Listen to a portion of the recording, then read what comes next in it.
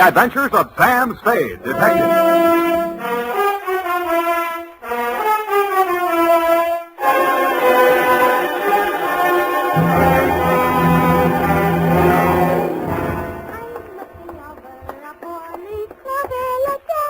Very funny. Certainly took you long enough. Oh, thank you, Sam. Well, do you like them? My girls? Yeah, I guess so. It's your own hair, I trust. Oh, yes, Sam. When it's brushed out, you'll never know anything happened. Whenever you're ready, curly. Oh, gee, you like it that well? Yeah, very cute. Well. It's a business. To Detective Lieutenant Dundee, Homicide Detail, San Francisco Police, from Samuel Spade, license number 137596, subject, a bouncing Betty caper. Dear Dundee. It all began on a Wednesday. My secretary, Miss Effie Perrine, tiptoed into my office and laid an engraved calling card on the desk in front of me. The name on it was Randall Carruthers. She said he looked like money, so I said, show her in. Or him in. She did. Good morning, sir. Do you wish the morning paper? Thanks, I've read it. Dear me. What's the matter? This ashtray, sir. Have you a silent butler? I don't even have a noisy one. No. In all my years of service, it has been my constant endeavor to keep things neat and tidy, down to the smallest details. I see. Well, if it bothers you, just dump those butts into the wastebasket. Very well, sir.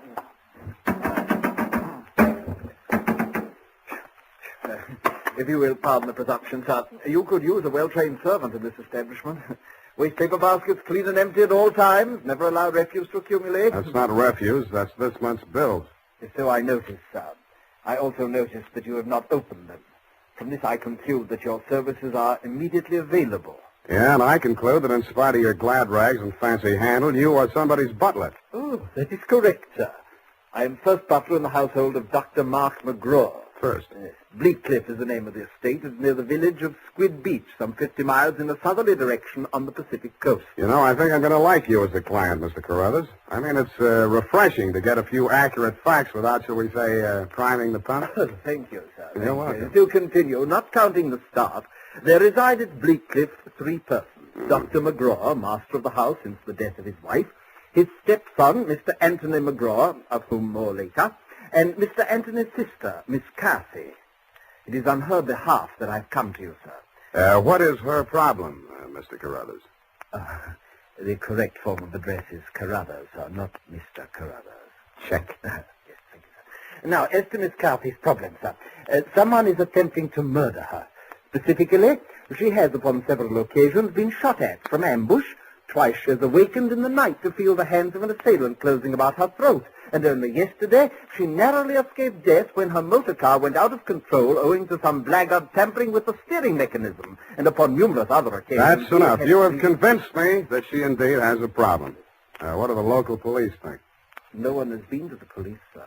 Why not? It's a delicate situation, sir. Miss Cassie's brother, Mr. Tony, is undergoing treatment for nervous disorders. Mm-hmm. The family did not wish to place him in an institution, and since Dr. McGraw, his stepfather, is a psychiatrist, he is allowed to remain at home. I see. He's flipped. Where do I fit in, Carruthers? Well, sir, if a reputable gentleman such as yourself were to come to Bleakcliff and witness these persistent attempts upon that girl's life, perhaps they could be forced to put the boy away where he belongs. It's possible. I'm willing to try. For money. Oh, splendid, sir, splendid. I took the liberty of drawing, in your favor, a draft upon the First National Bank of Squid Bay, 1 week's remuneration in advance of your services to the Bleakcliff estate in the capacity of chauffeur. Chauffeur? Yes, sir. I thought that might be a capital disguise. Have you a better suggestion, sir? Well, no, that's okay. This check. Yes, sir. $200. It's a pretty big weekly salary for a chauffeur, isn't it?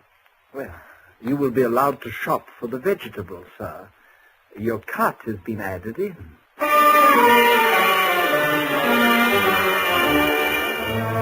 I told them I didn't know one vegetable from another, that I was a lousy driver, and in more time than it takes to tell, I was installed at Bleakcliff in a room above the garage and told to wait there until summoned. I put on my pearl gray uniform with the brass buttons and leather puttees, looked in the mirror, and decided I had missed my calling, but not by much. Nothing happened for nearly an hour, and then I got my first buzz. Yeah, I mean, garage. Then lift the car quickly. The main entrance. Keep your motor running. I have him locked in the living room and he's breaking out. Okay. Yes, miss.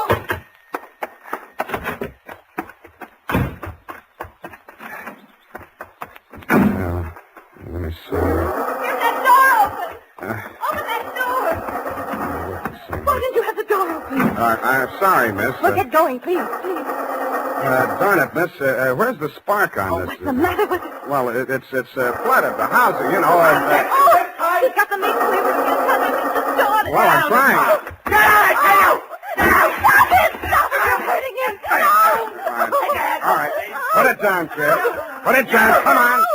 Give it to me. What's going on? I say, who are you?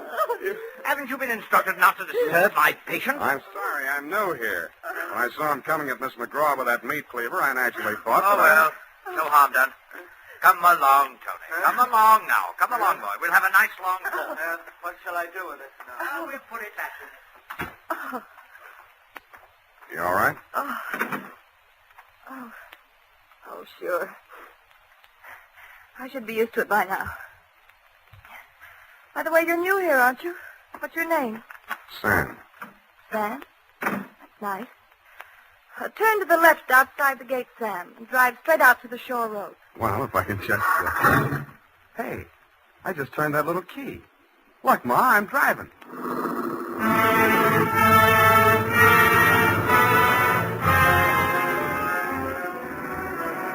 I adjusted the rear view mirror so that it showed more of her and less of the rear view. A mile from the house, she ordered me to stop, moved up to the front seat with me, and asked me to drive on. By the time we got to the shore road, she was driving, and I was resting my head on her shoulder. Where are we going? I've got a little hideaway down the coast. It's right on the beach, at the foot of a tall cliff. There's a fireplace, a little bar, some records. Got some bop? It's wonderful there with the surf pounding outside, hidden away from the world. You feel so safe. Don't stop. You'll like it there.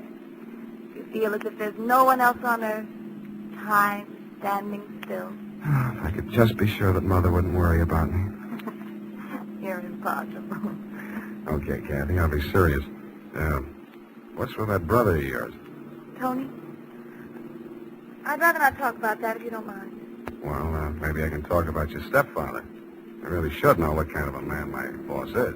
I go for these drives to forget all that. Please don't spoil it for me. Okay, Kathy, okay. Oh, please. The sharp turn into this driveway. Now, we get out here. Yes, ma'am. Down this path. Uh-oh. What's the matter? You afraid of high places? Yeah, you just pushed me off of one. Oh, Sam, don't be like that. You're pouting like a little boy. Come on, I want to show you my little house. What's so special about your little house? Oh, Sam, if you only knew what my life is like. You only know what mine is like. I need someone so much to talk to, Sam. As long as you can steer the conversation, you mean. Come on, Sam. I'll show you the house. The path led to a flight of wooden steps that clung to the face of a sheer cliff. There was something like the stairs you find yourself falling down in nightmares. They dropped maybe 200 feet to a crescent of white sand. Watch out for that one step that's broken. Yeah. You have to make your dream house this hard to get to? Because of Tony. He has vertigo. What? When we were kids, he used to chase me, and I'd run down here, and he was scared to follow me. Afraid of heights. He still is.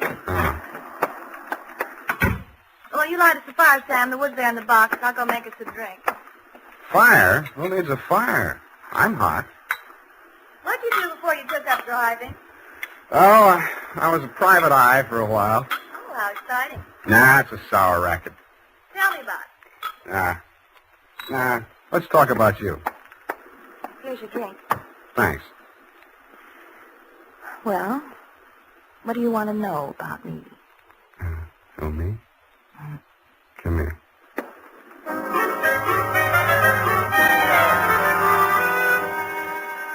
The scent she was wearing was 20 carat.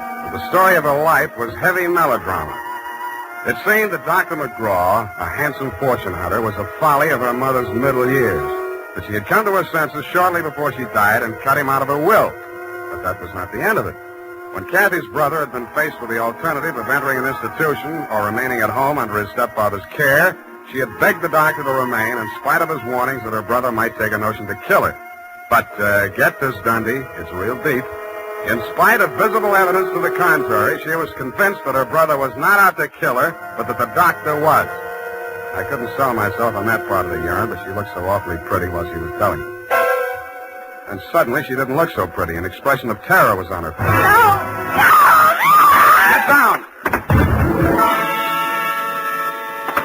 I rolled her onto the floor and kicked the lamp out. By the glow of the embers in the fireplace, I could still see the gleam of the gun barrel shoved in through the broken window. I hoped he couldn't see something. I knocked over a chair to give him something to shoot at. He was already halfway up the face of the cliff in those rickety wooden stairs. At the top, he turned and looked back. Who was it? It was Mark, wasn't it? The doctor? You know better than that. It was Tony. Thought you told me he was afraid of heights, couldn't come down those stairs. He never did before. Don't you believe me? Yeah, Kathy. I may wind up believing the rest of your story.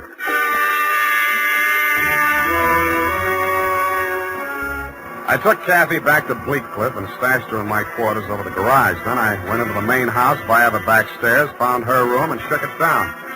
In a cabinet, a bunch of war souvenirs, German helmets, grenades, rifles, and other lethal gadgets.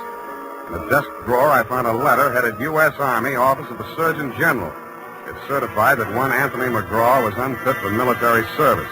Vertigo. Origin, childhood injury to middle ear. Downstairs in the library, I found a shelf of medical books. Vertigo. Vertigo was almost incurable, and there was certainly no quick cure. But some patients had lost their symptoms temporarily under hypnotism. Then it said, see narcosynthesis. I did.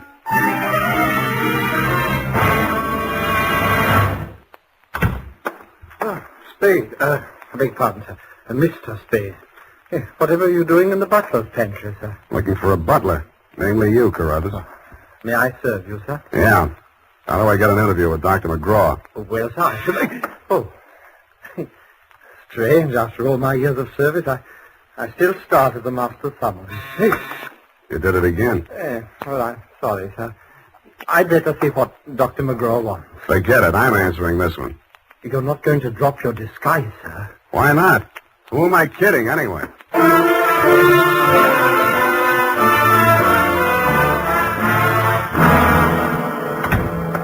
You rang, Dr. McGraw? Huh? Oh, I didn't ring for you. I rang for Carruthers. I ordered him to tidy up my office while I was at dinner. And look at it. Looks neat as a pin to me, Doctor. Oh, yeah, sure new here. Chauffeur, huh? I'm only wearing his uniform. Here's my card. Oh, detective, eh? That's right, Doctor, and this one's just about ready to wrap up. Well, you interest me. Go on. I will. I think you've been trying to use that boy as a murder weapon against his sister. Oh, and you call yourself a detective? If you can call yourself a doctor, I guess I can. You've been treating him with narcosynthesis, haven't you? That's right. Hypnotic drug. While he's under it, you brief him on his activities for the day, and he follows through, including assaults with deadly weapons. That would be possible with certain very suggestible patients, but I'm afraid impossible to prove. I think I can prove it, Doctor. You shouldn't leave your textbooks lying around loose. I found out the only way Tony could have walked down that stairway to Kathy's beach house without falling would be temporary relief of his symptoms due to hypnotic suggestion. Unquote. I see. What do you intend to do about this theory of yours? What do you suggest? You see this row of buzzers here on my desk? Mm-hmm. This one is for my secretary. This is to summon Carruthers, and when I press this buzzer, two of the most hideous plug uglies you've ever seen will rush into this office, beat you to a pulp, and dump you outside the front gate. That's what I think of your theory. Buzz away, Doctor. I think I like them better than I do you. As you wish.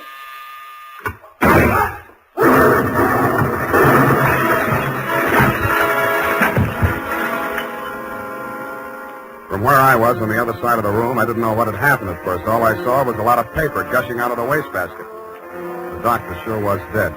His midsection was perforated like a shower drain. And in the walls, fanning out around the end of the room, about a yard up from the baseboard, there was a straight line of holes. I dug into one. What I took out wasn't a bullet. It was a perfectly round steel ball. Then I remembered the wastebasket, the paper flying out of it just before the explosion. In the bottom of it, I found the answer. The base of a steel mechanism with German lettering on it.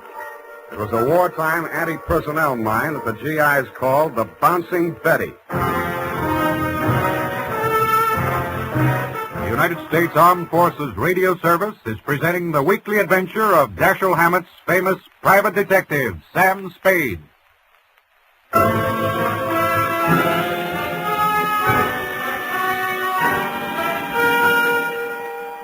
I didn't wait for the Squid Beach law to arrive. Who could? I went straight back to San Francisco. You, Lieutenant Dundee, were waiting at my office. Morning, Sam. Hello, Dundee. About that McGraw killing, Sam. The chief down at Skid Beach has asked us to cooperate with the department down there at Skid Beach. Squid Beach, Dundee. That's right. They say you caught a bus at Skid Beach. Squid. That's right. At 1:45 in the company of a young woman answering the description of the McGraw girl. They say that, do they? They say they got a statement from that butler, Carruthers. Well, it's open and shut anyway. The butler hired you, the girl is wanted, and you're hiding her out. Why? Why not? Well, it's established that the girl hated the deceased and bickered with him constantly. The doctor and the boy were pals. That girl's guilty as... You've been able to place her in the murder room? Well, no, but here's an item. She worked with an Army ordnance during the war in research. Subject? I made a note of that. Enemy landmines, anti-personnel. One of the reports she helped put out was on the Bouncing Betty. Yeah? Definitely. Hey, what are you doing, Sam?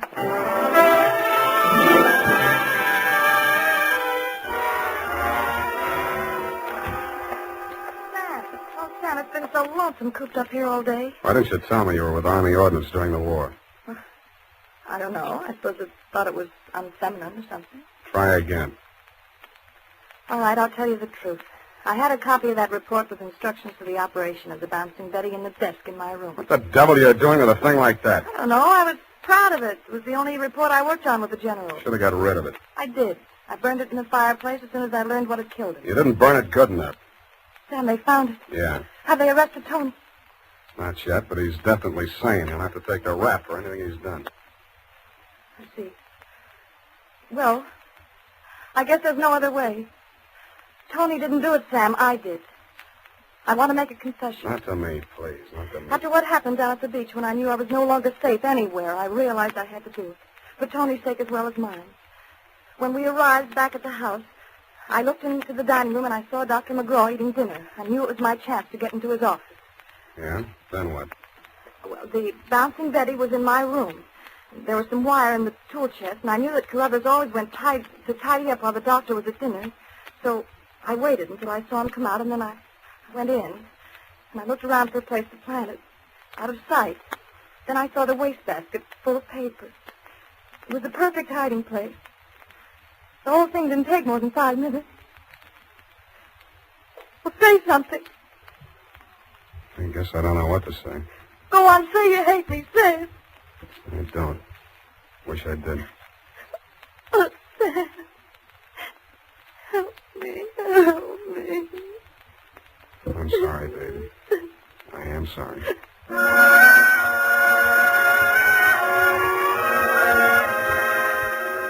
I don't know how long we sat there. I held her in my arms until she cried herself out, then we just looked at each other. I knew if I put it off another minute, I wouldn't call you at all, Dundee. So, with my arms still around her, I reached for the phone.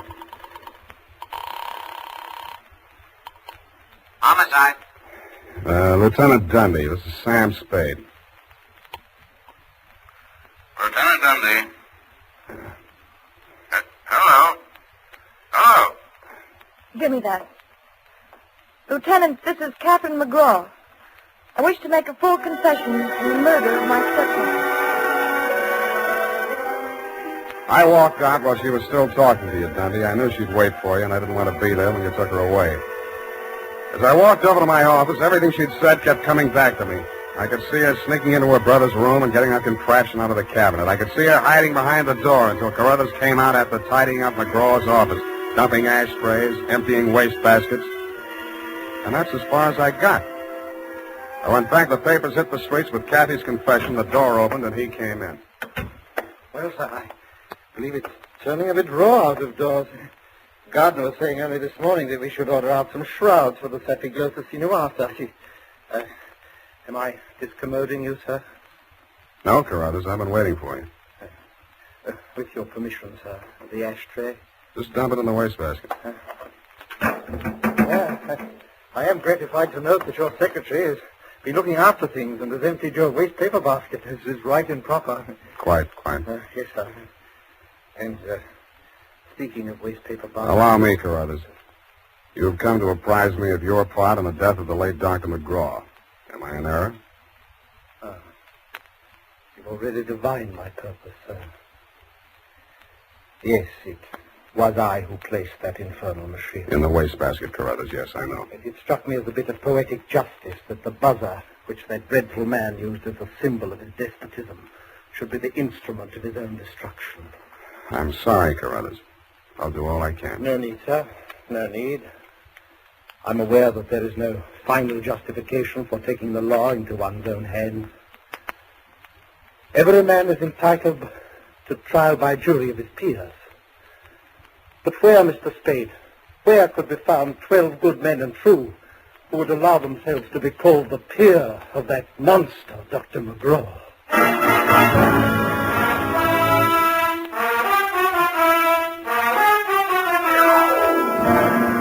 Period. End of report. Sam! There must be some mistake. Mistake, Effie? Mistake? Huh? Well, the butler can't be guilty. That's old-fashioned. He was an old-fashioned butler, sweetheart. Where today can you get help like that? Somebody who empties the ashtrays, keeps the waste paper baskets clean, tidies up around the place. Well, I'd be only too happy to do the same for you, Sam. I know you would, doll. But considering what happened to Mr. Carruthers' employer, Effie, you mustn't allow your mind to dwell on such matters. It's wicked. Sam! Who emptied an ashtray in that wastebasket that I just finished cleaning out? Pay it no heed, sweetheart. I'll buy you a silent butler. I'll go type that up. Here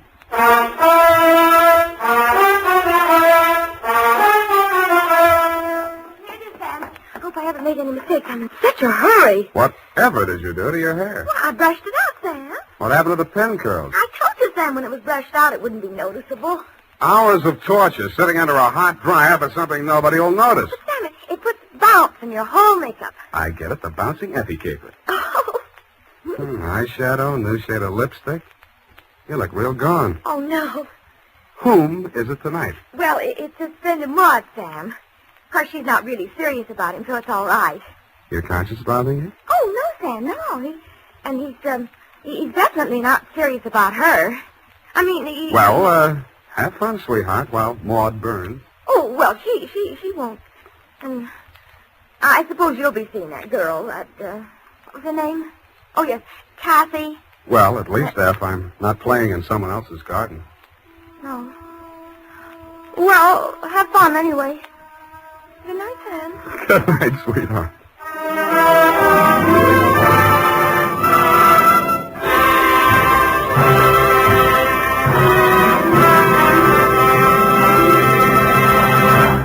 The Adventures of Sam Spade, Dashiell Hammett's famous private detective, are produced and directed by William Spear. Sam Spade is played by Howard Duff. Lorene Tuttle is Effie.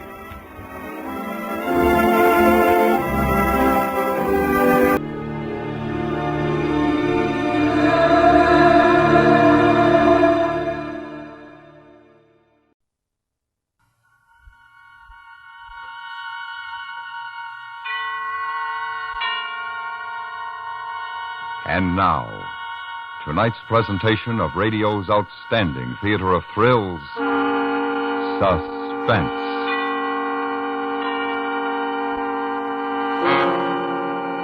Tonight, we bring you a story of Christmas shopping and a present that went astray. We call it A Present for Benny. So now, starring Jack Crucian, here is tonight's suspense play, A Present for Benny.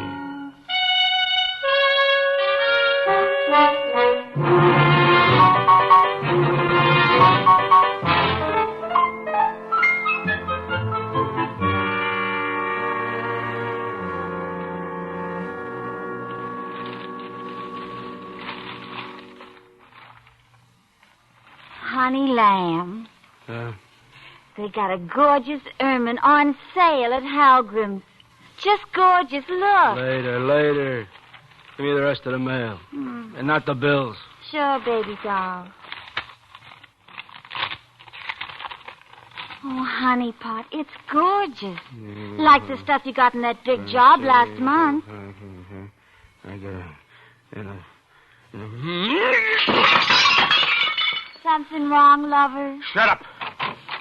You call me, boss? Who called you? You want to get thrown out the window? He's all upset, Swifty, on account of a letter. Sure, I'm upset. You listen to this. Dear Ricky, I'm sending you this letter like kind of a Xmas greeting. I got a holiday feeling in me, so I'm going to give you the news straight. Me and my boys is the ones who hijacked that load of furs from you last month. Because you were a dirty, no-good fink, I'm stating to you that there ain't no room for the two of us in this town. So me and the boys is moving you out. You were a big chiseler, and if you don't drop dead when you read this, me and the boys will pump you full of lead next time we see you. Yours truly, and a Merry Xmas, Machine Gun Benny. He's a dirty rat. Baby, honey, you could give it to me for Christmas. It's only 2 G's, and it's just gorgeous. Look, will you shut your trap? I got enough trouble. Boss, what are you going to do? What do you think? What do you think? Go call the boys. Sure. No. Wait a minute. We got to do this careful. We don't want no open war, you know what I mean? Yeah, I know what you mean, boss. Just a couple of us. See. 2 good heads, and you and me. That's the best. Yeah, sure, that's the best. Uh-huh. Artie the Grunt. Yeah, Artie. And, No-Nose Firebush. That's it, just them. Artie the Grunt and No-Nose Firebush. Okay, Rick. That small-time thing. Sure, there's room for only one of us, and he's going to find out which one it is. You tell him, honey lamb. Didn't I tell you to make me a drink? No. You calling me a liar? Honey lamb, I ain't calling you a liar. You never told me to make you a drink, did he, Swifty? I told you to make me a drink a minute ago. I got ears. You never I'm told telling me... you again, go make me a drink. Okay. Big thing. Giving orders like a general or something. And don't get so smart! Dumb dame. Okay, Swifty. You get the boys over here. We got to have us a conference.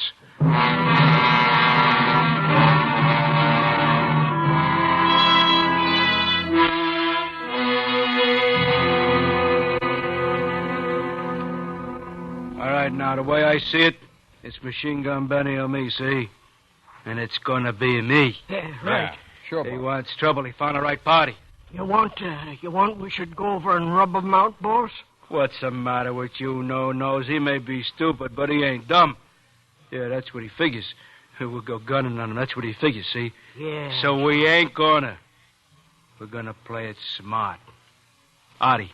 You got any ideas? I No-nose? Well, cheap, boss, you don't want to use no choppers. Gee, how about a good old ride? Dope. How you gonna get at him for a ride? What a dope. Honey, love. What? Look, don't bother me, will I you? got just the present I'm going to buy you. Good. That's good. Now shut up. Boss, I got a thought. Maybe we could send this bum a bomb, maybe, huh? You can't send no bomb through the mail. You know that. It's against the law. Ain't you guys got any... Whoa, wait a minute. Yeah? I got something. What, boss? How's about we could send him a little present, huh? What do you want you should send him a present for? Xmas present. See, all wrapped up with paper and ribbon and everything. Nice box about this big and this wide. And when he opens it, boom. But, boss, you just said we couldn't Not send him... through the mail. From the store. Hey, Mill, what's the name of that store you always buying at? Halgrim. Oh. Hey, you're going to buy me that diamond? Go make me a drink. Make for the boys, too. Oh, gee whiz. Okay. Halgrim's, yeah, that's the place. Real high class. Yeah, I like that. Merry Christmas, Benny. Boom. Yeah. Boss, you figure he'll fall for this, you figure? Sure he would. We get the store to deliver it. How's he going to suspect? Well, how are we going to get him to deliver it, boss? We don't worry about now. It gets delivered. Artie. You got the makers for a bomb? Sure. The old-fashioned kind. You know, a lot of broken glass and nails. Sure. What'd he say? Yeah, he says you can make it. Oh, okay. Now, you take care of that, and I want it day after tomorrow. All right. And you make it a ticker, see, but don't set nothing till we're ready. Yeah. Rick, I gotta hand it to you. You're a genius. Yeah. You are a genius. Boys, ain't he a genius? Yeah, he's got the Christmas spirit, too. It's better to give than to receive. Okay, now shut up. We gotta figure out a plan for the store to deliver it. Yeah, we gotta figure.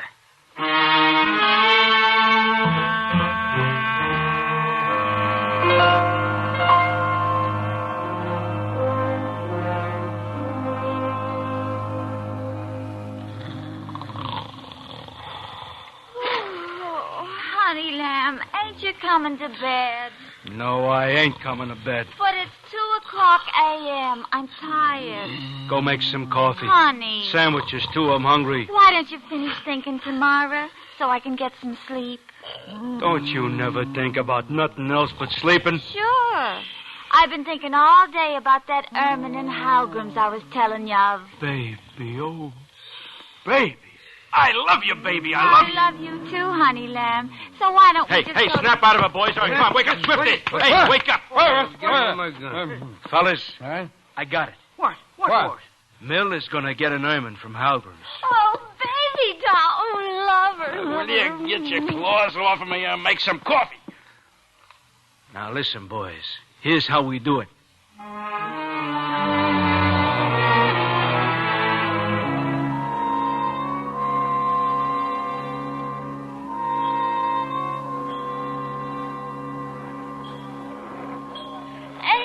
Gorgeous, honey. Oh, just simply gorgeous. Feel the pelt, sir. Notice the sheen. I felt that. I seen it. 2 G's is too much. I'll give you 1,500. Oh, I'm sorry, sir. It's been marked down from 32. We positively cannot sell it for under 2,000. Now, we have a nice mink for 1,500. Oh, Ricky, honey, don't be chintzy. It's Christmas. Will you shut your mouth and go buy your old lady something? I'll see you at the house. Ain't you going to buy it? It's so gorgeous. For 1,500, I'll buy it. For 2, I ain't interested. Now beat it. Oh, gee. Okay. But don't go buying me no lousy mink. You know it gives me the hives. Ain't she a living doll? Okay, wrap it up. You'll take the ermine, sir? Sure, I'm taking. I want to surprise her. Here. 1, 2 G's. Oh, yes, sir. Thank you, sir. Would you like it wrapped as a gift for the lady? Yeah, I want it in a box with lots of ribbon and Xmas junk all over, you know. And I want you should give me another box the same size, see, ribbons and everything. It's going to be kind of a Xmas joke on a pal. You get what I mean? Empty box, you know. Oh, and give me a couple of cards to write on, too. Yes, sir. Will you have them sent? No, I'll take them both with me. Well, it'll just take a few minutes, sir. So I'll wait.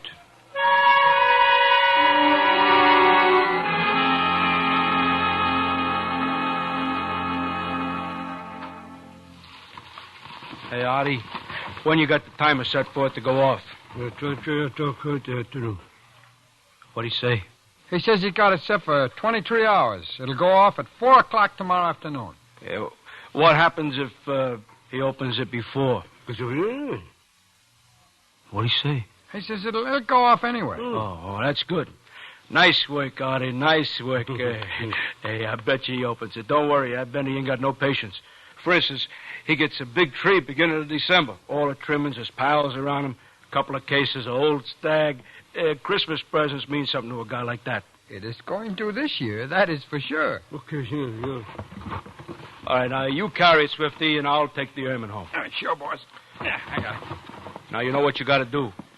I am to take the bomb back to the store. There, I'm to find a guy what sold you the ermine. Yeah, to Mr. Minchie. Minchie. Yeah. Then I give him the bomb, and I tell him that he's to send it on to Benny. And you tell him it's the gag that I was talking about, and you give him a C-note for doing you the favor, right? I got it. Okay. Artie, when you get through cleaning up, come over to my place. We'll play some poker tonight, okay? Yeah. See you, Artie.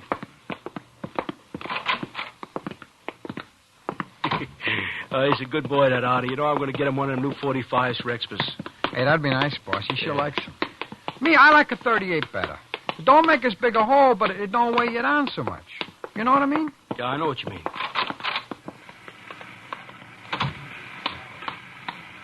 Here, will you hold my box a minute? I want to get a cigarette. Sure, boss.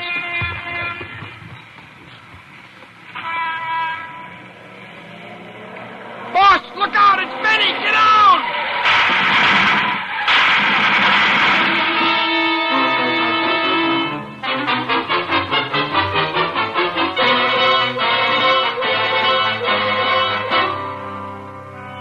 You are listening to A Present for Benny, tonight's presentation in radio's outstanding theater of thrills, Suspense.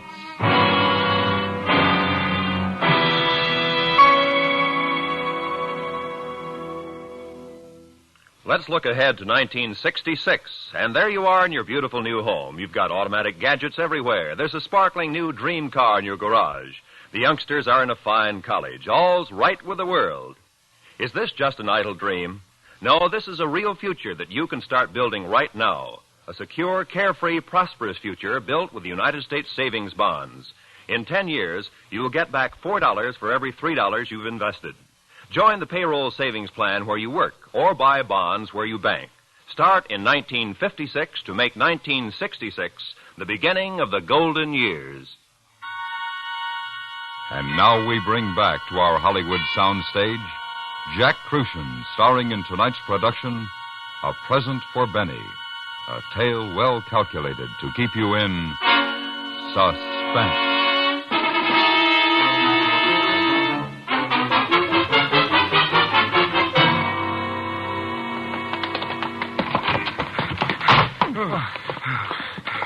Boss, that was close. Oh, that's no good, dirty, no good. Benny, he was not kidding about his getting. And me, I wasn't kidding about getting him. I wait 5 minutes, and you take the bomb down the store like I said. Boss? Which one of you got? You got the bomb or Mills Erman? How should I know? You were holding him when we hit the dirt. I just picked one up when we come back in here. They sure do look alike. Listen, you stupid dope. You got 'em mixed up the packages? But boss, what with that chopper going? I just didn't notice. Oh, I ought to give you such a hit. What are we going to do now? You got me, boss. I guess they weigh about the same, so we cannot tell that way. Boss, maybe we should have put different colored ribbons on them, so as we could tell. Yeah, now you're getting smart. Now he thinks of it. Oh, come on. We're going back up to Artie's? Yeah, he'll open them up, find the one with the bomb, and then we'll wrap them up again. Oh, sure, Rick. Sure. That's Benny.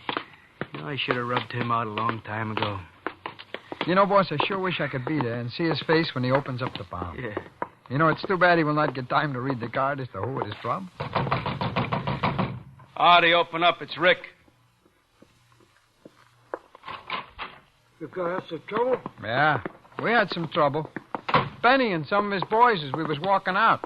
They missed. We ain't gonna. Jerky here got the packages mixed up, though. You gotta open up and see which is which. Huh? Well, come on. Well, you have it under the blow.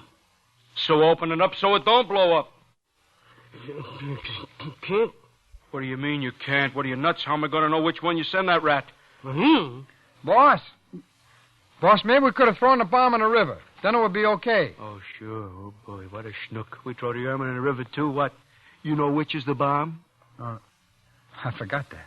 On account of you, I'm going to be out 2 G's, and you know what? It comes out of your cut on the next job we do.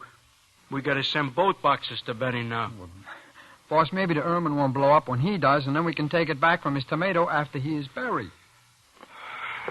Swifty, do me a favor. Stop making me feel so good before I kick your brains in.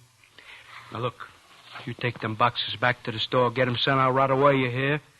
I don't want no innocent people hurt when it goes off. You just leave it to me, boss. Oh, good go. What'd he say? He says you really got a heart, boss. Oh. And don't neither of you say nothing about the Erm in the mill, see, or I'll have to get her another one. Oh, I won't say nothing. Me neither. Okay, Swifty, now get going. I'll see you both back at my place.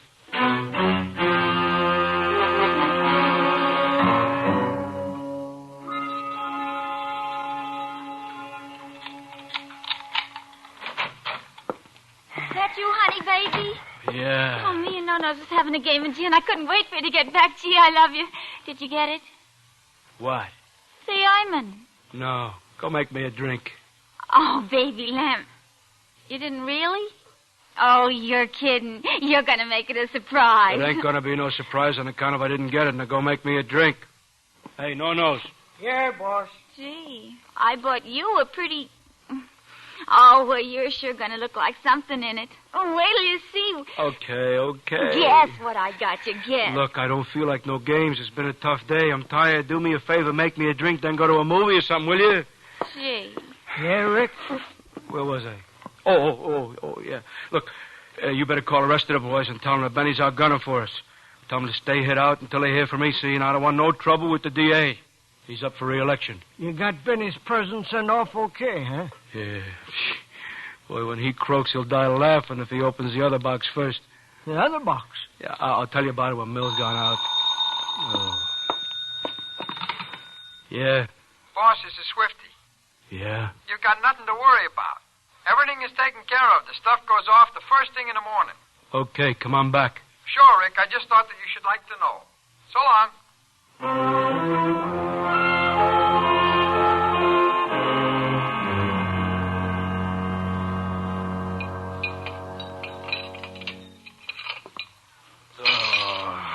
Artie, what do you call these? Well, like what? I asked for 3-minute boiled. These ain't even born yet. Huh? Ain't you never going to learn how to boil an egg? I'll fix you some more. I ain't hungry. Forget it. Artie, what time is it? Okay. No, it ain't, Artie. It's 1:30, boss. Benny should have got the bomb by now. Boss, you want I should call him and kind of ask after his help? No. If he ain't got it yet, he might get suspicious. Oh, boy, this waiting. You know, it's making a nervous wretch out of me. Boss, take it easy. It'll go off. If you don't want eggs, honey, how about some nice hot coffee, lover? Okay. You'll feel better when you see what I've got for you. They're sending it today. Yeah, okay. Should I open it, boss? Yeah, I'll cover you. Oh, you're so nervous all of a sudden this morning, honey. All right, I'm nervous. So who is it? No nose. Let him in.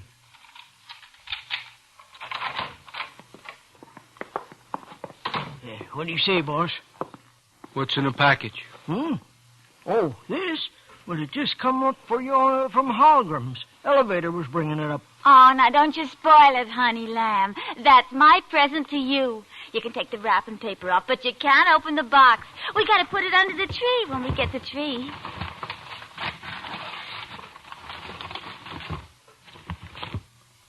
Hey, boss. Huh? That box looks awful familiar.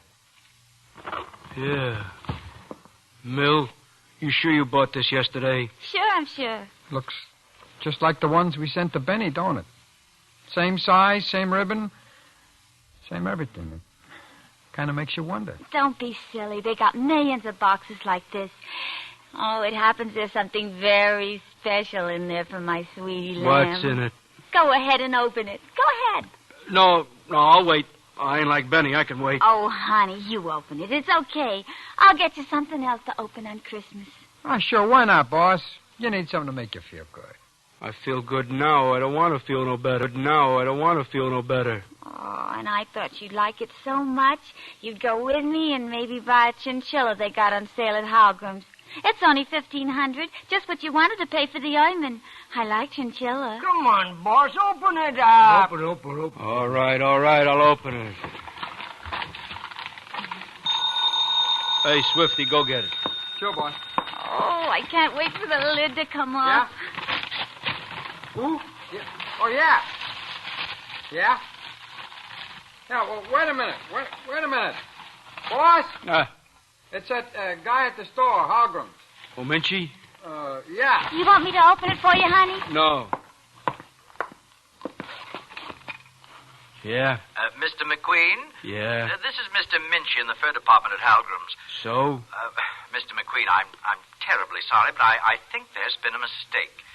What kind of mistake? What do you mean? A little confusion, but I'm sure it can be easily rectified. Your wife bought something for you yesterday, which was to be delivered this morning. Yeah, it's already come. Yes, well, There seems to have been an error made in the shipping department, a matter of mislaid address slips. Now, I wonder if you'd mind opening the package which you just received. Or perhaps since it's a Christmas parcel and a surprise for you, no doubt, your wife would rather do it. Well, why? What's wrong with it? Well, you see, those 2 boxes which your man brought in yesterday afternoon haven't gone out yet. They were to be sent to Mr. Benjamin Mollusk, I believe it is. Yeah? I think the gift which you have is one of those, and, well, yours is his. That is, if you follow me. Now, if you'd open it, I'm sure...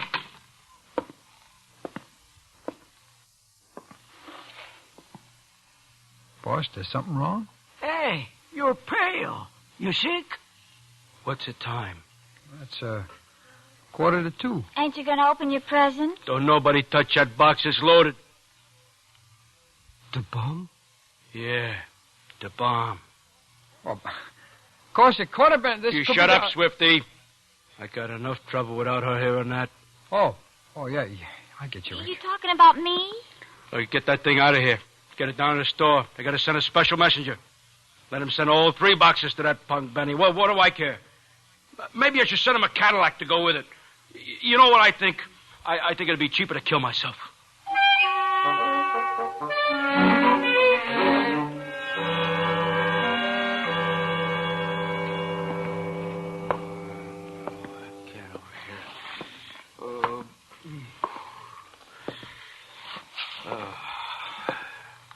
Hey, what's the time? 10:04, baby. Where's that Swifty? Don't worry, he'll be here. Maybe Benny got him. Yeah, maybe I should have sent you and Artie with him.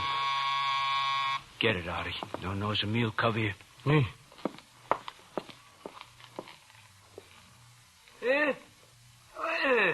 It's me, Artie, Swifty. Open up. Boss, I have got it all straightened out. Everything is okay. Boy, some dopes those guys down at the store. What's that? This? Oh, this is your present that Mill got for you. I told you they have got it all straightened out okay now.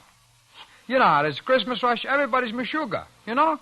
So now they have found the right slips, wrapped up the boxes again, and Benny's presents have been delivered right now, and this is yours. You're sure this time, are you sure? Boss, would I make a lie out of myself? This box you can open, I guarantee it. Yeah, 'cause you might not like the color I got you. So I wish you would open it. And if it ain't right, we can take it back this afternoon and you can change it and maybe take a look at the chinchillas I was telling you about. Yeah, this time I'm going to wait. When Benny blows up, I open it. What's the time? That's, 2 minutes to 4. You sure? Is your watch right? Well, boss, I just called a tomato on the telephone that gives you the time. Honey Pot, you're too nervous. This ain't like you. Here, I'll open it for you. Mill, you quit that. Oh, boss. Oh, sure, take it easy, boss. You're all right. Oh, I bet you're just going to love it. I just bet. It's about Benny. He opened it. What do you bet? Blam, right through the wall. Yeah? Rick, this is Machine Gun Benny. Benny. Listen, pal, I feel like a dirty rat. That's what I feel like, a dirty rat. When I think what I tried to do to you yesterday, and all the time you was making never minds with the presents, which I and my girl are right now wearing. I tell you, I could eat mud. Yeah. She says she never seen such a ointment. And the robe, oh, it's the greatest. Old pal, I am a heel. But it ain't too late to change. Hey, what do you say we bury the hatchet, eh? Yeah. I'll split with you on them furs I hijacked from you.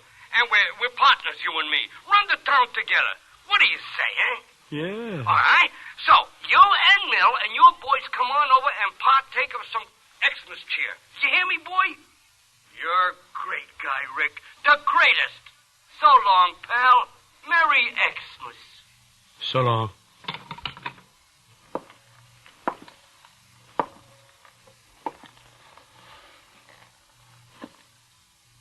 Benny, huh? Yeah. This one's the bomb? Yeah. Too bad. What's the time? It's 3 minutes after 4. 3 after. Artie, the time has come and gone. How come it didn't go off? A couple of minutes, Chris. What'd he say? He says he did not want to blow nobody up so near to Christmas. Then what's in the box? How come so? Huh? He's going to show us.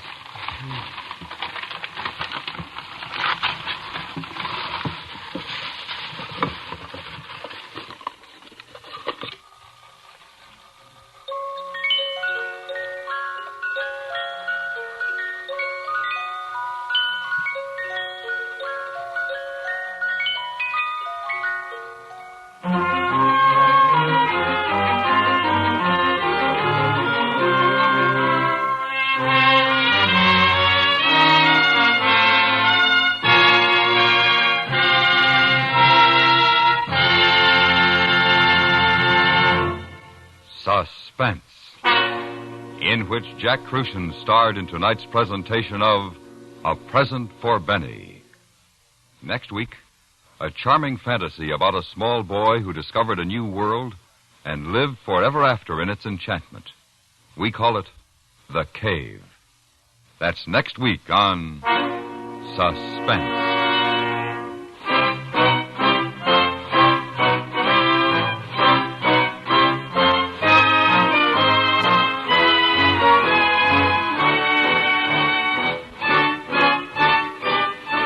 Suspense is produced and directed by Anthony Ellis, who also wrote tonight's script. The music was composed by Rene Garrigan and conducted by Wilbur Hatch. Featured in the cast were Stacey Harris, Eve McVeigh, Benny Rubin, Junius Matthews, and Joseph Kearns. Time's growing short for the youngsters to write to Bing Crosby. The deadline for postmarked letters is Thursday, December 15th, midnight. All your youngster has to do is write a letter to Bing telling what Christmas means to me. Then mail it to Bing Crosby, CBS Radio, Hollywood 28, California. The winner will read his letter in person when America Sings with Bing, Christmas Eve on CBS Radio. All youngsters 12 years of age and under are eligible. That address once again, Bing Crosby, CBS Radio, Hollywood 28, California. Be sure the young letter writer puts his name and address on the letter. Stay tuned now for 5 minutes of CBS Radio News, to be followed on most of these same stations by The Jack Carson Show.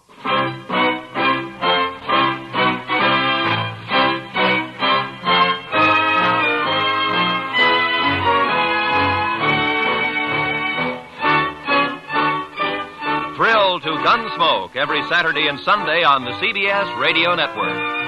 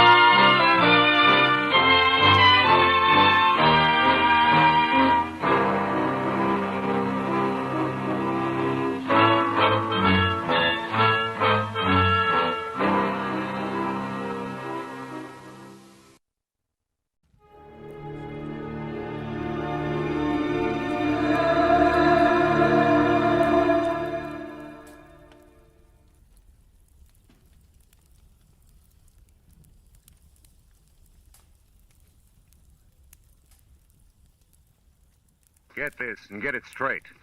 Crime is a sucker's road. And those who travel it wind up in the gutter, the prison, or the grave. This time a peddler of pulp paper love, a blackmailer with muscles, a south-of-the-border chiseler, a simpering prude, and a corpse in a bedroom. All had one thing in common. Each was a woman. It happened like this. From the pen of Raymond Chandler, outstanding author of crime fiction, comes his most famous character in The Adventures of Philip Marlowe.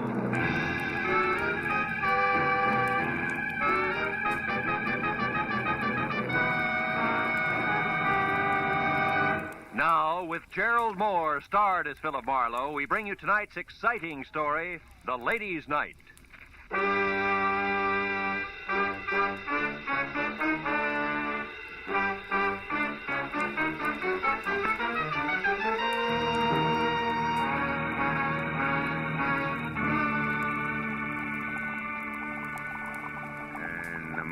the sauce is boiling furiously, which is right now, add 1 full cup of tomato paste gradually and stir vigorously. Okay? 1 full cup of tomato paste. Oh, no, not now. I'll be a minute. Yeah, I said I'll be... Oh, no. Ooh, ow. All right. So I add tomato paste, cup and all. Okay, I'm coming. Who is it? Western Union, telegram for Philip Marlowe. Oh, I'm sorry. I didn't mean to... Kay Vanneman. Yes, darling, a staunch friend, Kay. Am I welcome? Me and my small Western Union Joe? Oh, sure. Come on in. Come on in, honey. We'll go in the kitchen. Oh, it's not Marlowe playing chef again. What is it this time? Well, sauce a la Marino. What's on your poor little rich girl's 14-carat mind tonight? It's Tuesday. Tuesday? Yes. This is meeting night in my crowd. The Greens Committee at the Country Club, the Beverly Hills Male Choir, the veterans of this and that. So, no men left. Oh, except staunch friend Marlowe, huh? Look, Kay, baby, just because I... I know it by heart, Phil. Just because brave private detective once saved rich Uncle Enoch's niece, Kay, baby, from lots of trouble. For which he was well paid. There's no reason why they've got to go on seeing each other. Well, mister, you're wrong. There is a reason, a big fat one. I like you. Lots. You do? Especially on Tuesdays. I can't tell you how happy that makes me. Now, I'm look... not being too bold, am I? I did call, 3 times. You weren't home all day. That didn't discourage you. If I can't have you, I'll take the doorstep. Tuesdays. On Tuesdays. Now, about this sauce a la whatchamacallit. What do we do first? Fish out the cup or wait for it to melt? Well, it all depends. If we want to, Hey, that thing sticking out of your pocket, real telegram or prop for gag? Oh, no prop, real thing. Oh? I met the boy in front of your door. Here. Open it up, will you? My hands are greasy. So I noticed. Over there, self-reliant. It's called soap and water. Oh. Well, read it, dear. Straight like, huh? Okay, straight like. Tried to reach you all day. Very important. Meeting at the Tulip Room, Sunset Strip at 8 tonight. We'll pay you triple your fee. Time means everything. Gigi Ormsby. You know her? Give me the towel, will you? Yeah, I think... Sure, she's the demon editor for Passman House. Who published what? Magazines, Torrid Love, Great Passions. You know, the shop girl's encyclopedia. Well, now tell me, shop girl, where'd you meet editor Gigi Ormsby? At a cocktail party about a year ago. She's quite a character. Sleek to look at. And listen to? Oh, someplace between a career woman and a Marine sergeant. Credit good? Excellent. Uncle Enoch once shook hands with her, and that's better than Dun and Bradstreet. Hey, where are you going? The Don jacket and professional demeanor. Both are going to the Tulip Room. Phil, but you're not. Phil, that's not fair. This is And Tuesday. the sauce a la Marino needs 1 measuring cup removed. A delicate woman's touch from here on in. Bye-bye, Kay. You're a staunch friend indeed.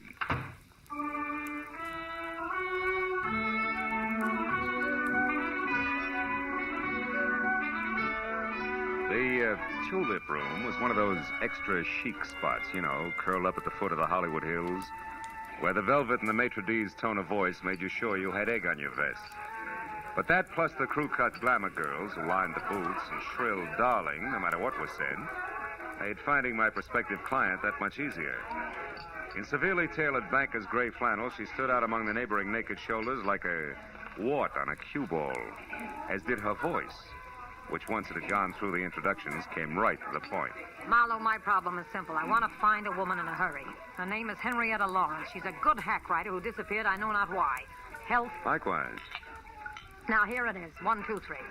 A couple of weeks ago, Henrietta Lawrence showed up in my office from someplace like Seattle or Portland, I forget which, and handed me an outline for a 3-installment serial story that was excellent, according to our standards. 3 days ago, she brought in the first 2 installments, also excellent. But the day before yesterday, when the 3rd installment was due, I was sitting in my office window when this happened. She only got as far as the front door. What happened? I don't know. She saw somebody going by slowly in a car. Scared the daylights out of her, and she hobbled for a cab. Wait a minute. You say hobble? Yes, she limps. Uses a cane. Anyway, she piled into this cab and took off. Haven't had a word from her since. I'm worried, Marlowe. She's a nervous thing, the kind who'd go to pieces, little ones fast. So I want you... Gigi Ormsby, oh, as I live and Ah. breathe this damn nightclub, darling, I want busy, Jeanette, busy. So I see. And what's the handsome gentleman's name, or am I supposed to guess? It's Dracula, darling. We're counting the white throats. Goodbye. Oh, Gigi, you're priceless. Goodbye, Jeanette. This is business strictly. Well, I was only being friendly. Excuse me, darling. Happy business. Oh, what they let loose after dark. Anyhow, Marlowe, I want you to find this girl. She may be in an awful jam. Now, what do you want to know? Well, description might help, Gigi. Okay. Henrietta's about 35 on the drab side. No makeup, no jewelry. Each time I saw her, she was wearing the same thing. A plain brown coat, a plainer brown hat, low heels. All in all, the sex appeal of a tumbleweed. Mm-hmm. Last address you had on her? It's the only one. The Brace Hotel for Women, room 7. It's over on Fountain near La Cienega. But she hasn't checked back there in 2 days either.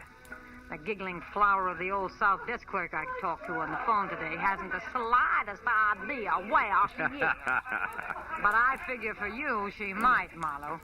She's probably got a face like wet hemp. Her name is Clarice. Well, we'll try it. Where can I reach you, Gigi? At my home in Brentwood. Sunnyside 9, 1011. 1011? Yeah, I'll stay next to the phone. Really do your best, will you, Marlowe? Okay, Gigi. It'll be my best, all right. Don't worry about it. I'll call you.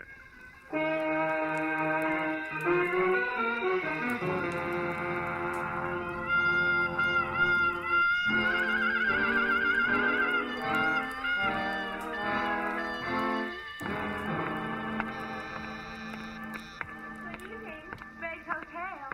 Miss Violet Moore? One moment, please. Go ahead. Oh, hello. Can I help you? Are we alone?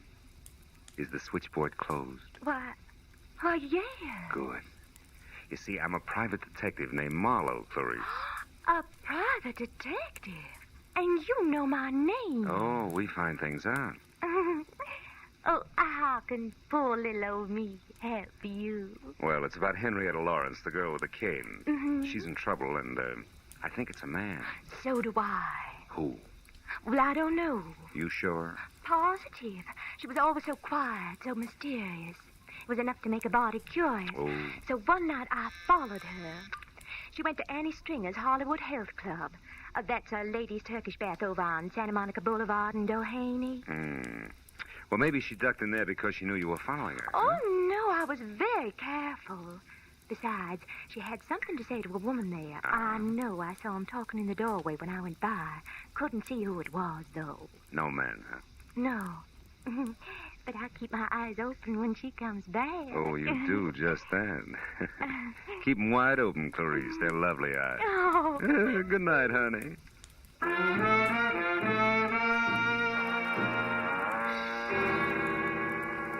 My client was wrong.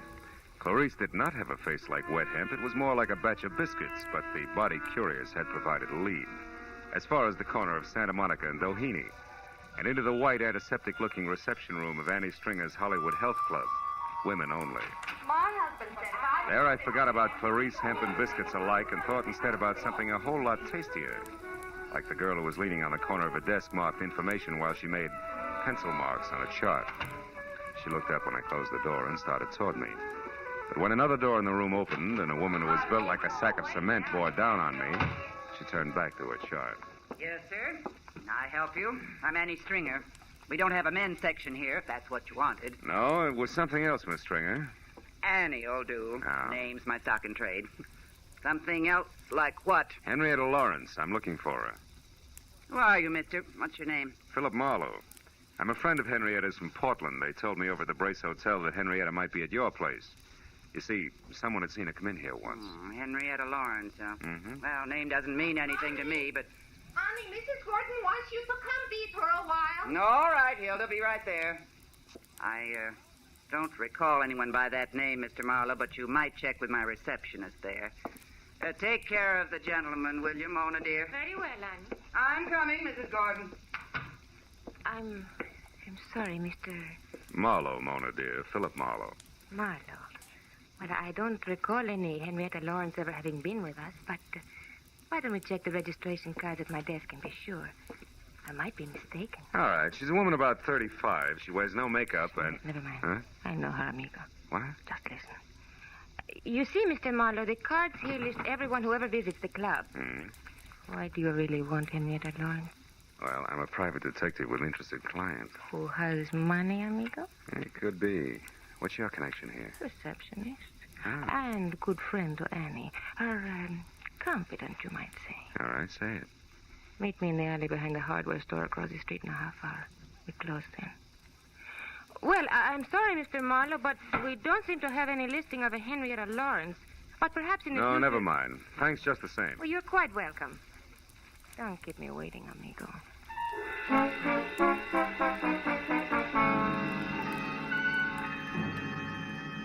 I killed most of the 30-minute wait at an all-night beanery a block away where I drank bad coffee and listened to a special monologue from a waitress, which was worse. And at exactly 10:30, I stepped into the street and walked to the alley behind the hardware store. Moved cautiously toward the dark shadow of the building until a hand that gripped like a bear trap snapped shut on my upper arm, while another locked my wrist high into my back. Oh, 1 inch, Mr. Marlowe, and I'll break it off and hand it to you. I was a lady wrestler, understand? Oh, do I still call you Annie? Never mind the wisecracks. It's been a long day, and I haven't got patience. Now, what's your angle, Flatfoot? Slip, baby, in more ways than one. Start talking. All right. Henrietta came from Seattle, not Portland. So now some advice. Forget Henrietta Lawrence, Shamus. You can't do her any good. You're a liar, Annie, and you know it. Wasting your breath, Shamus. That's bluff, Annie. Hot air. Yeah? I suppose that goes for the letter, too, I suppose. Letter? You slipped again, kid. What about it? You don't know what letter I'm talking about. But Mr. Marlowe, Henrietta Lawrence does. So tell her to call off the bloodhound, or that letter will go right to the cops. They'll know exactly what to do with it. Get going, sweetie. Okay. What? Blow the top of your head off. Go on, feed it while you can still walk. Go. All right. But I'll be around, Marlowe. So don't forget the message I gave you for Miss Lawrence.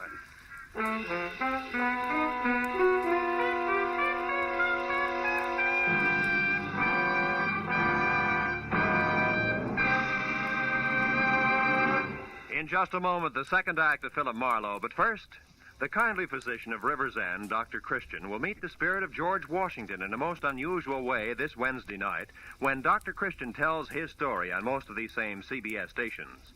An elderly patient who claims to have a personal message from George Washington comes to Dr. Christian's office and presents him with one of his most perplexing cases.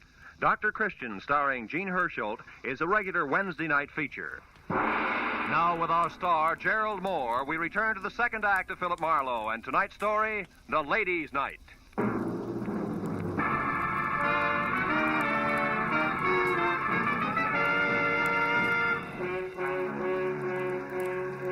Kay watched Annie Stringer lumber out of sight down the alley.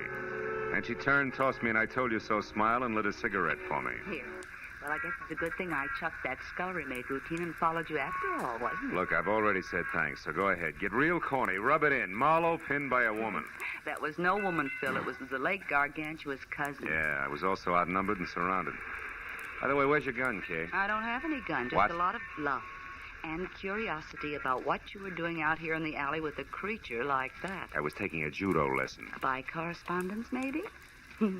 What was all that about a letter? Well, for my money, the way things stack up, Gigi Ormsby's top writer, one Henrietta Lawrence, is being blackmailed by Annie Stringer, and that letter is Annie's protection. Goes to the cops if anything. Kay, get outside quick. What? What's the matter?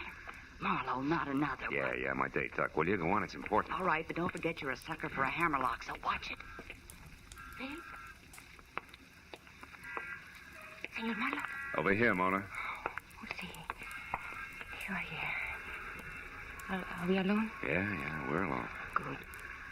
It is worth my life what I'm going to tell you. And we like me alive, no? Look, what is it, Mona? You know something about Henrietta Lawrence? See, more than enough. There's a certain letter. Oh, you know about that, huh? Sure. I know where it is and what it says. Bless you, baby. Where is it? I want that letter bad. It's nice. Nice? See, and I would love to give it to you for nothing, but... But what? But my poor mother, she needs an operation. My father, the mortgage on the ranch. Your little sister wants music lessons. Come on, kid. How much? How much is the life of Henrietta Lawrence worth, Phil, dear? To me, to you, to Henrietta Lawrence. Her life, huh? I'll see what I can do. You better do real good, amigo. It's a very serious thing. I take a great risk. Annie Stringer is stupid, but she's also strong like a bull. Come to my apartment. 8310 North Ardmore. Number D. 1 hour. D, huh? Okay, I'll be there. Good. And please, amigo, you don't hold hard feelings against me. Not for this. You know, business is business. Pleasure's pleasure, no? Maybe we can mix them. In an hour. I'll be waiting for you, Phil. How do you like that? It was as touching a little scene as I've ever witnessed. Skip it, Kay. This deal is liable to get rough before it's over, and I've got a call to make. Let's go. And I was dumb enough to warn you against the hammerlock. The hammerlock that kid holds is like a pat on the head. Can I go with you just for laughs? Yeah. We're going to call on my client. You're scramming. Come on.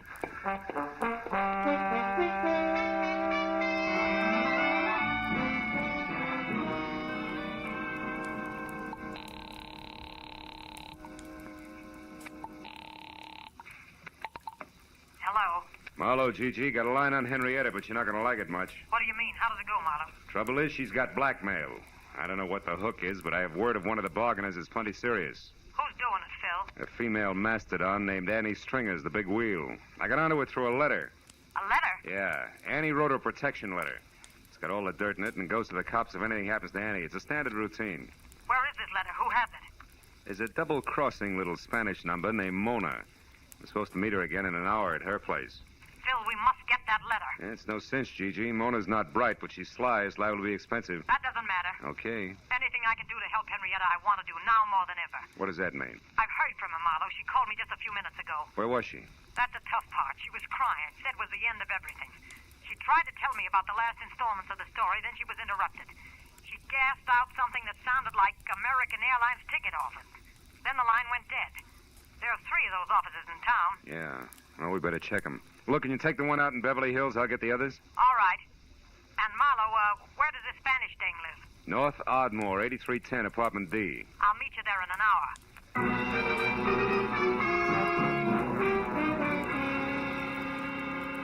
When Gigi hung up, I sent Kay to check the airline office in Hollywood for a woman carrying a cane and a big load of trouble, telling her to call me at the downtown agency within half an hour. Then I headed south for the office on 6th Street.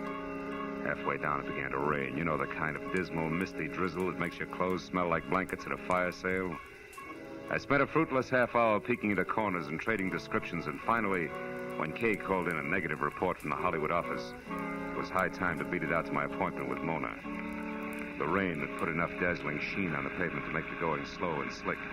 But I got out to 8310 Ardmore not over a minute late.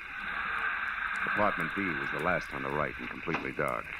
As I walked toward it, I found myself following a set of feminine footprints rapidly filling with water. And besides each left print was a little round hole. By the time that registered on me, I was already at the door and could hear her crying inside. I didn't wait to knock. Mona, it's me, Marlowe. For Pete's sake, what happened to you? Phil, that woman was here waiting for me in the dark. She had a big club. When I came in, she grabbed me and beat me with it. It was a cane. Not that it makes any difference now. Hey, your apartment's a rush. She got the letter, huh? See, she got it, and look. Look at this awful Later. Right now I want to know what that letter said. You can forget about me paying the Mexican national debt for it. I want it free and fast. Come on, what's Annie got on Henrietta Lawrence? Right, all right. On Henrietta Lawrence. Right, all right. She knows it. What? Somebody's outside there. Oh, it's Gigi. Come on in, Gigi. Hello, Phil.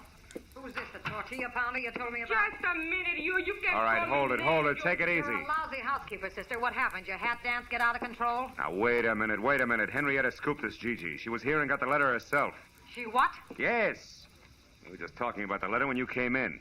Now, let's get on with it, Mona. What's Big Annie's pitch? Supposing I won't tell you now. Then I'll have you in the pokey for attempted extortion before you can say Pancho Robinson beautiful. Come on.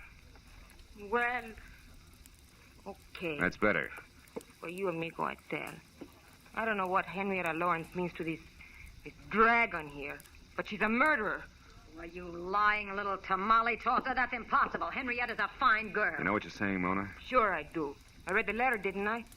Henrietta Lawrence killed a woman in Seattle 4 years ago. Annie saw her do it.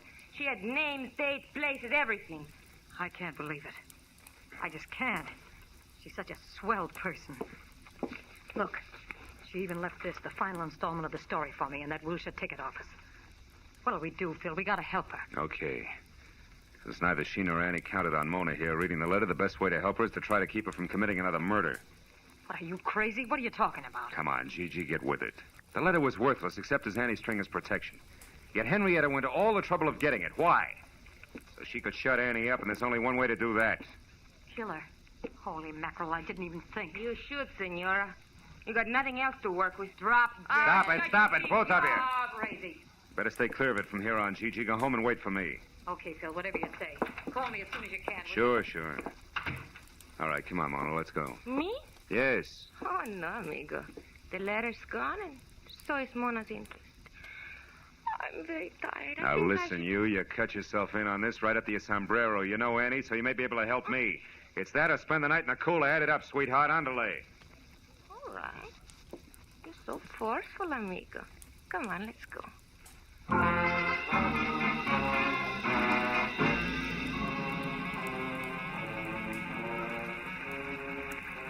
Well, Annie's not in her apartment, and she's not around the health club. What's next, Mona? Where else would she be? Search me, amigo. Think, will you? Has she had any appointments lately that didn't fit with her regular routine? Well, she went out on Fountain Avenue in a big hurry a couple of Fountain days. Avenue. That's where Henrietta's been staying, in a hotel out there. The Brace Hotel? That's it, on the nose. Is Annie dumb enough to go there now tonight? Sure. She's stupid. And her strength makes her reckless. That's it, let's go.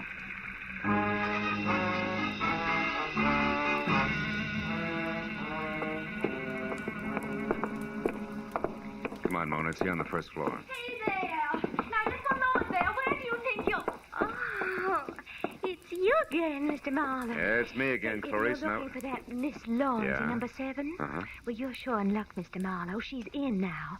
She came back about a half hour ago with a friend, the biggest woman I ever saw. Annie, it's true, amigo. You were right. Yeah, come on, let's get back there. Oh, Mr. Marlowe, you can't go back there. You're a man, and this hotel is for Now, women look, sis, only. you got a pass key there, haven't you? Come on, this entire night from start to finish has been for women only.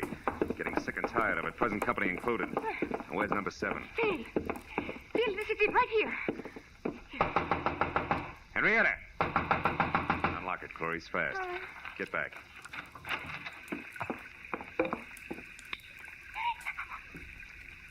Annie.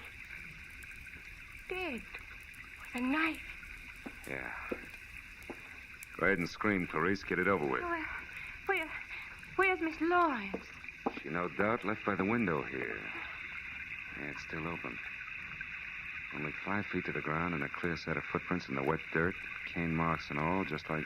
Just like what, Mr. Marlowe? I started to say like the ones I saw earlier. Sure, the last installment of the story, the letter at Mona's, the airline ticket. Now she's out of it, slick as a whistle. Clarice, call the cops. Here, give them my card. I'll get in touch. Well, where are you going, Mr. Marlowe? To break the unpleasant news as gently as possible to my client. Phil, what about me? What will I do now? Just keep looking at Annie, a beautiful, chiseling, double-crossing jerk. Maybe you'll learn something, but I'm not going to count on it. Phil.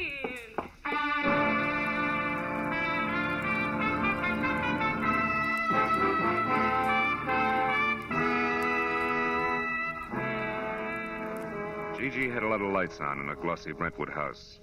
And as I walked up the wet, curving flagstones to a door, I could see her inside, pacing slowly back and forth. An impatient cigarette in one hand, a stiff brace of brandy in the other. Whatever Gigi Ormsby really thought or felt about Henrietta Lawrence then, I couldn't tell. But I was sure that before I left, she was going to despise her. Phil, I've been waiting for you to phone me. Something bad, isn't it? I can see it in your face. We found Annie Stringer's body, Gigi, in Henrietta's hotel room. Ah, what a dirty, dirty shame. And Henrietta? Gone. But she won't get far, not this time. The circle gets smaller every time. She can't keep on killing. It's got to stop someplace. Yeah, I suppose so. But I'm sorry for her, Phil. I hope she got a plane ticket tonight and is miles away by morning. I hope she gets a break this time. She didn't buy a ticket. She's not even running. And she won't get that break. You talk as if you know where she is, do you? Mm-hmm. You've been to Seattle, haven't you, Gigi? Oh, of course, but not for years. You lived there. You were a writer before you became a publisher. Why? What is this? You knew Annie Stringer long before tonight, too, Gigi, huh? What are you driving at, Marlowe? That your real name is Henrietta Lawrence, that you killed a woman in Seattle once, changed your name, and got away, but there was a witness. And a couple of weeks ago, purely by chance, that witness, Andy Stringer, ran into you, recognized you as Henrietta, and grabbed at the chance for blackmail. Stop it, Marlowe. So you had to bring Henrietta Lawrence back to life, just long enough to get rid of the witness. But first you had to get a letter she'd written and also have someone who tell a straight story to the cops. So you hired me, planted the right leads along the way. Get away from that desk. Don't try it, Gigi. You can't win, so at least lose gracefully, will you? If this was in one of my books, no one would believe it. You're right, I can't win.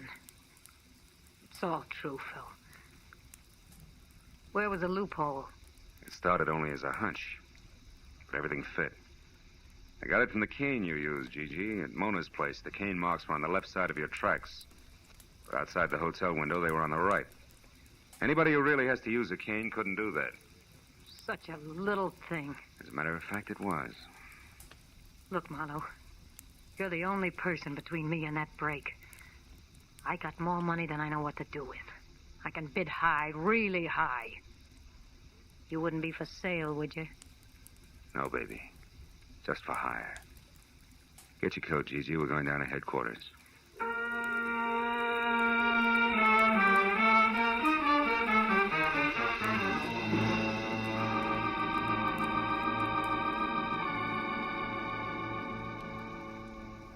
Getting the whole business down on police stationery, one orderly step at a time, is a process as full of, well, as full as the fiscal report of the First National Bank. Took twice as long to whip up. But finally it was all over. I was on my way home to my bachelor apartment. And then I remembered something. Never mind explaining what took you so long, darling. You're here now. Dinner is ready and waiting, and the martinis are ice cold. Just come on in and close the door. Yeah.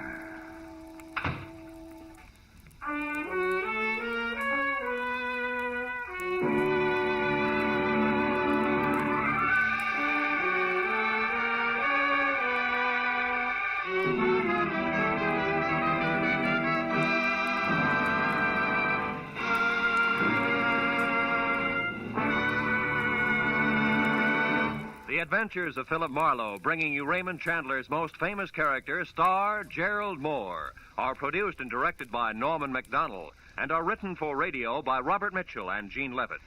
Featured in the cast were Jeanette Nolan, G.B. Hunter, Constance Crowder, Lillian Bayef, Gene Bates, and Michael Ann Barrett.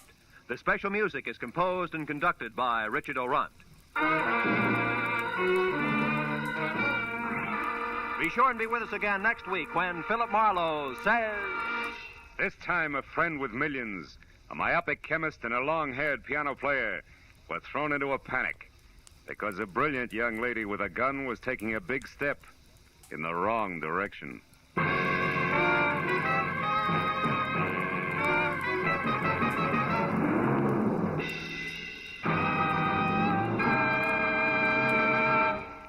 CBS wishes to remind you that Lum and Abner's wonderful down-to-earth Cracker Barrel humor is heard every week on most of these same CBS stations.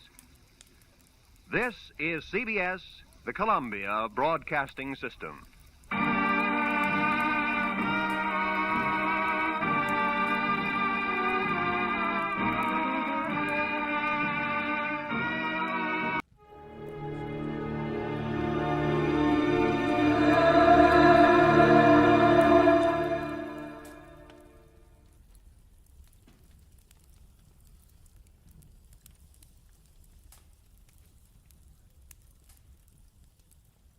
Get this and get it straight.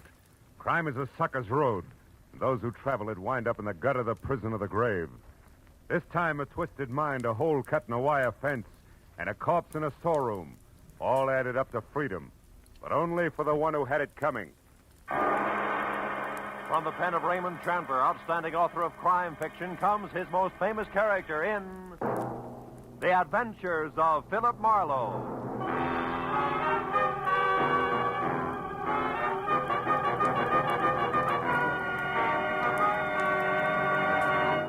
Now, with Gerald Moore, starred as Philip Marlowe, we bring you tonight's exciting story, The Bid for Freedom.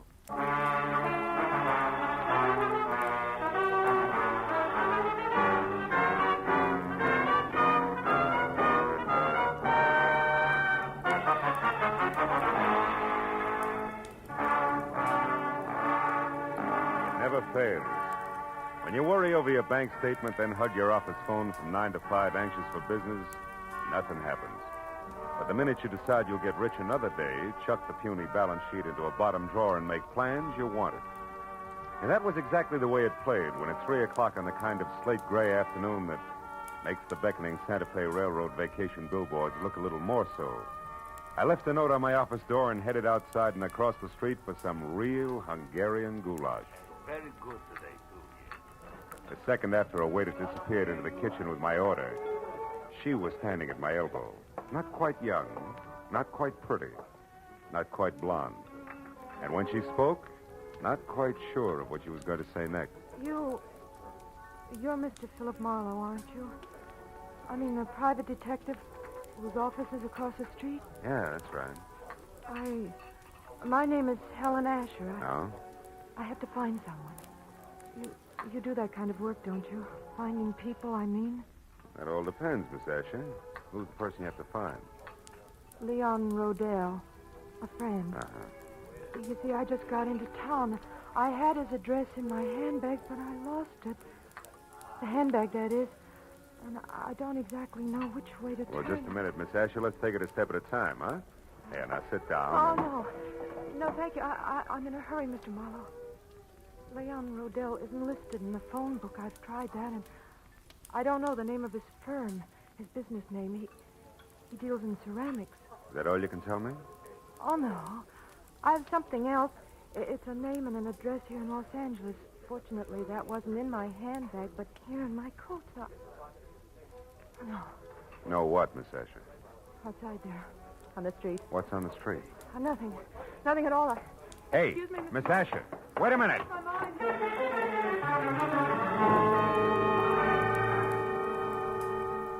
There'd been a sort of sad look about Helen Asher that made me want to help her. So after an even sadder look at the plate of goulash that was coming toward me from the kitchen, I followed her to the street. Mr. Marlowe, the gold. When I reached the sidewalk, she was across the street in a cab and away. That might have been the end of it if something small and ugly that had been standing just outside the restaurant hadn't turned and moved into the alley alongside the building. On a hunch that he'd had something to do with the sudden exit of Miss Asher, I followed him and found him standing next to a line of empty ash cans, calmly lighting a cigarette. You always run into alleys to light your cigarettes? You always concerned? What do you know about Helen Asher? Helen Asher? I haven't any idea who you're talking about. Come on, little man. I'm talking about the gal who just got into that cab. Do the words begin to flow, or do I wring them out of you? Hey, get your hands off me. You're ripping my pocket. You're lucky it isn't your nose. Come on, talk. All right. It's no secret. Here, it's all in this letter. Look, right here. Oh!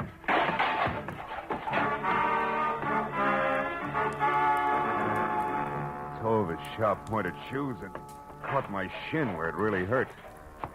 By the time I was out of the ash cans, back on my feet, I knew the damage had been more to my dignity than anything else.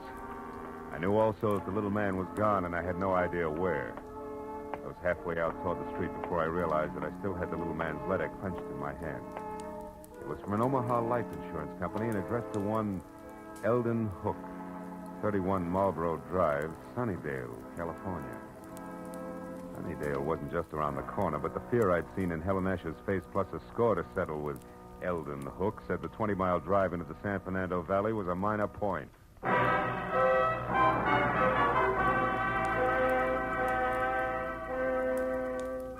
Under the gray sky overhead that thickened by the minute, Sunnydale, about the size of the hole in a candied lifesaver, looked as warm and cheerful as crepe paper. And number 31 Marlboro Drive, also gray, was no improvement from the ponderous, bleak stone buildings which said Queen Victoria should have slept there. Past the high, thick wire fence that surrounded it to the wrought iron gate in front of me labeled Hillcrest Sanitarium. Keep out. It took 10 minutes of softly phrased questions and answers to get the boss man, a Dr. Cinetti, to the gate. I told him who I was and what brought me to him, including a description of Eldon Hook. I don't understand. Come in, Mr. Marlowe, please. Eldon Hook has been with us as an attendant for more than a year now, and his behavior has always been satisfactory.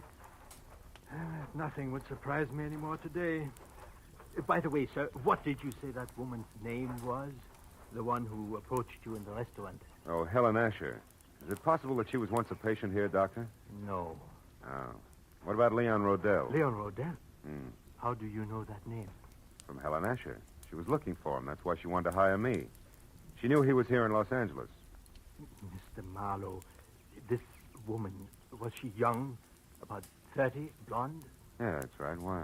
Why? Because this morning, earlier, about 6 o'clock, one of our patients escaped. A woman you know as Helen Asher, and we know as Charlotte Rodell, Leon Rodell's wife. Oh. She's insane, huh? Temporarily, yes. Come over here, near the fence. Oh. I'll show you how she got away. But how she managed to cut through enough of this thick wire link fence to make a hole large enough to crawl through is beyond me. Here, look, behind this ivy. Uh-huh. Even with a good wire snipper, it would take hours to get through all these strands, huh?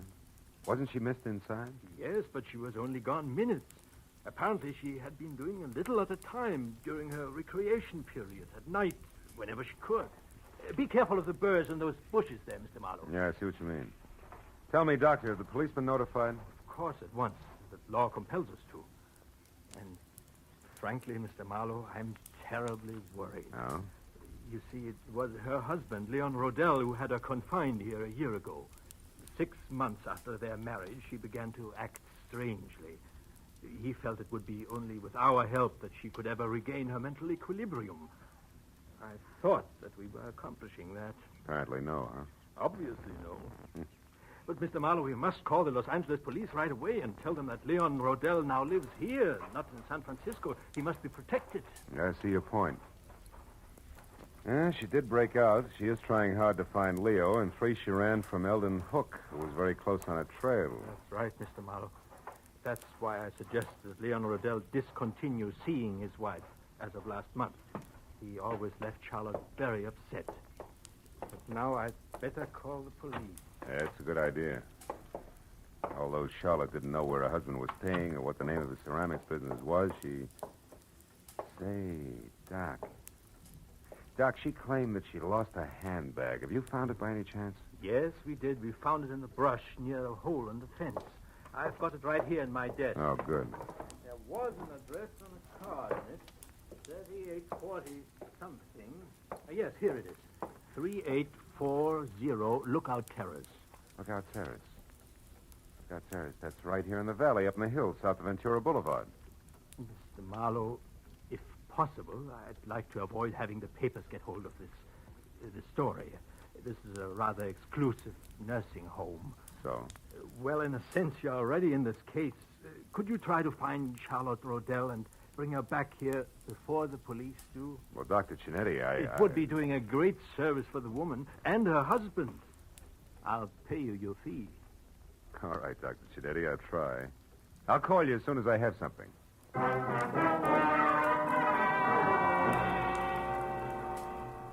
When I first started Marlboro Drive in Sunnydale, it had been a combination of interest in a sad-eyed girl and a strong desire to punch Eldon Hook on the nose. Now it was business. It took 20 minutes of fast driving to get over to Lookout Terrace in the hills that separate Hollywood from the San Fernando Valley, and 3840 itself. The house was a squat chunk of overly stuccoed, archaic California architecture at the top of a steep driveway. And when I was out of my car and walking toward the front door, everything was black, except tiny pinpoints of light sparkling up from the floor of the valley I just left. Good evening, sir. I hope I didn't startle you, Mr. Rodell. Mr. Rodell? Oh, I know your name. Yes, sir. And I know some other things as well. Like what? Oh, incidental facts. Like, well, it's cold in there. So you haven't been home in hours. And? And the refrigerator's empty, so you're only staying here off and on. Also, the old mail inside, phone bills, etc. They don't have your name with this address. So this is probably a friend's house. Which totals to what? To 0, maybe. 0, Mr. Rodell, like you're going to total if you don't pay the money you owe to my good friend in San Francisco. Yeah, you know who I mean, don't you, Mr. Rodell? Yeah. What I don't know is how good friend thinks I'm going to raise that kind of dough. I made it funny? Oh, you're kidding. What's $15,000 to you? shall I say, an intimate friend of Ordine Blackburn? Oh, Ordine Blackburn. Yeah, Ordine Blackburn. Come off it, boy. I'm thorough. An eager sort. I know that the lady from Bel Air's loaded and that she's nuts about you. No fooling. Now, before I leave, a word of advice, Rodell. One can't run away from his obligations forever. And you won't be able to walk away after 24 hours. Unless, of course, you pay. Good night. Good night, Eager. Till we meet again.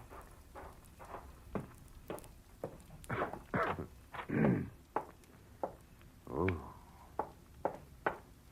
There'll be some heat in here somewhere.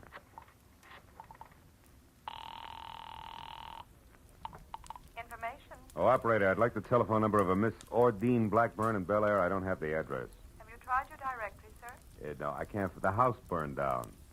One moment, please. Yeah.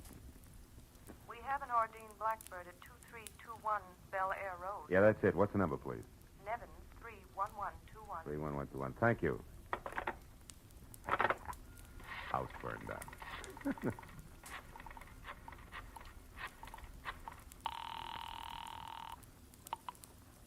Hello? Hello, Miss Blackburn. Yes, this is she. Miss Blackburn, my name is Philip Marlowe. I'm a private detective who at the moment is anxious to get hold of Leon Rodell. You know where he is? Well, yes, I do, but I don't think... Now, please, it's important. Leon Rodell's life is in danger. I want to help him. Leon's life? What's going on, Mr. Marlowe? Well, there isn't time to explain, believe me. That's what she said, but Who said? Someone who called about 20 minutes ago. A Miss Helen Asher. Oh? She said she was supposed to meet Leon at his storeroom about purchasing some ceramics, but she forgot his address there. Did you give it to her? Well, yes, I did. Oh, great. She's the one who's after him. What's that address? Come on, quick. 3909.5 Ventura Boulevard. Ventura. It's in the rear of a parking lot. But tell me, Mr. Marlowe, what's Well, wrong? there's plenty wrong. For one thing, Talk to you again, baby, some other time. I doubt it, Mr. Rodell. Jumped to a hasty conclusion, didn't I? Yeah, you did, Eager. You see, I'm really only a bill collector, just like yourself, so why don't we... Get some makeup?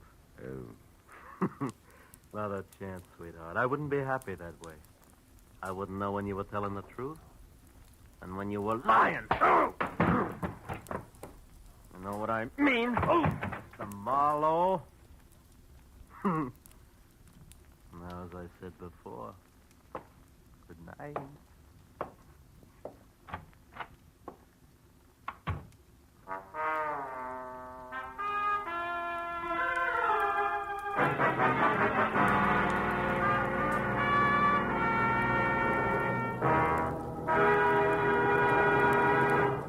In just a moment, the second act of Philip Marlowe. But first, CBS will bring you the earth-shaking premiere of a new opera tomorrow night.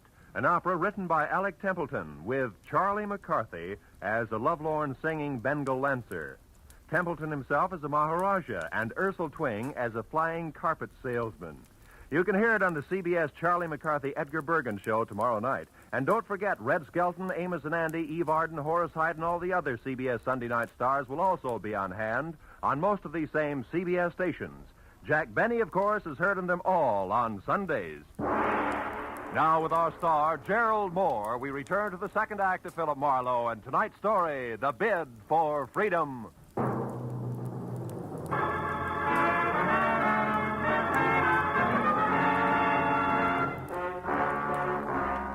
Gun butt I'd been slapped with felt like a log chain. Next time would be different. I waited till Eager drove away and then went out and got in my car and unwound my way down the hill again to Ventura Boulevard.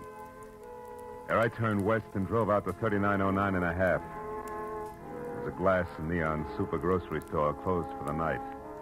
And the only light showing at Leon Rodell's ceramic outfit trickled out on the ground in a narrow wedge to what had to be a partly open back door. Then even as I watched it, the wedge danced to a crazy pattern and disappeared. I ran for it and got there just in time to see Charlotte Rodell dart down the alley. A second later, she vanished in the shadowy jumble of backyard buildings. I knew there was no use trying to follow her. Instead, I eased the storeroom door open and looked in at a room full of flower pots, lamp bases, and dishes. Nothing moved. Charlotte, I was sure, it had a reason for running, so I went in toward a table in the corner where the only light was burning. I was almost up to it before I saw the reason. Yeah, it was a good one. Eldon Hook, the sanitarium attendant, was on the floor behind the table, his body still trying to arch away from the knife in his back. When I bent over him, he opened his eyes. They were already cloudy. I was close. I found the hole in the fence, and I knew Ordine was... Ordine what, Hook? Who did it? Can you tell me? I never figured on... I left Eldon Hook just as he was. Went to the door that opened to the front of the ceramic shop. A desk was there with a phone on it. I got halfway through the Homicide Bureau number when a silhouette showed up at the curtains at the front door. I put the phone down, stepped back into the shadows, and waited.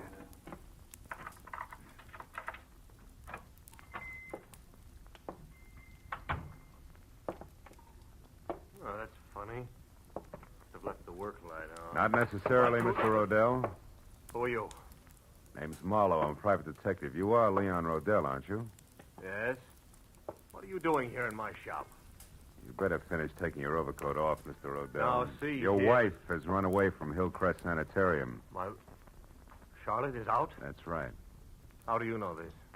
She came to me tonight under a phony name. Tried to get me to locate you. She'd lost your address. Oh. This is a shock, Mr. Marlowe. A terrible shocker. Poor Charlotte, what an awful thing this is for her. Yeah. Excuse me, I need this. Sure? Oh, you? No, thanks. You see, Marlowe, I've only been here in Los Angeles a month. The last time I visited Charlotte, that was about 3 weeks ago, and I hadn't planned to stay out. Wait a minute. My wife is the only one who had my local address. If she lost that, how did you find me? That's a long story. I got the address Charlotte lost, and I've already been up to your house, but the last step was a call to a Miss Ordine Blackburn. Ordine? Yeah, she sent me up here. Oh. Then you know about Ordine and me. A little. Well, I suppose under the circumstances that's hard for you to understand, Marlowe, and even harder to accept. Not exactly, under the circumstances. Oh? Well, the law is not as generous as you are. Has no room for understanding. Insanity isn't grounds for divorce until after 3 long years have passed. And maybe Miss Blackburn doesn't want to wait that long, huh? Well, to be frank, I don't know. I'm in love with her. I think she loves me. I haven't had the courage to tell her about Charlotte yet. Maybe you won't have to. Hmm? Charlotte called her up tonight before I did as a Miss Asher. She must have gotten Ordine's name and phone number from you some way on that last visit of yours. No, that's impossible. Well, she got it some way. Marlowe, do you know where Charlotte is? We've got to find her. She's not responsible. She might even be dangerous. It's an understatement, Rodell. She's deadly. Deadly? I don't understand. Come here. Over behind that table there where the light is. What? Go ahead and look. Oh, what's over there? When I showed up here tonight, I saw Charlotte running away. I came in and found that. Oh, my... The attendant at the sanitarium. Yeah. He knew she'd escaped. He found the hole in the fence where she got out, and he's been following her on his own, strangely enough. He's dead. Marlowe, he's dead. Look, he's dead. Rodell! Sorry. Marlowe, she must be completely mad. We've got to stop her. Why, she might go for Ordine next door. Or you, yeah. What can we do? Well, you can go home.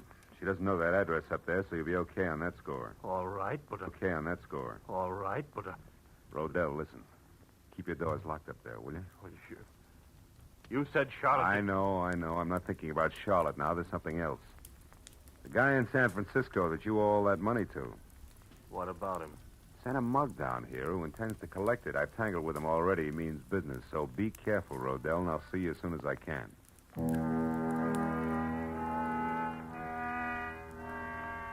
I watched him go out the door limply, his head down.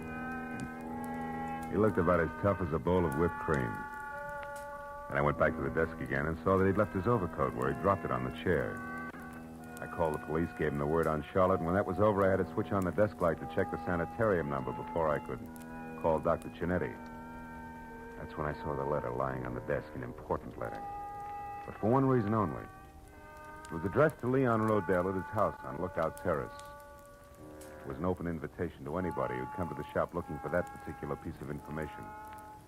And there was no doubt in my mind that Charlotte had seen it, which made it long past time for me to get up there and on the double. I turned, headed for the door, and stopped all in one motion. The pair of headlights slashed at the windows and then blinked out. I stepped back out of the circle of light from the desk lamp and waited.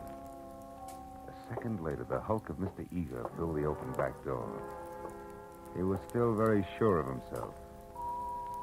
He took in the storeroom with one long glance and then sidled through the clutter as deftly as a rumba dancer toward the door where the desk and I were waiting. The instant he got within reach, I swung! You again, you dirty lousy... Made your pitch once, big man. Why don't you sit on it? Why, you... And that squares us up for that clip on the chops you gave me. Oh, no. No, not quite, mister. Even Steven now, big man. When he went down that time, he took the chair, Rodell's overcoat, and half the stuff on the desk with him. He was still moving, trying to free himself from the tangle, so I reached for him again, but got only a fistful of the overcoat Rodell had left behind. And suddenly, my hand stung like I'd grabbed the wrong end of a bumblebee. I jerked it back and looked at the palm. Something was stuck to my skin, something I couldn't understand. Until finally realization oozed through the molasses in my brain.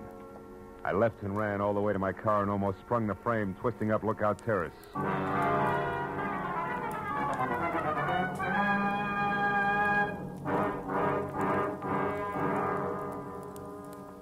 I parked down the hill from 3840 and ran as far as the house next door, where I got to the back, hopped the fence, and got my gun in hand.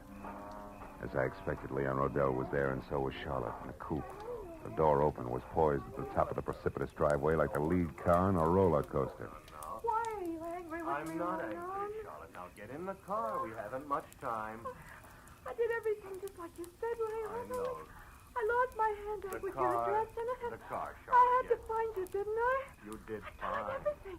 And then I learned about your shop, and I went But there. you shouldn't have done that, Leon. Charlotte. Now get in the car. Leon, I saw what you'd done to that Mr. Hook from the car, Charlotte. sanitarium. We're rushed.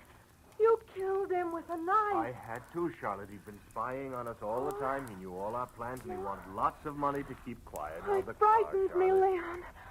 I wish you hadn't. Stop it, Charlotte. It doesn't matter anymore. It doesn't Don't matter. kid yourself, Rodell. Mr. Marlowe. Oh, I found Leon by myself, so I really don't need you after all. I only wish you were right, baby. Don't move, Rodell. Oh, but you don't understand, Mr. Marlowe. Leon and I are going away together on a I trip. understand, all right, more than you do now, Charlotte, and I think you better go in the house and wait for us, Oh, no. huh? No, don't Please, you see please, we... do as I ask. All right. But don't be long.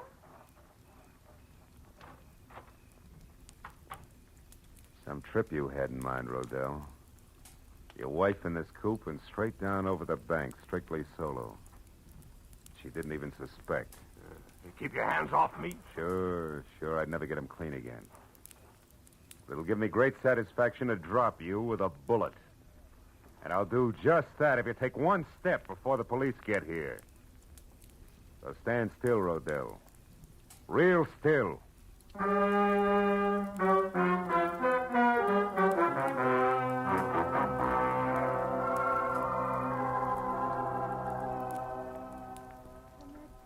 Really all that happened, Dr. Cianetti. I'm sorry you were worried, and I'm awfully glad I'm back. So am I, my dear. And we'll talk more about it in the morning. What you need right now is a good night's rest in your own bed. Oh, you're right, Doctor. I'm very tired. Good night, Mr. Marlowe. And thank you. Good night, Charlotte. She still doesn't realize, does she? No, and it's a good thing. Plenty of time for that later when it can come gradually. At this point, she could tear herself to pieces over a thing like this. Yeah. Her husband who urges her to run away and helps to do it for the sole purpose of getting her out where he can kill her. Not much security in that setup, huh? No. You mentioned another woman, Mr. Marlowe. Miss Ordine Blackburn. Oh, Adine, yeah. Gullible rich girl without much on the ball. Rodell planned to marry her and solve all his money problems. Believe me, Doc, he had them, big ones. I see. Well, she's better off this way. Yeah. 6 months of marriage to Rodell, and she'd have been a candidate for your sanitarium herself. He's that kind of a guy. And my late employee, Eldon Hook? Well, he knew that Rodell had been urging his wife to run away and that he'd cut that hole in the fence. Hook found out that Rodell was interested in Ordine, and he tried to shake Rodell down. Signed his own death warrant on the spot. You know, it's sometimes frightening to me, Mr. Marlowe. to realize how many warped and twisted minds there are that never get help until it's far too late. But there's always some good in every bad thing, they say. What about this case? Charlotte. I expect her to recover completely soon, because now the main contributor to her neurosis, so to speak, is gone forever. Oh. That was Leon Rodell. Yeah, well, Doc, it's a long way back to Hollywood. I better get going, huh? Just one thing more, if you don't mind. Charlotte would have died in a smashed car in what would have passed for an accident. Also, she'd have been blamed for Hook's murder if you hadn't found out the truth about Rodell. I'm very curious. You remember the burrs that grew along your fence outside? The birds? A blasted nuisance. Yeah, but as you just said, Doc, there's always some good in every bad thing. Rodell told me that he hadn't been up here for 3 weeks, and yet tonight his overcoat was loaded with burrs. I got one in my hand from it. Oh. That gave me a hunch. Well, from there on, it played. Disappointed? To the contrary, satisfied completely. Good night, Mr. Marlowe. Good night, Doc.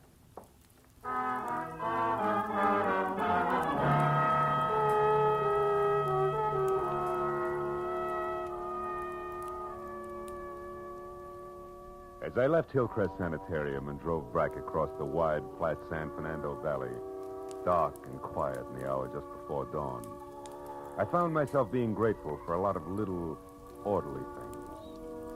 Things like the clear white line down the middle of the road, the rhythm of the motor in my car, and the prospect of going home to my own secure apartment.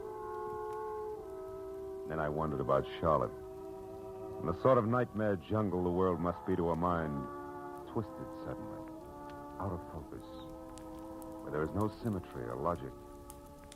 But nightmares can be banished, huh? Fears driven away. And in time, with Dr. Cinetti's help, she'd come out of it all right. But the others like Hook and Rodell, to them, the jungle is home. No nightmare, that. They live in it by choice. Until, one way or another, they're destroyed. Choked to death by the very tangle they hide in. Well, that's fair enough.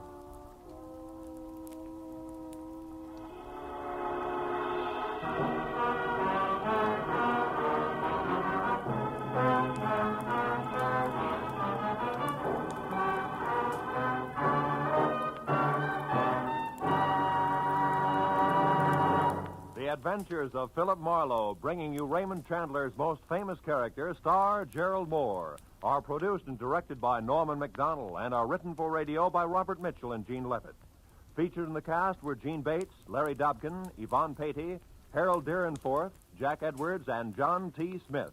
The special music is composed and conducted by Richard Arant. Be sure and be with us again next week when Philip Marlowe says... This time a fireball, too handy with a target pistol, led me down a rocky road past a sleazy money grubber to a curly-headed corpse. And it might have gotten worse if I hadn't slowed down at the hairpin turn.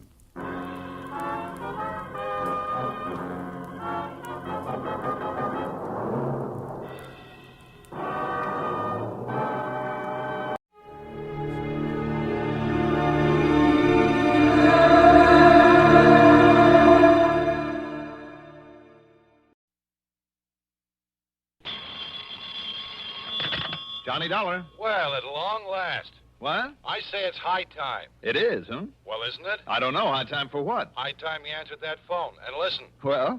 This is Jimmy Bartell. Oh, Jimmy. You know, over here at Mono Guarantee Insurance. Of course I know. How are you? Well, what happened to you, Johnny? Where have you been? I've been trying to reach you for about 4 weeks now. Didn't you try my call service? Yeah, I tried you. Huh?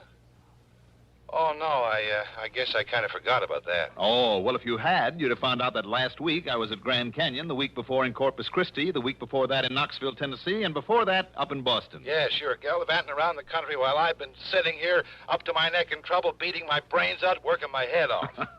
Sounds to me like you need a plastic surgeon. What? What's the problem, Jimmy? The Burma Red, Johnny. The what? You heard me, the Burma Red.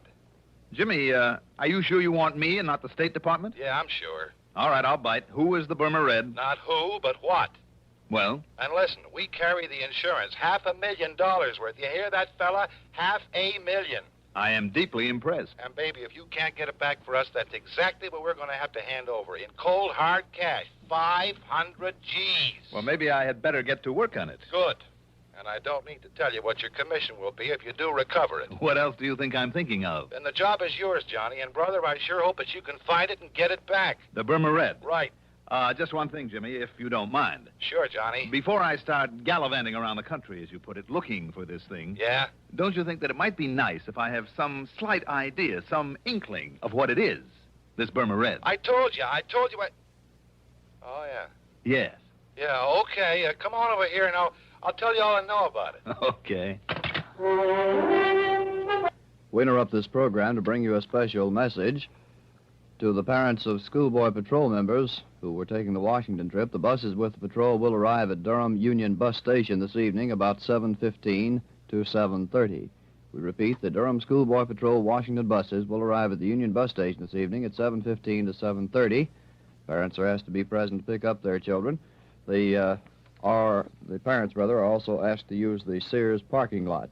7:15 to 7:30 the time. Expense account submitted by Special Investigator Johnny Dollar to Mono Guarantee Insurance Company, Home Office, Hartford, Connecticut.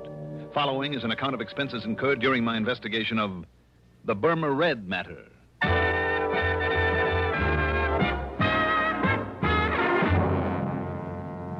Expense account item 1. $1.20 for a cab from my apartment to Jimmy Bartell's office in the Spear Building down on the square. Jimmy's specialty, incidentally, is property insurance, especially where fine artwork is concerned. And in this case... Yeah, Johnny, 4 solid weeks I buzzed that phone of yours, and what I thought of you for not being there to answer it wouldn't be fit to print. All right, I'm here now, so stop bellyaching. But maybe you're too late, fella. He's already gotten into country with it. The Burma Red. That's right, the Burma Red. Which is what? I told you, Johnny, it's... Oh, yeah, that's right, I didn't. Now, listen. I'm listening.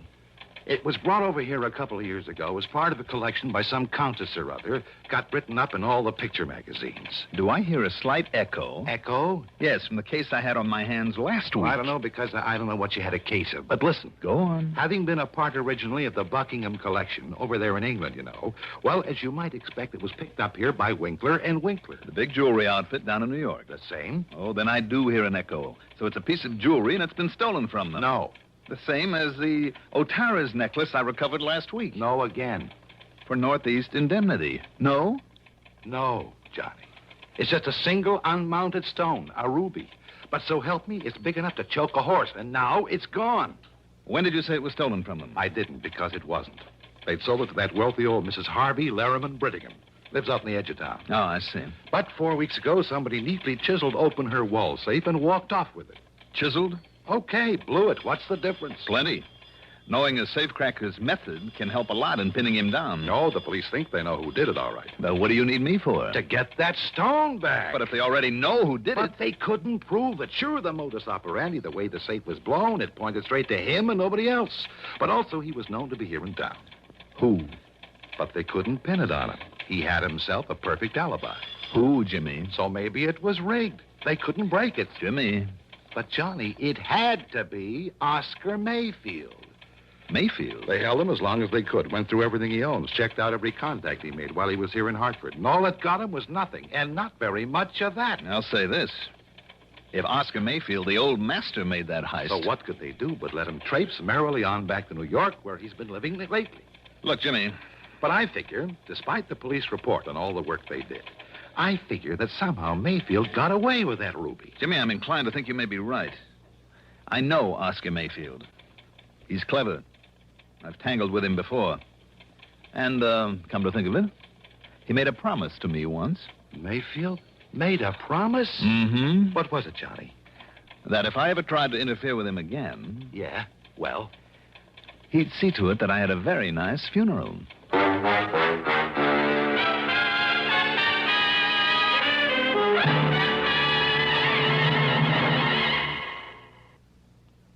To look neat in the heat, look for Dacron on the label, 'cause Dacron is a man's best friend. Right then, Dacron is your best friend when it comes to staying wrinkle-free and neat all summer. Look for Dacron in lightweight suits, handsome slacks, good-looking sport coats, too. You'll stay well-pressed and well-dressed thanks to Dacron by DuPont. There's just no denying in the clothes he'll be buying. Dacron is a man's best friend.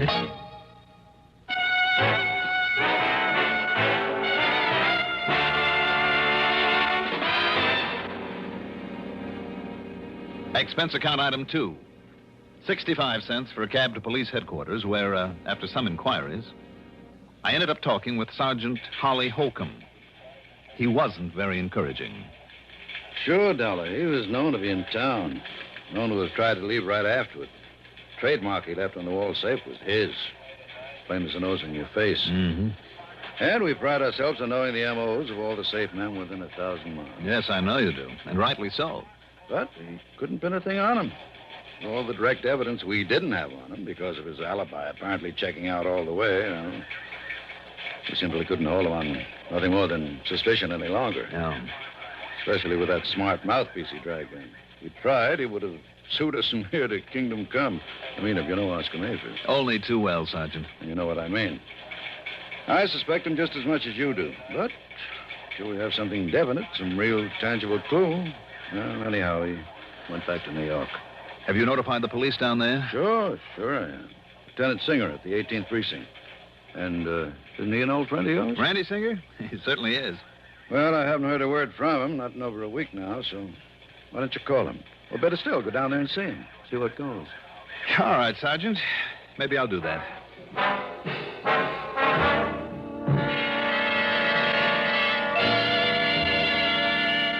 There was some more talk between us, and Sergeant Holcomb gave me every detail of the job.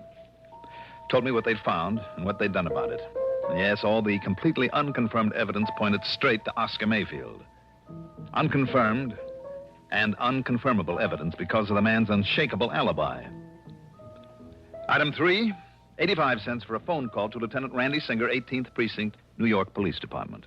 You mean to say you just now found out about that heist? That's right, Randy. I just found out. You see, Johnny, if you didn't spend so much time gallivanting all over the place, you might be of some use around here. You didn't get a promotion for all the gallivanting I did for you last week. Oh, darn it, I guess I should have worked that case myself. Well, how about this Mayfield? You've kept an eye on him? I've done everything but tap his phone line. And? Nothing, Johnny, absolutely nothing. You just didn't get on this one soon enough. I know what you mean. Unless he's changed these last couple of years, Oscar Mayfield is not one to hold on very long to whatever he's lifted. Right. And if he did snatch that stone, you can be sure he passed it on and collected for it long before this. And yet there's always the chance. So, in the case of a big hunk of rock like that, it means one of two things. The guy who bought it from him is either carting it out of the country and far away, or having it cut up into little ones that nobody will ever be able to identify. I guess Mayfield would have passed it along in one big fat hurry. I know we couldn't find it. Anywhere on or around him. We tried every trick. And I mean trick, Johnny. Until he started to yell at the DA, and the DA started yelling at us. Johnny, I understand. I've just heard this, mind you. Yeah? Well, I understand that one of my boys... Oh, well, he was off duty, of course, so it was completely unofficial, you understand? Yeah. Well, I heard he even went so far as to roll Mayfield one night in the alley back of a nightclub. What? Not a sign of that, Ruby. Randy, if the department ever catches up with these unofficial tricks of Look, yours... I told you, Johnny, I only heard that. But I know myself it isn't hidden anywhere in his apartment. Oh, you do? I do. Randy, didn't you and your clever little boys completely overlook the Otara's necklace that was hidden in the back of a camera just about a week ago? Oh, now that was different. So that I had to get lucky and find it for you? Okay. So you happen to guess right. For once. So maybe I better get on down your way and look around for myself. Tell me, where does Mayfield live? A hotel apartment over at 614 East 49th. But it's no use, Johnny. Why, just because he's always gotten rid of things quickly in the past? Nope. Or because you knuckleheads couldn't find the ruby? No, Johnny. You haven't been able to hold him on suspicion and make a real investigation? I mean because by the time you can get here, he won't be. All right, then I'll grab the first plane I can and... What was that? Your pal Mayfield has paid up his rent and he's moving out. He's got himself a reservation on a plane to Mexico City this afternoon. Uh-oh. By the time you get to his place, he'll be gone. Randy, Yeah? can't a genius like you come up with some excuse to hold him there for me? Oh, flattery will get you nowhere, Johnny. The answer's no. I've run out of tricks. Anything else I might try would only get me into hot water. No, wait, Randy. Yeah? Maybe I know a little trick to hold him over. Well, don't expect any official help from me or the department if you do come down it. What kind of a trick, Johnny? What's the difference? Now, look, if you're thinking you're doing something illegal, Oh, Randy, how that you would talk. only get us in order to clamp down on you. Don't worry about it. I'll be in touch.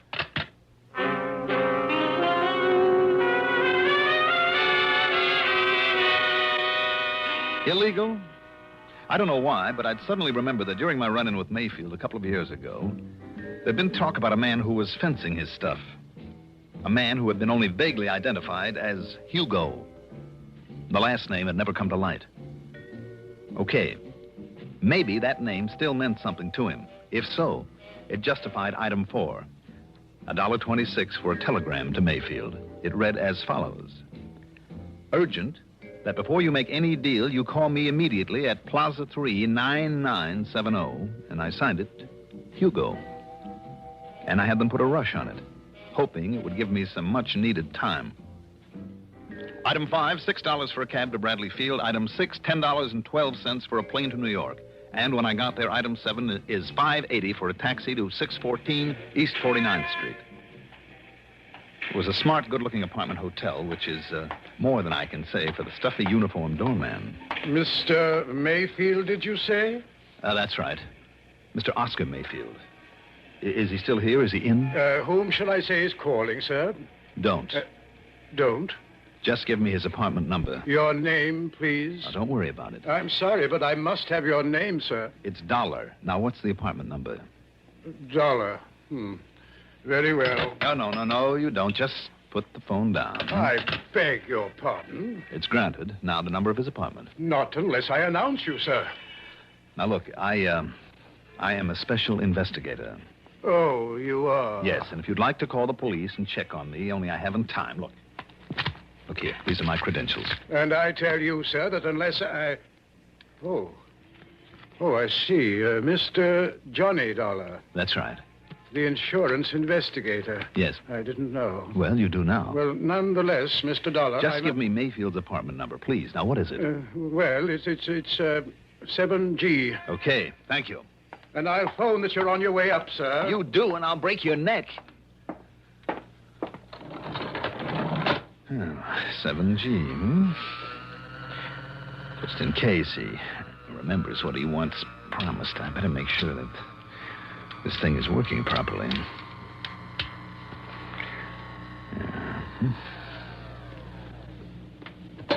Here we are.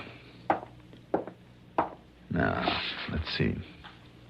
Oh, yes, 7A. 7... Oh, there.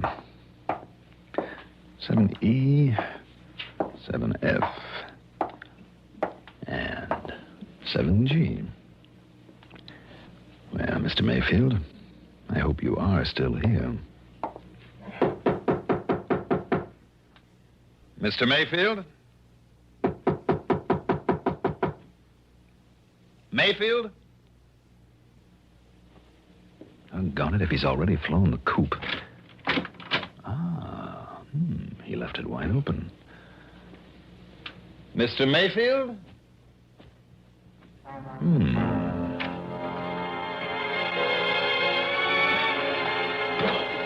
The well-furnished living room was empty. And so was a kind of study off at one side and a little bar kitchenette beyond it.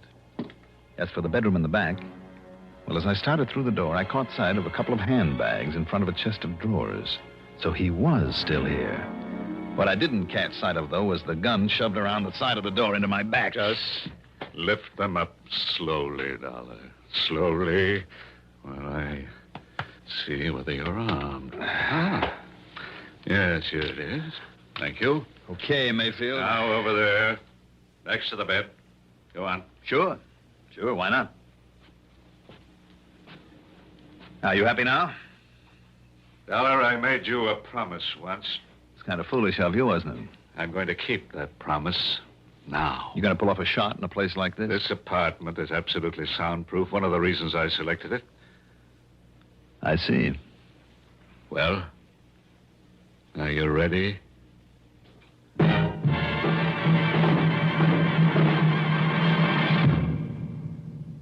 Have you tried the mild, kind taste of Kent? You should, because You'll feel better about smoking with the taste of Kent. With the micronite filter.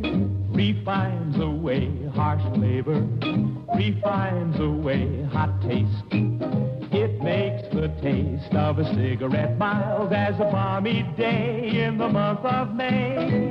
Kent is the best for the flavor you like. Kent is the best for the flavor you like. yes, Kent is the best for a mild, kind taste. Smoke a carton of Kent without switching. Discover the kind taste of Kent's blend of the world's finest quality tobaccos. Then try your old brand. What a difference in taste. Kent with the micronite, Kent with the micronite, Kent with the micronite filter. Refines away harsh flavor, refines away hot taste. You'll enjoy the mild, kind taste of Kent with the micronite filter.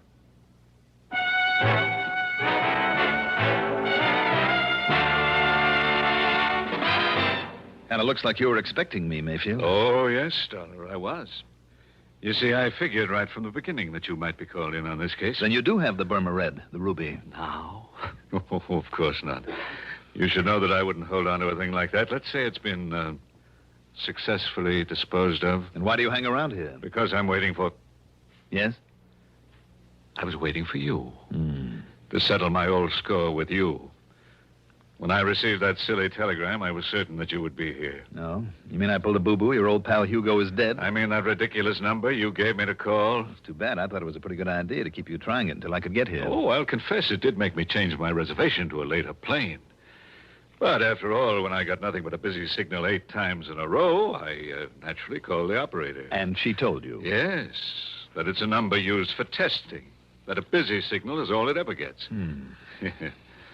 Obviously a trick, then. Worthy of you.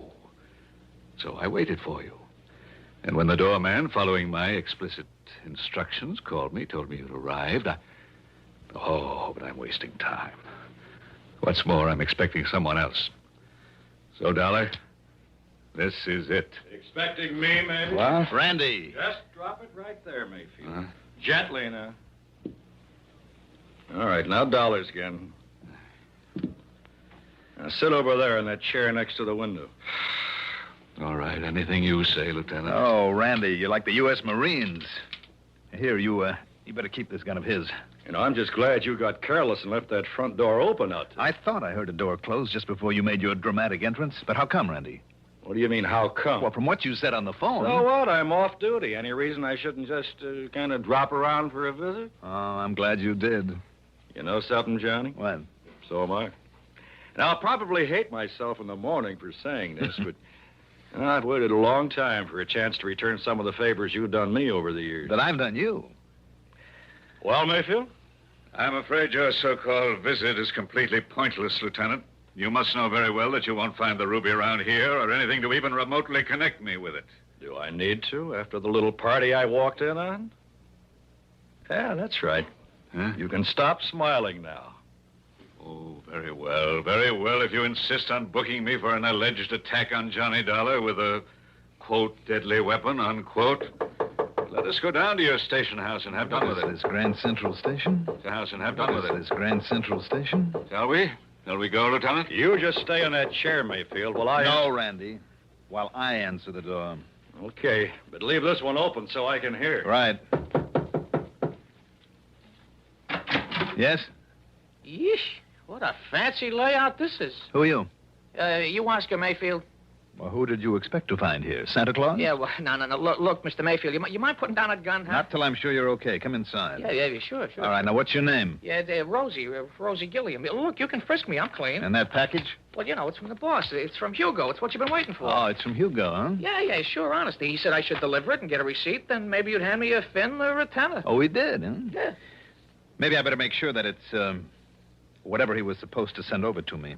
Well, you think I'd meddle with it, maybe do myself out of these delivery jobs he gives me and pays me so good? You're on the level? Yeah, honest, if you hit it. Now, this contains, and I think it does, By the way, where does Hugo hang out? Well, how should I know? All I know is he calls me now and then, meets me at some place, and gives me something I should deliver. I guess you're okay, then. Sit down there while I take a look at this. Yeah, sure. We'll just see now. You know, you're the first gent to ever open one of those deliveries in front of me? Am I? Yeah, you're the very first. Holy jumping, look at that loot. Where is he waiting to pick up the receipt, Rosie? Yeah, I don't know. He only hunts me up when he's ready. Look at all that dough. What kind of a receipt, Rosie? He said you'd know what kind. Oh, man, would you look at that? Would you look at it? All right, I'll write you one. Yeah, maybe I could have a 20 for bringing it. I'll give you a receipt to Mr. Hugo. Let's see, how is it now that he spells his last name? You don't know, Mr. Mayfield? Well, don't you know? I should know how to spell Hemperschlag. Hemperschlag. So that's it. Hey, now, wait a minute. Listen, you are Mayfield, ain't you? All right, Randy. Randy who? Lieutenant Singer of the police. Come in, Randy. The police? Oh, no, I've been took. Mr. Hugo will kill me. No, Rosie, I don't think he'll ever get the chance. Just take it easy, Rosie. Oh, no, listen, cop, I was... We'll give you all the protection you need after we sign you in at headquarters. Rosie, whatever your name is, you hair-brained idiot. Just take it easy, Mayfield, and sit down. You too, Rosie. Well, now, look at all this beautiful money. Randy, unless I'm awfully wrong, it's payment to Mayfield for the ruby.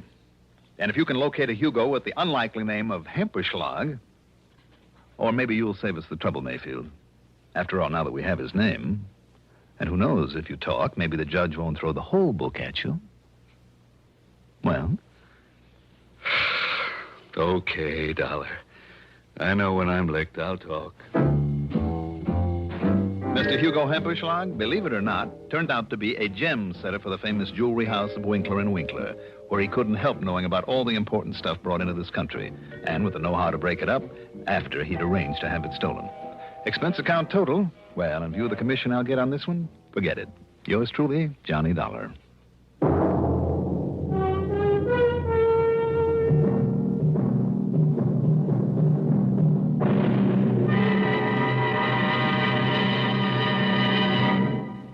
Now, here is our star to tell you about next week's story. Next week, I'll be back with a rather unusual story. Join us, won't you? Yours truly, Johnny Dollar. Yours truly, Johnny Dollar, is written by Jack Johnstone, produced and directed by Bruno Zerato Jr., music supervision by Ethel Huber, sound patterns by Joseph Cabibo. Johnny Dollar is played by Mandel Kramer. Also featured in our cast were Paul McGrath as Oscar Mayfield, Al Hodge as Lieutenant Randy Singer, Ivor Francis as Jimmy Bartell, Jack Grimes as Rosie, Santos Ortega as the Sergeant, Mercer McLeod as the Doorman. Be sure to join us next week, same time, same station, for another exciting story of yours truly, Johnny Dollar. This is Roger Foster speaking. Durwood Kirby's favorite program, The Gary Moore Show, weekdays on the CBS Radio Network. CBS for Durham, Raleigh, WDNC.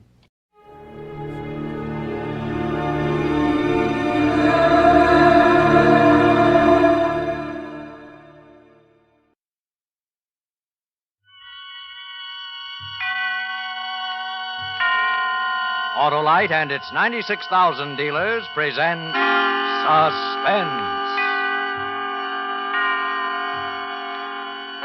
Tonight, Autolite brings you A Ring for Marya, a suspense play starring Mr. Cornell Wilde. Oh, John, it's a beautiful ring. So you like it? A nice diamond, huh? John, I can't tell you how much. Oh, Marya, I would have done more for you and long ago, but for my business troubles, like a stone around my neck hangs that. I know, John. The store. Yes, the store. That's why it's necessary to do this thing tonight, for both our sakes. Oh, John, it was crazy of me, I know, but I was worried the way things were between us that perhaps you didn't love me anymore. But no, After tonight, Marya, there will be other moments like this, many of them. When we get our money from the fire insurance company, we needn't rush back into business again. After all, we have been working hard for nearly 10 years. We'll go someplace, enjoy ourselves first, together. I can hardly believe it. Only I wish that tonight was over with.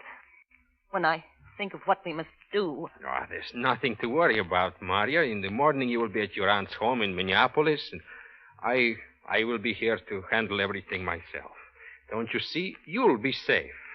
And if I wasn't sure of everything, would I be willing to stay alone and face all the questioning? Oh, John.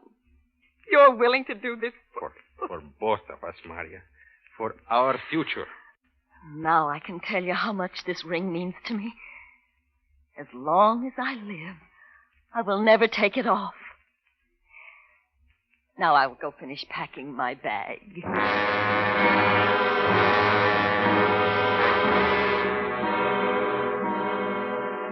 She kissed me before she went, and then I sat there on the couch and rubbed away at my mouth. She always smelled like laundry water, I thought. She was so big, older than I was. No, she had never appealed to me as the kind of woman I should have. If I hadn't been so frightened by America when I first arrived, I would never have married her at all. But Marya and the marriage settlement her father offered, he wanted her to have a nice boy from the old country, he said.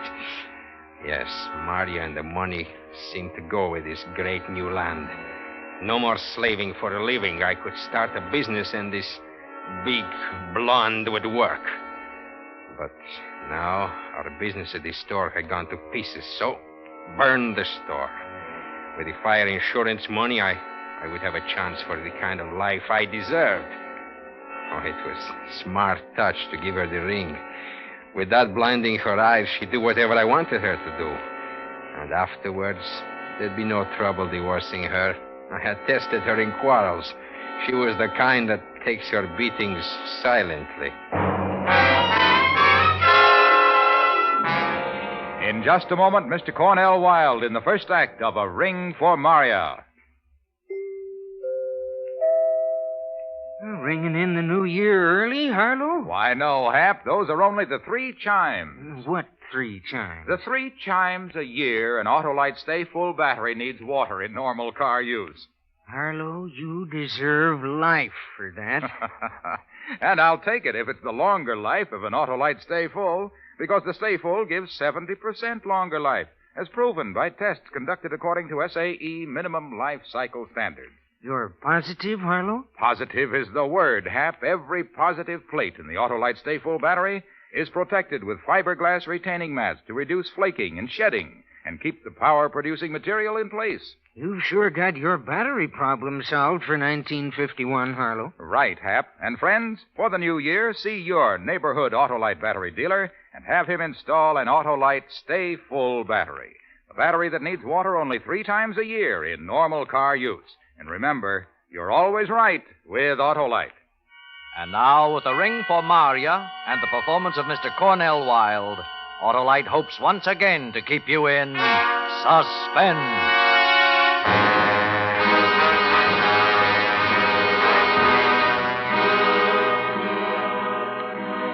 Before I left the house, I told Marya to be sure and telephone her aunt in Minneapolis that she was coming. Then I stopped in at a bar and ordered a whiskey. When the bartender wasn't looking, I spilled this whiskey all over my shirt front. Next, I telephoned my friend, Frank Laszlo, and told him to stop in at my house at 11:15 on his way home from his restaurant. He would be my alibi. I was getting ready for the part of the plan I hadn't told Marya about yet. And I wasn't going to tell her. That part she was supposed to guess.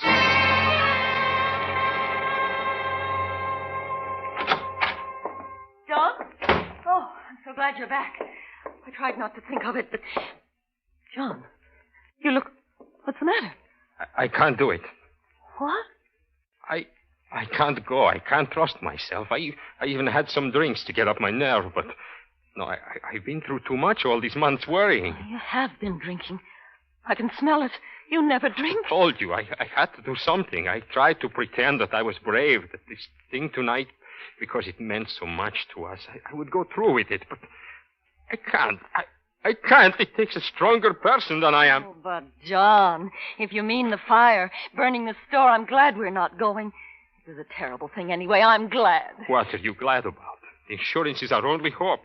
Do you know what it means? Without it, we have nothing. It's the end of things, of you and me, of everything. I will have to go away alone. I couldn't go on with you knowing that I'm a failure as a man. John. It is not the end. Look and take the store. We'll begin fresh again. No. It was the only thing. Now we shall fail. I shall just go somewhere and disappear, and you... Yes? Yes, John? What about me? That's what I hate to think about. That I must leave you. If only this thing tonight could be done. It's so simple. It's all arranged. We would have had happiness. John, let me do it. You were willing to stay behind and face everyone while I was safe at my aunt's. Why shouldn't I be willing to do as much now that this strain has proven too much for you? You stay here, John. I will go to the store. I will do it myself and then get on the train. It will be as we planned, only... Just don't talk like that anymore about leaving me, John. No. I was just talking.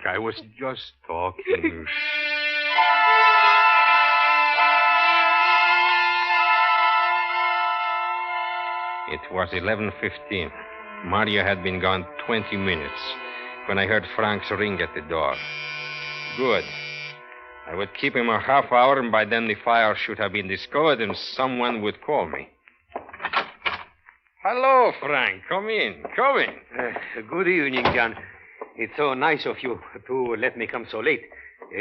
Does the letter mention my mother? How is she getting along? Yes, and your brother and his wife all are well. Come, sit down here. I have poured a glass of wine for each of us. Thank you. Where is Marya? Asleep? No, she went out to visit friends. At least that's what she said. You think I should suspect her, perhaps? Oh, no, John. Everyone knows how Marya feels about you. Yes, of course. Now about her. A good girl, Marya. But here, you want the letter. Here. Here it is, Frank. Go ahead, read it. I'll pour some wine.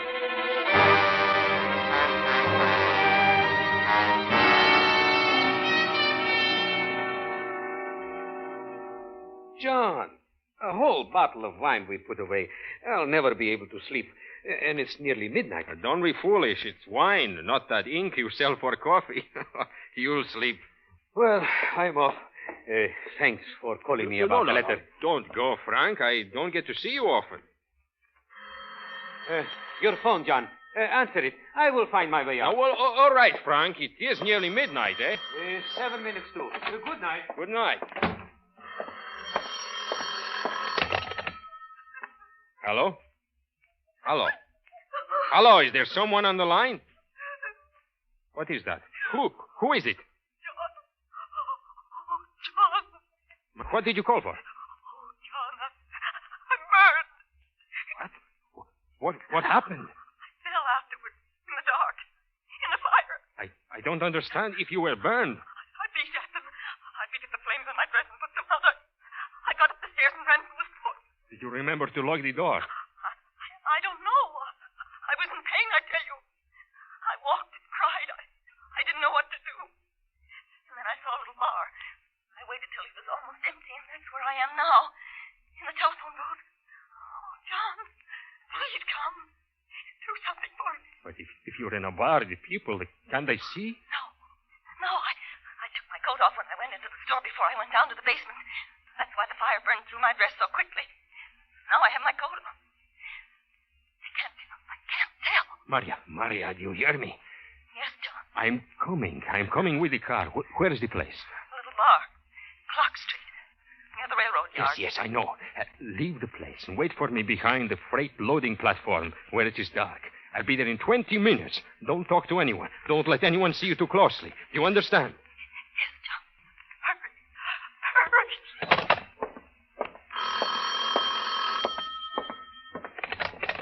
Yes?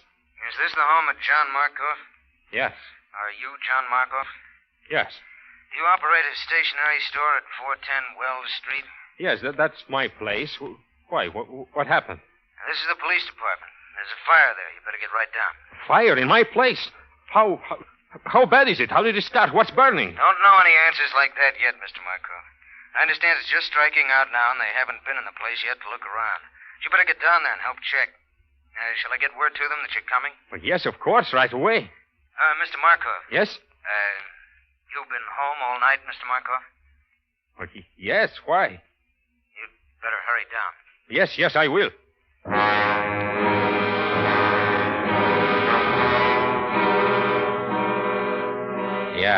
Yes. But which would I go to first? To Marya, who sounded in such pain she might tell everything to the first person who found her? Or to the store, where the fire people and perhaps the police were waiting to talk to me? I wanted to go to the store, but I didn't dare. I didn't dare to leave Marya alone. It was nearly a half hour after midnight when I drove up to the alley where I told her to wait. Marya, here. Hurry. I can't, John. Get in, come on. John. A doctor. Right away.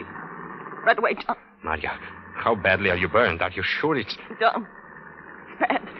Marya, listen to me. The police have called me about the store, and they are waiting for me there. Do you understand? The police? The police are waiting? But you will take me to a doctor first. You will. How can I, Marya? I told them I would be right down. I'd lost time driving to pick you up first. It will look suspicious. Very suspicious if I'm delayed. But I must. What'll I do? Marya, I must leave you someplace in the car and go the rest of the way in a cab. I will get through with them as quickly as possible. And then I will be back for you. I can't wait any longer. You have to, Marya. Don't you understand what it means? You must.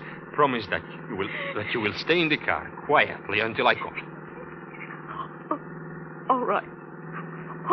All right.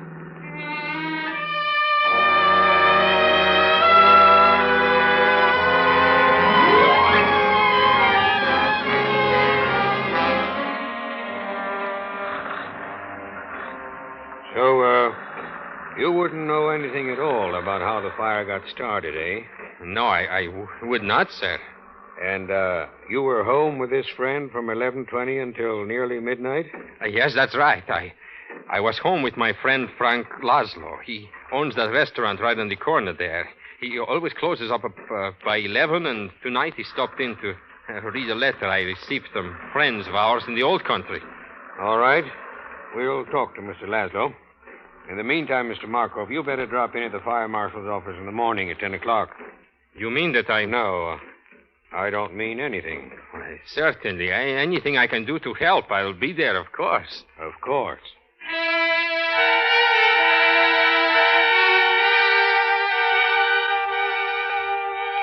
It had taken a half hour of the talking. I knew from their manner that they had found the kerosene, or smelled it. Then I was back at the car looking at Marya. She appeared unconscious, but when I started to drive away... You were gone so long. I couldn't help it, Marya. It wasn't pleasant, you know. Now, Dr. John, so he can do something for me. All right.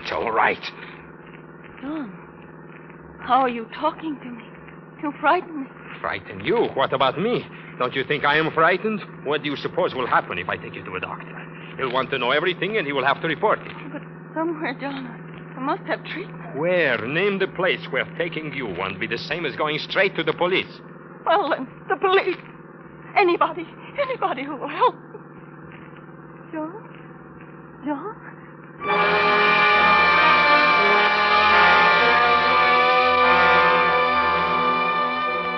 I couldn't answer her. I was trapped now, I thought. All I had to do was bring her in for help anywhere. No doctor, no hospital would treat her without reporting the case to police. And to take her home. If the police caught me bringing Marya there, if they found that she was burned, and I was helping her. For hours, it seemed, I drove that night wandering, thinking, trying frantically to find some solution, while Marya stared straight ahead, not speaking. Sometimes she would cry. Then it was quiet again. She slept. I wanted to get away from other cars, from people. So I turned onto an old dirt road that led along the river.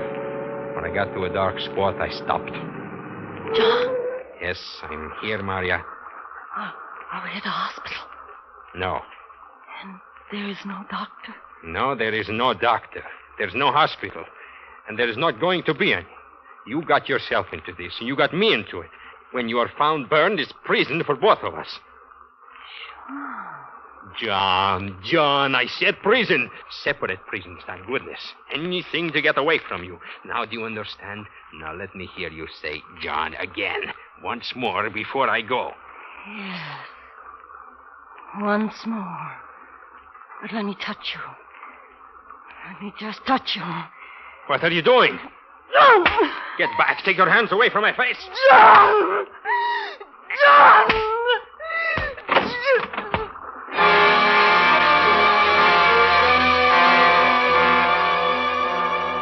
Somehow, I got out of the car and away from her. It must have been with her last strength that she attacked me because she fell back. But then when I stopped to look back, she was out of the car and standing unsteadily on the ground. I called, but she didn't hear. She turned, and I saw that she was trying to reach the river edge.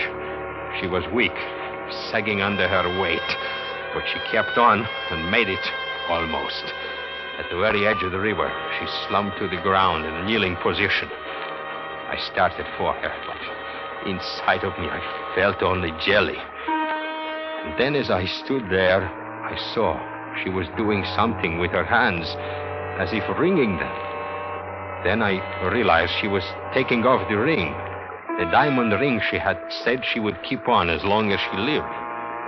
It must have slipped from her hand because she started pawing around in the dirt. Then she got it, turned, and threw it at the car with all her strength. With the effort threw her off balance, she slowly fell backward, like an old doll, into the water. She was gone. Gone. Now I was out of it. They wouldn't be able to touch me. Free.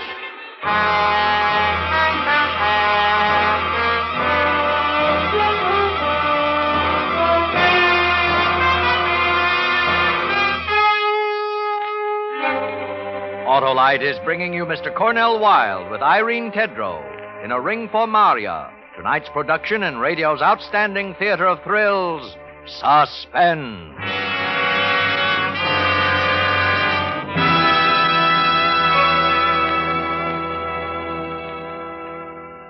Say, Harlow, what are your plans for the start of a new year? Same as usual, Hap. I always get the start of the year with an Autolite Stay Full battery. The battery that needs water only 3 times a year in normal car use. But aren't you going to welcome the year in? Why, sure, Hap. Year in and year out, there's nothing more welcome than the dependable starting power and extra convenience of the Autolite Stay Full battery. You'll be the life of the party, Harlow. Hap, my good man, you can't beat the Autolite Stay Full for longer life. 70% longer life, in fact, as proven by tests conducted according to SAE minimum life cycle standards. Aren't you going to raise your champagne glass, Harlow? You mean fiberglass, Hap, because every positive plate of an Autolite Stay Full battery is protected with a fiberglass retaining mat to reduce flaking and shedding and keep the power-producing materials in place. But, Harlow, everybody's going to start the new year by having their neighborhood Autolite battery dealer install an Autolite Stay Full, a battery that needs water only 3 times a year in normal car use. And remember, you're always right with Autolite. And now Autolite brings back to our Hollywood soundstage Mr. Cornell Wilde in Elliott Lewis's production of A Ring for Marya, a tale well calculated to keep you in suspense.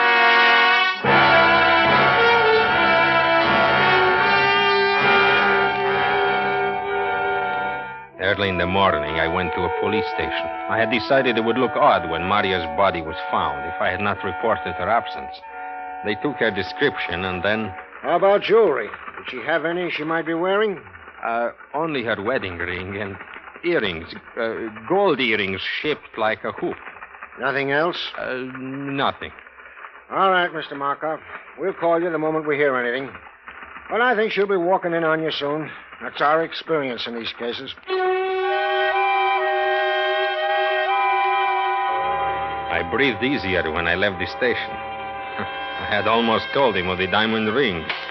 I didn't want to because I had failed to find it when I made a hurried search before leaving the river's edge. But I knew the spot, and when things quieted down, I planned to go there in daylight and search again. It was worth too much to let go. Just now, the only thing ahead of me was the visit to their questions. I had an alibi. I was home when the fire started. And the only person who could implicate me in any way was dead. Yes, I had to admit things had turned out not bad. Not bad.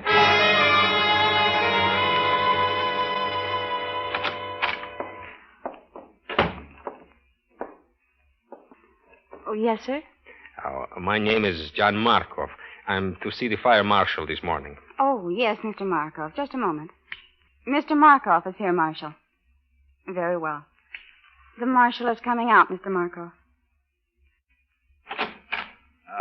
Morning, Mr. Markov. Had a lot to think about. Yes, I've heard. The fire, and then this morning early you reported your wife missing, didn't you? Yes, I was going to tell you about it, too. I was already informed, and I'm afraid I have what may be bad news for you, Mr. Markov. The police think they found her. Found her? How? Where? Very unusual. You reported her as alive only last night, yet this morning, a half hour ago, her body was found floating in the river. The description tallies exactly. Floating? You mean she was drowned? Marya? I don't mean anything of the kind. Come along, Mr. Markov. Police are waiting for you to make positive identification at the morgue.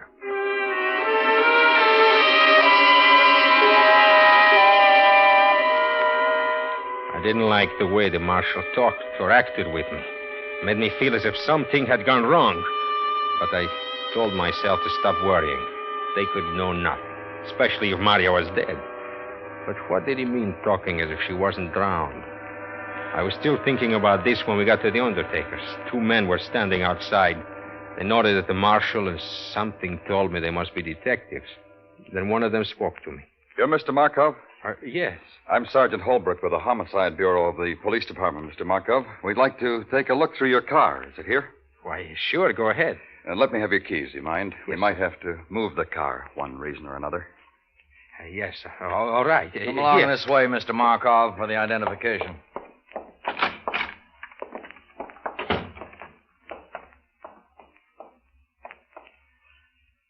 Well, Mr. Markov? It's her. It's Marya. But how? What happened? What happened was a tragedy, Mr. Markov. But you see those marks on her body? Yes. Those marks are burns. And there was a fire in your store last night. But I don't understand. You think Marya? Marshal, can I talk to you for a moment? Oh, yes, Sergeant. Look over here.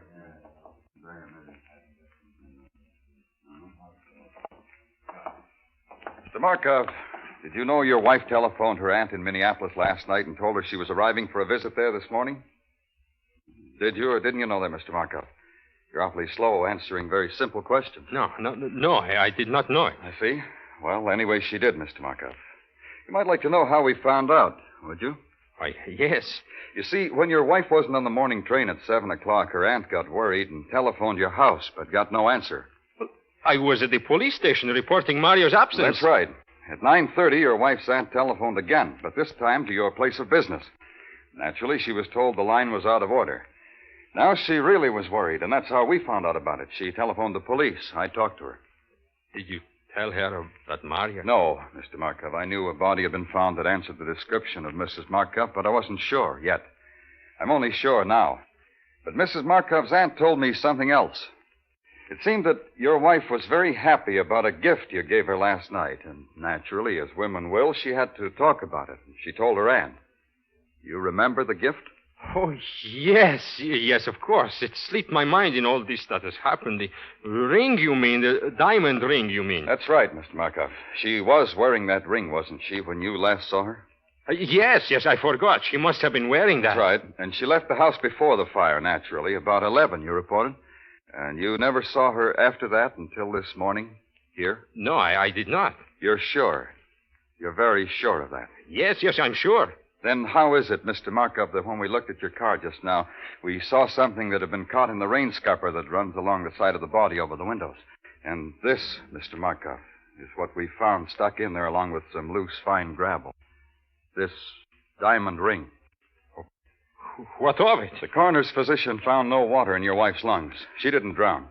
In his opinion, she died from heart failure, directly superinduced by her pain and burns. How did this terribly injured woman get to the river, miles from the scene of the fire? The diamond ring tells us the answer.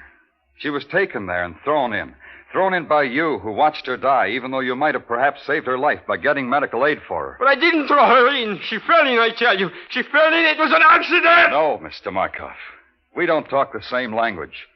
In mine, the death of your wife was murder.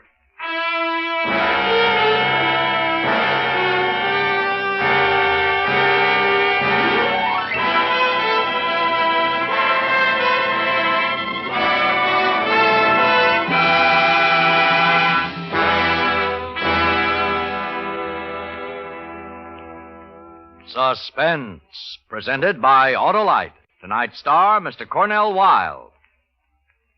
Well, see you next year, Harlow. Okay, Hap, and in the meantime, don't forget. Don't forget what? That Autolite makes over 400 products for cars, trucks, planes, and boats in 28 plants coast to coast. These include complete electrical systems used as original factory equipment on many leading makes of America's finest cars. Electric windshield wipers, starting motors, voltage regulators, coils, distributors, wire and cable, generators. So, friends, don't accept electrical parts supposed to be as good. Ask for and insist on original factory parts at your neighborhood service station, car dealer, garage, or repair shop. And because all Autolite parts are original factory parts, you can be sure you're right, because you're always right with Autolite. Next week on Suspense, Mr. Mickey Rooney as star of Alibi Me. And in weeks to come, you will hear such famous stars as Ginger Rogers, Eve Arden, and Ezio Pinza, all appearing in tales well calculated to keep you in suspense. Suspense is produced and directed by Elliott Lewis, with music composed by Lucien Moraweck and conducted by Lud Gluskin. A Ring for Marya was written for Suspense by Louis Pollock. Cornell Wilde is next to be seen in the new RKO Technicolor production, Sons of the Musketeers. And remember, next week on Suspense, Mr. Mickey Rooney in Alibi Me.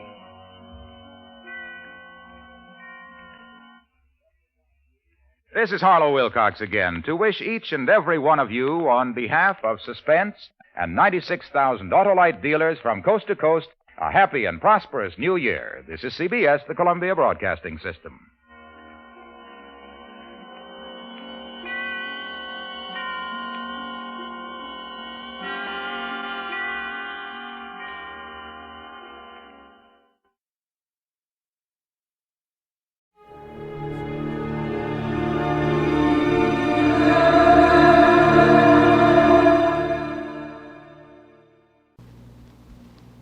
Here's another in NBC's great parade of new shows.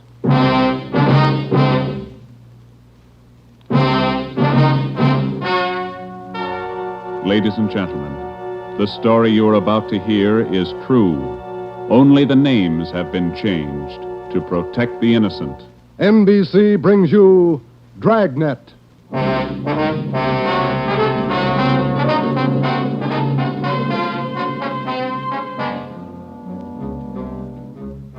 You're a detective sergeant.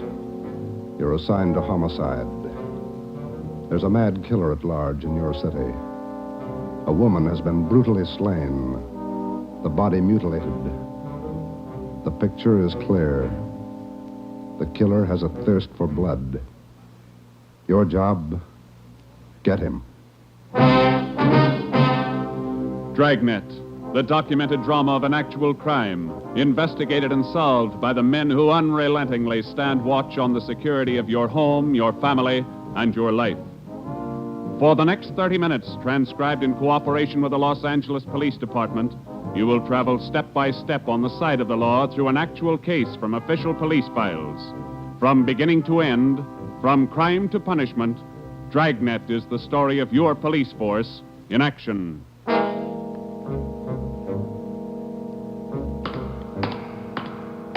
It was Wednesday, January 12th.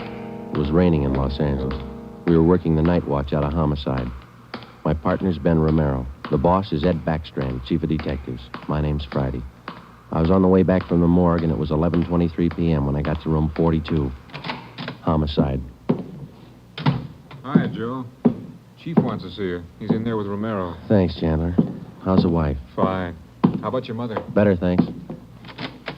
Hi, Joe. Hi. Ronnie, sit down. Did they post the body in? In the morning. Pretty messy. Strangled and mutilated. The guy's a maniac, Skipper. The body shows it. A murder like this, anybody's a suspect. The coroner looked at the body. He says the weapon was a long, sharp instrument.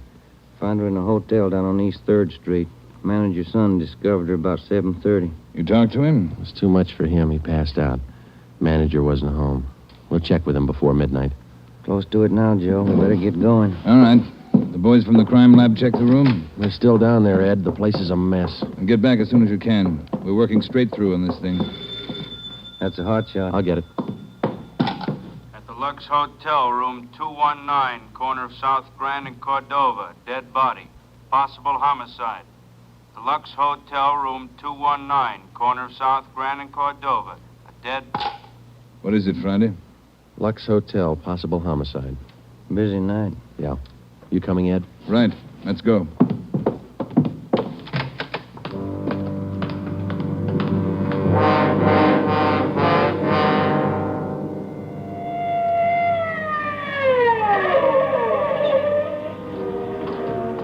Six minutes later, Ed Backstrand, Ben, and I pulled up in front of the Lux Hotel.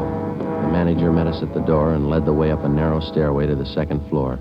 The room number was 219. We were prepared for the worst. We got it.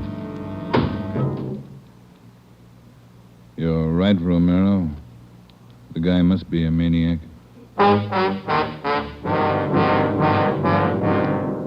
Two hotels, two murders. The same M.O. Three of us made a brief inspection of the room at the Lux Hotel. We took a few notes on the appearance of the girl's body and a brief description. Apparently, she'd been strangled to death first, and then her body brutally mangled. Ben and I went back down to the lobby, and the manager, Mr. Ford, showed us the house book. The girl was registered together with a man, Mr. and Mrs. Philip Grant. We took the hotel register to have it checked for fingerprints and to photostat the handwriting. Ben notified the crime lab. Then we went back to the room and questioned the manager. Mr. and Mrs. Philip Grant, that's all I know. I never saw either one of them before tonight. When did they check in, Mr. Ford? About 3 hours ago. That's right, about 9. Maybe a little before. Did they register together? Yeah, a little before 9. They came in together. Did you let them in the room? Yes, sir, like I always do. It's a small place here, maybe not first class, but I treat people right. What did the man look like? You remember? I think so. Kind of tall. Young, maybe 30 or so. Husky fella. Had a mustache. How tall would you say, Mr. Ford? Oh, about your height, Wade. Must have been at least 180. Seemed like a nice fella. Would you know him if you saw him again? I think so. People sure don't act like they look. You think it was him? Can you think of anybody else? Well, no. I never saw him before tonight, either one of them. I don't know anything about it.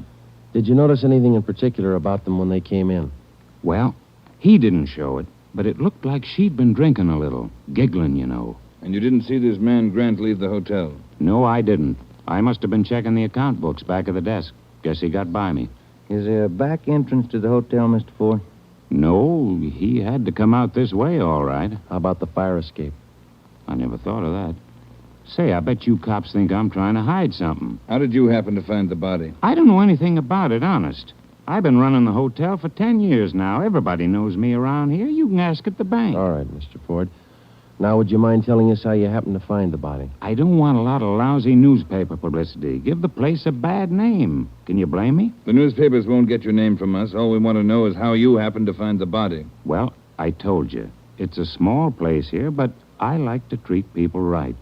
A couple hours after they checked in, I remembered I forgot to fill the ice water pitcher in the room.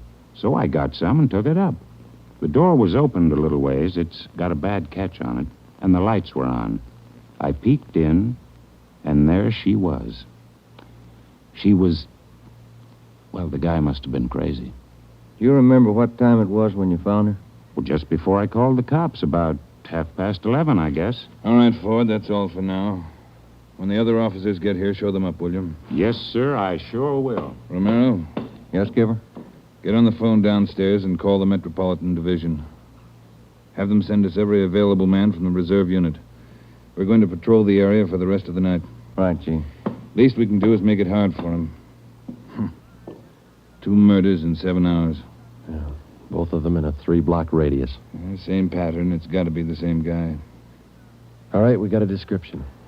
What do you think? Well, when the reserve unit shows up, have them cover this whole section of town. Pick up everybody who even comes close to that guy's description. All right, Ed. It's got to go fast. We can't lose a minute. 1 hour either way, it might mean another body. Like this one.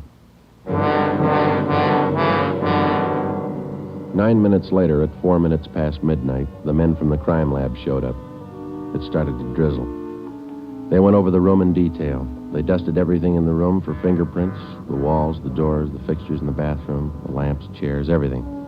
They took samples of the girl's blood and her lipstick. Small pieces of flesh and human hair were found under the girl's fingernails. The nails were scraped carefully and the contents put in an envelope, marked and sealed.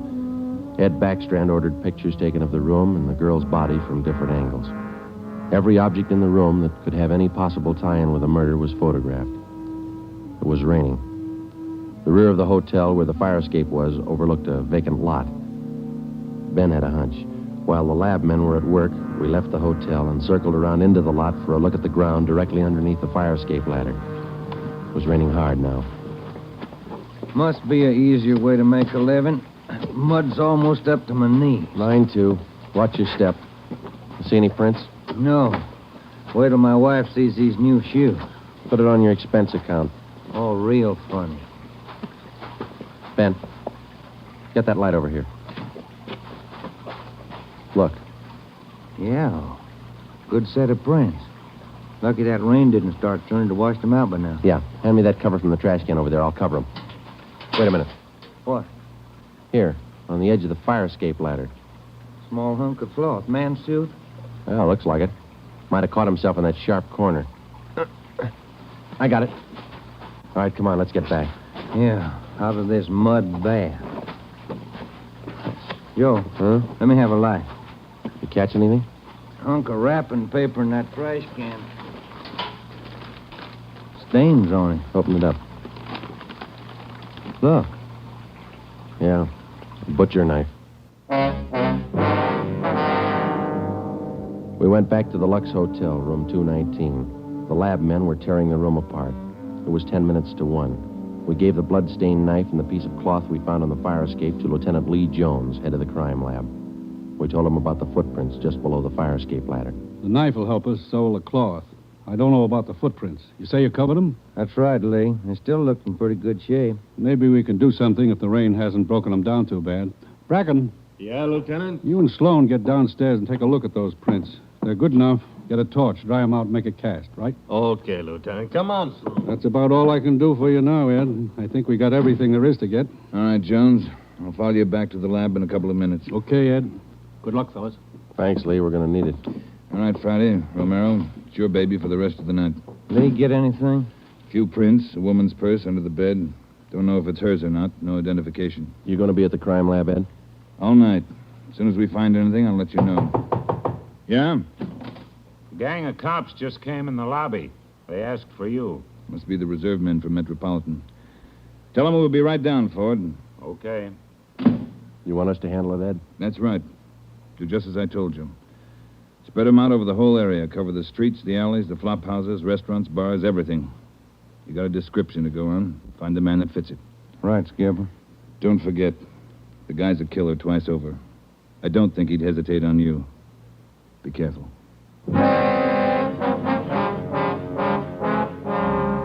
We went down to the lobby, and Ed Backstrand gave the reserve men their orders. Then Backstrand left, and Ben and I took over. We picked up another half dozen men in addition to the men in the reserve unit. They were deployed over an area of a dozen square blocks. It was one of the toughest sections of the city. With a general description of the suspect, some of them were to travel on foot, some in cruiser cars. A few minutes before 1 a.m., there was a steady downpour. Visibility was bad. At 3 minutes past 1, the manhunt was on. For the first 30 minutes, Ben and I cruised the general area between East 3rd and College Streets and Alameda and Figueroa. No sign. The rain kept on. We sat and listened to the calls come in. 12A, call your station. 12A, KMA 367. Attention, all units. Recovered license plates in the 6th column. 4 Young, 7690. 41R, 788 Standard Avenue, a 373. 3. 41R KMA 367. Unit 71 at 2816 West La Cienega, a 507 party. What do you think, Joe? Any hunches? I think he's still around, somewhere inside these 12 blocks. I'd bet on it. 5? All right, you're on. Want to check out a couple of these bars along here? Getting on to closing time. It's a good idea. Pull over, huh? All right, let's check him for the next couple of blocks, huh? Right. For the next 6 blocks until closing time, Ben and I checked every bar and every informant we met along the way. The questions got to be automatic. Have you seen a man answering this description? Tall, dark, about 5 feet 11, 180 pounds, well-built, mustache, about 30 years old. The answers got to be automatic, too. Sorry, officer, I haven't seen him. No, can't remember him. Try the place down the street. We kept on checking the bars until they closed for the night. Then we started on the all-night restaurants and coffee counters. We did plenty of legwork for the next hour. Not a trace. About 2:30, the rain let up a little, and then it started in heavy all over again.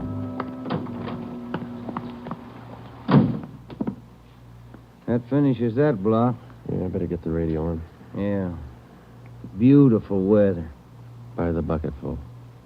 You want to smoke? Thank you. Control 4 to Unit 80K. Is Your that a match? location, please. Yeah.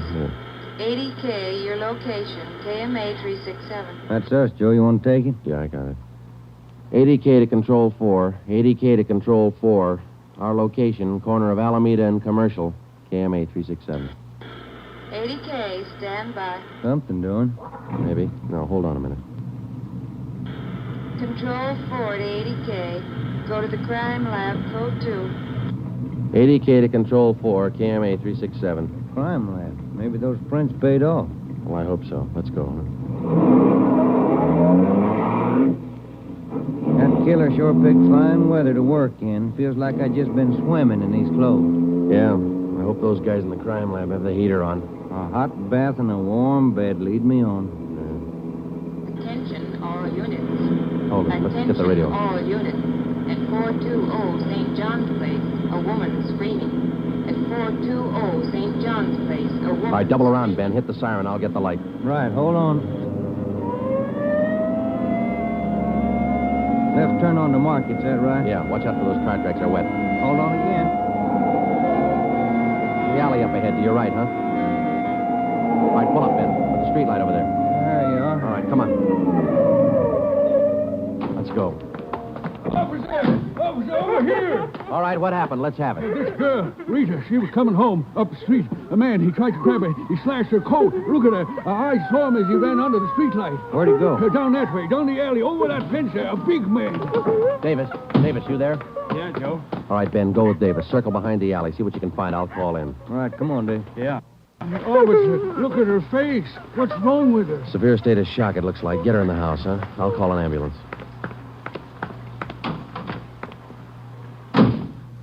80K to Control 4. 80K to Control 4. Control 4, go ahead. Direct all units in the vicinity to converge on area around St. John's Place from Jackson to Banning Street. A woman attacked by large man with knife. Suspect left seen on foot. Possibly still in area. Request ambulance. KMA 367. 80K, Roger, stand by. Attention, all units. Attention, all units. Converge on area around St. John's Place, Jackson to Banning Street. 80K reports woman attacked by large man with knife. Suspect left seen on foot. In 3 minutes, the area around St. John's Place was surrounded. For the next hour, the men combed the neighborhood back and forth. Every building, every storehouse in the 2 square blocks was searched from basement to attic. No trace. The girl, Rita, was hysterical. She could give us only a bare description of her attacker. At 3:45 a.m., a detail was assigned to patrol the area, and the rest of the cars and men were deployed again in the general area from Figueroa to Alameda Street and East 3rd to College Street. The manhunt went on. So did the rain. At 3:54, Ben and I checked in at the Old City Jail building, 2nd floor, the crime lab. Chief Ed Backstrand and Lee Jones were waiting for us. Heard about the call.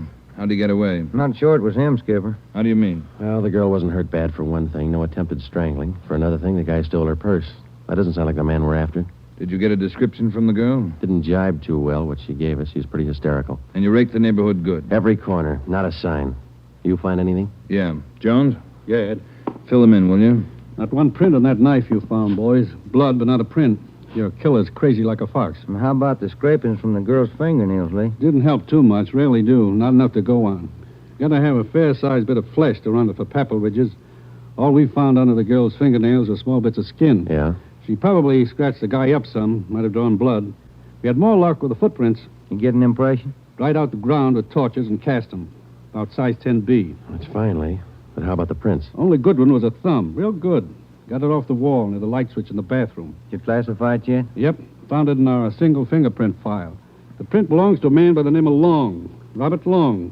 You got a record, Ed? Yeah. Misdemeanor. 2 arrests for drunkenness last October. Petty theft in December. The mama sheet shows a dishonorable discharge from the United States Coast Guard in 1946. Age 29, 192 pounds, 5 feet 10 inches, dark hair, dark eyes. That's close enough. We got even closer, Joe. Long works as a counterman at the Cottage Cafe down on South Flower. Started there last week on the early morning shift, but he didn't show up for work last night. Good. Where'd you get the tip? The knife you boys found. It didn't have any prints, but it had a brand on it. We ran it down. It was taken from the Cottage Cafe. Mm-hmm. Any address on this Robert Long, Ed? Yeah, got it from his boss. Rooming house on East First. Landlady says he hasn't been home in 2 nights. Yeah, now we wait. Rooming house is staked out, and so is the Cottage Cafe, just in case Long decides to show up for work this morning.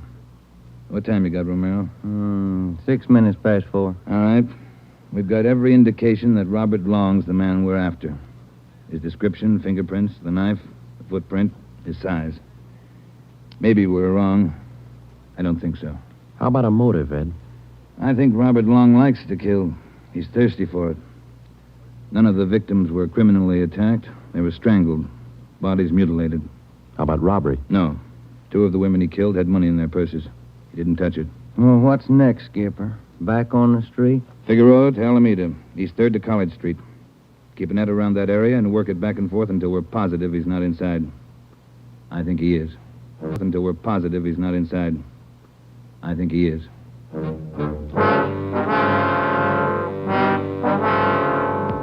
At 10 minutes past 4 a.m., Ed Backstrand, Ben, and I left the crime lab and drove to the surrounded area. It was still raining. We passed several patrolmen from the reserve unit making the rounds. They didn't look any more comfortable than we felt.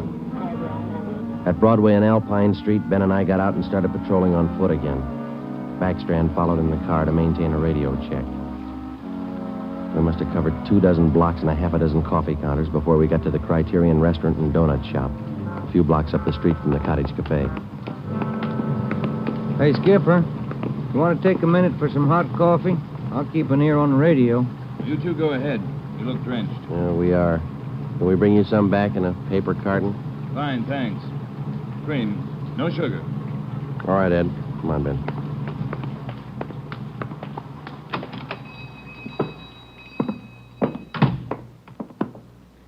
Place is empty. Yeah. Yes, sir, gentlemen. What'll it be? Hot coffee? Yeah, there's 2 of us here. Can you fix up one to go? Sure thing. Say, on that one to go, cream, no sugar. Right. Say, you fellas cops? Yeah, why? No offense, just wondering. Here you are. Thank you. Cop in uniform was around a couple hours ago. Wanted to know if I'd seen some guy he was looking for. Tall, about 190 pounds, mustache, about 30 years old. Yeah, that's the description he gave me. He was looking for the guy. So are we. Say, that's good. That other cop came in right at my busiest time, a little after 2 when the bars closed. You know, it gets pretty rushed, and I didn't have much time to think, so I just said no. Then after the cop left, I remembered. You saw a man answering that description tonight? Yeah. I would have told the cop, but I was rushed. You know how it is. No time to think, and then I remembered. Are you sure? Oh, I'm sure, all right. Whoever he is, he's a lady killer. What do you mean? No offense. There was a sharp-looking dame down the end of the counter, and this guy breezes in and picks her up. Talks to her about 20 minutes, buys her a cup of coffee, and they walk out together. Do you remember what she looked like? Oh, nice-looking dame. Not beautiful, you know. More on the cute side. Ben, you got that morgue shot? Oh, yeah. Here it is. Thanks. Here's a picture. This the girl? Let's see. Yeah, that's her. Who is she? I don't know, mister. Down at the morgue, they call her Jane Doe, number 7. Just by accident, we'd come across a concrete lead on the killer's method of operation. The picture we showed the man in the donut shop was a shot of the Strangler's first victim the night before. Evidently, the killer would enter a bar, coffee shop, or restaurant, strike up a conversation with a woman, make friends with her, either buy her drinks or invite her to a bar in the neighborhood, and then the rest of the puzzle was still unsolved. We went back to the cottage cafe and checked with the men on stakeout. Not a sign of them, Chief. How are you men covering the place? Baxter up in front in the booth across from the cash register. Lyman's back with the dishwashers. I'm at the counter. When's Long due to report for work, Dave? At 5. About 20 minutes to go. You're lucky you're inside. It's wet out there. You'll look it. All right, Davis. We'll be around about 5. Right, Chief.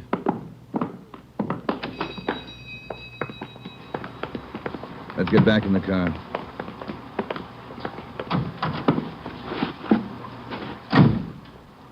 Where to, Skipper? Cruise the next 2 blocks, but don't go too far. If Long shows up for work this morning, we want to be around. The next 10 minutes dragged by. The rain kept on. Backstrand chewed nervously on a cigar. At South Flower and First Street, the sewers were clogged with street refuse. The rain backed up and filled the intersection. A group of aircraft workers huddled together in a doorway on one corner, waiting for the bus. It was cold and damp. I opened one of the back windows in the car to get some fresh air in. Off in the distance and close by, we could hear the sounds of a big city waking up slow to a rainy January morning. It was 8 minutes to 5. Attention all units. Attention all units. At 780 East Main, a restaurant. Man answering description of murder suspect. All right, Romero, step on it. Right, Skipper. About 10 blocks away, Ed. Who's going to cover the men at the cottage cafe? If this is a blind lead, it won't take us long to find out. They can handle it alone if they have to. Hang on. Look out. We're skidding. We're skidding. That was a close one, Ben. Yeah. If this is the guy, I owe you $5, right? Yeah. Attention all units. Additional information on your call to 780 East Main. Officers in pursuit of suspect. Suspect is on foot. Step on it, Romero. 2 more blocks, Skipper. Watch it, Ben. Next one to the left. Got it. That's the joint up ahead there. All right, watch your step and don't take chances. Don't play with him. Right. Here we go.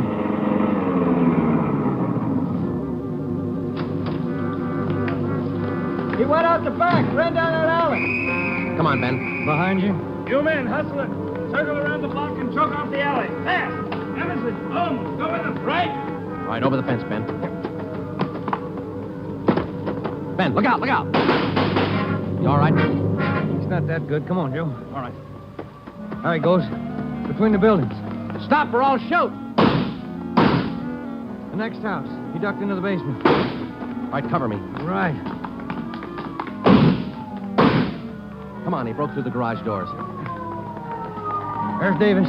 Dave, he slipped through. Get down to the next corner and ring the block. Yeah. Ben, did you follow him? Yeah, right on his tail, that warehouse, a couple of lots over. He went through the back. There it is, Joe. All right, don't go in blind. Watch out. All right, you haven't got a chance. Come out with your hands up. He's not stopping, Joe. All right, let's fan out. All right, Ben, cover me. I'm going for the door.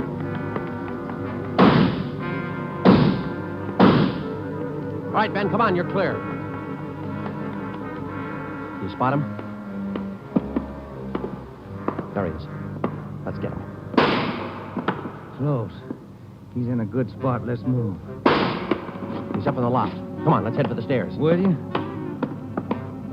Easy. You spot him, Ben? No. Not a sign. Ben, look out. That packing tail.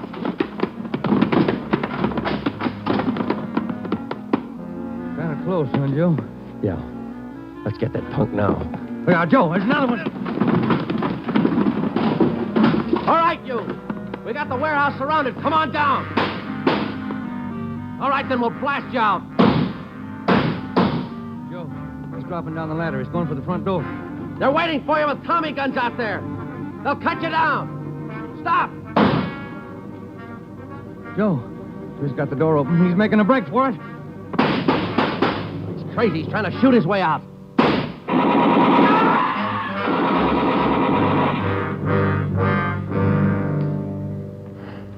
Well, he asked for it. Yeah. Let's take a look.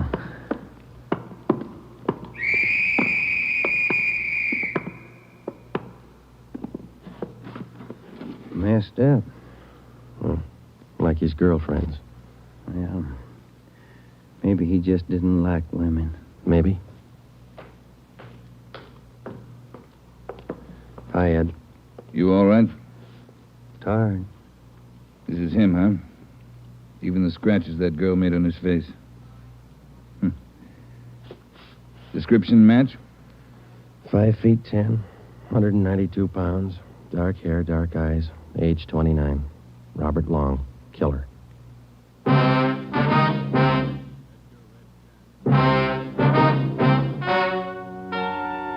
The story you have just heard is true.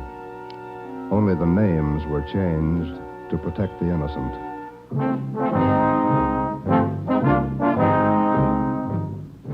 You have just heard the 10th in a new series of authentic cases transcribed from official files. Technical advice for Dragnet is furnished by the Los Angeles Police Department. Tonight's program is dedicated to Detective Louis A. Abbott of the Chicago Police Department, who on the afternoon of March 3rd, 1947, gave his life so that yours might be more secure.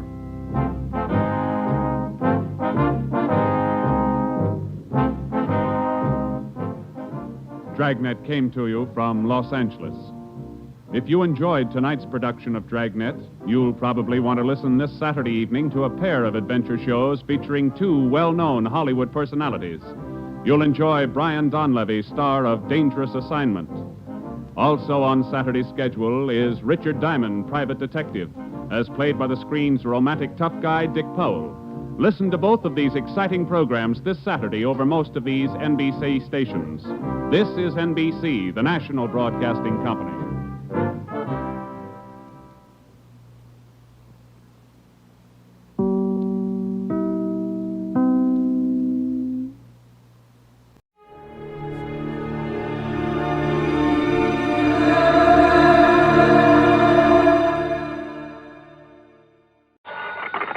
Johnny Dollar. Pat McCracken, Johnny. How's the weather in Palm Springs? A blonde in a bikini just melted past my poolside window. Goodbye now. Oh, don't hang up.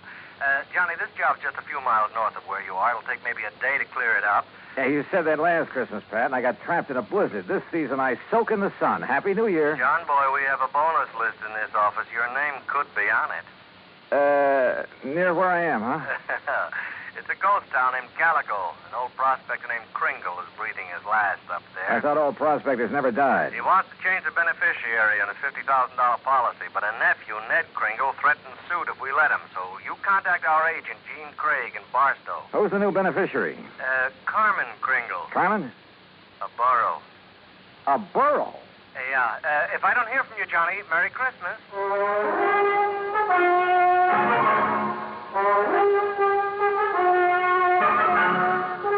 Bob Bailey in the exciting adventures of the man with the action-packed expense account, America's fabulous freelance insurance investigator. Yours truly, Johnny Dollar. And now, Act One of yours truly, Johnny Dollar.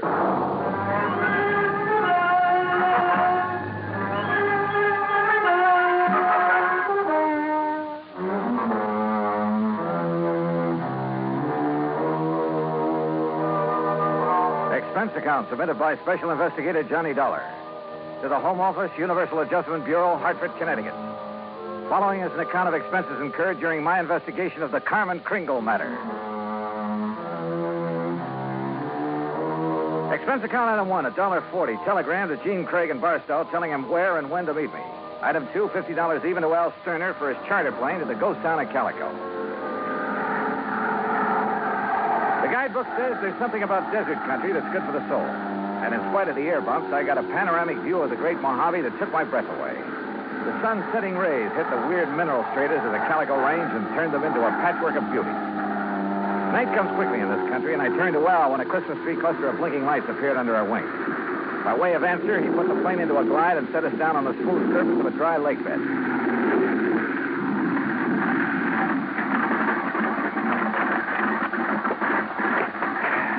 Johnny, you want me to wait around till your friend shows up?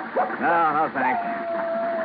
Well, there seems to be plenty of company. That's just an old coyote. Don't stand too long or you'll freeze to the spot. Okay. Good luck. Call me when you want to be picked up.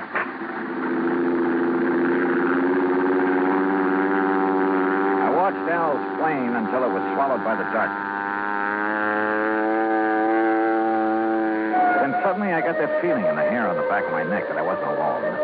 The moon was up enough to make out shadows, and silhouetted in a circle around me was a strange collection of figures.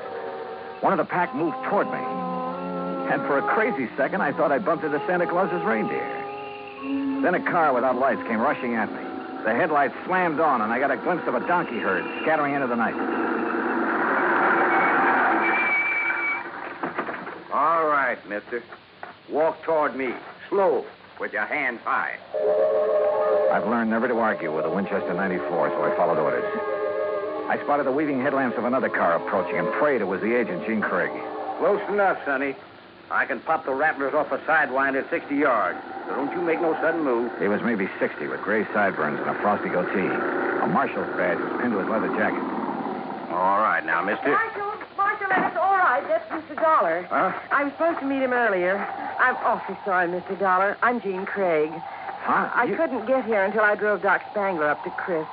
He's had another setback, Marshal. Yeah, some darn fool let down a rail on his corral, and Chris Kringle's whole herd got loose. He don't give a chuck for most of them, though, except Carmen. Now he's fretting because she's running wild. Almost had him tracked down when this here fella showed up. If you vouch for him, huh, Gene? You are Johnny Dollar, aren't you? Well, a frozen facsimile. Come on, I'll drive you into Calico. You tell Chris that I'll have his Carmen back in the corral before the moon's full. And, Gene. Yeah, Marshal. Tell the old sourdough to stay alive, will you? We need him around here. Sorry about mistaking you, Mr. Dollar.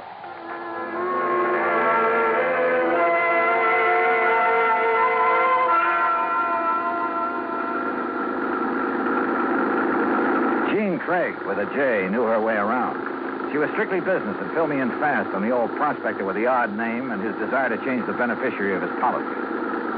Everybody calls him Chris because every year he loads up his burros with toys and presents for the miners and their families back in the hills. The kids really think he is Santa Claus. I'm afraid it won't be a very merry one for them this year. Well, what makes everyone so sure Chris Kringle is giving up the ghost? Doc Spangler says there's nothing apparently wrong with him. It's more like he's given up. Oh, what's with this Scrooge character, the nephew? Ned Kringle seems all right. It's the man with him, Willie D'Agostino. He does the talking for Ned. You'd think he was going to inherit the money. Well, maybe he's expecting to. You know, you're making a good case for Carmen. Hannah Burr will be a beneficiary, Johnny. Chris can leave it to a three-masted schooner if he wants, providing a trust is set up. Could the people of Calico be that trust if they promise to take care of Carmen? Yeah, I guess so. Why? That's the way Chris wants it. That way there'll always be a Christmas in Calico. What happens when Carmen goes to donkey heaven? Or is it burros that never die? There'll always be burros in Calico, Johnny. And one of them could always be named Carmen.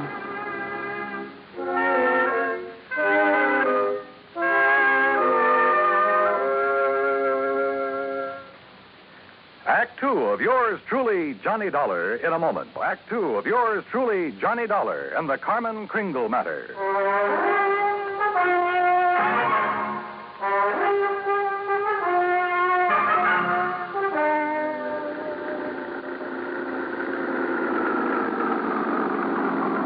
Well, here we are, Johnny. Calico, once the richest silver city in the West. It was unbelievable. Like seeing a page from the past. Walter Nutt, famed creator of Nutt's Berry Farm and Western historian, had bought the old ghost town's battered remnants and restored it to the way it must have appeared in the wild and fevered days of the Silver Lode. I could make out signs nailed to weathered batten boards that told of a flourishing and colorful past. Joe's Saloon, The Last Chance, Hyena House Hotel, Lane's Mercantile, the Calico Prince. High on a hill at the edge of town, people were gathered at the entrance to a cave that was illuminated by hundreds of miners' lamps. Kind of gets you, huh? Almost like it was planned. They're rehearsing for the Christmas Eve pageant. Maybe you can spend Christmas Eve with us, Johnny, if you don't have other plans.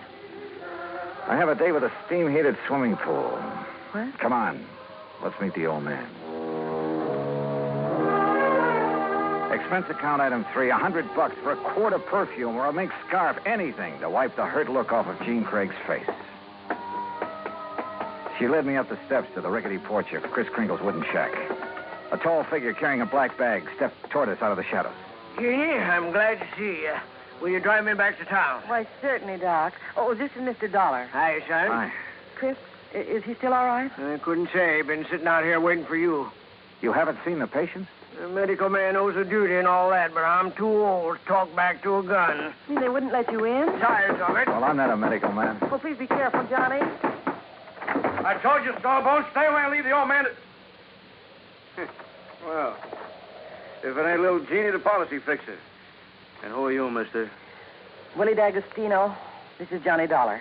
He's from the insurance company to see about changing the policy. Who is it, Wooly? Who are you talking Relax, will you, and let him give us some tourist directions back to Barstow.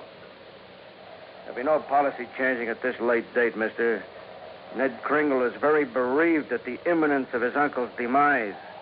Just family admitted at this sad hour, so mosey along, folks. I'll leave the young man to his grief.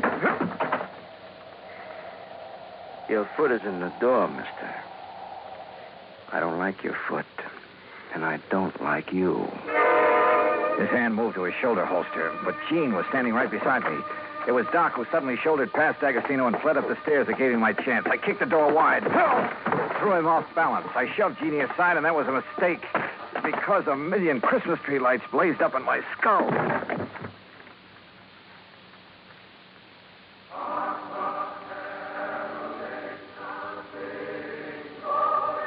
Then slowly the tree lights faded away, and I saw Jeannie fussing over me and looking worried.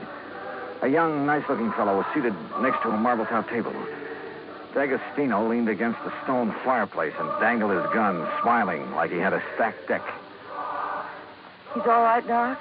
A nasty cut, but no fracture. I know how to pull my punches, Doc. The old man. How is he? No better, no worse. Just lying up there staring at the ceiling. I want to see Chris. I have a right to, Ned. I'm an old friend. Wooly, wouldn't it be okay if Gene just went up? No, let him die in peace. He's past caring who sees him. Wooly, these people have a right. I said no. Now get a hero boy on his feet and shove off. Go on. Come on, Johnny. Help me, Doc. How's it going to feel, Ned? Sharing blood money with a hoodlum. Your uncle paid for that policy with a pick and a shovel. It took a lot of years, a lot of sweat. And he's had your name on that policy ever since you were born. Old man Kringle never saw pay dirt in his life. Ned had given money to live on, paid the premiums on his policy. Chris was always tapping the kid, claiming he had a new find. He was going to mine $1 million. Boy, shut up. The old man's dying. Tell him, Ned. Tell him how the old phony was always taking the bars, making like Santa. Old phony was always taking the bars, making like Santa Claus with the money you give him. Willie, haven't you got a... Tell him who owed you the money? And who's been waiting a long time for this? Me. Willie D'Agostino, that's who. Is that true, Ned? Yeah. I thought my uncle would make a strike someday. I honestly thought he'd strike it rich. I know he tried. He did strike it rich, Ned. When he dies, every man, woman, and child in this town will mourn him. He'll live in their hearts. What will people remember about you, Mr. D'Agostino? All right, get out and stay out before I... Willie, this rifle will make a hole in your belly big enough to pass a borax steam through. So you just drop that gun. Well, I don't know what the shouting's about, but you're guilty of carrying sidearms. You're threatening violence, Mr. D'Agostino. And ain't nobody does that in Calico, as long as I'm the marshal. Now, you better get. Ed Dollar, I love you. So let Gladys hear that. Well, I'll see how Chris is. Doc, tell the old buzzard that I got his Carmen back in the corral. Jingle bells and all. Yeah, nice work, Ed. Now, what's holding you, mister? Okay. All right, let's go, Ned. Let the squares have a round, huh? I'm going to stay here, Willie. I want to be here when Chris... Hey, that's a good idea. That way, no fooling around with the will, huh? Smart kid, that Ned. See you at the funeral, huh? I'll go up now.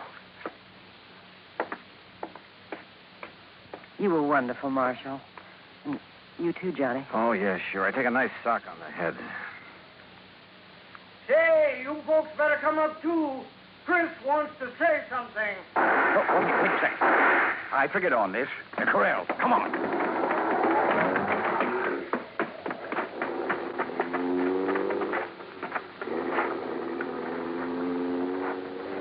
D'Agostino must have had another gun in his car. One of the bullets had found the mark he intended. Willie Boy wasn't taking any chances that Carmen Kringle would inherit $50,000. We found the burro lying on her side, quite dead. Jingle bells and all.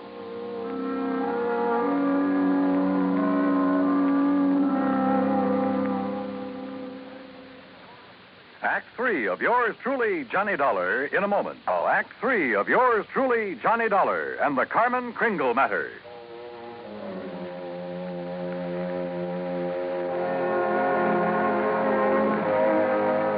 Oh, Marshal.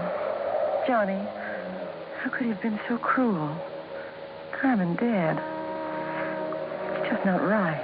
Yeah, I figured D'Agostino might be mean enough to try killing Chris's pet burro. We can't tell him about it. It would kill him for sure. You'll have to know the truth, Gene. You'll have to decide about the will. Yeah, truth is always the best. And easy this time. Easy? Huh? Yeah. I'll just take these bells off of this poor little feller, and I'll put them where they belong. Carmen? What? Carmen. Oh. Mosey over here now. Well, you pulled a switch. You put these bells on another book. Yeah. I didn't trust that greasy character, and I was right. A nice girl, Carmen. Oh, baby. Now, you folks going up and see old Chris. I'll keep an eye on this here $50,000 jackass. That's the way it's going to be, ain't it, Johnny? Yes, sir. That's the way it's going to be.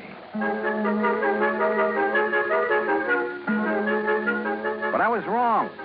The roly-poly little old man in the four-poster bed with his white whiskers resting on the quilt changed his mind again. Even after hearing about how the marshal saved Carmen. I wasn't going to scratch Ned's name off of that insurance, Mr. Dollar. I tried to shake that D'Agostino, figuring he'd take his hooks off of Ned if he thought my Carmen was going to get the money. Oh, I was scared for a while that I just might have to up and die to square my nephew's gambling debts. I'm sorry, Chris. I'll work my fingers raw paying every cent I owe, but I'll pay him back with interest. I want you around. Yeah. Hey, Mr. Dollar. Yeah, Chris. Lift the lid on that footlocker and fetch me one of them bags in there. They're pretty heavy, but you look strong. Oh, they're sure heavy enough. You got them stuffed with silver? It's better than silver. Open it up there. Yeah, that's it there. Yes, you recognize it, Doc? Yeah. Maybe you'd better have a good sleep, Chris. This here's plain old gravel. Oh, plain gravel. It's uranium, Doc. Huh? The last batch assayed at $900 a ton. And I got a mountain of it staked out. In both our names, Ned. You don't say why, Chris. Mr. Dollar, if you and Jeannie check with the Barstow Bank, you'll find that they'll extend credit on the strength of that assay. You reckon you can spend 2 days buying enough presents so as we won't disappoint the folks hereabouts?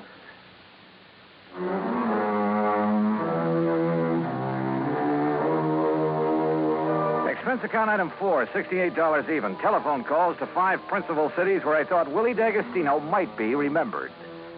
The police departments had a long list of reasons why they remembered Willie. That was my Christmas present to them. Expense account item 5, another $50. Truck rental to haul the presents we bought for Ned to give away come Christmas morning.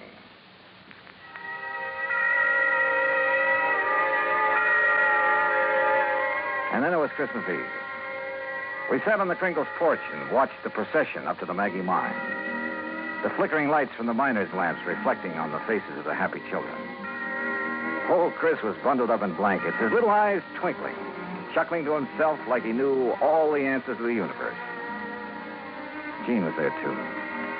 Kind of nice. Isn't it, Johnny? Kind of nice. Marshal Ed Noller was one of the wise men in the procession. I recognized the sideburns. And Doc Spangler couldn't hide his height. Oh, he wore an awful beard. Ned Kringle led the burro that carried the Blessed Mother. Yeah, you guessed it. The burro was Carmen Kringle. Expense account total, including return to Palm Springs and incidentals, $229.75. But forget it, Pat. This is the best holiday I ever had. And I was only cold at the start. From all of us to all of you, may this be your very merriest Christmas ever. Yours truly, Johnny Dollar.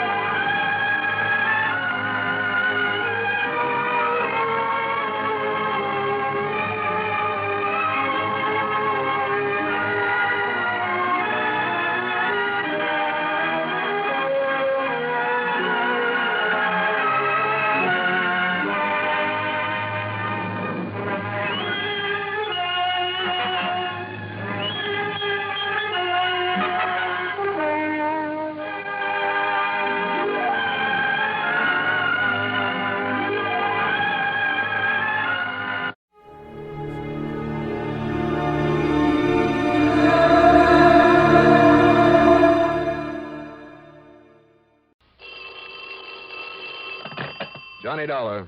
Mr. Dollar, this is Barton H.B. Hollister at Greater Southwest Insurance Company. Oh, not Hollister in Phoenix, Arizona. That's right. Oh, here we go again. What was that, sir? Nothing at all. Just go right ahead. Yes. Now, Mr. Dollar, I want you to arrange airplane transportation for yourself out here immediately. Oh, you do, huh? What's your problem? You are to protect the life of one of our clients. Now, Mr. Hollister. His name is Henry Kirkham, and I shall expect you out here in Arizona without delay. Now, wait just a minute. Let me be perfectly honest about this. Please do. I have never liked, do not now like, and never will like these bodyguard assignments. As far as I'm concerned, they're for the birds. I beg your pardon. What's more, you have a whale of a good police department out there in Phoenix, and if somebody needs protection, why not call on them? Mr. Dollar. Yes? Did I say that Mr. Kirkham lives here in Phoenix? No, I guess you didn't. And did I, in any way, imply that you wouldn't be paid most handsomely for this service? Oh? Like maybe how much? A sizable extra consideration if you can turn whoever is threatening our client's life over to the proper authorities. Is that so? Yes. Well, Mr. Hollister, you have just struck a very responsive chord. Yes, I thought I would. So I'll expect you here immediately. Well, it's pretty late in the day, but if I can get a night flight, maybe I'll see you first thing in the morning. Not before? I'll look into the plane schedules. Yes, I suggest that you do. But first, why don't we discuss just how much this extra fee is Goodbye, going... Mr. Dollar. What? I said goodbye, Now, sir. wait a minute, I'll Mr. be expecting you. But unless we can agree... Hello? Hello? Okay, friend. Just wait till you see my expense account.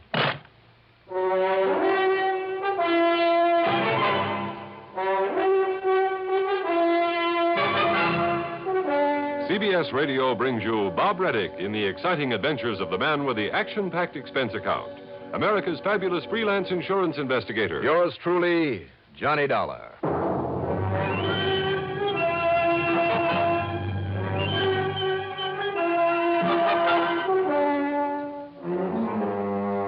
Expense account submitted by Special Investigator Johnny Dollar to the Greater Southwest Insurance Company in Phoenix, Arizona. Following is an account of expenses incurred during my investigation of the captain's table matter. Up till now, I had always managed to avoid any assignments from Barton H.B. Hollister. He was an egotistical, finicky, penny-pinching stuffed shirt who always demanded rather than asked, had no patience for anybody else's opinion. Still, I had no other assignment at the moment, and he had promised an extra fat fee. So, expense account item 1, $4 and... No, let's get this thing started right.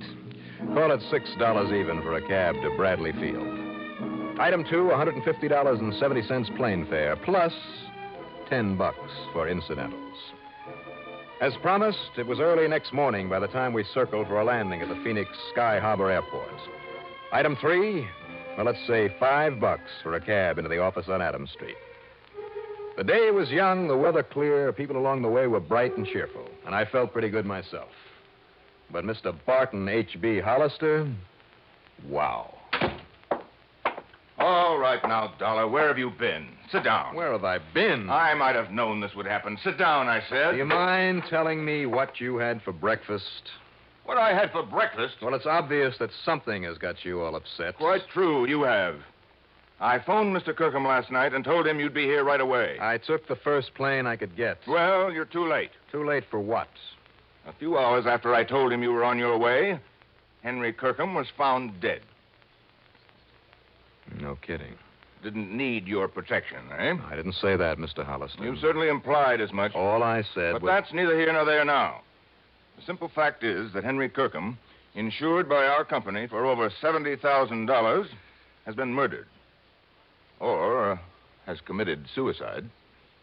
Oh, now I get the picture. What do you mean? You hope I can prove it was suicide. Of course. Then this company of yours won't have to pay off the insurance. Over $70,000. You said that. There's far more to this matter, Mr. Dollar. Like what? The police apparently believe it was murder. Well, if they can prove it, you're stuck. Wait, please. The only suspect they're holding is a man by the name of Walter Pinkley, who happens to be Henry Kirkham's beneficiary. Well, then what's your problem? If he did kill Mr. Kirkham and they can prove it, you certainly don't have to pay him the insurance. You're quite right. The money will go to whatever other person or persons are entitled to it under the laws of succession. But now, bear this in mind. Go on. Walter Pinkley is also one of our policy holders. That's interesting. So if he did commit this murder, as the police suspect, and he goes to the gas chamber... You're stuck with the payment on his policy, too. Exactly. If it was suicide, you pay nobody. Right. But if it was murder, you stand to pay off on both of them. Correct. Well, the police must have some reason for thinking it was murder. Oh, yes, they have. Well, then, if you don't mind, I'll pack up and head on back to Hartford. No, Mr. Dollar, you won't. Well, give me one good reason why I should get into a hassle with the police. I have assigned you to this investigation, and I have agreed to pay your expenses out here. Plus a nice fat bonus, remember? I remember. But that doesn't mean I have to accept the job. You'd rather absorb the cost of your trip out here yourself and the return fare? Oh, now, just a minute. Very well. Now, rent yourself a car at our company's expense and get over to Tuttle immediately. Okay. All right. You win. Who is Tuttle? Tuttle is not a who, it's a where. It's a small town, 30 or 35 miles north and east of here, where this murder, or this suicide, occurred. I suggest you contact the police first. His name is Alfred Appleby. His name? Then see the people at the Yucca Flower Rest Home. That's where both Kirkham and Pinkley lived. Rest home? Yes, it's a small, exclusive place on the outskirts of that little town, mostly for people with lung trouble. Okay. Good. Now, Mr. Hollister. Yes, my boy. Now that you've roped me into this thing... Well, hardly roped. That extra fee that we were talking about. If you can show that Kirkham was a suicide, thus saving us from having to pay out all that insurance, and I understand you're very good at this sort of thing. When it's justified. Well, of course. And I'm sure we understand each other. How much, Mr. Hollister? Prove it was suicide. $1,000. Only $2,000 for saving you all that money. All right. $1,500. And what if I find that Pinkley did it? And we have to pay on both policies? Well, there'll be no extra fee then, of course not. But as I say, if it was suicide, and you can convince the police of it... $2,000. Now, Dollar. Or shall I hitchhike my way on back to Hartford? Very well, 2,000. In either case. Yes, in either case. Now get to work. You know, Hollister, a little urging, and you're not such a tight-fisted old coot at that. I beg your pardon. Granted. Item 4, $50 deposit on a rental car. I drove north through Glendale and Cave Creek, and then east and a bit south to the town of Tuttle. There were a couple of general stores, one of them closed, a gas station, and a rickety old one-story building marked City Hall. That's where I stopped. And believe it or not, its only occupant in a small corner room with bars on the door. That's right, young man. My name is Walter Pinkley. The police chief, who's also the mayor, has gone out to the rest home again. Well, I'm Johnny Dollar, Mr. Pinkley. I represent the company that insured the life of Mr. Henry Kirkham. Oh, poor Henry. Oh, it's a terrible thing. Terrible thing. Pretty terrible for you, sir, if you killed him. Now, isn't that the most absurd idea, Mr. Dollar, putting me in jail this way? Is it? But I suppose that policeman, that Chief Appleby, feels he has to point to someone as a suspect. Why did he pick on you, sir? Well, after all, Mr. Dollar, I was the only one to have visited with him there at his cottage at the rest home last night. And I'd told everybody I was going to spend the evening with him. I mean, everybody at the captain's table. Why did you call on Mr. Kirkham? Because he was my friend. Henry was the only one who appreciated my ability as a composer. A composer of what, Mr. Pinkley? Why, here. Let me show you. Here now. Do you see? This is the new concerto I'm working on. This will be my finest musical composition. Concerto. You understand music, Mr. Dollar? Well, not enough to appreciate this, I'm afraid. Oh, that's too bad. So few people do, and now that Henry is gone. By the way, did you know that he left all of his insurance to me? So I understand. That was wonderfully sweet of him. And now I'll be able to buy a piano for my little cottage and compose and compose and compose. I wonder. Oh, there's no need to wonder about it at all, Mr. Dollar. I shall. Just how much do you know about the circumstances of Mr. Kirkham's death? Well, not very much, I'm afraid. You see, I went round to his cottage after supper last night. Why, sir? Well, Henry'd been worried about something of late. I don't know exactly what. He never told me, in spite of our friendship. Had he any other good friends there at the rest home? With all the petty jealousies and the people just sitting round getting annoyed at each other over nothing at all. No, Henry and I were the only real friends. I see. All the rest of them, well, I don't want to use the word hate, but, well, if it weren't for the almost magical curative properties of the air and the climate. Touch of lung trouble, you know. Now, Mr. Pinkley. As long as I stay here, I feel just fine. And so do the others. Yeah, well, now... It's added at least 10 years to my life. I'm sure it has. But, as I started to say, it was about 8 o'clock when I dropped in to visit Henry, and we looked over some of my music and talked and had a gay old time. Sounds like a ball. Now, tell me, at what time did you... But even so, he was, well, depressed and worried. Mr. Pinkley. Yes. What time did you leave Mr. Kirkham? Well, I guess about 10 o'clock. He said he had to write a very important letter in case. In case? In case of what, Mr. Pinkley? Well, I'm not quite sure, but during supper he had mentioned that someone was coming to see him. He'd had a phone call that someone was coming to see him to help him, I think. And in case that someone didn't arrive in time. Well, I'm not quite sure just what he meant. I think I have a pretty good idea. Then this morning, when they found him lying there in his cottage with that horrible pistol beside him, Mr. Dollar, I never dreamed that Henry would commit suicide. Suicide? Surely you don't think that anyone would have killed him? Not even you? Good heavens, no. When he was always so nice to me and changing his insurance to me and all. Well, apparently somebody thinks you did it. Oh, they'll find out. They'll find out, don't you worry. And meantime, it's so nice and peaceful here in this jail, and I can work all undisturbed on my concerto. I've been working 4 years on it, Mr. Dollar. And in another 4 or 5 years, Mr. Pinkley, I sincerely hope you'll be around long enough to finish it. What? What did you say? Nothing. I'll see you later.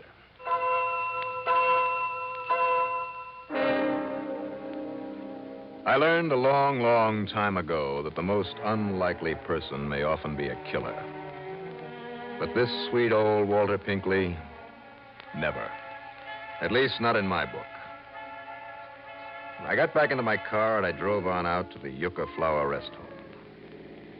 In addition to a small office building, there were 8 or 10 neat little cottages on the side of a tree-covered hill. The car in front of the office had the word police badly printed across the side in nearly foot-high letters. And as I pulled up to a stop, a heavy-set man of about 50, wearing boots, jeans, a blue cotton shirt with a string tie, and a beat-up officer's cap with a badge on the front of it, came out to meet me. You must be Johnny Dollar, right? That's right.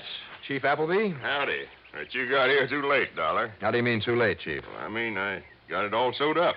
Have you? Yes, sir. I suspected this so-called pal of his right in the beginning, right from the time I found out he'd just been named the new beneficiary of the dead man's insurance. Walter Pinkley? Yes, sir. He just couldn't wait to see senile old crackpot.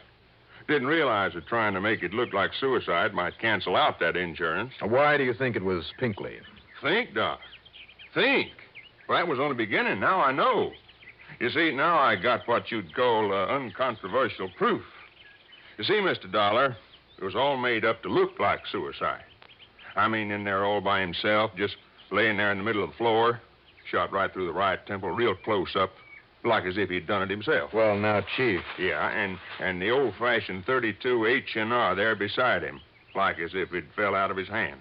Did you check that gun for fingerprints? Not a sign of any prints on it anywheres. Now, you know he'd have to have his own prints on it if he'd done it himself. Yeah, I guess it would. Only one known to have been in to see him last night was that old Walter Pinkley, right? Well, now, Chief, that still doesn't prove that But what Pinkley didn't figure on was that Kirkham was already scared of him and he'd sent for you. And Pinkley also didn't know that sometime last night Kirkham wrote you a letter just in case. Chief, I have reason to believe he wrote that after Mr. Pinkley... Now, wait now. Just let me finish, huh? Go ahead. This letter was there on his desk, and, well, I got to admit I didn't take a look at it until a few minutes ago, but here, look at it for yourself. See? Pins the murder on Pinkley and nobody else. Read it. I mean, if you can, that handwriting's kind of old-fashioned. Mr. Johnny Dollar, honored sir. So is the salutation, Chief. Huh? A bit old-fashioned. Honored sir. Yeah, real formal. There is within this place one who would avenge himself upon my life. How do you like that language? Sounds like an old Shakespearean actor. Well, that's exactly what he was, an old ham actor. Now, let's see now. Nor have I been remiss in my endeavor to assuage the passion that manifestly has provoked his wish for my demise. It means he tried to talk this other one out of trying to kill him. Yeah, fine. Thanks, Chief. But, alas, I had made it only too clear I could no longer abide his ridiculous Concertos? Concertos, that's what he meant. Well, maybe so, but it's spelled Concetettos. Concertos. Well, it's that handwriting. He meant concerto. He couldn't stand that concerto anymore. That's all that old Pinkley ever talked about. But go on. And so, because of my resentment over his stupid concertos... Concerto. All right, concerto, whatever it is, he seeks revenge. Yeah. Unless he seek to destroy me ere you come to afford me protection, I tell you now that his name... turn it over. But hark, there sounds a knock upon my door. I shall finish this anon. That's all, huh? Well, it's all I need. He thought the knock on the door was you. He let the other guy in, got himself killed. I wish he'd had a chance to finish this, to actually name the man he suspected. Oh, now, wait a minute, Dollar. You want anything more clear than that? Nobody else had a concerto. Pinkley's guilty, and that's that. Maybe. Well, sure he is. The others at the captain's table, Pinkley said. What's that? They all knew I was coming here, so if one of them wanted to kill him, he knew he'd have to do it right away. Sure, and one of them was Pinkley. Same group of 5 at that same table. 3 meals a day, week after week, year after year. 5, huh? Who are the others? Did you check on that? Oh, I sure did. Kind of they were the only ones that would know the most about not only Kirkham, but Walter Pinkley, too. Well, who are they, those 5, the other 3 besides Kirkham and Pinkley? An old lady named Miss Sarah Sanderson, man who calls himself Captain Howard, another old fella named David Hesher. Well, get them together, Chief. I want to talk to them. What for? As long as we know who did it. Just as a favor. All right. Anything you say. Something had suddenly rung a bell. I picked up a dictionary in the office. I looked up a word in it, and then took it along to meet the group, one at a time, in one of the little cottages. Mrs. Sanderson, in her late 70s, was a sweet little soul who was so unnerved that all she did was cry during the interview. Old David Hesher, his mind failing, well, he was no help at all. But Captain Eustace Howard... Well, I certainly don't find anything mysterious about this case, Mr. Dollar. If you want my opinion... Which I didn't. After all, I speak from years of using this excellent mind of mine to solve far more complex problems than this. What a blowhard. But, of course, my extreme modesty forbids me to laud my own accomplishments. Unconscionable bore. Nevertheless, I am convinced. Like that insurance man, Hollister. I, out of my vast experience and confidence... I can assure you that Chief Appleby is entirely right in holding Walter Pinkley. Captain Howard. Walter Pinkley. Captain Howard. Pinkley and his ridiculous concerto. Now, Captain... I could have composed that for him in a month, in a week. I told him as much. I'm sure you did. But would he avail himself of my superlative musical knowledge? Now, wait a minute, will you? Will you wait just a minute? You don't want my opinion. I don't think I need it anymore. Really? Chief? Yeah, Dollar? You and Pinkley both told me that Kirkham changed his beneficiary recently. Sure, to name Pinkley. Which I maintain explains why Walter Pinkley killed him. Just hold it, Captain, please. Very well, very well. Chief, who was the beneficiary before? It was this very group of people, Dollar. Mrs. Sanderson, David Hesher, and the captain here. And, of course, Pinkley, too. It was to be split up equal. Well, and that's it. Well, what is? These other people were cut off by the change. And I assure you, Mr. Dollar, to me that made no difference. Well, be quiet, will you? Really? Tie that fact in with the letter, Chief. So that letter pins it on Pinkley, and that's that. Didn't you wonder why the killer left the letter on Kirkham's desk? He must have seen it. I am convinced that Pinkley overlooked it in his excitement over what he'd done. Well, I am convinced that the killer misread that letter the same as we did, that he left it there because he felt sure it would convict old Pinkley. And you, Captain, and this dictionary prove it. Well, I don't get you, Dollar. I am certain that I don't. That word, concerto. Only what he meant was concerto. No, that's just the point. Because do you know what concerto means? It's an old-fashioned Italian word that means conceit. Huh? Unusual term, but so are a lot of others in that letter. Well, sure. Concerto means conceit. So add them up. When the beneficiary was changed, this silly, conceited old Captain Howard here was cut off. I beg your pardon. Along with a couple of others. But I doubt if they cared. Only the captain did. Oh, see here. He didn't like the snub that it implied.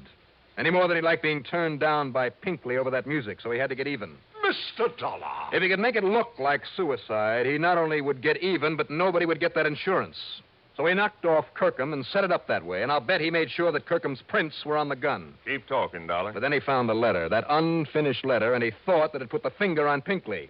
Now he could get even with both of them. I will not listen to such drivel. Take it easy, Captain. That's when he wiped the prints off the gun. Dollar! So only Pinkley would be suspect because of the letter, he thought. But the letter, talking about his stupid, ridiculous concetto, his conceit, gave him away. You thought the letter would clear you, Captain, but that was one big, fat mistake. Yeah. Very well. I killed Kirkham. That's all I wanted to hear. Just put on these cuffs. Oh, come now. Would you take me off, make me suffer, maybe die, like a common person, for the one very small mistake? Me, Captain Eustace Langhorne Avery Howard, me.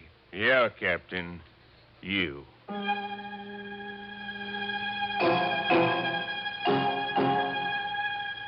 So, Mr. Barton H.B. Hollister, you'd better shed a bit of your conceit and pay me not only that fee you promised, but an expense account total, including the trip back to Hartford, and believe me, all the incidentals I could possibly cook up. A total of $438 even. Yours truly, Johnny Dollar.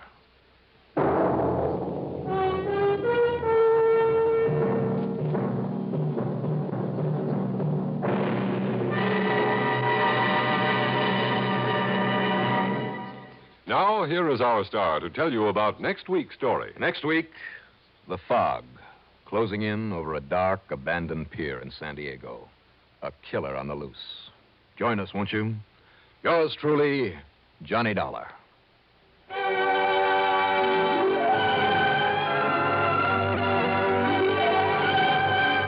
Yours truly, Johnny Dollar, starring Bob Reddick, is written by Jack Johnstone, produced and directed by Bruno Zerato Jr., musical supervision by Ethel Huber.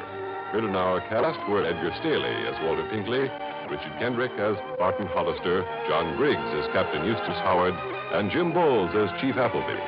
Be sure to join us next week, same time, same station, for another exciting story of yours truly, Johnny Dollar. This is Art Hanna speaking.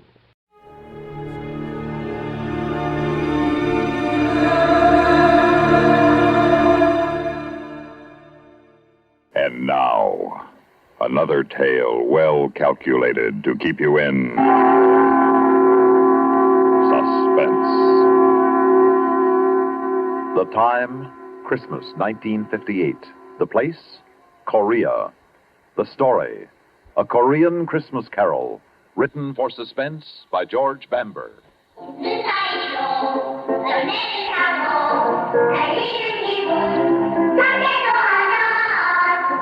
Sounds good, doesn't it?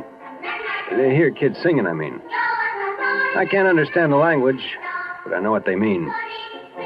They sound so fresh and full of promise, almost as if they knew. But then I'm getting ahead of myself. The name's Connolly, PFC Larry Connolly. I'm a soldier in Korea. I was sent here just about a year ago this time. And that's where this strange story begins. Christmas, 1958.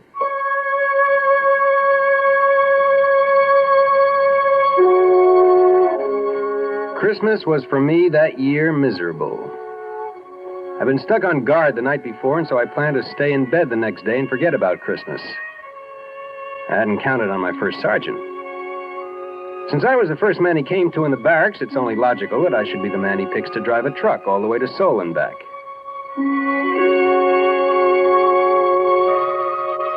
It was night by the time I got on the road headed back from Seoul. It started to snow. Big flakes coming down soft at first, then so thick and fast I could hardly see.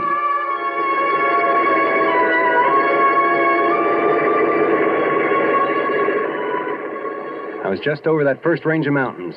Was starting on the twisting, slippery way down when I saw him. The sight of him scared me wide awake. He was standing bareheaded, the wind whipping the snow and his hair around his face. When he raised his thumb, I had the strangest feeling he'd been expecting me. Almost as if it were unnecessary. As if he knew I'd stop. You want a lift? I'm going as far as Camp Santa Barbara. Well, where's that? What do you mean, where's that? Everybody knows where Camp Santa Barbara is. Don't stand there with the door open. Hop in. All right. Well, you picked a lousy place to hitchhike. Just didn't stop. Oh, thanks. Happened to your gloves. Your hands look half frozen. Gloves? Well, I must have lost them. Must have, don't you know? Yes. Yeah, sure. I must have left them laying on the counter of the PX back there. Leave your hat back there, too? No. I lost my hat in the dark. I fell. I suppose that's why your uniform's muddy and your jacket's torn. Oh, yes, that's right. Of course. I was walking along the edge of the road and I slipped in the dark. And I slid halfway down the embankment before I could stop. I see you managed to hang on to your bag. Oh, yeah, I can't afford to lose that. It's important. I'm late as it is. What outfit you from? 3rd Recon, 7th Division Infantry. Infantry? There's no artillery up this way. The infantry stationed about 7 miles back. You're headed in the wrong direction. Yeah, well, 3rd Recon is a special detachment. We're off in the hills, all by ourselves. It's just off this road. Never heard of it before. My name's Connolly. Larry Connolly. What's yours? Oh, thanks. Mine's Richard Dombrowski. Good to know you, Dombrowski. Say, look, if you can let go of that bag long enough, I'll let you wear my gloves till your hands warm up. Oh, no, thanks. That's all right. I'll put them in my pockets. Say, is it okay if I set my bag on the floor? Oh, sure, no sweat. Say, you don't have a cigarette, do you? I'm fresh out.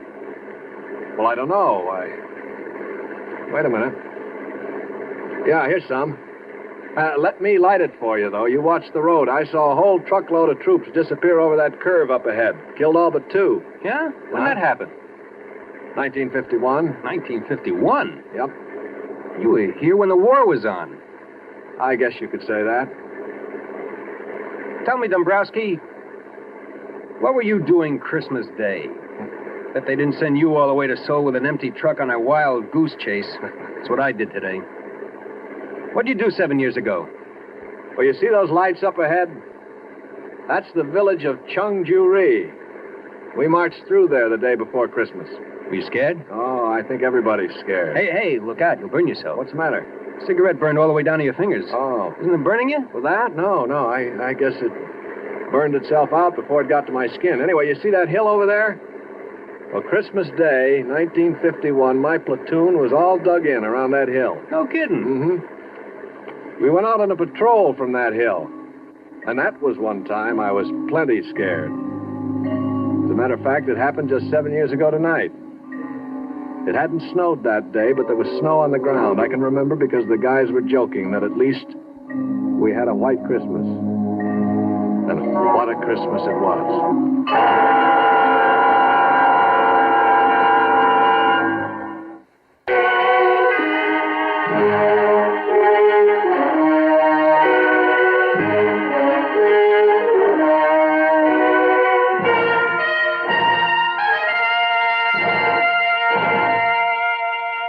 As I said, it was quiet Christmas Day, 1951.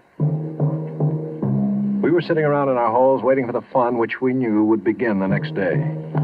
They'd managed to get hot turkey up to us, so we were relatively comfortable and happy until Brownie, our squad leader, came back from a talk with the old man. All right, I'll take the first 5. The old man wants us to go out and have a look around. Come on, knock it off. Get rid of your dog tags and canteens, anything that might rattle or make a noise. We won't be gone long, but we're moving light. Hey, Whitey, might as well leave your helmet here. We want to move quiet. But, Sarge, it's too cold to go out without a hat. Cut the comedy, Walker. We moved out on schedule just as night was falling. And with the night came the cold. We moved rapidly along the valley for about an hour or so when Brownie stopped and raised his hand. All right, you men, hold it up. Once we get on the other side of that ridge up ahead, we'll observe maximum security. No talking, no lights. Keep down. And watch where you put your big, clumsy feet. Yeah. These people just love tripwires with flares attached. Walker, you still got the walkie-talkie? If I didn't, I wouldn't be here to tell you about it. Still working? It's warm, if that's what you mean. That's more than I can say for myself. All right, keep it that way. We may need it if we run into trouble. Hey, while we're here, let's take one last check on your gear.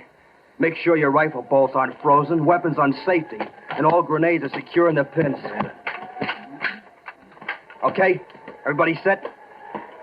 Let's move out.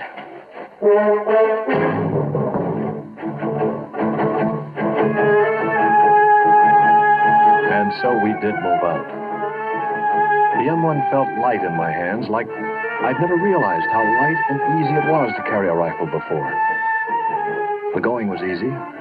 The rice paddies were frozen over and covered with snow. and we stepped carefully between the clumps of rice stubble left over from the last harvest, so the dry straw made no noise. We walked steadily, quietly, maybe 200 yards without a sound, regularly stepping up and over each low rice paddy wall as we came to it, each one bringing us just that much closer to the top. And then it happened. Hit it! Down! Hit the dirt! Get down! Somebody must have tripped a wire because suddenly the inky black was transformed into the merciless white of the operating table. Everything seemed stopped and slowed down, just like an old movie before the projector blows up. I could see the other guys, the hills, and the deadly, winking fires of the guns. And then we fell down to the protection of the earth. And some of us fell with metal in our bodies. Crawl, you apes! Crawl to the mud tight and stay low. They can't hit us there. And we crawled, digging our knees and fingers into the frozen mud until they were bruised and torn. We crawled closer to the ground and faster than we ever had before. We crawled to the sanctuary of a foot-high mud hill. Keep your heads down. They got us pinned. One's about 150 yards to our front. Where's the other? Yeah, there's 200 yards to the left. They got us pinned in a crossfire. We'll never get out of here. All right. Now, don't panic. Keep your head down. We'll make it out. Walker, see if you can raise Lady Wolf on the walkie-talkie. Walker? Walker's laying out there in the middle of the paddy, Brownie. He's never going to have to worry about being warm again. Smith's out there, too. I saw him get it. I saw it when the flare went up. I saw him catch it in the face. Okay, Harry, easy. He's still got the walkie-talkie. Can you see if it's all right? He's laying on it. It's hard to tell. Whitey, that flare is going to go out mighty quick. If a man was fast, he could probably streak out there and back before they put up another one. We can use that walkie-talkie to call up some artillery to get these monkeys off our back. I can't, Brownie. I must have been hit. I can't move my legs anymore. I can't even feel them. Easy. Are you bleeding bad? No. Harry, you all right? As far as I know. Stevens? Sure. I'd like to take a whirl at that walkie-talkie. Wait till that flare burns out. It's dying now. Just a few more seconds. Go. By the time the flare lit the sky, Stevens was halfway back, the walkie-talkie dangling from his right hand. He dove for us, but in midair, some huge, invisible hand slapped him to the ground. I'm hit. Oh, God, I'm hit. Easy, boy, quiet. Where'd they get you? I'm hit. Look him over, Harry. They busted his arm. See any other places? No, just his arm. Wrap a dressing around it and button it inside his jacket. Hand me that walkie-talkie. It's no good, Brownie. The walkie-talkie smashed. What? It's useless. We're going to have to move out of here fast. Well, how are we going to pull out? We can't crawl back down the paddy. They'll slaughter us. All right, look. We'll move along the dike to the edge of the rice paddy. From there, we can duck into the underbrush and move back down the mountain. We'll never make it. They'll spot us when we try to make across the clearing to the underbrush. They'll swing their guns around. We got to try it. We can't stay here. Stevens, can you crawl? Yeah, I can make it. Okay, now you lead off, and I'll follow you. I'll crawl backwards and pull Whitey along behind me. Whitey? You heard me. Well, we'll never make it. Quiet. All you have to do, Harry, is follow along behind and pick up the pieces. Take his weapon. It'll make him lighter. Keep your hands off me, Harry. Come on, Whitey. We haven't any time to fool around. I'm not fooling. I'm not going with you guys. Come on. You lost too much blood already. That's just it. Like you said, Brownie, it's only a matter of time. You can't get anywhere with me. You'll never even get past the clearing trying to drag me across. You're smart enough to know that, Brownie. It'll be tough enough, even with two good legs. We're not leaving you here. That's what I figured you'd say, Brownie. I'm still in charge here. I figured you'd say that, too. Brownie, you see this grenade? It doesn't have any pin in it. The only thing that keeps the spring from kicking the clip off is my hand. Now get out of here, Brownie, before I let it go. Oh, Whitey. You want me to let loose of this grenade? Now prop that BAR up on the dike in front of me and scatter the clips where I can get at them. I'll wait until you guys get to the edge of the paddy before I open up. Look, baby. I'm still holding the grenade, Brownie. Time is running out. You're going to have to hurry. I feel like I want to fall asleep, and I don't know how much longer I can stay awake. Just wish me a very Merry Christmas and beat it. Merry Christmas, Whitey. All right, you guys, what are you waiting for? Let's move out.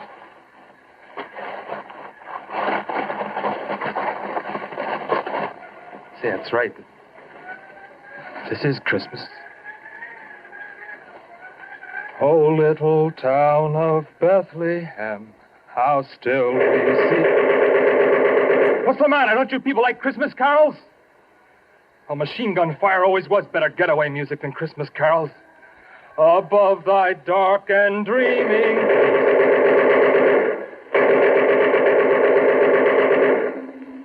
Whitey lay there until the others had crawled to the end of a low rice paddy wall. And then he threw his grenade. When it exploded, he opened up with a BAR, making enough noise to make the enemy think the patrol was launching an attack.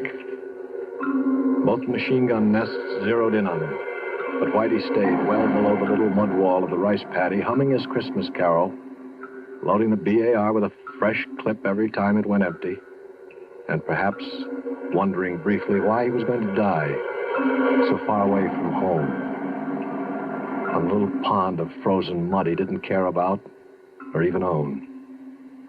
Still firing and singing, even after the rest of the squad had escaped into the underbrush, and until either the machine gunners found their mark, or else he finally fell asleep.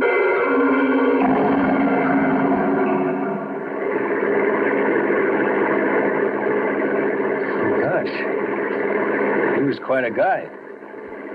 No, I guess it was just a detail that had to be done, and he had to do it. Well, there's my stop right there where that little road turns off up ahead. Your detachment's up that road? That's right at the end of it. Well, sure, I've seen that road before, but I didn't think there was anything up there. Well, just let me out here. Yeah, sure thing. Thanks a lot. No sweat. Say, if you ever want to look me up, remember my outfit's all the way up at the end of this road. I'll be right up there. Okay, I'll drop in sometime. Right. So long, and thanks again. I drove off figuring it'd be a very cold day in Korea before I ever looked him up. Such a weird guy gave me the creeps. I got about 5 miles down the road when I discovered he'd left his bag sitting on the floor of the Deuce and a Half. Took a lot of arguing with myself, but I decided that the only decent thing I could do was to swing around and take it back to him. Besides, maybe I could stop in the orderly room and check him out. Find out what his story really was.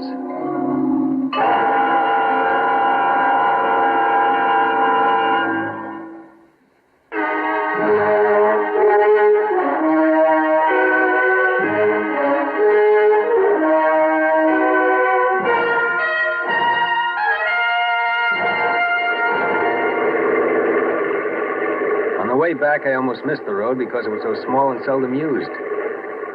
I drove up it for about 10 minutes. I was beginning to wonder if I hadn't gotten the wrong road after all, because I passed no other vehicles or GIs or anything to indicate there was an infantry company around.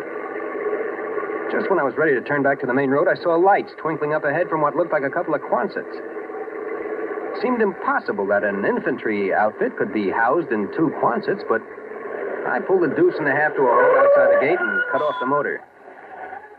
I picked up the AWOL bag, got out of the truck, trying to figure out which one was the orderly room. I walked across the hard-packed snow of the yard to the first Quonset. I still couldn't figure it out. Light and warmth seemed to pour from the windows along with the music I remembered from somewhere, but couldn't quite understand. I stepped up to the first window I came to and looked inside. There were kids all over the place, kids of all sizes and descriptions, kids just old enough to sit by themselves, kids just losing their first teeth, some just starting their teens. I stood in the snow spellbound, just watching them sing. Finally, I tore myself away and headed for the front door, eager to be inside. A plaque made out of the howitzer shell stopped me.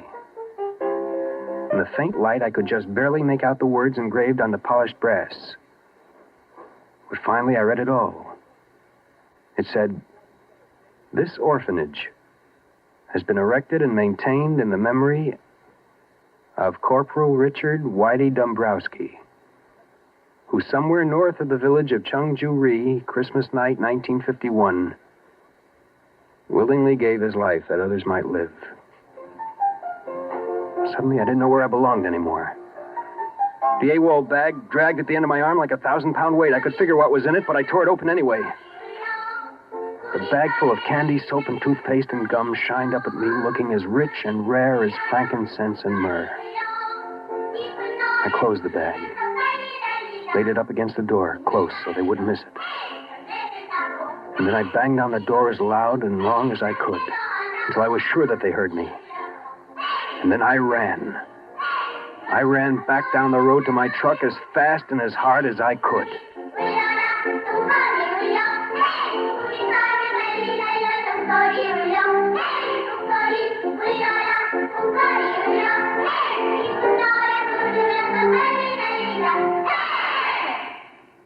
Suspense.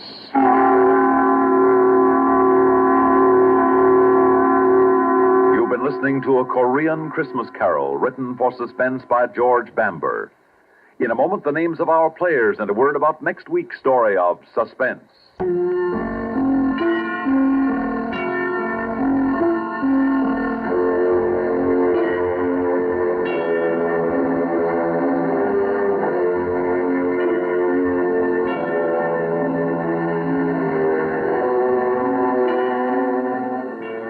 In tonight's story were Bill Lipton as Larry Connolly and Lyle Sudrow as Richard. Also heard were Larry Robinson, Lawson Zerby, Bill Meader, Alan Manson, and Guy Rep.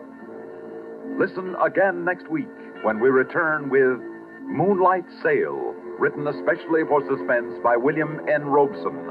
Another tale well calculated to keep you in suspense.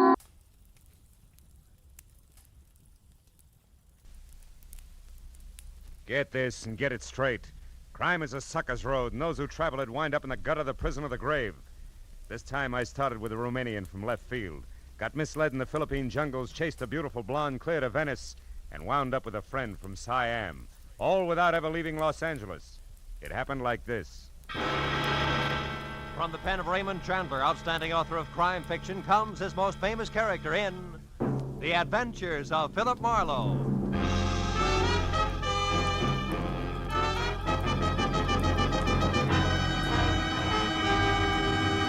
Now, with Gerald Moore starred as Philip Marlowe, we bring you tonight's exciting story, The Sword of Cebu.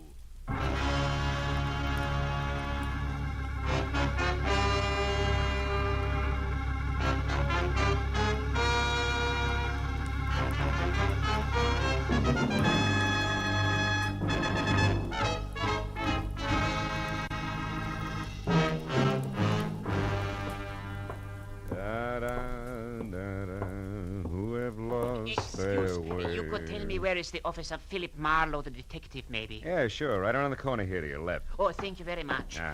My friend, you know this Mr. Marlowe, eh? Well, yes. Yeah, I think you could say I know him. Tell me, he is a reliable man? Well, it depends on what you want to rely on him for. Excuse me, will you? I want to unlock the door. What? You are Philip Marlowe? Yeah, you're so right. Come on in, Mr. Never mind. Now listen to me.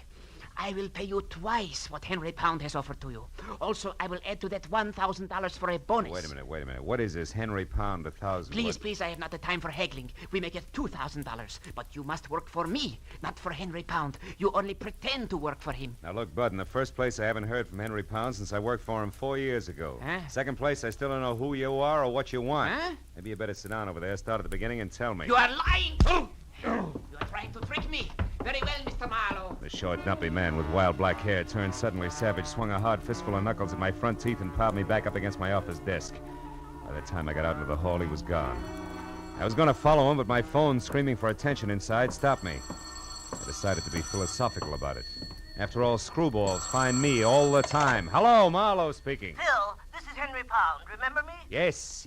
I just had a reminder. I've been trying to get hold of you for 2 hours. My boy, where have you been? Out to dinner. Now, listen, Mr. Pound, me first, Marlowe. This is most important. What? I need your help again, immediately. Yeah, it no doubt includes a stubby crumb with a head full of wild black hair and a nasty temper that left here on the run 10 seconds ago. Kurt Babesco. Whatever you call him, it's probably it. Babesco, Kurt Babesco. He's the one man I have reason to fear, Marlowe. Yeah? Come out here to my place at once, will you, my boy? Old Henry Pound's future is dangling over a very deep abyss by the merest thread, all because the sword is gone. What sword? What sword are you talking about, Mr. Pound? From the island of Cebu in the Philippines, the sword of Cebu. What? It means everything to me, and it's gone, vanished. I must have it back. Hurry, Marlowe.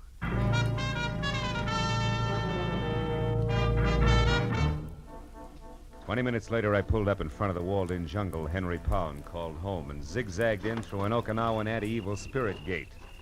Waded past the grove of dripping elephant ears and ragged banana trees and finally made the front door. The house itself, from turned-up eaves to thatched nipa lanai, must have been gathered piecemeal on Pacific Islands, all the way from Hokkaido to the New Hebrides. It was Henry Pound himself who answered the door. Oh, Marlowe. You know, the only thing wrong with you is I never get to see you except when I'm in trouble. That's the business I'm in. Well, come in. Sure. Hey, it's quite a place you have here, Mr. Pound. The islands, my boy, yes. Since business keeps me away from them, I brought their atmosphere here to me. Even the music, huh? All but the mosquitoes. Oh, shoo-shoo. Now, stay away from underfoot, will you? Go on, scat. Shoo-shoo, huh? That's an albino Siamese, isn't it? Yes, quite unusual. Yeah. But he sheds that abominable white fur of his like any common cat this time of year. Yeah. By the way, did you see my servant Hideki? Was I supposed to? Well, when I couldn't reach you by phone, I sent him down to your office to wait. Well, he must have gotten lost then. Well, no matter. Now, let's get down to cases, my boy. Now, sit down, will you please? And listen closely. All right. My major business, as you remember, is importing pearls from the Orient. Yeah, I remember. And since you worked for me last, I acquired a partner, a fine fellow named Voss in Manila. Mm-hmm. With his contacts there and mine here in the States, we've been extremely successful. Was he the one who sent you that sword you mentioned? Yes, it arrived 2 days ago, but he sent over half the curios you see in this room.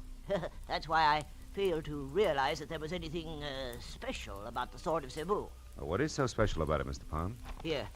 Read this letter I got from him. Henry, I'm certain now there's going to be trouble. From one Kurt Bebesco in particular. The man you saw tonight? Yeah, I see. However, I've taken every precaution. Rest assured, Henry, that if anything ever happens to me, I shall somehow get the complete list of my contacts here into your hands. Sincerely, Eugene Voss. Well? Eugene Voss was murdered 4 days ago in Manila. Murdered for that list of contacts. You think the sword ties in some way? Well, I'm positive of it. Well, what's it look like? Well, it's 3 feet long, Marlowe. The handle and the sheath are from the same gorgeous piece of white mahogany and literally covered with intricate and exquisite carvings. Sounds wonderful. Oh, it is. When the sword is in the sheath, the 2 pieces form a complete pattern. Mm-hmm. I thought of it at once, of course, but when I came in to examine it again, it was gone, stolen. Naturally, I called you instead of the police. I've got to get it back, Marlowe, intact and without publicity. Why, that sword is worth... what the... Hideki! Hey, he's hurt. Hideki! Oh, Mr. Pound, Hideki very sorry. He did not see Honorable Miss Amaro. Hideki was attacked outside the minute he left. By a stocky guy with wild black hair? Oh, yes, that him, yes. He find out where Hideki was going, then he hit Hideki. That all Hideki remember until a few minutes ago when he waked up again. Oh, well, do you need a doctor, Hideki? Oh, no, thank you. Just the same, Mr. Pound. Hideki already feel much better. Well, if you're sure, if you... well, now you better go lie down anyway. So, thank you. We wash head first and be ship-shape no time. Yeah. Very sorry, Hideki was Well, such fool, Mr. Pound. Excuse, please, very sorry. Well, now, that explains how Babisco got to your office, my boy. He's our man, all right. Yeah, but I don't think Babesco has the sword. You see, he's looking for it. He offered $2,000 to me to double-cross you. Oh. I can't understand it. Babesco is the only one who might know the truth about the sword. If he didn't take it, then who... Oh, shoo-shoo. You stupid cat, get out of there. Look out! I knew it. Now see what you've done. Broken my siling vase. Yeah, he was playing with a piece of paper over there. Wait a minute. Oh, yeah, here it is. Eh? It's a rent receipt made out of somebody named Saunders. Let me see it. Sure. Received $40. Rent 1 month in advance for 812 Front Street, Venice. It is dated yesterday. Marlowe, I've never heard of this Saunders person, yet this thing was dropped here in my house. Perhaps by our thief, Marlowe. Do you realize what a break this is? Dropped isn't the word. This was deposited. Oh, what do you mean? It's a plant complete with name, address, and date. It was left here by someone who wanted it to be found, because whoever has the sword of Cebu right now might also have it up for sale. I think you're right, my boy. Wait, what do you plan to do? The only thing I can do, go to Venice and strike a bargain in our favor, I hope. I'll call you, Mr. Pound. I pushed my way out through the jungle to my car, turned around at the dead end of the street, and went down the way I'd come. At the first intersection, leaning against a lamppost, was 6 feet of lantern-jawed redhead in a turtleneck sweater and seaman's jacket. gave me a hard, steady once-over until I was out of sight. Later, halfway to Venice, I picked up a pair of very sticky headlights in my rearview mirror, but lost them again. I turned onto Front Street and finally found number 812 all by itself out at the far end. I parked a block away and walked back. It was a battered, rickety beach shack. I moved in gently and found a crack wide enough to look through. There was no furniture, just one big packing crate, a kerosene lamp, and a blonde. Ho, what a blonde. She belonged in that joint like an orchid in a blacksmith. In one hand, she held a cigarette, in the other, a small automatic. I went quietly to the back of the house, found a tin can, and threw it. Then I plastered my back up beside the door and waited. She came out slowly, gun first, and when there was enough showing to get a hold of, I grabbed. Let go. The gun, sister. Come on, give. There. That's better. Now we can go in and talk, huh? You think you're so clever. I get by. Hey, cozy little spot you picked. You got here, so it serves its purpose. Who are you? Philip Marlowe, Henry Pond's private detective. Where's the sword? We've things to talk over. Your first. bargaining position is lousy, Miss Saunders. What's the offer? 0, baby. I'm getting it back for free. Now, where is it? Take your hands off me.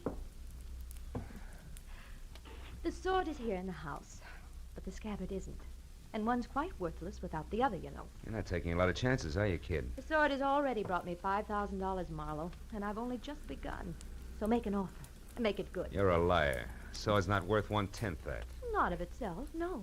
But this one's special, and I know why. And I'll tell you something else. You bet you will. You'll tell me where it is and fast. Not that fast, mister. Don't move.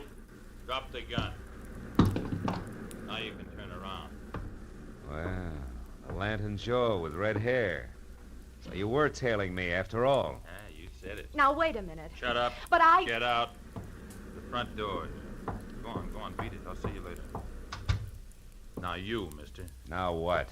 Now we sit down, a couple of smart guys, and find a good, sensible way to work this out. Only I'm just a little smarter, because I got the only gun. Keep talking. What'd you say the sword was? Speak up, fella. Time's running out. Sounds like time's not the only thing that's running out, Red. Somebody's in the back room. Sorry, Tootsie, but now this only works one. Wait! Oh!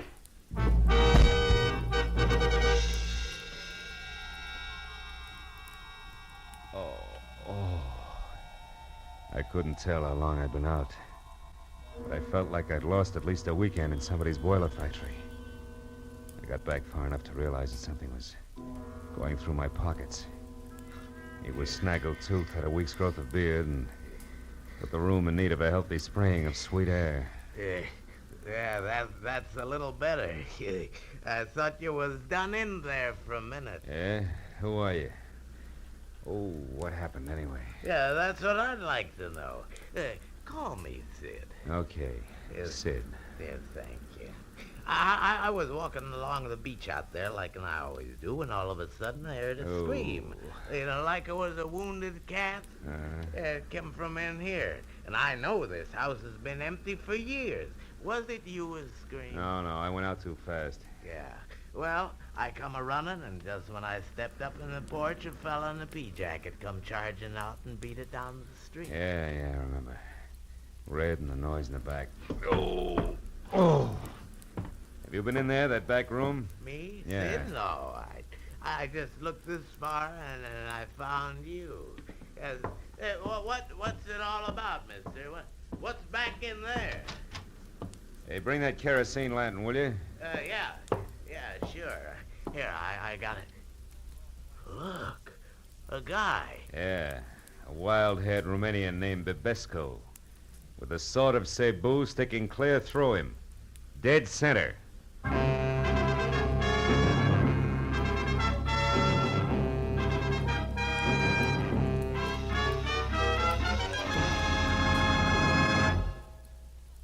Now, with our star, Gerald Moore, we continue with the second act of Philip Marlowe and tonight's story, The Sword of Cebu.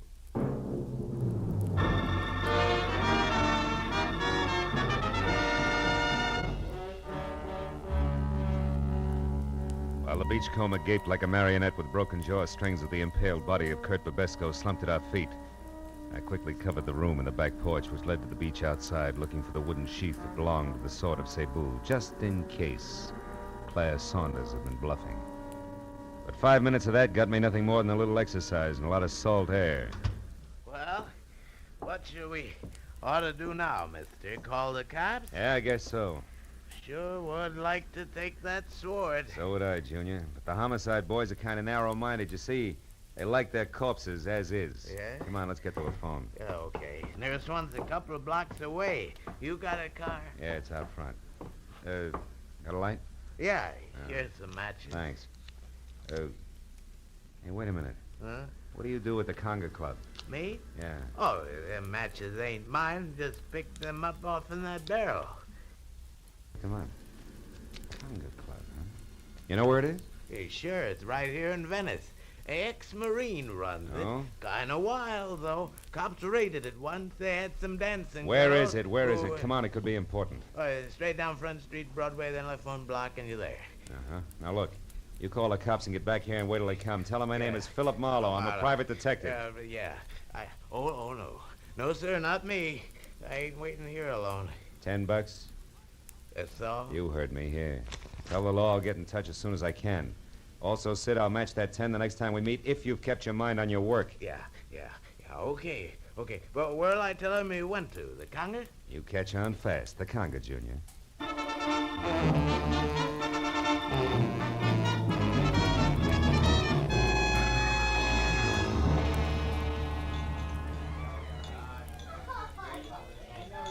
What'll it be, Mac?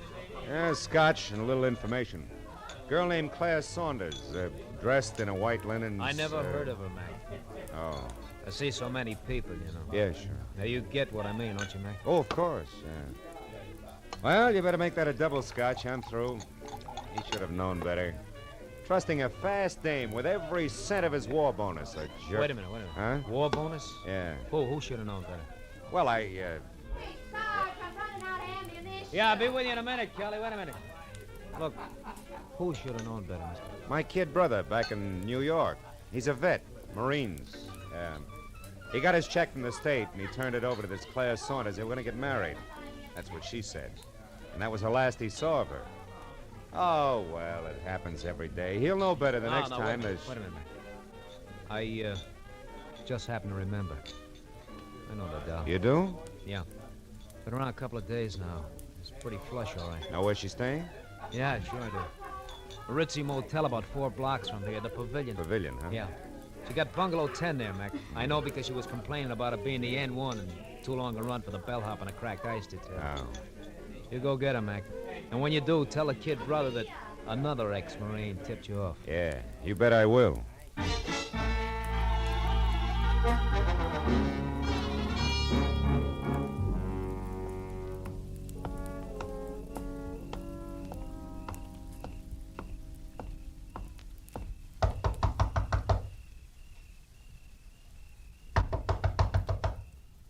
Who's there? Bellhop, ice. Oh, there must be some mistake. And you made it. There, we're going to straighten it out right now. Get your filthy hands. Quiet down, Duchess, now. Sit down, over there. Don't as much as bat a false eyelash. While you do what? Take inventory, baby. I know you're alone because I played Peeping Tom before I played bellhop. Chambermaids do a much-needed job on bedspreads. All right. So it's under the pillow. So you've got the sheet. Now, what are you going to do with it? And without the sword? Are you kidding, Duchess? You don't think I missed that back room at the cottage, do you? You found the sword there? And Kurt Babesco, who's wearing the sword the hard way, through his insides. Somebody was killed with a sword. Oh, come on. It's a little late for that wide-eyed pitch, baby. Doesn't your carrot-top partner tell you every time he kills? Marlowe, you got everything wrong. Oh, sure I have. Yeah, sure. But just for laughs, let's pass it and you along to the cops, huh? Oh, no, please don't. Please. I'll tell you everything, Marlowe. Turner isn't my partner. He hardly knows me. That's better. Now, just who's Turner? The man with the red hair. Uh-huh. Oh, Marlowe, believe me. I can explain everything. Okay, let's try it. Did you steal the sword from my client, Henry Pound, yes or no? Yes. Why? Marlowe, let me start at the beginning. A week ago in Manila, please. All right, let's have it. It was late in the afternoon, and I was shopping for a handbag, just looking in store windows, when suddenly I noticed a man hurrying down the opposite side of the street. Man who turned out to be Eugene Voss, Henry Pound's partner, maybe? That's right. I could tell he was afraid of something, Marlowe. He darted into a curio shop nearby. A minute later, I saw Turner. You know him? Just slightly. We'd met once. Obviously, he was following Voss. But he didn't go into the curio shop. Instead, he hid close by. And then when Voss came out, he shot him, Marlowe. Just like that, huh? He was gone before anyone knew what had happened. I ran over to Voss to see if there was anything I could do to help. But there wasn't. He was dying. Oh, it was frightful. Please, Marlowe, I'd like a drink. They're on the desk. When you're through, go on. What happened next? Well, he told me to take the money in his billfold, $5,000, to take it all for delivering a message. About the sword? Yes. I was to get in touch with Henry Pound here in Los Angeles and tell him that the sword which Voss had just purchased in the curio shop was on its way. That he should pay special attention to it. And then he died. Mm-hmm. Well, you decided that $5,000 was an awful lot for playing messenger boy, huh? Yes. So you said nothing to the police, grabbed the first plane for L.A., got the Pound's place here, and swiped the sword, right? I figured if delivering the message was worth $5,000, the sword itself would be worth a lot more. But you had no idea why. Oh, no. Maybe a code in the pattern of the design and the jewels in the handle. Probably not the sword itself. Yeah, you figured right, little schemer. Here, here's your drink. Thank you. Huh. Oh, the rest of the story I can fit together myself. You knew you had something, but you didn't know what, so you swiped the sword, you left an obvious clue to an empty cottage, that rent receipt, you counted on it to start the ball rolling, and it certainly did. Who would that be? I don't know. Find out. Who is it? Turner, I want to talk to you. Just a minute. You still sure you're not partners, baby? Yes. I told you the truth, Marlowe. All right, answer it. I'll wait here in the closet with the door open wide enough for the barrel of a .38. Just in case you've never been to Manila. Go on. Tommy! Open up, hurry. Close it quick, that peeper may be around. Who? The one I slugged over at the cottage. He wasn't there when I went back. Just some bum I scared away. Went back? Yeah, I went back. After you ran, there was some excitement, Sweets. First, I slugged the peeper because I heard some noise in the back. I thought it was you. Me? I never returned to the cottage. I know it. It was a louse named Babesco. I got him all right. For the very sword he was after. The little number right here in my hand. He was competition. So were you, Sweets, except that I doped your angle a long time ago. What do you mean? Well, Voss told you something before he died in Manila. I stopped after I ran, doll. I even came back. I saw you go for his billfold. Saw him mumble something. When I ran into you again here in L.A., I knew you were swinging in the dark. It was a nice try, Sweets. But you missed. Now give me the sheath. These two belong together. Come on, hand it over. You don't want me to be rough to you, doll. No. Here. Here it is. Oh, that's better. Like I said, they belong together. Huh. That's funny. They should fit. What are you laughing at? The answer, Sweets. A slip of paper with a list of people on it. I think it's crumpled in the bottom of the sheath here, and that's why the sword won't go all the way home. Yeah, here it is. A piece of paper. A valuable piece of paper. Sure, names and numbers of all the players. That's all.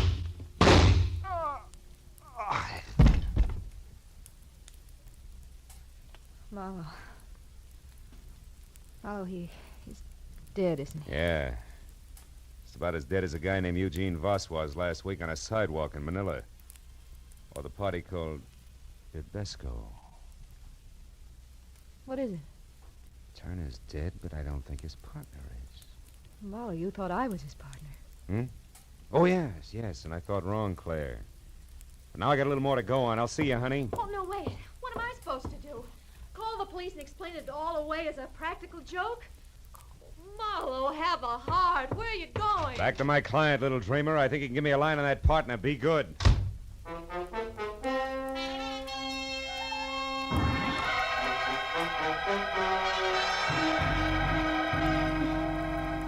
I was an hour plus driving slowly back to the transplanted world on Crestline Drive, and all the way I kept adding and subtracting all the screwball figures I'd run into, hoping that someplace I'd find a mistake. But when I was there through the junior jungle and standing at the front door, I knew that my hunch was right. Marlowe, you've got the sword? Sword and sheath alike, Mr. Pound. They're in my car. Also, I got news. Babesco's dead. I'm not sorry. So is Turner. I don't know any Turner, But why haven't you brought the sword and sheath in with you? Because they don't count, Mr. Pound. There wasn't any code in the pattern on either one. The answer was a slip of paper jammed down in the sheath. Here. Is that what we're after? Let me see. Yes, Marlowe, this is it. Oh, I knew he wouldn't fail me. I knew Boss was loyal. I knew it. Oh, better than that, Mr. Pound. You counted on it. And don't move a finger, Happy. It's a great night for killing. Now go on. Into the study. We're going to use the phone. What? Marlowe, you're insane. Sure I am. So much so that I let the hairs from an affectionate Siamese cat change my mind. About everything. Keep moving. The cat? What do you mean? I mean the Turner who shot Eugene Voss in Manila, who murdered Babesco out at the beach, who I just killed before he could kill me, had white hairs from a molting white Siamese cat all over his suit. The same kind of white hairs I got on mine when Shoo-Shoo rubbed against me. Now go on, open that door. In other words, Pound Turner was a friend here, not foe, and from there on in, it all figures. Or do you still think I'm insane? Yes, I... No, Marlowe, you're right. You bet I'm right. Turner was in this with me. A partner, you might say.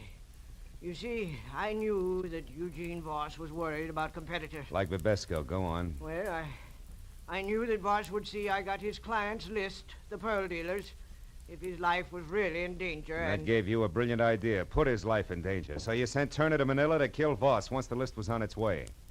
Oh, how neat. But tell me, clean cut, why didn't you let Turner know about the sword at once? Because he was tricked. Voss planted a fake list at his hotel, hoping that Turner would find it and go his merry way, which Turner did. He didn't know it was fake until he arrived here this morning. Which, of course, didn't affect the scheduled murder. Nice and thorough, aren't you? Or have you left out some little detail I should know, like why you bothered having Turner get mixed up in this at all tonight? I would have brought the sword and sheath back for you without him. I know you would, Marlowe. That's why I hired you. But I also knew that there was a good chance that in finding the sword, you would also find that I deal in opium, not pearl. Oh, fine. And Turner was right behind me all the way, ready to kill me if I found that out from say, Babesco, huh? Precisely. Turner was right behind you, Marlowe, even as Heidecky is right behind you now What in did the you... dark. You fool. Why do you think I kept talking here, kept confessing? Speak up, Heidecky. Heidecky, talk! He can't, Mr. Pound. What? Heidecky is very unconscious. He's what? I hit him with a vase. A Filipino No, vase. no, you're lying! Heidecky! Heidecky! Pound, hold it, Pound! Oh, my leg! Oh. Marlowe, you've got him. Marlowe! What's the matter? Behind the curtain. There's nothing there, honey. Huh? Nothing more than a friendly cat named Shoo-Shoo.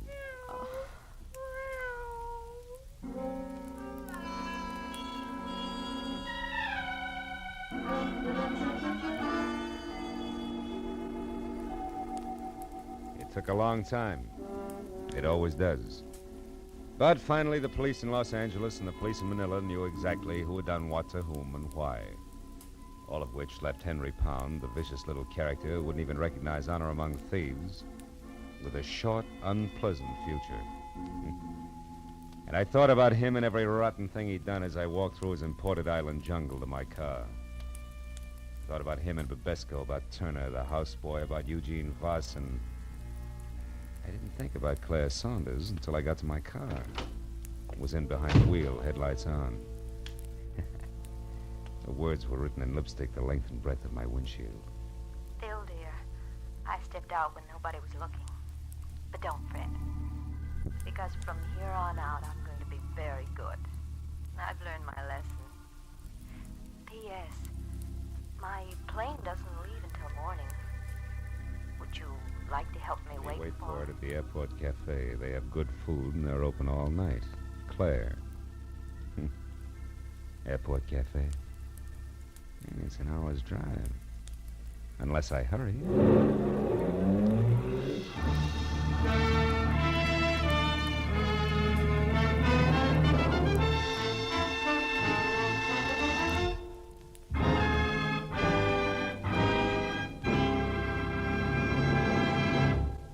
The Adventures of Philip Marlowe, bringing you Raymond Chandler's most famous character, star Gerald Moore, are produced and directed by Norman MacDonald and are written for radio by Robert Mitchell and Gene Levitt. Gerald Moore can currently be seen starring in Republic's The Blonde Bandit. Featured in our cast were Gene Bates, Junius Matthews, Barney Phillips, Byron Kane, Paul Frees, and Anthony Barrett. The special music is composed and conducted by Richard Arund. Be sure and be with us again next week when Philip Marlowe says... This time, an old Spanish woman who cared, a redhead and a mink who didn't, and a green suede button beside a corpse all led me to a wounded man with a gun in his hand, cornered on a warehouse roof.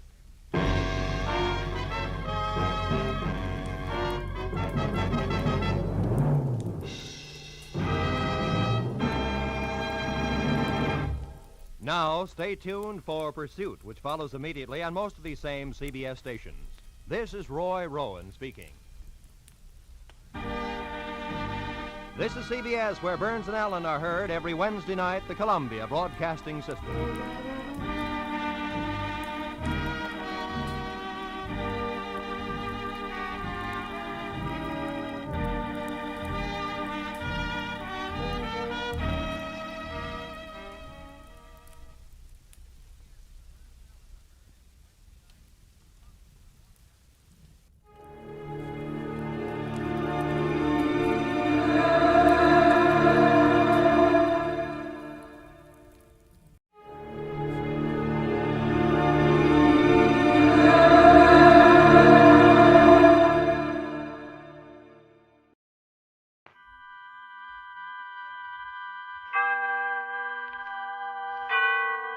Autolite and its 96,000 dealers present Suspense.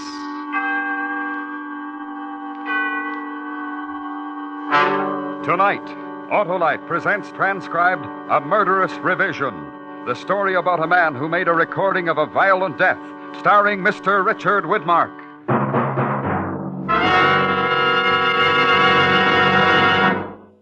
Hi, Hap. Meet the team. Where? Why, right under your car's hood, Hap. The Autolite Electrical System, the family team of precision-made units, including the coil, distributor, starting motor, and the other parts that make up the complete Autolite Electrical System, used as original factory equipment on many leading makes of our finest cars, trucks, and tractors. Well, what does this team do, Harlow? Why, Hap, it goes to work for you every time you press the starting switch, sound your horn, or play your radio. The Autolite Electrical System does all that, huh, Harlow? Right, Hap, because all its units are related like a family team by Autolite engineering design and manufacturing skill for the smoothest performance money can buy. So, friends, when your Autolite-equipped car needs replacement parts, insist on Autolite original factory parts, because from bumper to tail light, you're always right with Autolite. And now, with A Murderous Revision and the performance of Mr. Richard Widmark, Autolite hopes once again to keep you in suspense.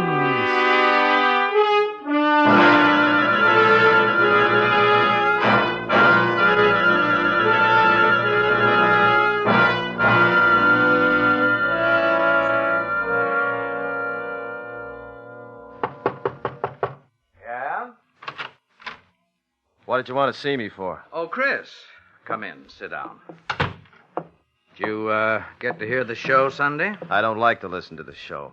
Oh, why not? Because I don't, that's all. Hey, Mr. Goodwin, I put some zip in that closing scene. I want you to hear it.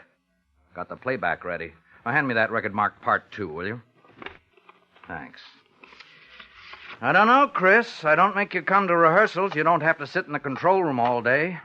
The least you can do is listen to the show at home. Well, listen to this now. George. Honest, I didn't mean it, George. Get this, Chris. Get this. Do you mean to say that you didn't really mean it when you told my brother you didn't love him? You forget, Doris, that I heard you every word while I was hiding behind the Davenport the night my mother was here. George, I beg you, don't do this thing. Put down the gun, George. Now, this is only what you deserve. You tricked me for the last time, Doris. You tricked me for the last time.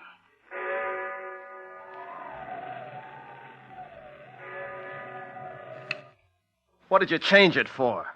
What was wrong with the ending the way it was? Why did you change it? Now, just take it easy, Chris. I'll tell you why I changed it. Because it was wordy and repetitious. It didn't tell the story. The boys upstairs... The boys upstairs. Yeah, that's just what I thought. The boys upstairs. They do everything but breathe for you. Did it ever occur to you that maybe people are wordy and repetitious? Chris, I'm trying to tell you the scene the way you wrote it Just didn't play. Yeah, that's right. All the trade cliches. Drag 'em out. It didn't live. It didn't play. It didn't make the right goosebumps come out on your left elbow. How did you ever get into this business? Who ever let you into a radio studio? I'll tell you what's wrong with you. What you need's a good psychiatrist. Don't you tell me I need a psychiatrist. Let go of me. I said let go. Why, you're nuts. Now, you listen to me, you. For 2 years now, I've turned out a murder a week for you, week in and week out. A murder a week. I eat murder, I talk murder, I dream murder, and for what? Every time I turn in a decent script, you chop the heart out of it. Your contract's up next week, Chris. You've got only one more script to do. Well, write it and get out. You get better than a script. You'll get everything you deserve. I'm going to show you what a real murder sounds like. I'm going to show you if I have to kill you to do it.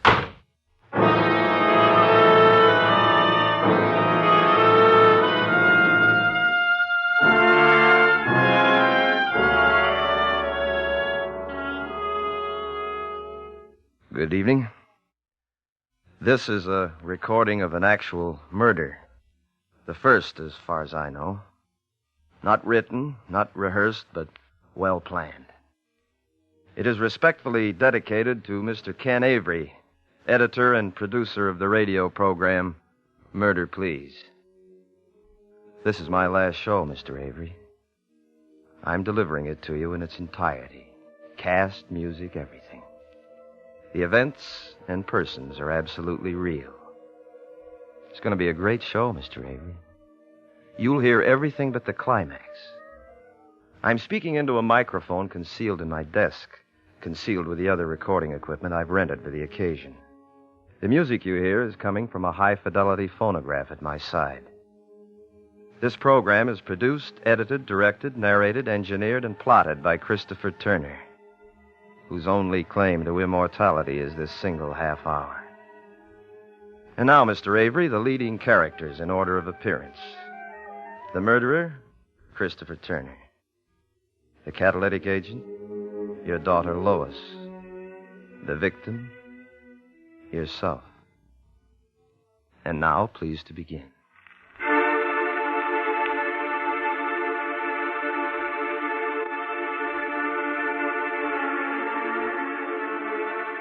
Murder, Please.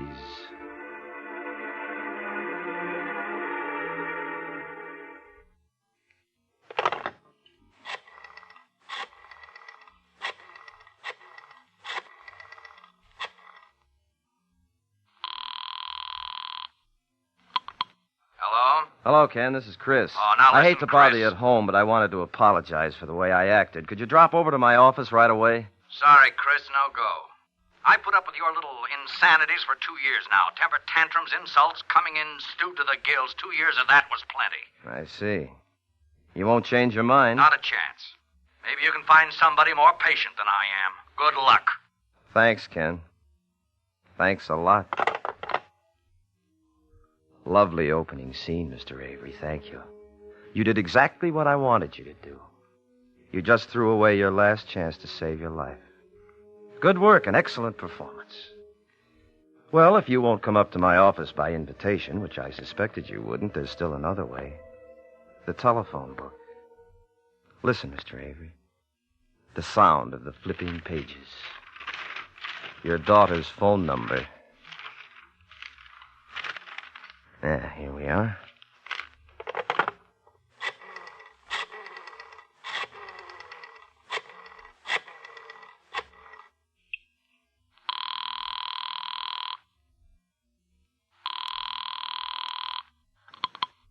Hello?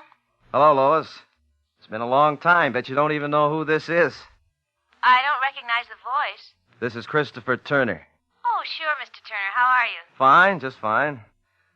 Well, how do you like living alone? It's all right, I guess. Rather be living with the folks?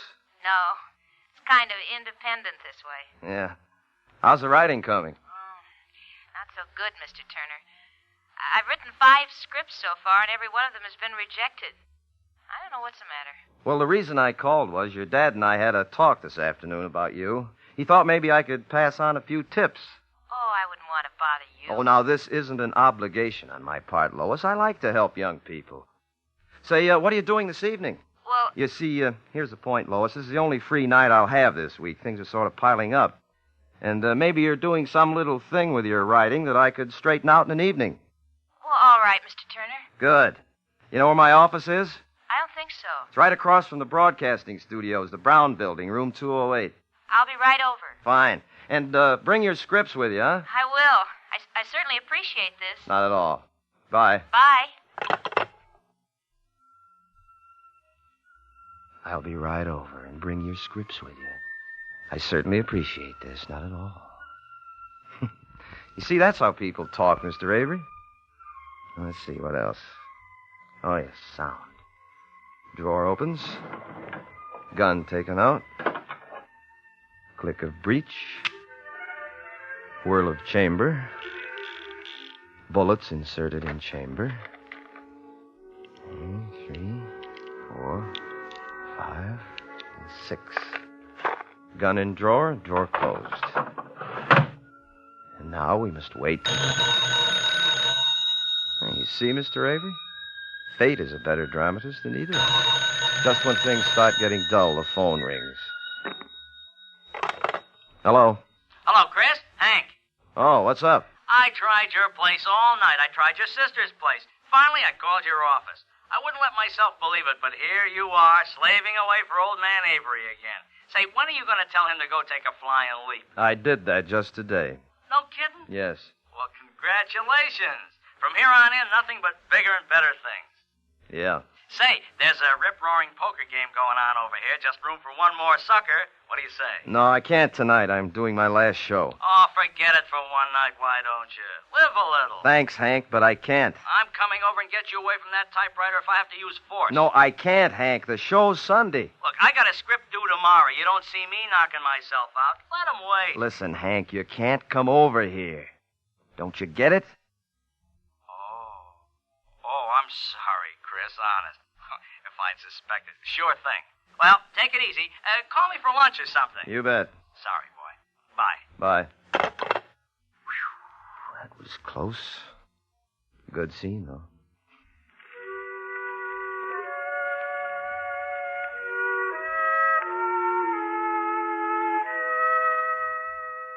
Lois Avery has just driven up in front of the building.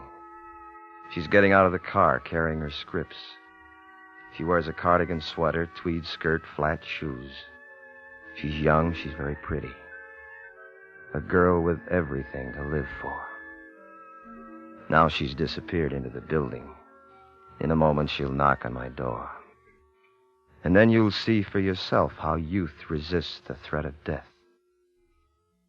And this, Mr. Avery, would be the proper dramatic moment to end Act One.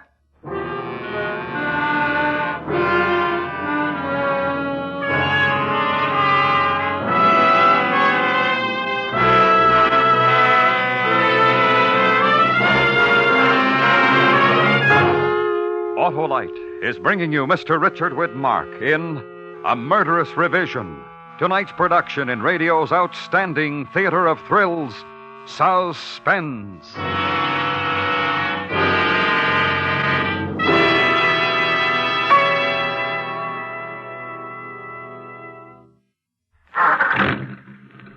Hey, Hap, better turn on your lights. Pressed on, they're on. Thank you. And thank Autolite. Why, Harlow? Because in your Autolite-equipped car, the lights, as well as the power for your radio and power to crank your motor, are all provided by the Autolite electrical system. It has to be good, huh, Harlow? You bet, Hap. And that's why complete Autolite electrical systems are used as original factory equipment on many leading makes of our finest cars, trucks, and tractors. And that's good enough for me, Harlow. You bet it's good, Hap. And that's why it pays to treat your car's electrical system to a periodic checkup at your authorized Autolite service station or the dealer who services your make of car. You can quickly locate your nearest authorized Autolite service station in the classified section of your telephone directory, or by calling Western Union by number and asking for Operator 25. And remember, from bumper to tail light, you're always right with Autolite. And now, Autolite brings back to our Hollywood soundstage Mr. Richard Widmark in Elliot Lewis's production of A Murderous Revision, a tale well calculated to keep you in suspense.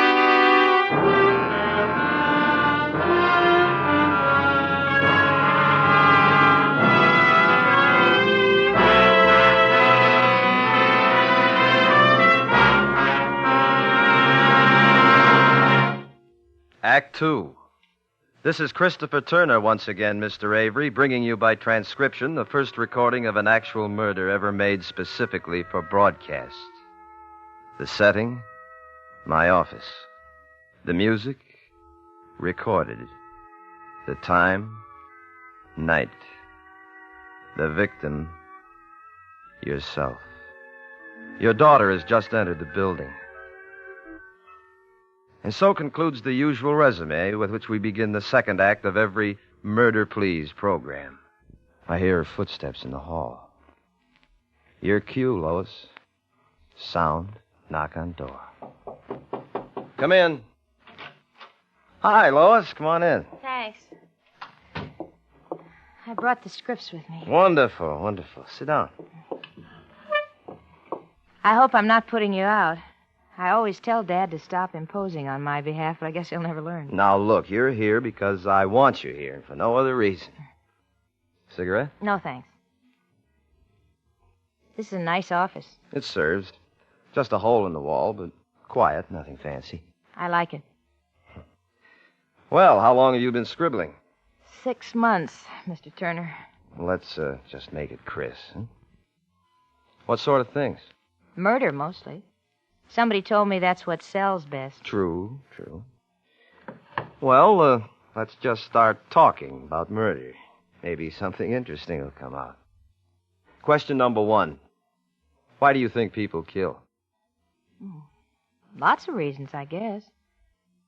Money, love, revenge. Not really. Only for survival. They kill for money only when money means life. Their idea of life. They only kill for love when life depends upon that love. They only kill for revenge when life is intolerable without it. You see? That's very interesting. Could you kill? I don't think so. Well, maybe you could. Here. See? A gun. And loaded. Please put it away. Take it. No, I'd rather not. It's very obedient. It won't fire unless you press the trigger. Take it. That's it. Now point it at me. Please, Think now, think. One touch of your finger and you kill me. One little touch. A very delicate instrument to trigger. There's a sense of power there. You feel it? I'm afraid. Fear, yes, but exhilaration, too. Like the second drink. I feel it, yes. Yeah. All right, you can give it back to me now. Well, so much for the murderer. Now, what about the victim? Afraid of death? Sometimes. What is death to you? Death? Mm-hmm. I don't know. No idea? Emptiness. Blackness. Nothing. Is that so terrible? Yes, because you really don't know. Like the dark. That's it. Do you know any more about death than you do about me? You? Yeah. Well, I know you work for Dad. Yes, but you've never even spent 1 hour with me.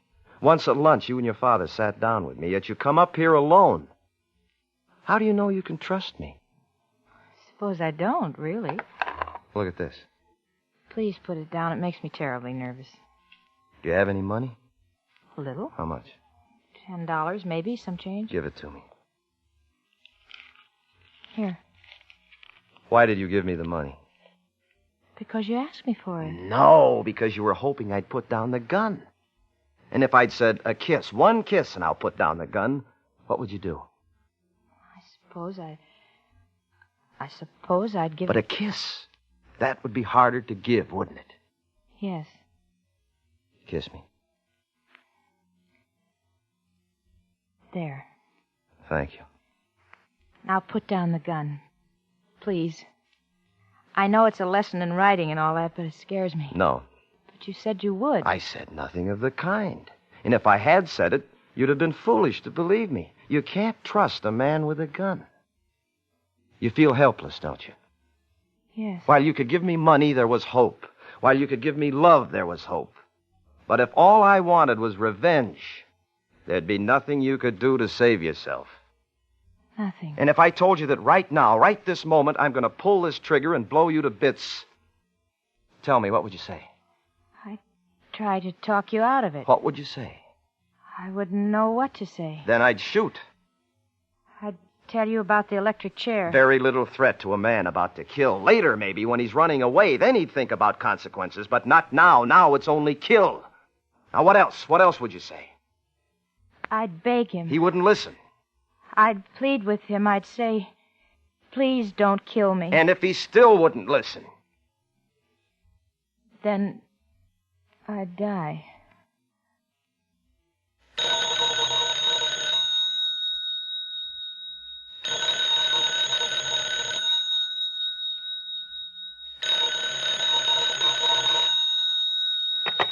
Hello. Bet you don't know who this is. I can't place the voice. Try. I haven't the slightest idea. Remember San Francisco and the Italian pizza and the cigarette holder? Vaguely. Who is this? I hate guessing games. Harriet. I know at least 18 Harriets. Harriet who? Crawford. Oh. I just came in. I thought maybe you could meet me for a drink. I don't know a single solitary soul in town. How did you happen to call here? Well, I shouldn't tell, I suppose, but Hank said you were working late at the office. Hank, huh? He gave me the number and said to be sure to call. Bless his heart. What was that? I said bless his heart. Yeah. Well, I'll call you tomorrow. Yeah, you do that. Well, bye. Guess I'd better get going. Why? We're not even started yet. Well, if you don't put down that gun, I'm going. I don't like it. Sit down. I want to tell you a story. Now listen. Please. Please sit down. Now, this is just a sample plot. You can have it if you want it. It's about a writer who had great novels in him, great plays. But he was broke. So, for the sake of a place to stay and a meal to eat, he started turning out radio mysteries. He turned them out until every drop of originality was squeezed out of him. And all the greatness he might have been ate into him because he'd leave nothing to the world, nothing but scripts to be swept up by studio janitors after the broadcast. Well, the writer made his decision one day. He'd do a last radio play, a radio play with an actual murder, the only chance he had for permanent survival. And he selected as his victim the man who had ground him into the dust. He selected his editor and producer, Ken Avery. Please. I like you. I like you very much. I wish this could be happening to almost anyone but you. Get to the phone. What? The telephone. What for? You're going to call your father. No. No, I won't do it. You'll call your father and you'll tell him to come up to my office. Now pick up the receiver. No, wait. I'll do it.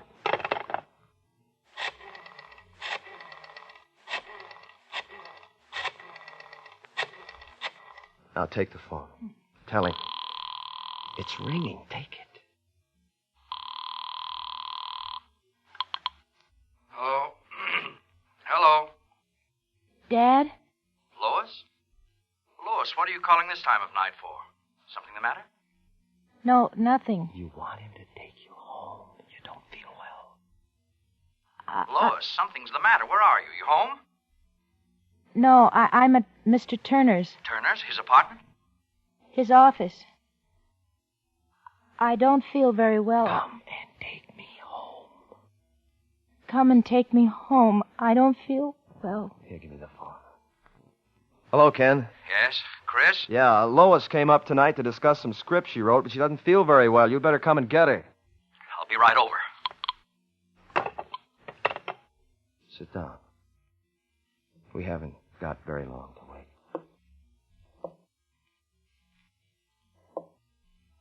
20 minutes have gone by. I hear the steps in the hall. The sure, plodding steps of her father, Mr. Ken Avery. The climax, ladies and gentlemen, of the listening audience I address to you. Mr. Avery will never hear this portion of the entertainment. Come in. Lois, are you? Well, what is this? Sit down. There's a chair reserved for you. Lois, what's been going on here? Tell him, Lois. He's going to kill you. He's going to kill both of us. Close the door. Oh, Chris, put that thing down. Somebody's liable to get hurt. What's the matter with you? Drinking again? Nothing to drink. Very sober. Sit down. Chris, are you crazy? Good line. Perfectly in character. The inane cliche from the mouth of the great producer. You see, Ken, everything is being recorded right now. Your voice, Lois's, mine. Sit down. Recorded for what? For posterity, for the show next week. You'll have the honor of appearing on your own program as the murder victim. Here, let me show you. Right here in the desk.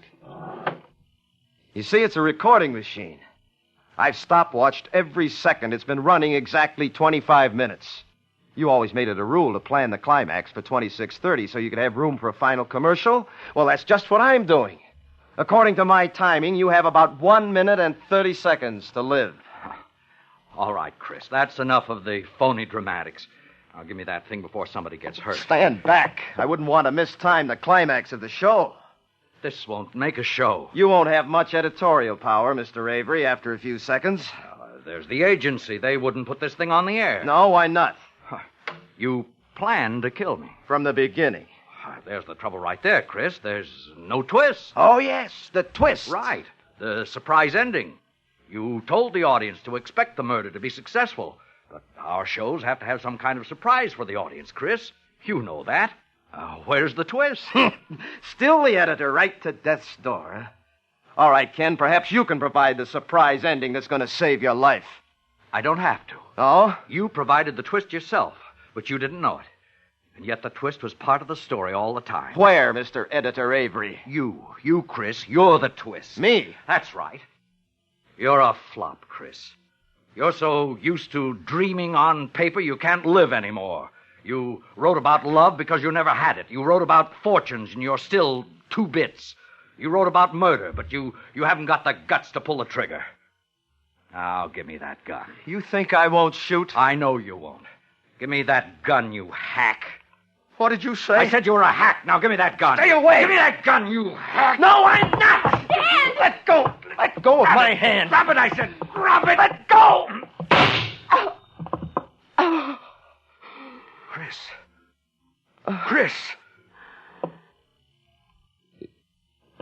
You always like to change the ending? It's all right, Lois. Dad, take me home. The records. They're all we have to clear us. Take me home, please. As soon as I see what's on those records. Oh, this must be part 1. Let's see.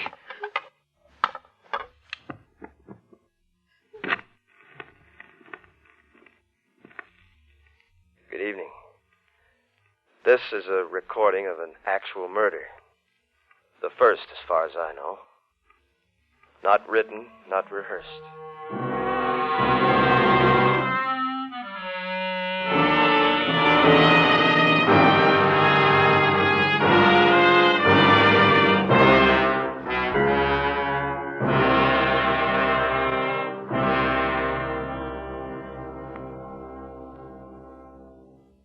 Suspense. Presented by Autolite. Tonight's star, Mr. Richard Widmark. Friends, this is Harlow Wilcox again to remind you that Autolite is the world's largest independent manufacturer of automotive electrical equipment. In 28 plants from coast to coast, Autolite makes over 400 products for cars, trucks, tractors, planes, and boats. These include complete electrical systems, a complete line of ignition-engineered Autolite spark plugs, both standard and resistor types, Autolite batteries, including the famous Autolite Stay Full. Autolite also makes automotive wire and cable, bumpers and hubcaps, electric windshield wipers, and many more. All are backed by constant Autolite research and are precision-built to highest standards of quality and performance. So remember, from bumper to tail light, you're always right with Autolite.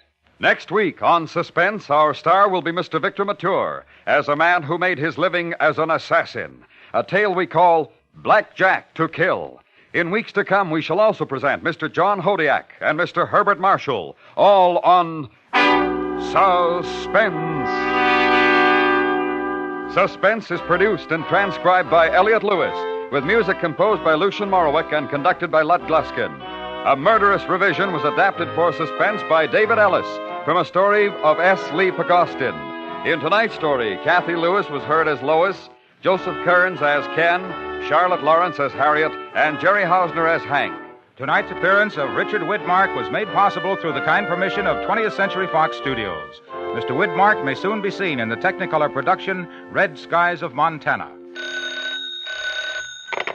For the location of your nearest Autolite service station or your nearest Autolite spark plug or battery dealer, phone Western Union by number and ask for operator 25.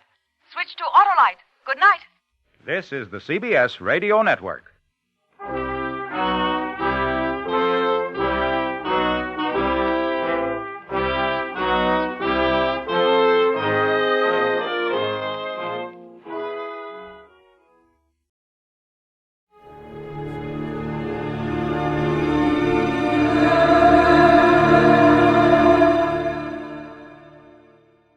Time now for Edmund O'Brien as Johnny Dollar. Dollar, thank goodness I found you. Why, what's up? You've got to leave for New York, Dollar, immediately. A policyholder, he's afraid for his life. Here we go again. Who's he afraid of? Well, he wouldn't say over the telephone. All I know is, to us, he's worth $100,000 alive. Well, that makes it simple.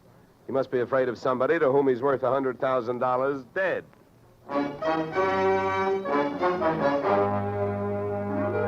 Edmund O'Brien in a transcribed adventure of the man with the action-packed expense account. America's fabulous freelance insurance investigator, yours truly, Johnny Dollar.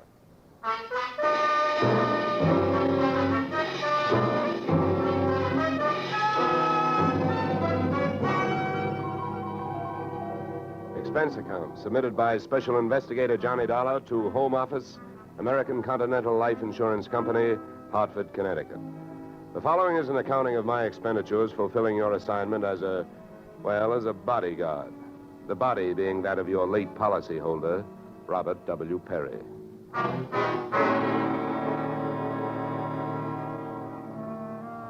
Expense account. Item 1, fare on night train, Hartford to New York, $3.65.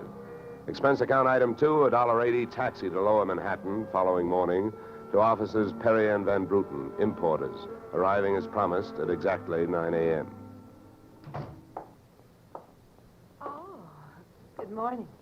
May I help you? Yes, you certainly can. My name is Johnny Dollar. I have an appointment with Mr. Perry for 9 o'clock. Oh, yes, from the insurance company.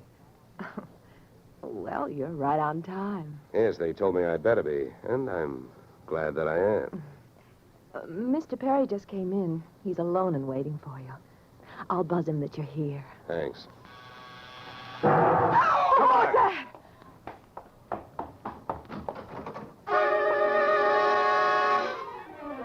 What was left of your policyholder, Mr. Perry, was just sliding out of a swivel chair as I hit the room. The top of his desk had erupted, and splinters of mahogany pointed their sharp fingers upward through lazy circles of smoke, swirling toward the ceiling. The buzzer from his secretary's desk had been rigged to a booby trap. Oh, no. Mr. Perry. Stay away from him. Come on, there's nothing you can do. He's dead. Oh. What happened? What happened? Whatever happened? Let's go. Let's get back out of here. Here you are. Sit down. I'll get you a drink of water.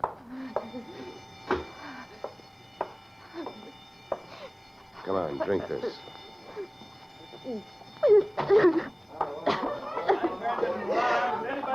There's a doctor on the third floor. Shall I call him? Never mind the doctor. Go call the police. Nobody gets in here till they arrive. Now, the rest of you, go on, run along, beat it, will you? And have the building superintendent turn off that alarm.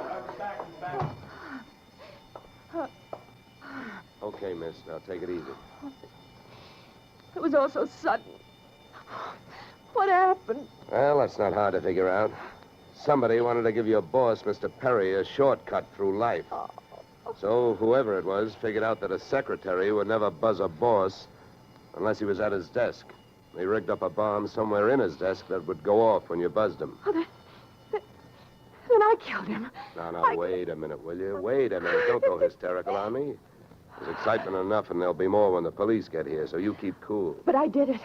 You saw me do it. Look, honey, the way you put it, I killed him by coming in here and giving you my name so you would buzz him.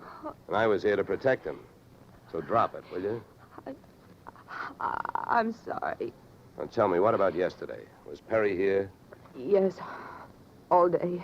What time was it when you last used the buzzer? Oh, right up to the last minute, about 5:30. Who left the office first? Oh, Mr. Perry, he always leaves first. I lock up. From the looks of things, you should have used more locks last night. Somebody got in here to do some wiring. Oh, I forgot that fire alarm. Look, before the police arrived, do you know why I was sent here? Oh, yes. Mr. Perry felt that his life was in danger. He thought that, well, with a $100,000 policy, the insurance company would do everything they could to help keep him alive. Oh, he didn't have much of a chance, did we? What was he afraid of? I don't know. Okay. Tell me, what were his other appointments for today? Well, he only had two. His partner, Mr. Van Bruten, at 11, and later he No, had one at a time, please. Van Bruten. Anything special about their meeting? Oh, yes, Mr. Van Bruten arrived just yesterday from Holland. Oh, you mean there was a branch of this firm in Holland? Oh, huh? yes. Mr. Perry was buying out Van Bruten's interest. They had a final meeting at Van Bruten's hotel last night. I see. Van Bruten was coming by this morning to pick up his money. Cash? No, a cashier's check. The bank is to deliver it here at 10:30. Well, Perry's other appointment, who is that? Christine, his wife. Now she tells me. Christine, the beneficiary. Yes, she wouldn't have been the beneficiary in about another 2 weeks. They were getting a divorce. Thanks for the motive. You don't like her. Well, I didn't mean it that way. Well, how about Perry? Did you like him? Okay, here's an easy one. What's your name? Susan Gates. Now, isn't that about enough? Okay, Susan, you better save your voice. During the next few hours, you're going to have to do a lot of talking. I've been everywhere else. Is the fire in here? Well, you'll have to stick around. When the cops get here, somebody will get burned.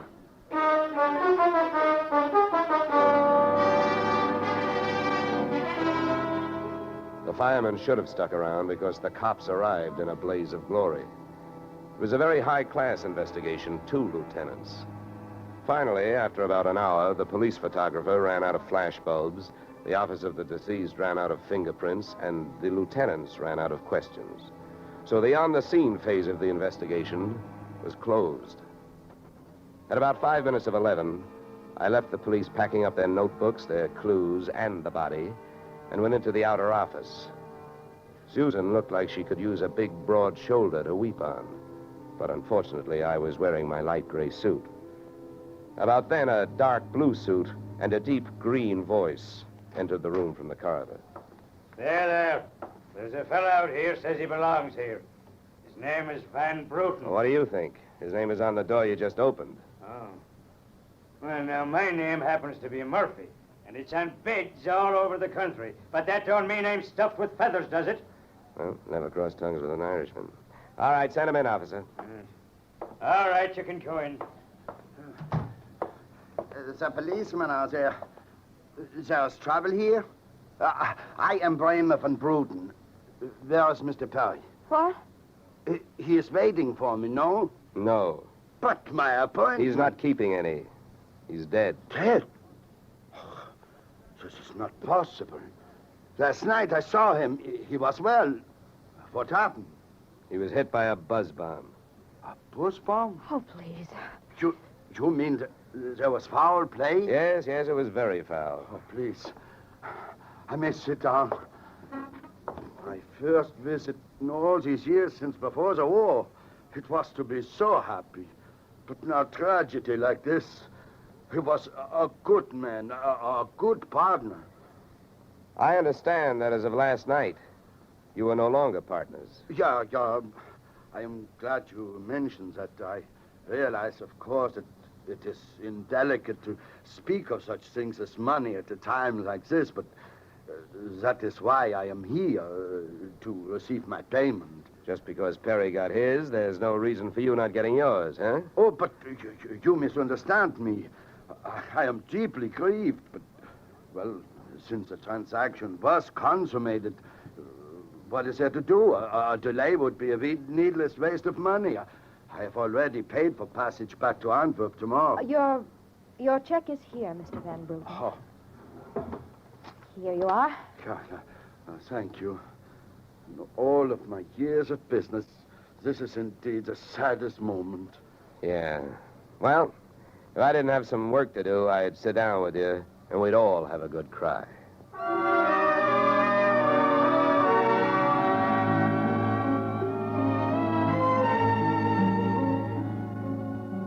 Expense account item 3, 90 cents, phone call to the home office. Mr. Gordon's office. Look, honey, this is Johnny Dollar. I want to speak to Mr. Gordon. While I'm telling him what I've got to tell him, maybe you'd better sit there in his lap with some smelling salts. I'm not that type of a secretary. Besides, he doesn't have a lap. Hello, Dollar. How are you making out? Out? About $100,000. What's that? Yeah. You know, you should have sent me earlier. Somebody turned Mr. Perry into a firecracker just after I got here. He's dead. Oh, that's bad news. Big policy. Yeah, what I want to know is, shall I stay on the case? Well, certainly, Dollar, by all means.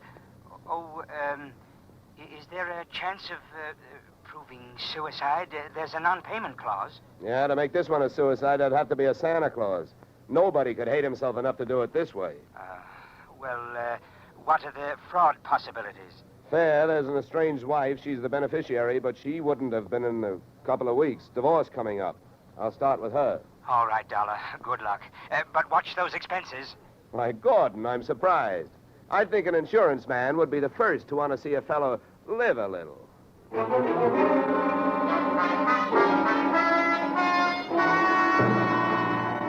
Christine Perry's apartment was on Sutton Place overlooking the East River.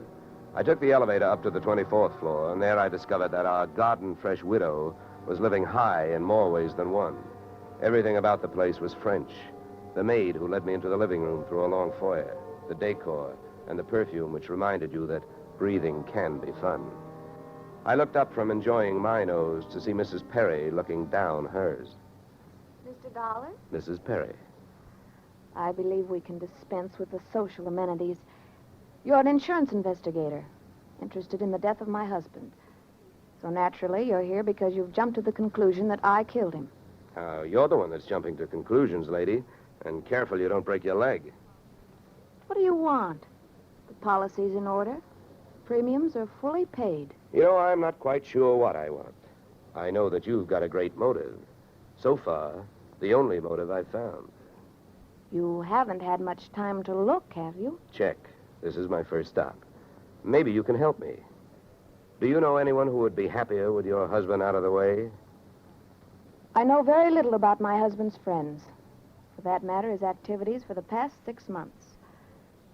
That's when I left him. Well, that's not much help for either of us. You know, without someone else to suspect, I may just have to concentrate on you. Mr. Dollar, I picked the men I want to concentrate on me. I hope you're as long on alibis as you are short on temper. Where were you last night? With a friend, Al Donovan.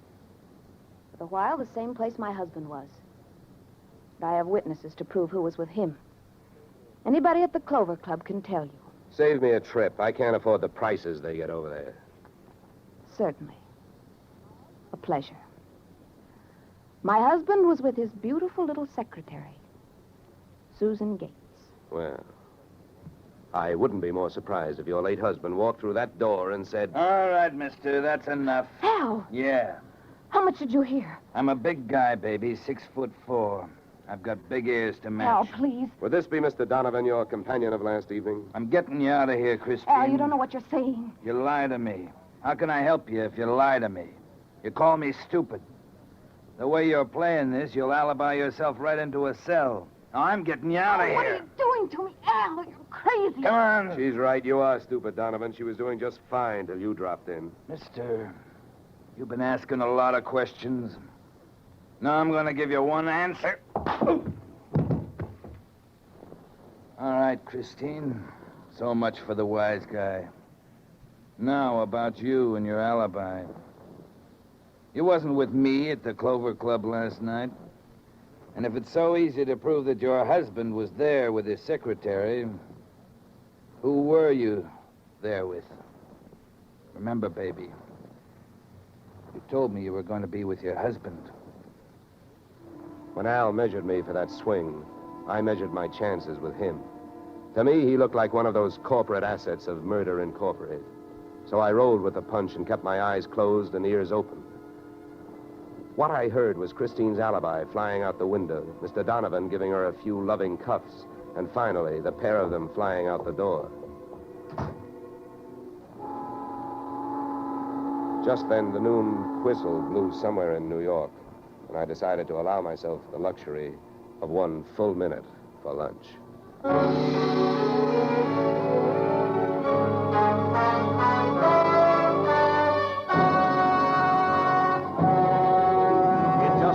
Return to the second act of Johnny Dollar. But first... And now we return to the second act of yours truly, Johnny Dollar, starring Edmund O'Brien.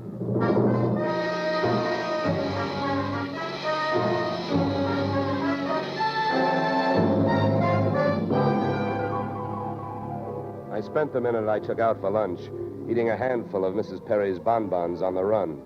I hit the street just in time to see Donovan pushing Christine Perry into a cream-colored convertible. When they got rolling, I piled into an even yellower vehicle with a meter on it and started off crosstown playing tag through traffic. At 57th and Broadway, things got complicated. My cab was 3 cars behind them when a red light flashed them to a stop. Then the door of their car flew open, Christine dashed out across the street, and melted into the river of humanity flowing down into the subway.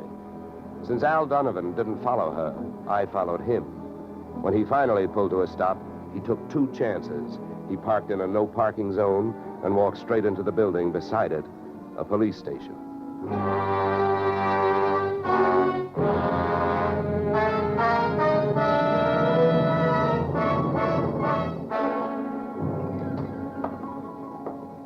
This is Mr. Dollar, Lieutenant. He's been waiting for you. Well? My name is Johnny Dollar, Lieutenant. Here are my credentials. Insurance, huh? Yeah, the Perry murder in particular. You've come to the right place, Dollar. A man named Donovan just walked in here and made a full confession. He what? That's right. My clerk's just typing it up. In the meantime, the gentleman is down in the tank having a bite of lunch on the city. He confessed. Well, does his story add up? As far as I know, I haven't heard too much about the case myself. It's not in my precinct. Yeah, but what did he use for a motive? Jealousy. Says he's in love, wanted to marry Perry's wife. Did he say how he managed it? Yeah, he stole a key to the office from the wife's apartment, entered the building last night, and wired the bomb to the buzzer system. Well, I guess guys do a lot of strange things in the name of love. It looks like Donovan did. Yeah, he either killed the man or he's trying to cover up for someone who did. Say, Lieutenant, don't execute him for a couple of days, will you? I spent the rest of the afternoon downtown in the offices of Perry and Van Bruten, importers. The partners' correspondents told me 2 things. They had been extremely friendly, and Van Bruten was extremely bald. Perry had been sending him toupees from a famous Hollywood makeup firm.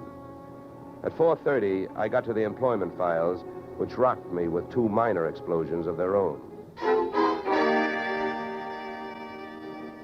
First, I learned that Al Donovan had been employed over a period of years as Perry's bodyguard, and that he had been canned the day before the murder. That confession of his, which had been a little hard to swallow, was suddenly more digestible. On top of this came blast number 2. The employment application of Perry's secretary, Miss Susan Gates, informed me that during the war, she had worked in a munitions plant, her specialty, wiring bomb fuses. When Miss Susan Gates reached home at 8:30, she found a visitor. Me. Oh. How did you get in here? Professional secret. Oh, you scared me. What do you want? Why did you come here this way? I wanted to bring you the good news. I heard on the radio that Al Donovan confessed to Perry's murder. Al? I can't believe it. Why not? Who do you like for the spot? Why, Christine. Al is covering up for her. Well, I'd like to agree with you. If it turns out that Christine wound up her husband's life with a bang, the company that hired me saves $100,000. But I don't know. She claims she has all kinds of alibis. One of them is you. Me? Yeah. Did you see her at the Clover Club last night? Well, yes, Yeah. I know who you were with. Your boss. There's nothing wrong with that. No. I'm not preaching a sermon. I want to know who she was with. I don't know. A man I'd never seen before. Mr. Perry knew him, but he wouldn't tell me who he was. Why not? I don't know. He said I might get the wrong idea. About what? I don't know. We didn't sit there and talk about it all night, so why should we sit here and talk about it all night? All right. Good heavens, when a census taker shows up and asks a lot of questions, people answer them. When an investigator tries to do his job, they make the proverbial clam look like a blabbermouth. Look, Mr. Dollar, believe me. This has been a greater shock to me than to anyone else. Yes, excepting, of course, your late employer, Mr. Perry. How long did you work for him? 4 years. Where'd you work before then? Well, I worked... Let me help you. Bombs, huh? Wiring fuses. Remember? All right. I remember. Good. Maybe you'll remember a little more. Let's go back to last night. The guy with Christine Perry, who was he? I tell you, I don't know. Was it Van Bruten? I don't know. You don't know? No. I'll get that. No, I'll go. Just make sure you don't keep going.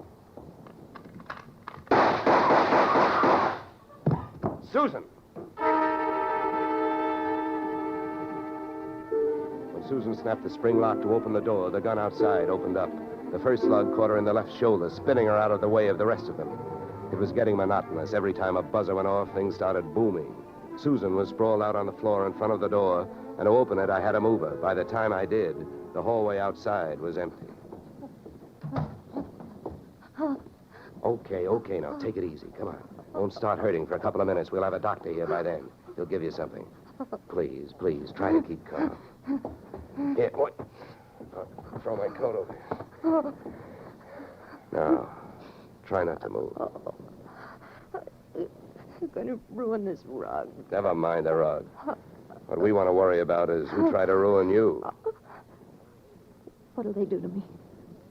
What'll who do to you? They'll arrest me. They don't arrest people for getting shot. You have any idea who it was? That man in the office this morning. The one who picked up the check. Van Bruten? No, he wasn't Van Bruten. He was a phony? Yeah. And you still gave him that check? Yes. Well, I won't ask you why. You gave him that check and then tried to blackmail him. Is that right? They'll arrest me. I wouldn't be surprised. Who is this guy? Where can I find him? Come on, don't pass out on me now. His name, quick, come on. Ben Sand. Where's he live? Marsden Hotel. Under his own name? No, I don't... I don't blame you. I could use a few moments of unconsciousness myself. The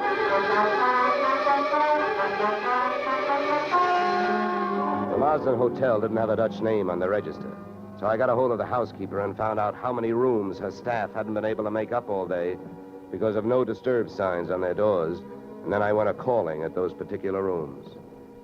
On the 9th floor, I wakened one old maid. On the 7th, I startled a bunch of poker players who thought they were being raided. And on the 4th, I struck the door of 427 and the jackpot. Who's there? Don't you see the sign? I do not wish to be disturbed. Sorry, I must have the wrong room. I started up the hall after the fire axe. When I got to it, I changed my mind. Out of the few things I learned about this guy, Van Sant, was that he loved to shoot people through doors. So I decided against trying to chop his down. Then I remembered the way those people came pouring out of those offices earlier in the day when they heard that fire alarm. So I picked up the little red hammer next to the big red fire axe, broke the little glass window, pulled the little brass hook, and set off a big brassy noise. And then I rushed back to 427. Fire! Fire! Hey, fire! Fire! There's the fire. Right here in my eyes, sweetheart. Why you come here, you wish you don't? Never mind the dresser. You're through shooting guns. What do you think, Van Sand? You want to try some more? You cannot make me stay here. It's a fire. We will all die. You'll look good barbecued, but I'll make a deal with you. You talk, and if I like what I hear, I'll show you how to get out of here alive. How I know this? You don't think I'm going to stay here and fry, do you? And if you don't start flapping that tongue in a hurry, I'll probably just tie you to a chair and run. So first, where is the real Van Bruten? You will find him in the bedroom. Yeah? He'd better be alive. He's out cold. What's the matter with him? He will be all right. He's under sedatives. Where did this identity switch start? Come on, hurry up, talk. I smell smoke. I knew Van Bruten from Antwerp.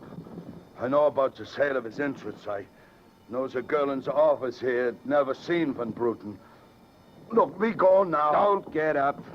Come on, keep talking. I can feel it getting warm in here. Oh, the firefighters. We will be saved. Don't be too sure. They always start at the top floor and work their way down. Come on, I can hear those flames crackling. You know the rest. Last night, when the transaction was all finished with Perry, I gave to Van Bruten some sedative in his cocoa. So you set up that bomb so Perry'd get it before you showed up to pick up the check, huh? Yeah, I told you that. How the girl knows I am an imposter, I don't know. Well, let me tell you.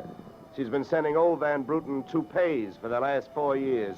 Gray ones, my red-headed friend. Oh, yeah. I can stand up now. We go out from here, no? We go out from here, no? Yes, out cold.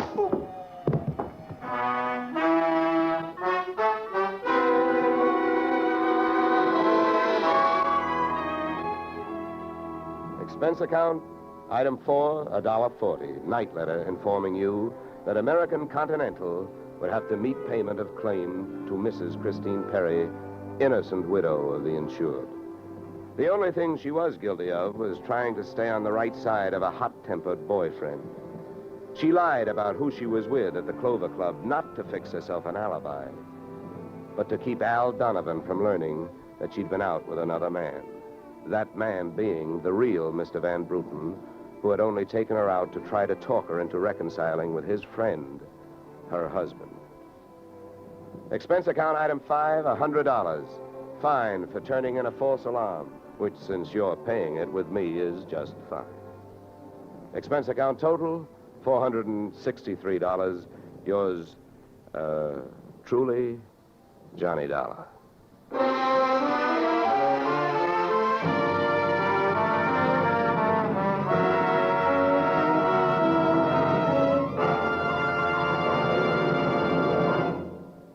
Yours truly, Johnny Dollar, stars Edmund O'Brien in the title role and is written by Paul Dudley and Gil Dowd, with music composed and conducted by Leith Stevens. Featured in our cast were Walter Burke, Gene Bates, Joe Duvall, Ted DeCorsia, Joyce McCluskey, and Raymond Burr. Yours truly, Johnny Dollar, is produced and directed by Jaime Del Valle. Beginning next week, we are moving to a new time and day, and we hope you'll join us on Tuesday evenings when Edmund O'Brien returns in another transcribed adventure of Yours truly, Johnny Dollar.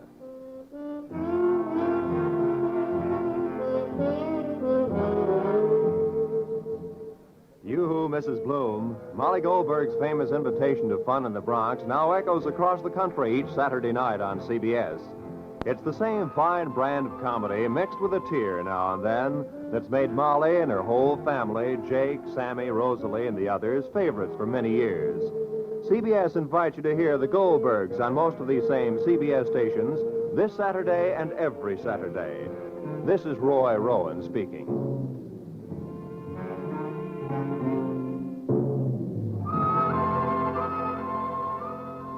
Disaster is no respecter of persons, and it can strike any time. But your Red Cross never sleeps. It has to be ready constantly in case of an emergency.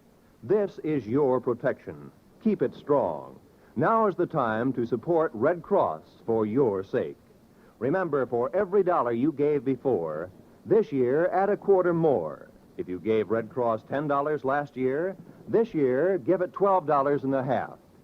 Give gladly. Join Red Cross.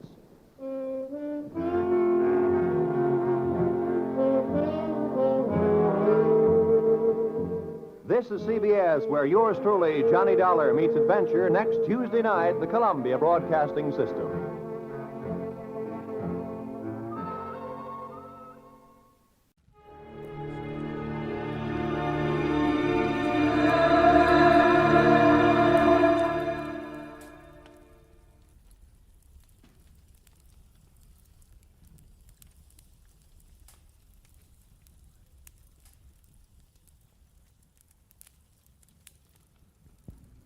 Get this and get it straight. Crime is a sucker's road. And those who travel it wind up in the gut of the prison of the grave. There's no other end, but they never learn. From the pen of Raymond Chandler, outstanding author of crime fiction, comes his most famous character in The Adventures of Philip Marlowe.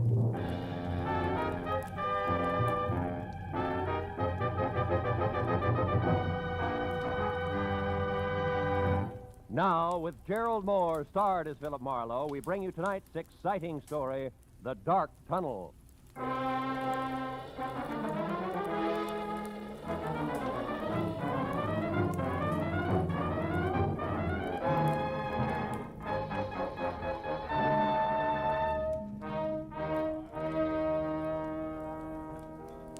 So, after being hitched 1 month, Marlowe, 30 days, where am I? I don't know. Where are you? Out in the cold, and with enough unpaid bills, Marlowe, to choke an elephant. Fur coat, hats, shoes, dresses, the works. Furthermore, she tells me it's only the beginning, sweetie pie. Yeah, well, that's tough, Louie. I'll see you, huh? Hey, hold how about another scotch, Oh, Marlowe? no, It's only 10 o'clock. One for the road on me, huh? Now, listen, Hey, Mike, Johnny Walker twice. Okay. Unless, of course, I'm bending your ear too much, Phil. Oh, how could you say a thing like that? Look, Louie, I've had a long day. I want to go home. Fair enough. I'm glad I bumped into you. I'll see. You drive west, don't you? Yeah. Would you mind dropping me off, huh? No, Louie, it'll be a pleasure. Swell. Skip the drinks, Mike. Make up your mind, will you? Well, like I was saying, Phil, first it's her mother moving in on us, then it's both of them drinking my special stuff like it was water, then these clothes I already mentioned. So I asked myself, what'll it be next, Louie? What do I get for an answer? All right, Louie, what do you get? Divorce, my only out. And you get my point, huh, Marlowe? Yeah, I get you. My car's around here in the alley, Louie. Check. Well, now, divorce is something a guy wants to think about. Thinking guy, that is. And you know, Marlowe... Hey, wait a minute. That's a cute little exhibition, huh? Hey, quite a scrap. Scrap nothing. It's a few inches short of murder and closing fast. I better break it up, Louie. Hey, Heavy. Yeah? Kind of a hot night for this, isn't it? What do you want, Sonny? I'd like to hold your coat. Seems to be cramping your style. He's in one piece. Why, you lousy long nose. Don't worry, I am. How do we go on, Muscles? All right, mister. Right now, he's all yours, if you can bring him to. So long, hero. Hey, Marlowe, this kid's pleaded all right. Yeah, come on, give me a hand, Louie. We'll get him out of here. No. Okay, fella. Come on. Up we go. Up on your feet. Oh, thanks, mister. All right. Do you live near here? A couple of blocks away. The DeWitt Arms Hotel on Western near Sunset. All right, take it easy. Take it easy. Put your arm over my shoulder. We'll get you there. Thanks. Come on, Louie. Over to my car, huh? Yeah, sure, Marlowe. But maybe I better skip the lift, huh? I mean, my problem, the discussion we were having, we better postpone it for a while, huh? That is I know what you mean, Louie. Yeah, it'll keep. All right, kid, come on. Let's go.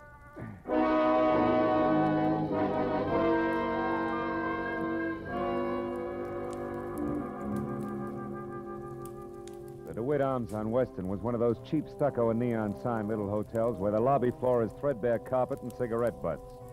The furniture is chained in place, and there are always the usual number of John Smiths on the register. By the time we were there and in the dingy, cramped room, number 111, it was no bigger than a cell. I knew that the boy with the swollen face who leaned heavy on my shoulder was 25. Answered to Ira Clausen, and he knew that I was a private detective without a job on my hands. Then I began to learn a little more. That slick guy in the alley, Mr. Marlowe, his name's Link. Austin Link. He runs the New Blossom Dance Land on North Hoover. Well, what has he to do with this Julia Thayer? Well, I'm not sure. It was the last place she worked just before she dropped out of sight a month ago.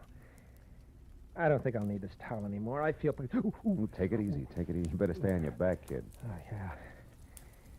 Anyhow, Mr. Marley, I went to the New Blossom Dance Land tonight to see if I could pick up any kind of a lead on Julia. Where she went, or why, anything at all. Uh-huh, and you found out what? In Austin Link's office, in a desk drawer, this newspaper clipping. Mm-hmm. It's a month old, like Julia's disappearance. But otherwise, it doesn't make any sense to me. It was stapled to this picture of Julia. Here. Guess it was used in an ad for the dance hall or something. Hey, she's a pretty girl, isn't she? That clipping, what's it all about? Well, I'll read it to you. You mind closing the window first, Mr. Marlowe? I think I'd rather have it hot in here. Yeah, I know I would. Every jerk thinks he's Valley. All right, go ahead, kid. The headline is Faye Patillo killed in car wreck, and then mystery surrounds death of famed gangland woman. Faye Patillo. Hollywood's glamorous first lady of crime in the rackets. Yeah. Says she was killed late last night when her car plunged from Lookout Mountain Road at a hairpin turn. However, the police are puzzled by the fact that although the 40-year-old redhead was in her own car, she was not found at the wheel but in the back seat where, according to the condition of the wreck, she could not have been thrown. Furthermore, no sign of any driver dead, injured, or otherwise was or has been found. I know all about that one. Now, look, is that all you have to go on? Well, not quite, Mr. Marlowe. There's one thing more. What? Just before Link caught me in his office and I ran and hid, as far as the alley where you found me. Yeah. I overheard him talking to someone on the phone about Julia. I have no idea who it was, but Link was very respectful, and he was given a private telephone number. A number he was to remember, not write down. You know what it was? Yeah. Washington 7017. 7017. That's it, Mr. Marlowe. That's not quite, Ira. That's only half of it. What do you mean? You and Julia, why you want to find her, what she means to you, why you haven't gone to the police. Well? I'd rather not say, Mr. Marlowe, if you don't mind. Okay. Suit yourself. Well, good luck, kid. When you're on your feet again, play it a little neater, huh? You'll stay on your feet a lot longer that way. Mr. Marlowe, wait. Please. I want you to work for me. I'll tell you everything. That's better. May help, kid. Anyway, it can't hurt. No. Not any more than it has already. Began back home, Mr. Marlowe, a couple of years ago. The story Ira Clausen told me I'd heard before. So had anybody who'd spent more than a weekend in Hollywood. Only the names were different. Julia Thayer had loved Ira loved Julia, all this in Cedarville, Oregon. Then the snapper. Someone says Julia's not only beautiful, but has talent. She's wasting her time in Cedarville. Julia believes this, packs her bags, scrambles for movie land, where she falls flat on her face, which isn't quite as gorgeous in Hollywood as it was in Cedarville. And it's no dough, lots of pride. You got to eat to live, so you get a job. That was where the New Blossom Dance Land came in. And when the letters quit coming on the home front, Ira started to worry. He knew that Julia needed help. Mr. Marlowe, and followed one lead after another. Got as far as the alley where I collected you. Okay, kid, I think I've heard enough. Then you'll help me? Yeah, I'll try. Call you later.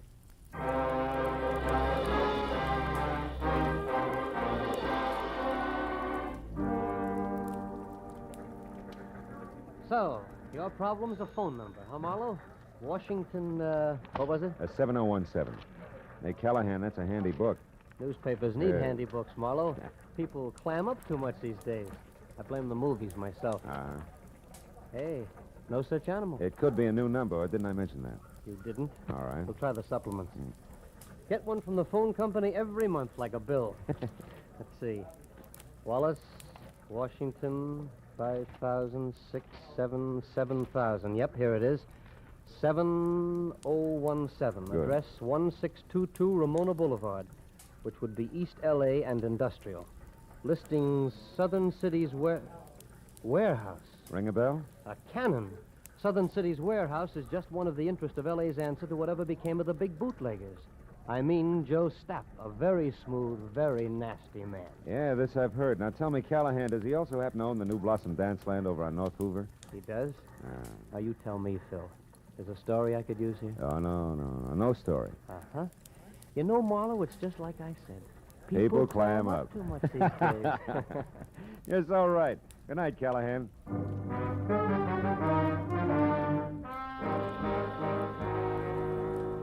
the good gray reporter hadn't mentioned Stapp's prohibition background, I would have chalked the warehouse off as the kind of 9-to-5 place that couldn't possibly help. But on the hunch that Stapp might live in a lush penthouse atop a stockpile a la Chicago 1929 style, I pointed my car for East L.A. and the Southern City's warehouse.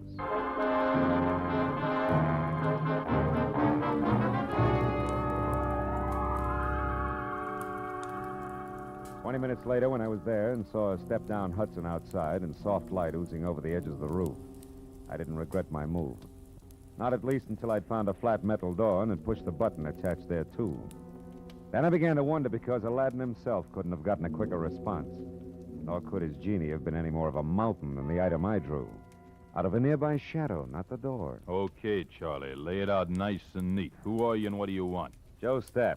Name's Marlowe, occupation private detective, now you. The handle's Pork. I work for Stapp. Hey, now wait a minute. What's it to you who I am? Shamus is close enough to cop the stink. And I'll beat it before I start thumping on your boy Wonder and turn you into something vest pocket size. Steady, Pork. Seems to be the trouble. Who are you, mister? His name's Marlowe, Mr. Stapp. He's a private... He'll answer for himself, Pork. Go ahead, Marlowe. What do you want with me? What's it about? Faye Patilio. Faye Patilio? Shut up, Pork. Faye Patilio is dead, Marlowe. So is conversation about her. Anything else? Yeah, something else. Girl who used to work over at the New Blossom Dance Land, Julia Thayer. Know where she is? Why she disappeared? No, and I don't care. Why should I? Because you used to go places with her. I've gone with 100 girls, Marlowe. Julia was no different, except for one thing. She gave me the brush. Well, good night, Marlowe. Sorry I couldn't have been more help. I won't be long, One Pork. more thing, Joe. You mind telling me who Julia dropped you for? Not at all. A pretty boy, Dean Coty.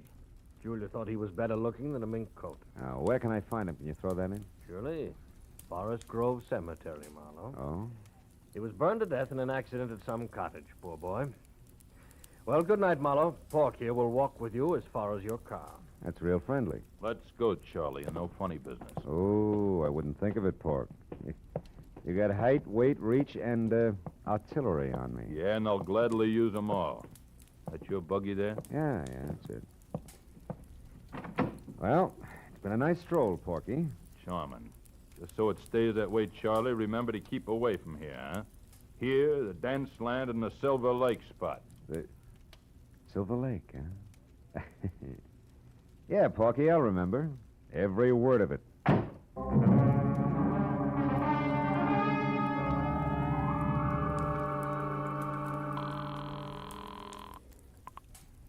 City desk. Callahan, go ahead. Marlowe again, Callahan.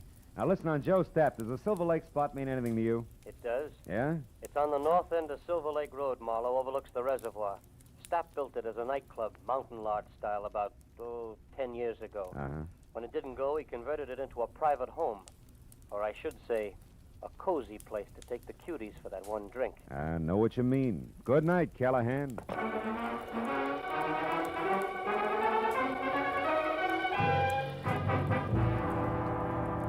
The Silver Lake Reservoir was only a mile off Lower Sunset Boulevard, but the setting could have been a street in Switzerland. The lodge Callahan told me about stood out among the neat little chalets that skirted the water's edge like a Sherman tank in Toyland. Also, it was showing light from a screened-in porch. So when I was out of my car across a shaky rustic bridge that spanned the promise of a creek and moving up close, I didn't have any trouble spotting the girl I saw inside talking earnestly into a telephone as Julia Thayer, by build, size, and color of hair. About the face, I couldn't say. It wore a hat that sported enough veil and mosquito-proof twin beds. Oh, well, that's different. The tunnel. All right, I'll wait there. Yes, as soon as possible. Goodbye. Hello, Julia. Who are you? What do you want? Quite a bit, honey. But for a starter, let's say that I'm a private detective named Marlowe, working for a guy who's worried sick about you. Ira Clausen. Ira Clausen? Who's that? Yeah, well, I'm not sure, but maybe he's the world's greatest sucker. Now, let's level, baby. It's getting late for guessing games, huh? I'll pay it. Oh, what's the use? What do you want to know, Mr. Marlowe? Too much to chat about here. The owner's no friend of mine. Come on, we'll take my car. All right, whatever you say. I'm tired of running. Let's go. Will you take my arm, please? This down bridge scares me silly. Oh, sure. Just watch your heels on those loose planks, huh? You okay? Uh-huh. I think I'm going to be just fine, Mr. Marlowe.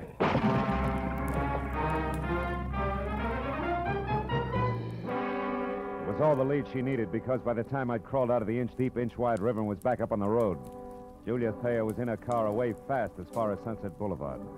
So I went to the phone back in the lodge and got through to my client at DeWitt Arms Hotel and brought him up to date in a hurry, including the latest question mark. The tunnel?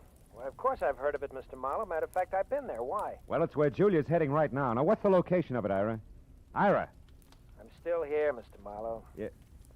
Hey, you sound real different. I don't get it. What's up? Very personal business, Mr. Marlowe. You see, I'm Ira Cody, not Clausen.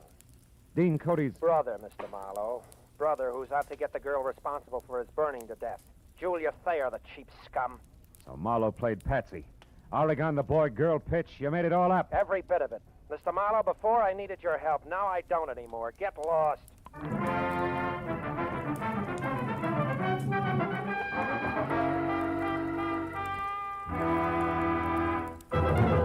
In just a moment, we will return to the second act of Philip Marlowe. But first, there will be 4 more amateur songwriters on hand, and one of them will sell his songs for nationwide plugging and distribution when Songs for Sale comes along tonight on most of these same CBS stations. Songs for Sale gives these new songwriters a great chance.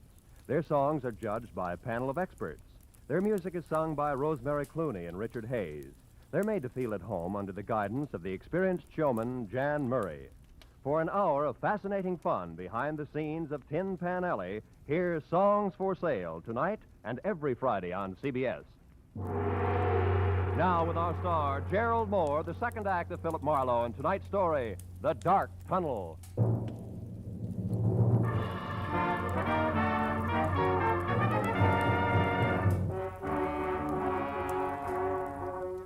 I stood there for a minute after Ira Cody hung up and tried to figure my next move, while the phone in my hand quietly buzzed sucker. A pair of haywire lives was scheduled for a smash-up, and I'd let myself get mixed up right in the middle.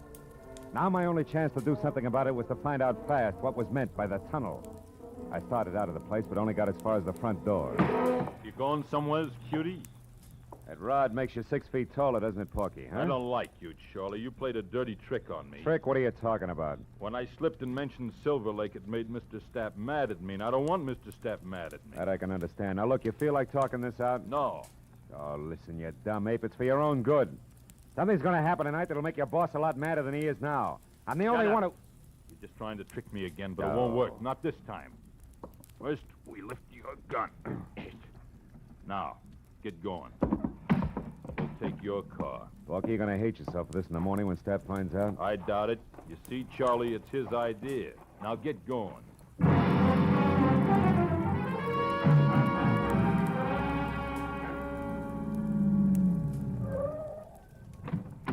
Over there, Marlowe, the big door. I don't suppose Stapp would bother to tell you why he wanted to see me, would he, Porky, huh? No. That's none of my business. Yet. What do you mean by yet? Oh, he might want you to tell him something you might not want to. Then it's my business, Charlie. Go on, open it up. That's enough. Inside. Well. Real genuine warehouse, huh? Chains, tackle, even a hand truck. Well oiled, too. Don't tell me your boss is going legit. Never mind that junk. Just stand right there till I get this crazy door locked. Here, Pork, try something heavier. Like this truck. Ow! My leg! Why, you... Now it's your chin. Good night, Charlie.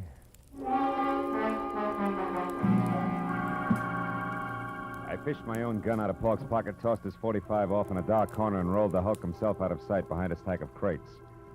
Then I went over to an elevator in the corner. On the way into the warehouse, the light I'd seen earlier from the roof was still there, so I decided to try the penthouse. I walked quietly down a thick carpeted hall to the only door. When I knocked, it was with the barrel of my .38. Come in. Well, hello, Marlowe. I've been waiting for you. A gun? Hey, how come... Pork? Pork! Save it, Joe. Oh, that dumb cluck. Yeah, big wheel like Joe Stapp ought to afford better help. Now, I'm holding the gun, so I'll ask the questions. What and where is the tunnel? A tunnel is a hole, Marlowe, usually in the ground. Delivered, Joe. It's got a lot to do with your girlfriend, Julia. Julia? Oh, that's a hot one. I went to all this trouble to haul you in here for the same reason. Then I'll put down the gun and let's talk. It makes me nervous. I'm not interested in your nerves. I'm interested in your talk. All right. Now, you've got a long nose, Marlowe, and poking it around, you might find out enough to get real curious and call in the cops. That I can't afford. Uh-huh. So I'm going to level with you, tell you what you want to know, just so you'll lay off. Got a deal? I'll let you know. All right. You wanted to know about Julia. Yeah. Nothing like Julia Thayer ever happened in my life before. Most beautiful thing I ever saw. Sweet and soft, made me ashamed of myself. Somehow I don't hear violins. Marlowe, I'd have done anything Julia asked me to. And all she ever asked of me was to give her up. For Dean Cody? Yeah, Dean Cody. Young physique that wasn't all wasteland like this. A handsome face that of a boiled lobster like mine is. She was crazy about him, fascinated, and I didn't blame her. Unfascinated, and I didn't blame her. Until I found out he had the morals of a rattlesnake. Keep talking. Cody was rotten, Marlowe. Dirty, clear through. Cheating on Julia every time she turned around. I couldn't stand it. I tried to tell her. Only made her hate you, huh? Look, Stapp, so far this is no better than a serial and torrid romances. The point. I'm getting to it, Marlowe. One night I thought I could convince her, because Cody had a date with Faye Patillo. I don't have to tell you, she was the lowest thing in town. They were going to a spot up on Lookout Mountain, so I told Julia. She went up there and waited. They showed, all right. Both loaded. She saw him take that dive off that hairpin turn. When she got down to him, they were both dead. Wait a minute. You told me Dean Cody was burned in a cottage. Sure. That's what I'm still telling you. Julia was so far gone over that louse, she pulled his body out of that wreck, hauled it all the way down to that cottage at Malibu, and then set fire to the place. So the world would never know he's going with a tramp like Faye Patillo, huh? Yes. How'd you like to have that kind of loyalty on your side, Marlowe, huh? Anyway, after Cody was gone... Cody's young brother's in town, Stapp. He thinks Julia's responsible for Dean's death, and he's going to kill her. What? They're scheduled to meet at that tunnel I asked you about. Now, where is it? Stapp, I asked you. I heard you. Tunnel's an old abandoned underpass in back of the New Blossom. But we're not going there, Marlowe. We're going to sit tight and let it play as is. Are you nuts? Not anymore. Julia was out of her head that night. Something went wrong when she started that fire. She got caught in it herself, Marlowe. You mean she was burned? Yeah. Her face. It's bad. She'll never be right again, no matter how much plastic surgery. Yeah, but there's no reason to let her be murdered. That's a matter of definition. You see, Julia's still in love with the memory of Dean Cody, Marlowe, so we'll just forget it and let it play itself out. We'll forget nothing. I got the gun, Stapp. But you're going to drop it, aren't you? Otherwise, I'll have to drop you. Oh, fine. I remember you, Austin Link, Knuckles in an alley. Drop it. That's right, Nosy. What's the word, Joe? Get him out of here, Link. Get him out of my sight. I don't care where you go. Come on, Slick. Let's go. Just sit on him for a few hours. We'll talk it over then.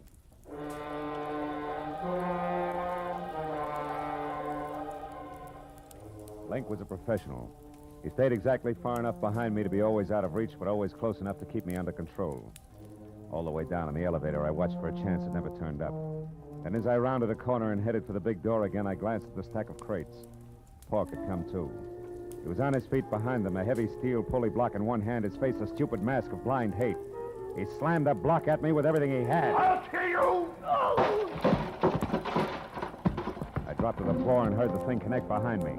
It had caught Link dead center. He fell like a bag of sand.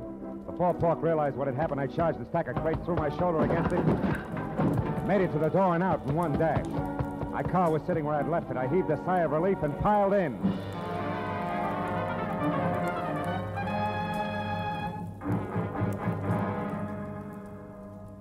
Ten minutes later, I pulled up at the New Blossom Dance Land. It was just closing. I ran along the side of the building to the back where a yellow light above the rear door cast an out-of-place halo over... Oh, no. Hey, you! What are you doing back here? This is for employees only. Yeah, well, I'm employed. Listen, do you know where the tunnel is? The which? I can see what you mean. The tunnel. It's an old underpass. There's an entrance to it back here someplace. Oh, that, sure. See the light over there? Yeah. And that little cement house? Yeah. Well, that's it. Steps lead down inside. But why? Nobody ever uses that anymore. Well, I tell you, I got a date in there with a couple of screwballs. Oh, well, you'll be right at home. Good night, dearie. A baker's dozen steps led down into the thick darkness littered with newspapers, weeds, and wine bottles, all long dead. As I eased down inside, I heard voices, low and tense, amplified by the rolling, hollow echo in the tunnel. At least I'd made it in time. When I got to the bottom, I could see the two of them silhouetted against the dim glow at the far end. I pressed my back against the wall, thought about my empty shoulder holster, and moved toward them. And you killed him, didn't you? You're making a mistake, Ira. A terrible mistake. No, you killed him, all right. You and that beautiful face of yours that he couldn't resist. Why are you hiding it behind a veil? You used to be so proud of it. You killed Dean just the same as if you'd shot him. But you're not getting away with it, Julia. I'm going to square it up for him right now. Ira! What? Marlowe, how did you find this place? I found plenty beside that, Ira. Give me that gun. No, you're not going to stop me. Even if you shoot, I'll kill her first. I don't have a gun, Ira, but I got facts. Before you shoot anybody, you better listen. Julia wasn't responsible for Dean's death. He was. Everything she's done since then has been to protect what little good there was left of his crummy reputation. You're a liar. I can prove it. Dean went bad, Ira, all bad. He was a low, double-crossing cheat. You're lying, you're lying! The night he died, he was two-timing Julia. But in spite of that, she risked everything to move his body from a smashed-up car. So nobody would ever find out what really happened to him. It's true, Ira. Stop it! You liars, both of you! I won't let you say things like that about my brother. You don't care if he's dead, Julia. You'll do all right. You've got the kind of beauty all the men go for. And you, Marlowe... Shut up, you crazy punk. Stay back. Admit you're a liar, Marlowe. Admit it or I'll kill you. I swear I'll kill you along with Julia. You'll be doing me a favor. You haven't seen my face lately, have you, Ira? I never want to see it. I think you better, kid. Got a match, Marlowe? Sure. Here. Look, Ira. You can't be Julia. I was burned, Ira. It happened to me when I tried to hide the kind of rotten trash that Dean had been mixed up with. And the only reason she did it was because she loved him, maybe more than you did. Now, come on, kid, let's have that gun. You don't want to kill anybody. No. I don't want to kill anybody. Julia, I'm sorry. Ira! Let him go, Julia. The hard part's over now. He'll be all right. I'll look in on him after a while just to be sure. But, what about you, huh? What about me? I'll be okay, Marlowe. After I've done some thinking. This shock, I think it's what I needed. Goodbye. It's a dark tunnel, honey. Think you can find your way out alone? Yeah? Yeah, I'll find a way out alone. One of these days.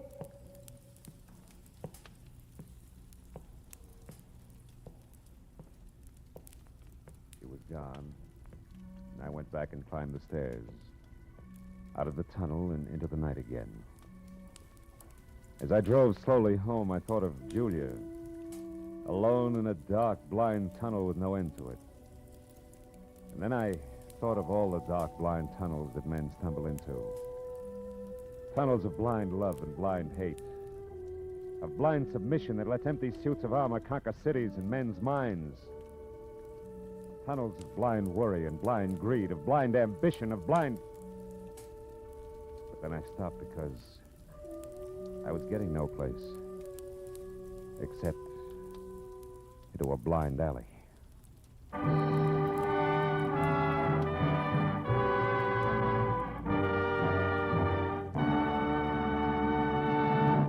The Adventures of Philip Marlowe, bringing you Raymond Chandler's most famous character, star Gerald Moore, are produced and directed by Richard Sanville and written for radio by Robert Mitchell and Gene Levitt. Featured in the cast were Lorene Tuttle, Bob Sweeney, Paul Dubov, David Ellis, Barney Phillips, and Larry Dobkin. The special music is composed and conducted by Richard Arant. Be sure and be with us again next week when Philip Marlowe says... This time, Greed in a green suede dress, a die-hard from Dixie and a cuckoo coin collector, added up to violent death for two, and all over $50 in Confederate money.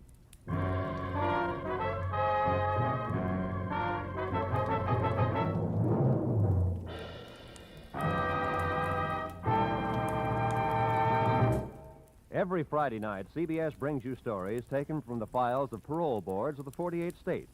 With only the names changed, these stories give in complete detail the events of a criminal's life up to the time he is up for parole. Then, before you hear the board's decision, you can make up your mind. Is this man ready to be set free? It's been hailed by press and public alike as an outstanding anti-crime show. And you can hear it now by staying tuned, because Up for Parole follows immediately on most of these same CBS stations. Roy Rowan speaking. This is CBS, where you play Sing It Again every Saturday night, the Columbia Broadcasting System.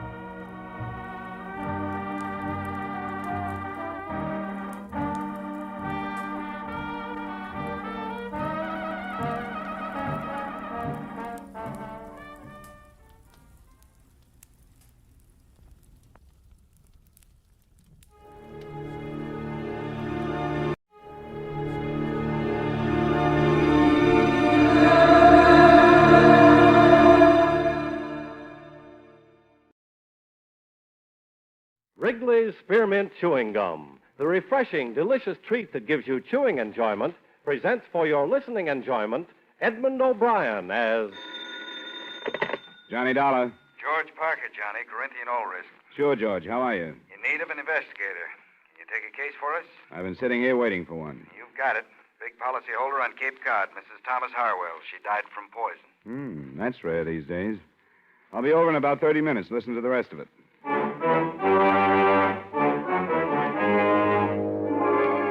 The makers of Wrigley's Spearmint Chewing Gum bring you Edmund O'Brien in a transcribed adventure of the man with the action-packed expense account, America's fabulous freelance insurance investigator. Yours truly, Johnny Dollar.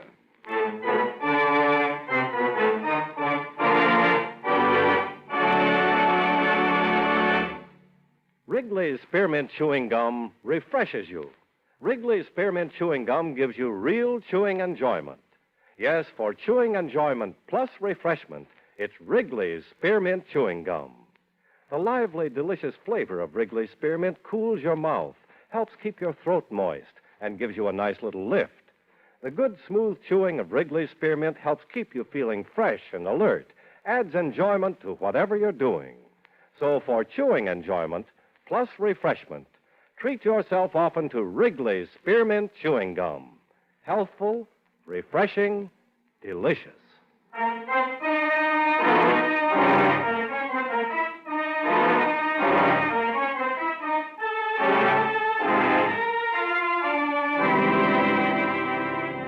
Expense account submitted by Special Investigator Johnny Dollar to Home Office, Corinthian All Risk Insurance Company, Hartford, Connecticut. The following is an accounting of expenditures during my investigation of the Amelia Harwell matter. Expense account item 1, $250, cab fare from my apartment to the Corinthian building in the office of George Parker. Well, first, do you know the Harwell name? Are they the textile people? That's right. Strange sort of family. Fortune was built by the deceased father. She was his only child. He naturally had wanted a son to carry on the name and the business. So he trained her, Amelia. She took the man's place all her life. How old was she? Something over 70. And did she still head up the business at that age? She took a very active part. What about the poison? I haven't gotten any of the details on that. That'll be up to you. Anything on the surviving family? Yes. I have it here. A husband, Thomas, a daughter, Maxine, and a son, Dexter. Here, you keep it. Got the ages and all. Thanks.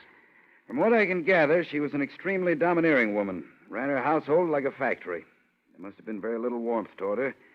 Then, when you consider the fortune she's leaving and the insurance... How much did she carry? Too much. $150,000 for the family and over $200,000 with the corporation as beneficiary. That kind of money, you should have hired me earlier as a bodyguard. Expense account item 2, $40, car rental, and $22 fuel and incidentals between Hartford and the Harwell estate on the eastern shore of the Cape near South Wellfleet.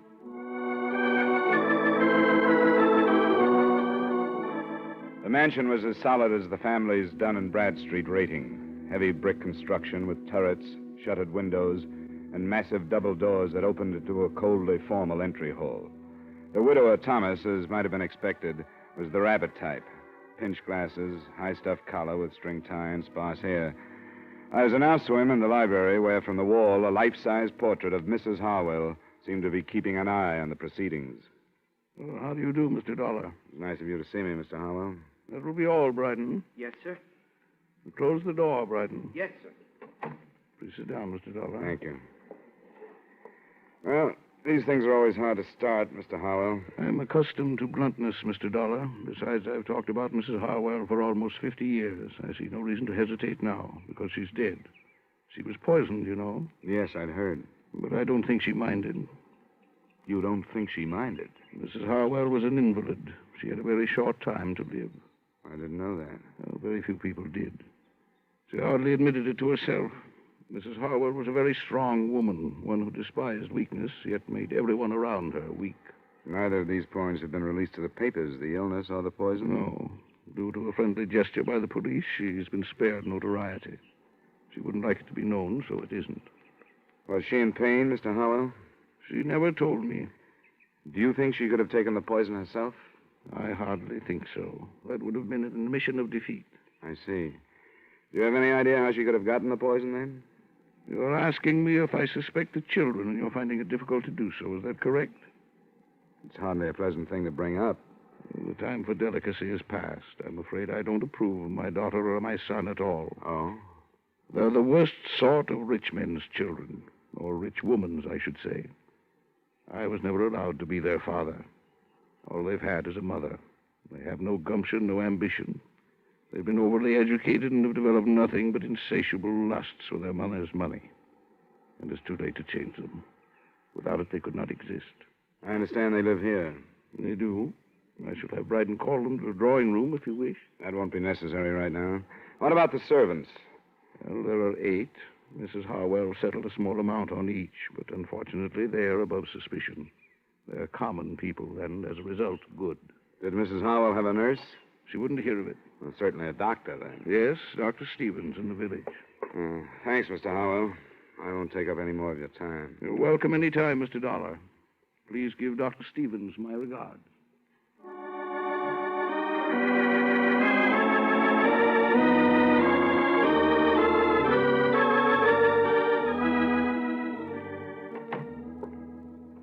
Well, Mr. Dollar, the Harwell case passes from my hands into yours. I wish you more success than I've had. Thanks, Doctor. Amelia was not only a hopeless cancer victim, but she was a stubborn old fool. I could have saved her life with surgery 3 years ago, but I made the mistake of advising her, and advice was something she could not accept.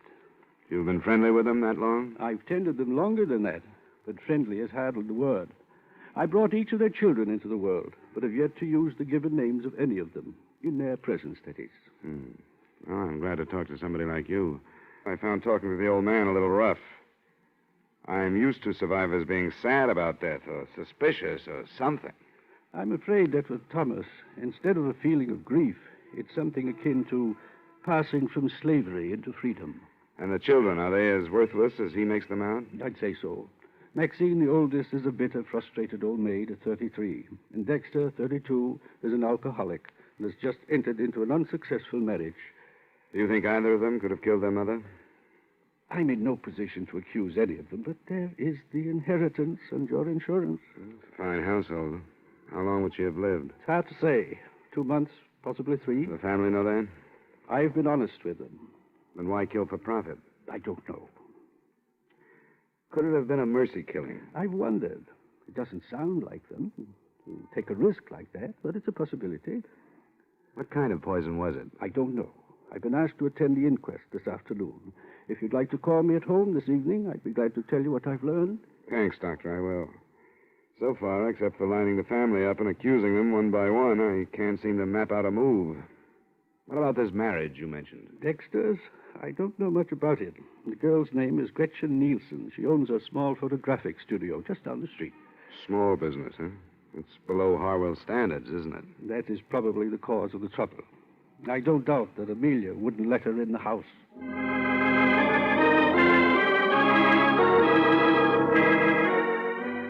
Through the plate glass window of her studio, Gretchen Nielsen looked like a girl anyone would enjoy having around the house. She lived up to her Nordic name, fine straight features, warm blue eyes, and a look of strength about her. I got her home address and knocked at the door of her small house 15 minutes after she arrived home that evening.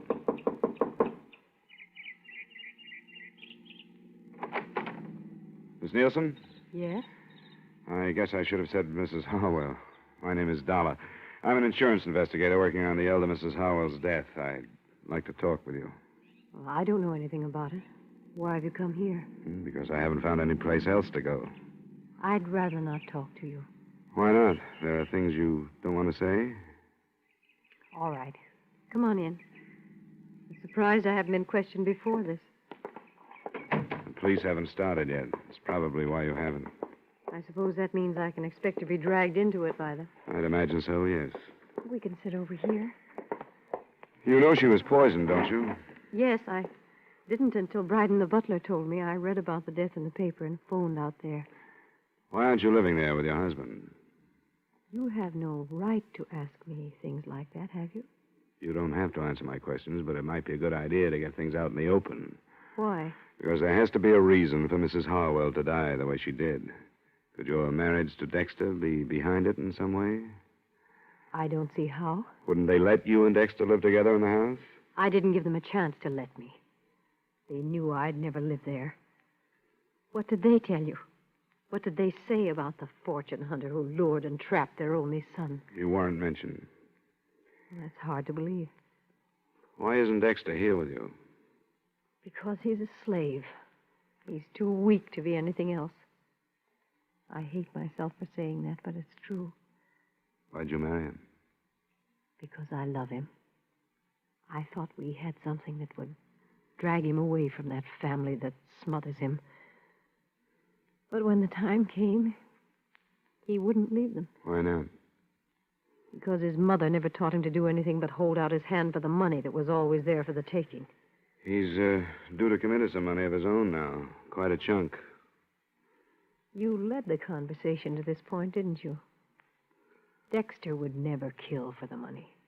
There has to be a reason why she died. I think her husband did it. Why? To stop her suffering. I caught her off guard a few times. I know she was in pain. And I know she was frightened. Probably for the first time in her life. I think he knew that, too, and wanted to help. That could be. First, you sounded like you hated her. Now you don't. I feel sorry for her. Because she made so many mistakes. And now she's dead, and there's nobody to correct them.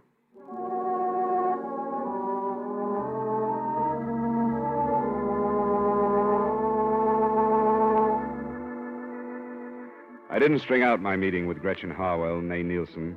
I left, went to my hotel, and at 7 phoned Dr. Stevens. His report on the inquest brought out, among other things that didn't seem important at the time, this point. The cause of death was a non-alkaloid poison, administered in suicide or by person or persons unknown. The poison was hardly the type to choose either for suicide or a mercy killing. With what I had, I went out back to the Harwell residence.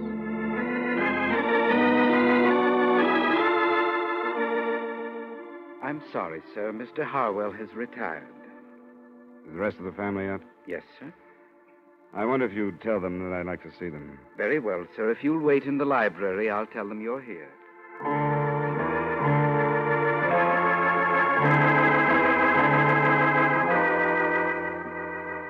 And this is my sister, Maxine. How do you do? How do you do? Now, what do you want?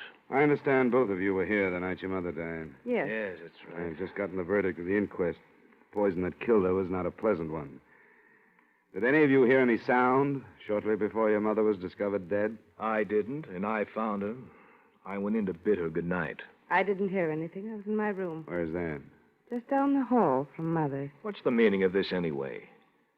The point is that your mother would have cried out. The poison would have been... What's that? It's Father. He's in his room. Something's wrong. I'm going up to see. I went with them. We found Mr. Harwell in bed, clawing at his throat and staring at the ceiling. When I bent over him, he moved a hand towards a glass of water on the bedside table. I picked it up and smelled it. I'm no chemist, but I didn't need to be to know that he'd been poisoned.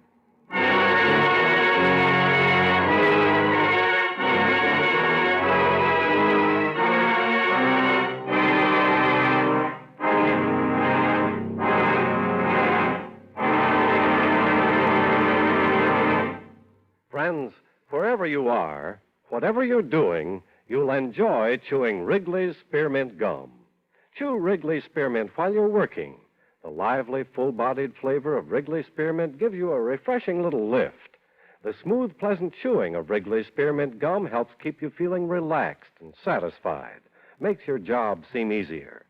Chew Wrigley's Spearmint Gum in your home, when you're out walking or driving, when you're enjoying outdoor sports and other activities. Wrigley's Spearmint Gum tastes good anytime, and the natural chewing aids digestion and helps keep your teeth bright and attractive.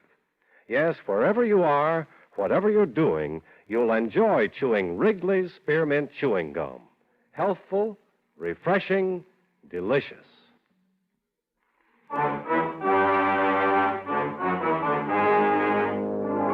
And now, with our star, Edmund O'Brien, we bring you the second act of yours truly, Johnny Dollar.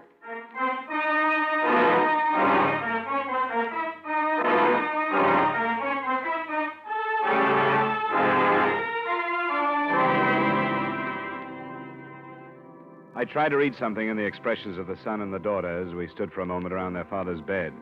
There wasn't much in them. No surprise, no fear, no satisfaction.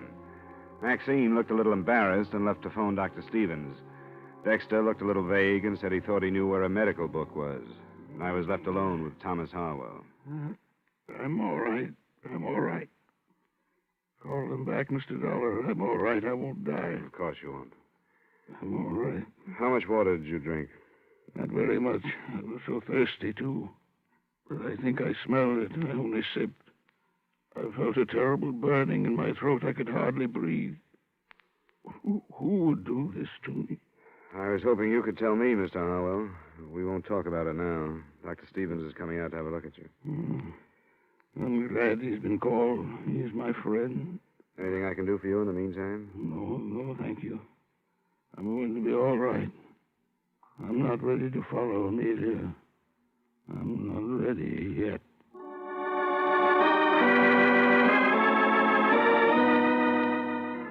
I took the glass of poisoned water with me when I left the room. I put it on a table in the hallway outside his door and stayed with it until Dr. Stevens arrived. He spent about 15 minutes with Mr. Harwell, and then he joined me. He's all right. Where's the family? I sent him downstairs. Good. You said you had the glass? Yeah, here it is. Smell it. There must be enough poison in this to kill 100 people. He's a very fortunate man. Can you tell if it's the same stuff that killed his wife? I'd say yes. Canadine or some such. What did he say to you? Very little. I'm only his doctor, you know. But he did tell me that it was unnecessary for this to be reported to the police. Oh?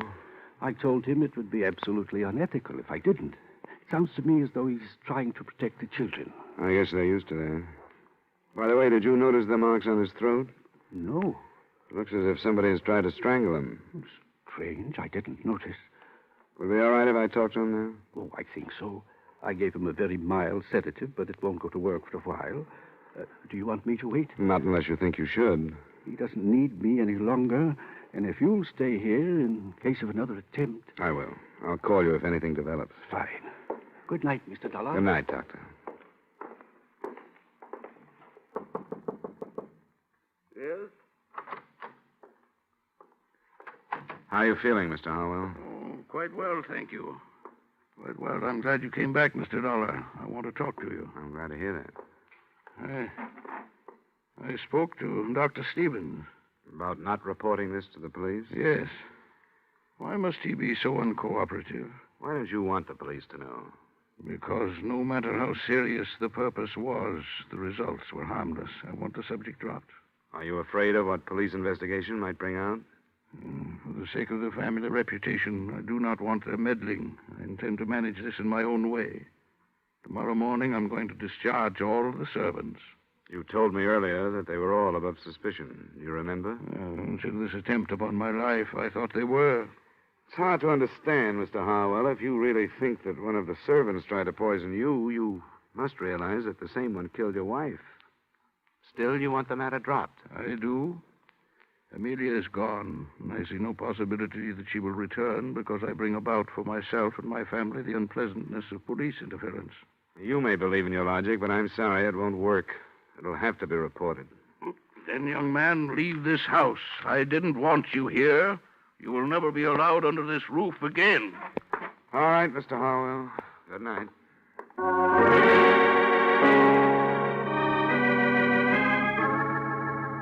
I picked up my glass of evidence again and started downstairs. When I got to the entry hall, I heard voices and looked into the library to see the children, Maxine and Dexter. Their conversation had ended by the time I walked in. How is he? He's all right. Back to normal. What are you doing with that glass? I'm taking it to the police. They'll want to know if it's the same poison that killed your mother, and there's a chance of finding fingerprints on it. Here we go again. Your father didn't want me to take it to the police. Why shouldn't he want to report that somebody tried to kill him? You think he's afraid that one of us did it? Is that what Kill him. You think he's afraid that one of us did it? Is that what you mean? Well, it's come to mind. Get out of here, darling. I don't have to listen to this. Wait, Dexter, wait a minute. That's what he thinks. The police are going to, too. Then I'll listen to them. It's their business, but not his. I don't have anything to be afraid of. I didn't keep a 3-month-old marriage secret like you wanted me to. Dexter. And I didn't break the news to her by telling her that she was going to be a grandmother like you wanted me to. You think everything's wrong. Dexter, shut up. You're drunk. Oh, let him accuse you. I'm not going to listen to him. I'm going to bed. He drinks too much. Is what he said true? About the baby? Yes, it's true. And he's living here? Obviously. I met his wife. She seems to deserve better. Yes, she does. Dexter was here waiting for Mother to die. Because he knew she'd disinherit him if he moved out. And now, neither one of us had better say any more until we get legal counsel.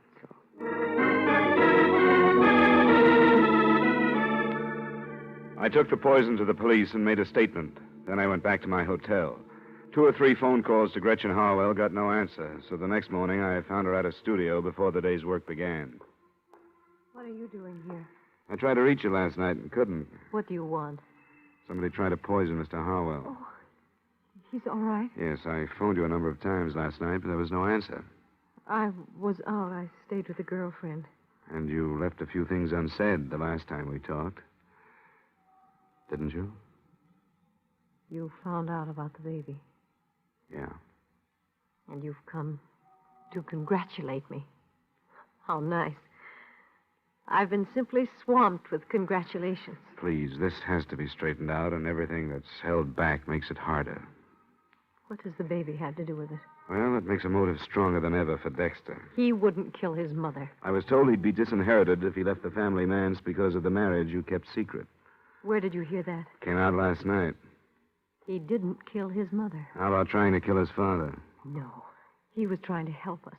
The father? It doesn't sound quite right. I know it doesn't, but it's true. Dexter didn't even realize it, but I did, and I tried to explain it to him. Mr. Harwell had never done anything in his life, but he tried to help us. Why?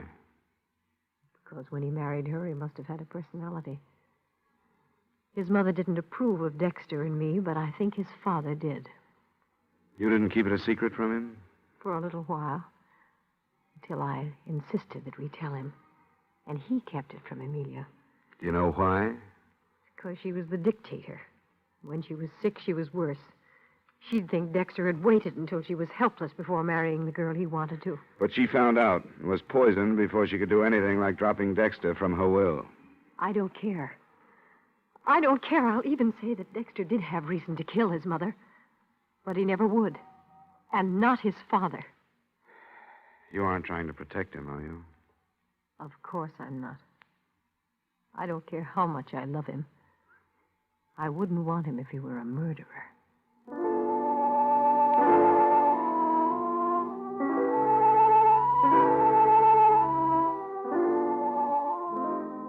I did a lot of thinking after I left her. It would have been easy to be swayed by her, and I took that into consideration. In my hotel room, I tried to line up all the points that had come out. Only 2 of them added. By phone, I tried them on Dr. Stevens. He was more agreeable than I'd expected him to be. It was just before noon the next day when once more I walked through the Harwells' front door. In here, sir. They're waiting for lunch. Mr. Dollar. Well, that will be all right. Yes, sir. Mr. Dollar, I thought I told you not to enter this house again. You did, Mr. Harwell. But I thought the fact that I might save one of your children from a murder trial might make a difference. Which one, if I may ask? Dexter? I don't understand. I think we've had enough of this, Mr. Dollar. My family has been quite upset since you've arrived. I think we've had enough, too, Mr. Harwell. I wonder if I could talk to you in private. Who are you to ask that? No, Dexter, I think I agree with him. Please leave. But, Father, I You feel... too, Maxine. All right, Dad. Come on, Dexter. Sure. See if Dollar can tell him anything worse about me than he knows. Well, Mr. Dollar? You wouldn't like to see Dexter charged with the murder of your wife, would you? Of course I wouldn't. The police are ready to do it. And they've got a good case. You didn't think of that, did you? I beg your pardon? You didn't realize that you might set up a situation that would jeopardize your son. I don't think I understand. I think you do. You killed your wife, didn't you?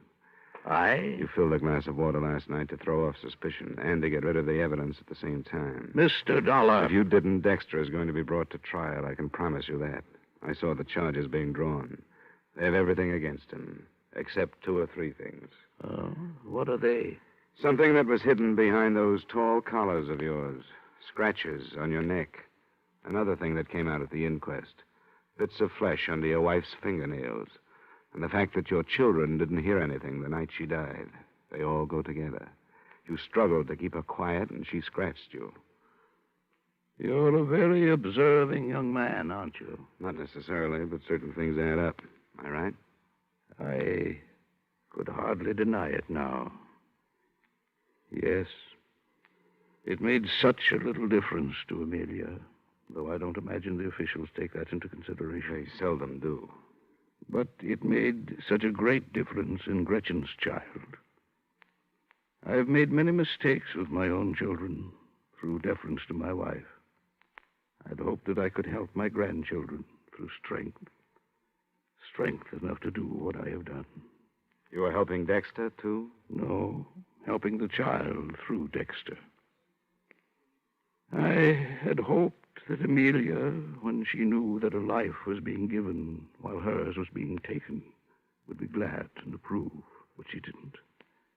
She asked for a lawyer so that she could change her will. Then I knew what I had to do. I'm sorry, Mr. Harwell. There are many things to regret, Mr. Dollar, many things. But hastening my wife's death is not among them. Her life was decayed. The life she did not want that I did want. So fresh and new that it doesn't even know what hope or helplessness can be. Forgive me, Amelia. Amelia. Forgive me.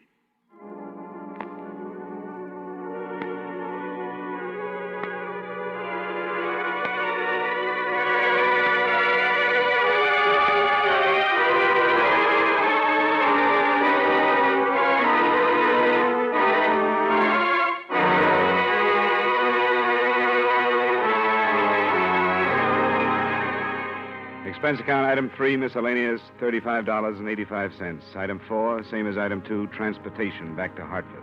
Expense account total, $122.35. Yours truly, Johnny Dollar.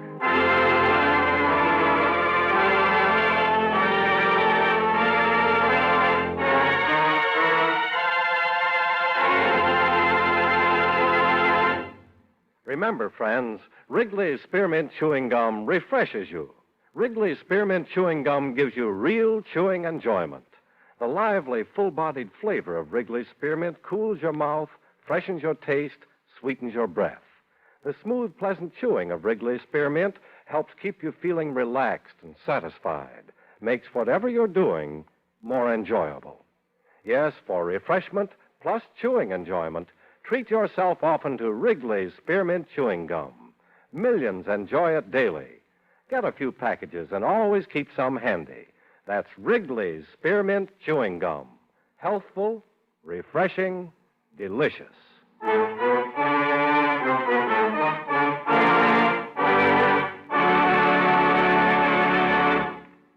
Yours truly, Johnny Dollar, brought to you by Wrigley's Spearmint Chewing Gum, stars Edmund O'Brien in the title role and is written by Gil Dowd with music by Eddie Dunstetter. Edmund O'Brien can soon be seen starring in the Paramount Pictures production, The Turning Point. Featured in tonight's cast were Victor Perrin, John McIntyre, Herb Butterfield, Jeanette Nolan, Virginia Gregg, and Peter Leeds.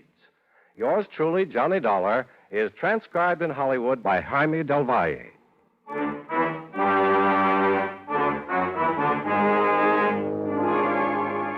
The makers of Wrigley's Spearmint Chewing Gum hope you enjoyed tonight's story of Johnny Dollar and that you're enjoying delicious Wrigley Mint Gum every day. We invite you to join us next week at this same time when, from Hollywood, Edmund O'Brien returns as... Yours truly, Johnny Dollar.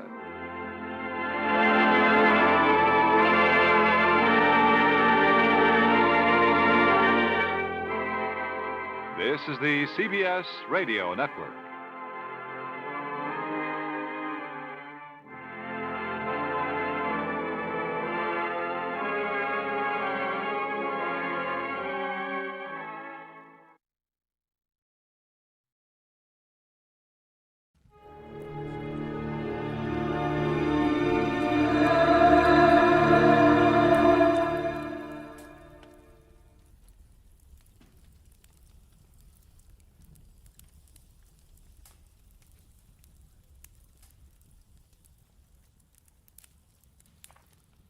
Get this and get it straight. Crime is a sucker's road, and those who travel it wind up in the gutter, the prison, or the grave. I didn't know it, but I was caught in a smokeout that led from a search for a lady in black, past murder at a highway inn, to gunfire at a warehouse, for a girl already dead in the morgue. From the pen of Raymond Chandler, outstanding author of crime fiction, comes his most famous character in The Adventures of Philip Marlowe.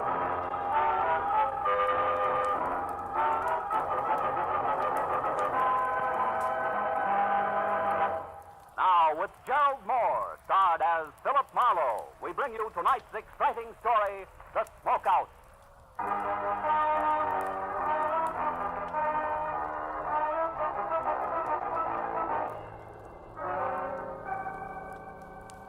It never seems to fail. A sleepless night that leaves you with raw nerves and sandpaper eyelids is always followed by a day that never ends. A kind of long, tough day that keeps you on the move until life in the city finally reduced to no more than a confused clatterous stink of exhaust fumes and an aimless mob of shallow people milling around, looking for nothing but a chance to con each other out of a lousy butt. And this was no exception. Because when I finally decided to quit, to get out of it, to go someplace quiet and relaxed, I found myself instead in a hurry all over again. I was on my way to a very public building on Spring Street at the stubborn instigation of one Detective Lieutenant Matthews of Homicide, whose phone call 20 minutes ago had caught me as soon as I opened my apartment door. Where you been, Marlowe? Don't you ever check in at that office of yours? Not on days like this, Matthews. They don't give me a chance. What's up? Tell me all you know about Vera Hamlin, Phil. Who's Vera Hamlin? A girl. No fooling. Are you real sure you don't know her? Positive. Am I supposed to? Maybe she used another name. Pretty, blonde, about 5'6", a sweet kid, apparently. I can think of a lot of women who fit that description, Matthews. Yeah, you could. But this one wrote you a letter yesterday. I didn't get it. Then I haven't been to my office at all today. Why? She wanted your help. How do you know? Well, we picked it up from the imprint in an open pack of stationery in her apartment. Oh? Better come down and take a look at her, Phil. Take a look at her. Where is she? In the morgue. Oh. She was struck by a car last night. Accident? What makes you ask that, Marlowe? Your dubious tone of voice, Matthews. Well, was it an accident? I guess so. Maybe I've been a cop too long. I get suspicious myself on dark nights. I can understand it. Come on down, Phil. Right away. I'll meet you there.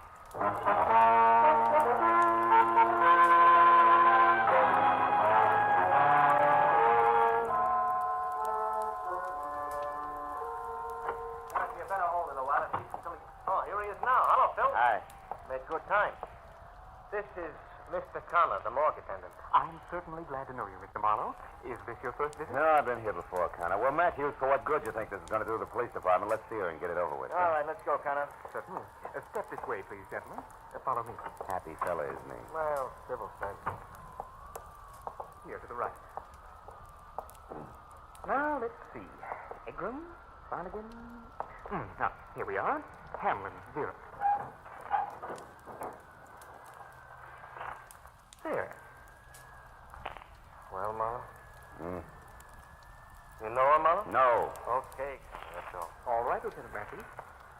Come on, son. Let's get out of here. Yeah. Now, look, Matthews, I told you on the phone I didn't know. What'd you get me down here for? Because there are some angles on this death I don't like to look at. That letter to you was one of them. Got the letter? No, I read the whole thing in from the lab and that imprint they worked on. She was worried. She wanted you to investigate something for her. You were supposed to call her today. Know anything about her? Yeah, she came to L.A. about 6 months ago from Omaha. Mm-hmm. She worked for a guy named Brasso, who's a produce wholesaler, 77 Market Street. Lately, she was seeing a lot of him after office hours. What's wrong with that? Nothing. She was killed in front of Brasso's house at 2 a.m. as she was getting out of her car, and Brasso wasn't home at the time. Oh? He has a fair alibi, puts him out on Highway 101 north of Santa Monica when it happened. Excuse me, gentlemen. I'd better get the phone. Yeah, do that. What about the motives, Matthew? No motives. Well, then why are you so upset? Why was she so upset? What did she want you for? That's not enough for you to If I go had on. that one answered, I'd know where to go from there. I know, but you're pinning a murder rap on somebody. What do you mean murder rap? I'm not up to that. It's for you, Lieutenant. All right, thank you. Excuse me a minute, Bill. Hello, this is Matthew. Yeah. A witness. Says it was murder. Sure, get a load of this. What? Yeah, give me that again. Yeah, a woman. Saw it happen, huh? Great. Who was it? The lady in black. Where'd you get that? It sounds corny. Where did you get that? It sounds... What? You mean there's a story about it out now in the L.A. Journal? Yeah, I'll be back there in 5 minutes. And listen, get a hold of the reporter who wrote that story and hang on to him. I want to talk to that wise punk. How do you like that? How do you like it? Yeah, Vera Hamlin murdered with an eyewitness to prove it. Only the police department is the last outfit in town to know. Come on, Phil. Where to this time? To buy a newspaper, find out what's going on.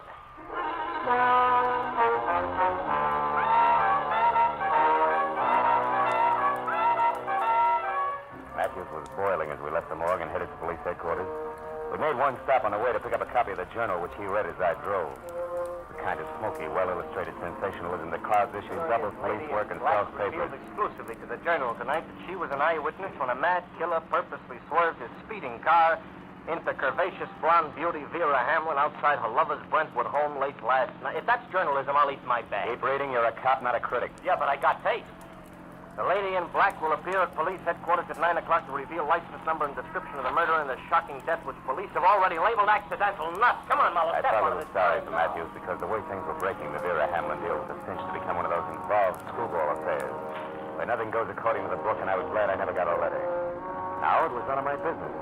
All I wanted to do was drop Matthews off, get away from the whole thing, and try to forget about it. But when we piled up behind the waiting squad car at headquarters, a gang of night-beat photographers draping the stairs stopped us. Give you a right, Lieutenant. Is your witness going to show? It's 9 on the button. Where's the lady in black? Oh, I know. I didn't find out there was a witness till I read it in the Journal. Yeah, that was a dirty trick. Hiya, Marlowe. Hi, Abbott. You're an old-timer, Abbott. You guys ought to keep punks like the Journal squirt in line. They just make it tough on everyone. Oh, don't blame us for that guy. He's burned up, huh, Marlowe? You blame him? You know as well as I do, the Journal picked up that witness right here. Kept her under wraps until they had time to break the story. Well, he shouldn't let it throw him. You know, guys like that usually hang themselves. Sure, after the damage is done.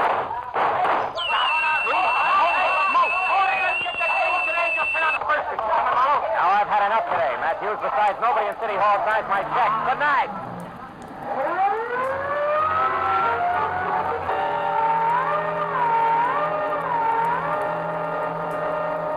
I watched him out of sight and drove to the corner where one of the reporters told me that the green sedan had a lady in black in it. Whoever had fired the shots had gotten away clean. So, with that to think about, I drove back to Hollywood and tried a double scotch in a quiet bar. Yeah, it didn't work. Half hour later, I ended up in my office with Vera Hamlin's letter open on my desk.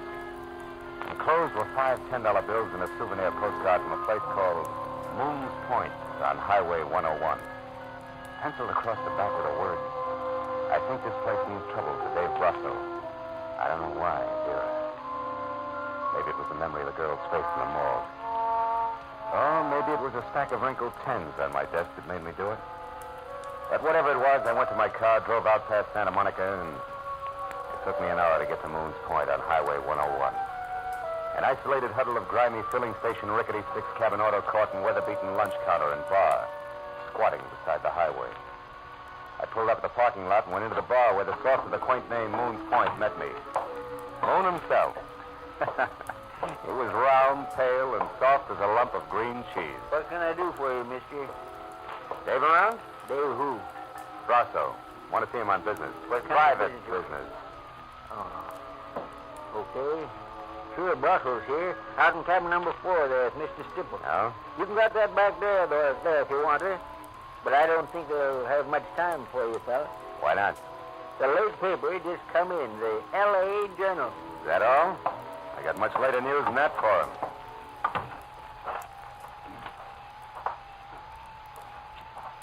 Hey, you. Who's there? Pull it down, will you? My name's Baggett. Agent sign asking for Dave Brasso. Well, I think you're a cop, and I might be able to do you a little favor. What do you got in mind, Baggett? Well, since there don't seem to be much love lost between you and Brasso, I'll tell you.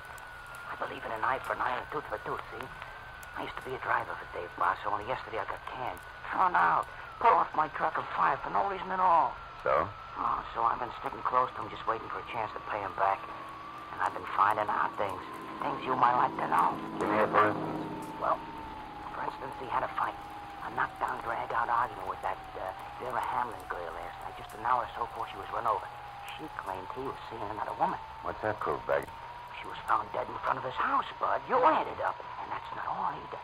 I know why he's hanging around out here. Also why it ain't going to do him one bit of good. I got plenty to tell him. Wait a minute. Hold it. Okay. Yeah.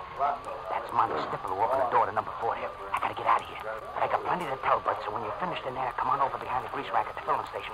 I'll be waiting for you. I don't know how you feel, Dave. You're on edge. You got reason to be, but running back into town won't help you any. So they got a witness. She's already told it.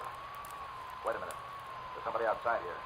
Yeah, that's right. I want to see Dave Brasso. And Mr. Brasso's pretty busy right now, mister. Not too busy to see me. Oh, you cop? No. And you must be a crummy reporter, so scram. You look Mr. Brasso up at his place of business some other time. You mean after he skipped town to keep the witness from putting a finger on him? Why, you Hold it, snooping... Monty.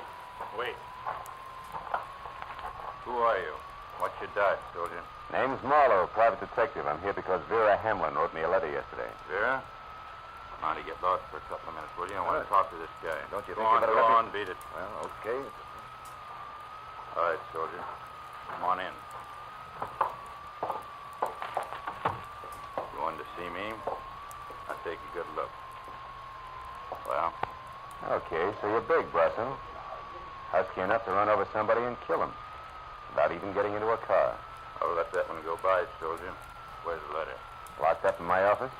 What'd she say in it? She wanted something to look into and said this was a good place to start. Jealous little fool. Is that what the fight was about last night? Fight? You do find things out, don't you, soldier? That's my business. Well, maybe you know who this lady in black here in the paper is and what she's going to tell. Maybe. Might even know who was jumping up to try to kill her tonight and shut her up. Who was that? You mean somebody... Come on, Brasso. Let's stick closer to the truth. You're a lousy actor. For instance, Vera wanted me to come to this dump because you and Stipple are holed up here. Why? That doesn't concern you. It's business. Sure, and when a girl accidentally gets in the way of business, she's run over by it. Is that the way you work? You keep harping on the same thing, soldier, and I don't like it. I was in love with Vera Hamlin. Maybe you're trying to use that to nail me in a frame. Maybe you're a sneak for that stinking louse Weber. Maybe you didn't get any letter from Vera at all, so get out of here and think up a new one. Your theories are getting way ahead of you, Buster. Who's Weber? Jerk. I said get out. Now take that back for an answer, soldier, and you can get more of the same anytime you want it at 77 Market Street.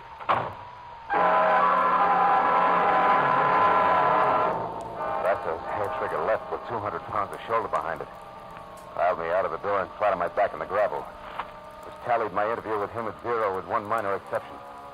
My spiteful informer, Baggett, had some basis in fact for his story, so I dusted myself off and made for the rear of the deserted filling station where the grease rack stood.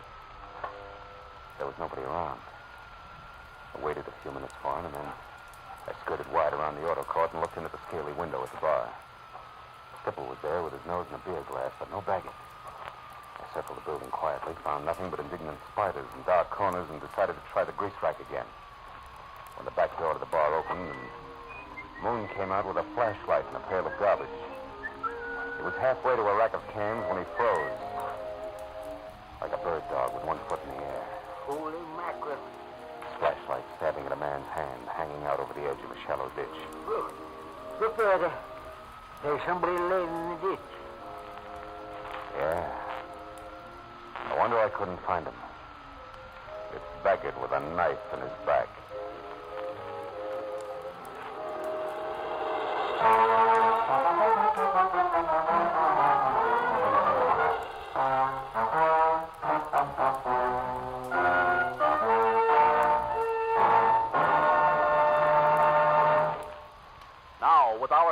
Gerald Moore, we continue with the second act of Philip Marlowe and tonight's story, The Smokeout.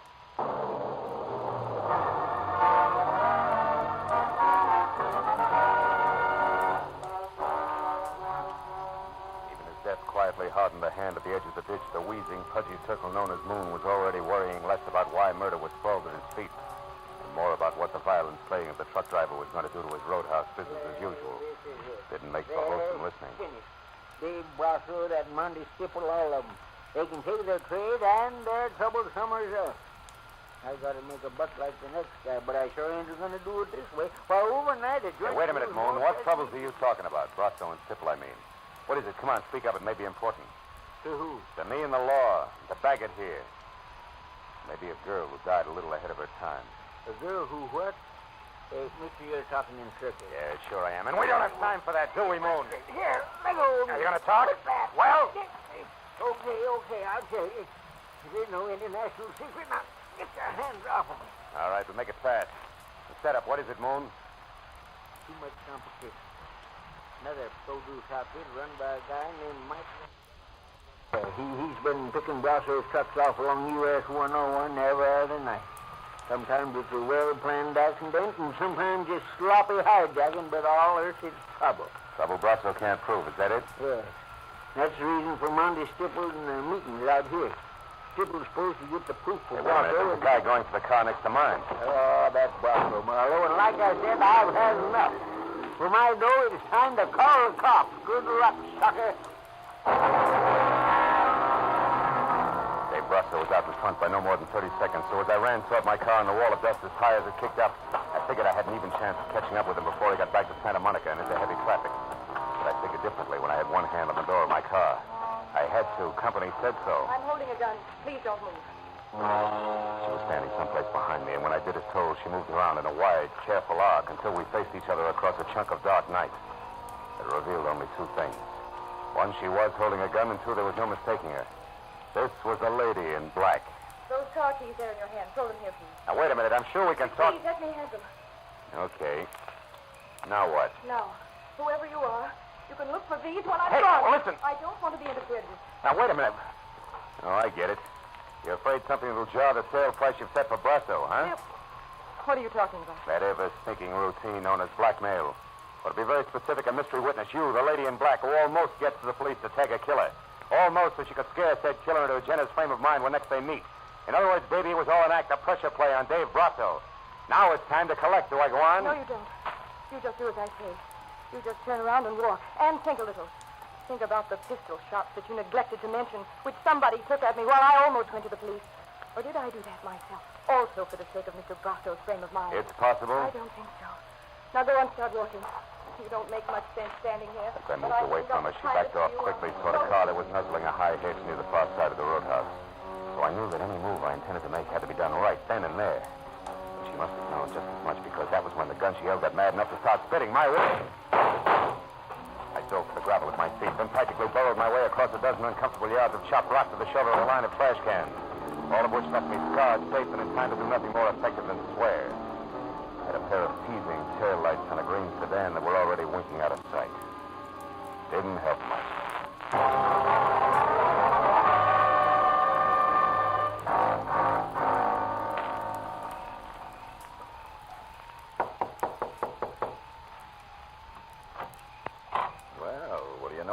Private detective again.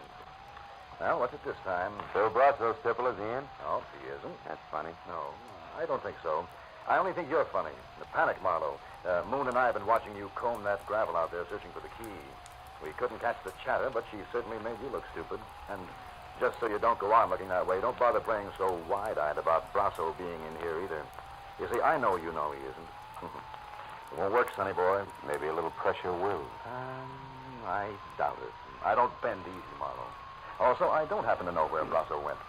But just so nobody gets too upset or quick with a gun, maybe we have to go back over to the bar to chat. Moon's expecting me. Besides, it's cozier there. It won't be once the cops start pouring in. Incidentally, it makes it your turn not to play dumb. I mean Ernie Baggett being very dead out in the back. Even Stevens, huh, Marlowe? Yeah. Okay. I know about Baggett. From Brasso? I said... I heard you.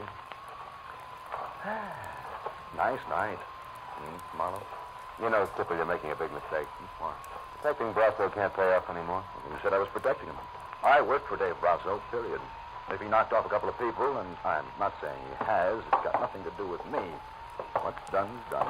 Which doesn't include the girl, huh? Who? That witness? What's the difference? What happens to her? She's living on borrowed time right now any way you look at it. Why?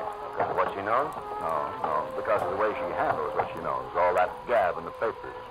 You know, she's lucky those 3 shots that were thrown at her only came out of a pistol. Could have been a howitzer, considering the advance notice she gave. Hey, Moon. What? The cops here yet? No, they ain't. Highway patrol took 5 minutes, 10 minutes ago. I sure wish they'd get here. Well, don't worry, they will. Tell Marlowe will it be? Hey, private detective. Come out of it. What's up? Around here, Stipple, nothing. Nothing at all. Where are you going? To 77 Market Street. The Brasso Produce Company. Brasso Produce Company. I think it's where both your boss and the lady in black are going to get together. And what gives you that idea? A hunch, Stipple. Just a hunch. Goodbye.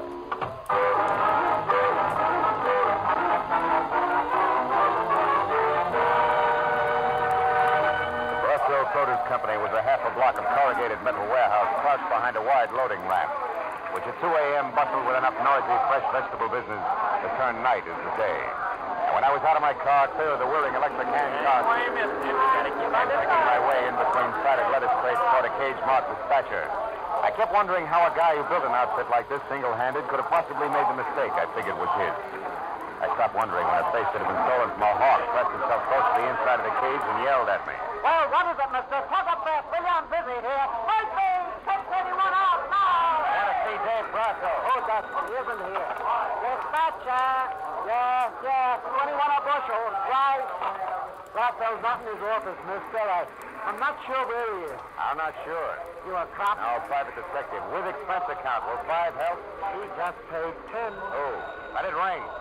Come on, Buster, this counts. Here's 10. The lady in black? Yeah. Keep it down, will you? She stood around for maybe 20 minutes before she got talking to me. Not a bad-looking doll. All right. Now, where'd you send her? Come on, you got your 10 talk. Hang on just a minute. Where? The old shed in the back. Used to be a warehouse.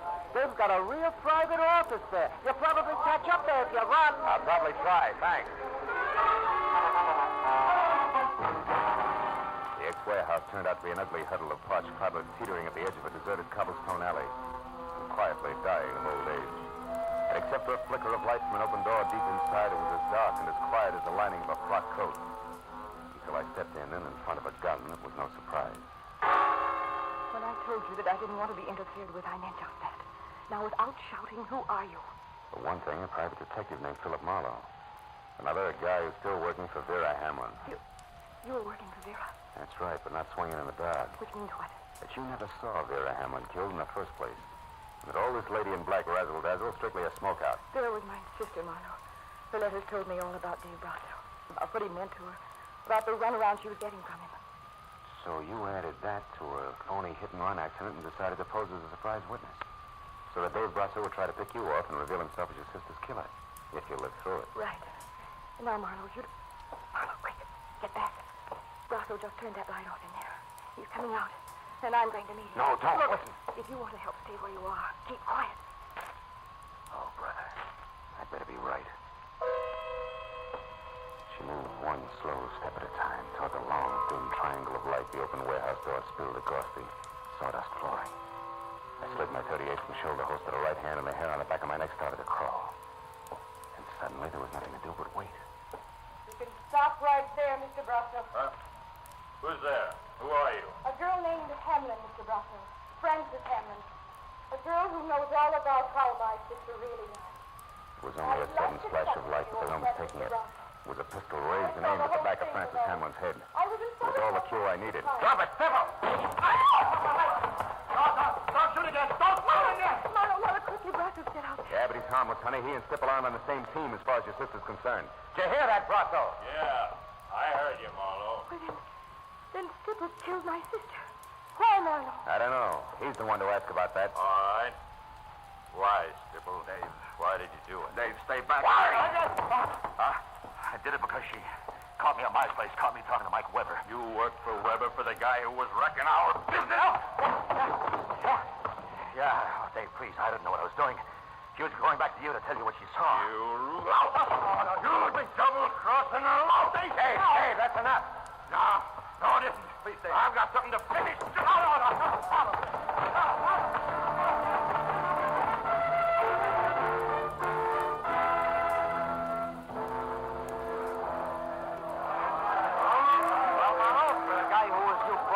On the city payroll. You did all right tonight. Hey, but tell me, Doc Matthews. Hey, Lieutenant, how about the story? We're pushing our deadline on a bulldog edition. Yeah, we work for daily papers, Matthews. You've been holed up in that warehouse with Marlowe and that heavy for a half hour now. What gives? Hey, how bad is Stipple's wound? Look, the wound is nothing. It's a scratch, although I wouldn't say he ain't hurt. But the story, you'll have to wait until I'm down at headquarters. I haven't got it all myself. Oh, Lieutenant, you're kidding. Sure, I got lots of time for it. Listen, Abbott. Monty Stipple killed both Vera Hamlin and Ernie Baggett. He killed the lady because she found out he was crooked, and he killed Baggett because he was afraid Baggett knew too much. Okay. Now, so long. Oh, but Lieutenant, tonight I got something less than love for the gentleman of the press. Hey, Phil, come on. Miss Hamlin's over there. All right. Now, look, Marlowe, before it's impossible for me to stay away from those dear boys any longer. Tell me, where did you run across the switch? I mean, what tagged Monty Stipple for? Mistake he made, Lieutenant, calling the shots when he was blindfolded. Or in other words, what? Matthews, I'm tired. Tomorrow, huh? No. We can talk then. Come on, Marlowe, friend. please. Okay. Well, it's something like this. Back at Moon's Point, Stipple told me how lucky the lady in black was. Only 3 shots were thrown at him. And he had no way of knowing how many shots had been thrown, huh? Attaboy. Unless, of course, he threw them himself. Sure. Francis had a smokeout plan, which was an inspiration to me because knowing Stipple was a liar and proving it were 2 different things. So you led him to the warehouse, and while Miss Hamlin here gunned for Brussels, Stipple gunned for her. You're so right, and good night, Lieutenant Matthews. No, listen, Marlowe, Good night, Lieutenant. Okay. Good night, Phil. Good night, Lieutenant. Good night, Lieutenant. Thanks, Marlowe. And what? More questions? Uh-huh. But not under vital statistics. No. Marlowe, one way or another, my crazy plan has worked, right? I guess so. Well, then tell me. Now that Stipple's caught and, well, it's all over, am I supposed to feel good? I don't know, baby. Maybe that's what's so screwy about revenge. It's got all the permanence of a smoke ring, even when you're positive it's justified. Cigarette?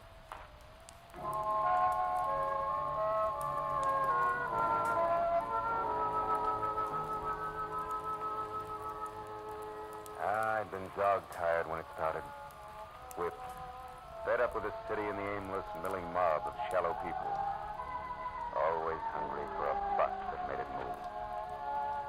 But now as I drove through the quiet, empty downtown streets and listened to Frances Hampton talk about her sister, who had never been anything but nice, I stopped thinking about those money grubbers and thought instead about the ones like Vera. All the people all over the world who sometimes get in trouble because other people won't realize the world is not for sale. Yeah. The Veras are the ones to keep in mind. And that was when I decided that I was only tired, not whipped, not fed up. All I needed was a good night's sleep. So I went home and got it.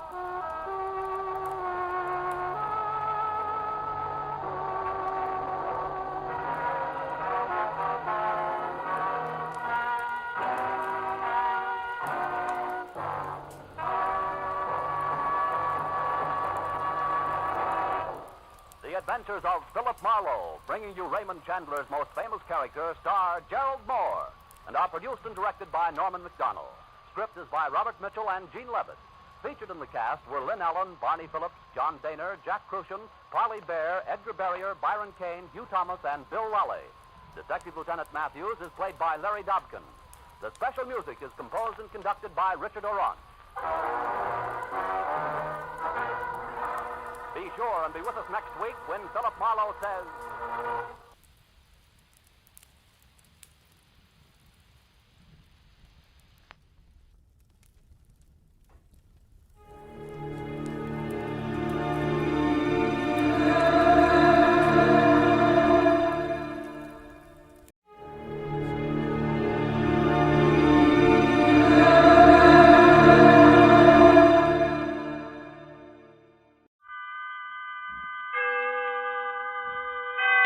Autolite and its 98,000 dealers bring you Mr. Peter Lawford in tonight's presentation of Suspense.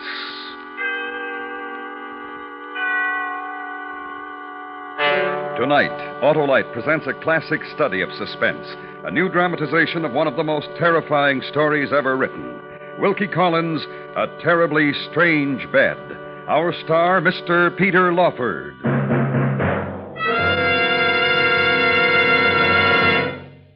Harlowe, what is so wonderful as a day in June? Why, world-famous Autolite spark plugs, of course, Hap. What? I said world-famous Autolite spark plugs are tops, Hap, because they're ignition-engineered, designed and built by ignition experts to give the best performance money can buy. That's why Autolite spark plugs are specified as original equipment on many leading makes of our finest cars, trucks, and tractors. But what do spark plugs have to do with June? Why, Hap, June is the perfect time to get your car tuned up, to get the spark plugs checked for summer driving. So, friends, see your Autolite spark plug dealer soon. He's a specialist on spark plug cleaning and adjustment for all makes of cars. And if replacements are needed, he will install ignition-engineered Autolite spark plugs, either resistor or standard type, best suited to your car and your style of driving. Remember, from bumper to tail light, you're always right with Autolite. And now, Autolite presents Mr. Peter Lawford in Wilkie Collins' story, A Terribly Strange Bed, hoping once again to keep you in suspense. Shortly after my education at college was finished, I happened to be staying in Paris with an English friend. We were both young men and lived, I'm afraid, rather a wild life in the city of our sojourn, and thus had probed the various refined pleasures suitable to our class, and searched for others less elegant. Searched for them in the neighborhood of the Palais Royal, which lies covertly against the dark River Seine, and from each closed doorway the small echoings of small promises. That one, Henry. That doorway there. Oh, you're drunk, Gerald. Pleasantly, exquisitely, modestly, delicately am I drunk. And therefore... Therefore what, Gerald? The doorway I have suggested and the word Frascati painted on it. Noble word, noble mysteries. I've been there. Oh, sly and traitorous friend. You have been there. And alone, slyly and without me. And it has a ghastly kind of respectability.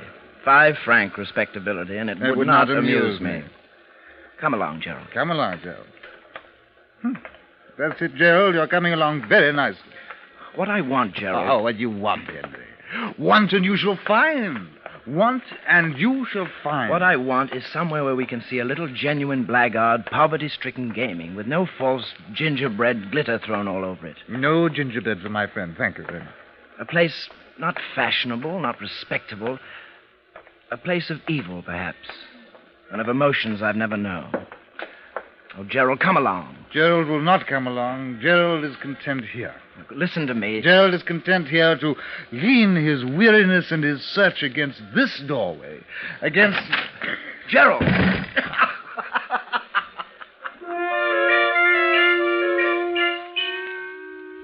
The door had flung open behind him, and Gerald had fallen flat on his back, and for a while laughed, then with my help got up. And Gerald laughed no longer. For the room, the gaming room, was tragedy. Mute, weird tragedy. And the quiet in the room, horrible. And the people of the room, a thin, haggard, long-haired young man whose sunken eyes fiercely watched the turning up of the cards and never spoke. The flabby, fat-faced, perspiring player who registered on a pasteboard how often black won and how often red, and never spoke. The dirty, wrinkled old man with the vulture eyes and the darned greatcoat who had lost his last sou and still looked on desperately, and never spoke. The voice of the croupier. Red and black, make your bets. Red and black. The voice of the croupier, dull, thick in the atmosphere of the room. We had entered on a laugh, but the spectacle before us was something to weep over. I'd found it. The pleasure I searched, I'd found it. Henry. Yeah? Your eyes. The look in them. Yes? It's what you wanted, isn't it? The place of evil and of emotions you'd never... I want to play. Of course you do. Come then. Red and black, make your bets. Red and black, your bets. Red and black, your bets. 1,000 francs on black.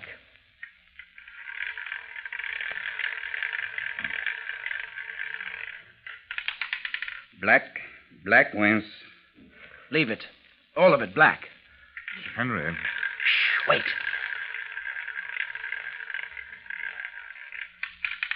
Black wins. Leave it. All of it black. Henry. Yes. This is a passion deal. No, not a passion. Idle amusement. Yes, only amusement. Wait. Black. All of it. All of it red. This time red. Oh, not passion, then. Intoxication, perhaps. Yes, intoxication. As I have never known it, intoxication. Yes. Which has become. Red wins. All of it red. And 10,000 more. Oh, which has become passion. Which has become passion. Red wins. Now, the black croupier.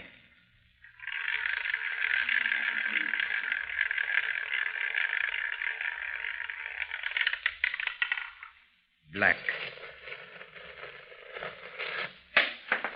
Oh, permit me, sir.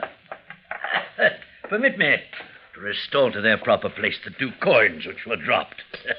There, in their proper place. 1,000 francs.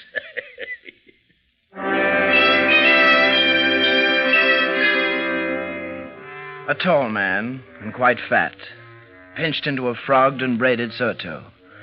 A man of goggling, bloodshot eyes, mangy mustaches, and a broken nose. And the dirtiest pair of hands I ever saw. Yet in the mad excitement, his look, his hands, held no repelling influence on me. For now, in the mad excitement, in the reckless triumph, I was ready to accept even such as he. What wonderful luck is yours, sir. I pledge you my word of honor as an old soldier. In the course of my long experience in this sort of thing, never, but never have I seen such luck as yours. Thank you. Go on, sir. Boldly, handsomely, break the bank. I assure you, sir, I have every intention. Do it then, sir. Go on, break the bank. Oh, my gallant English comrade, boldly break the bank. All of it. Black.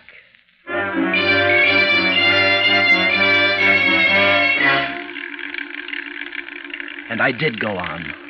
Went on at such a rate that in an hour... Gentlemen, the bank has discontinued for tonight. In an hour of a kind of ecstasy I'd never known. All the notes and all the gold in the bank now lay in a heap under my hands.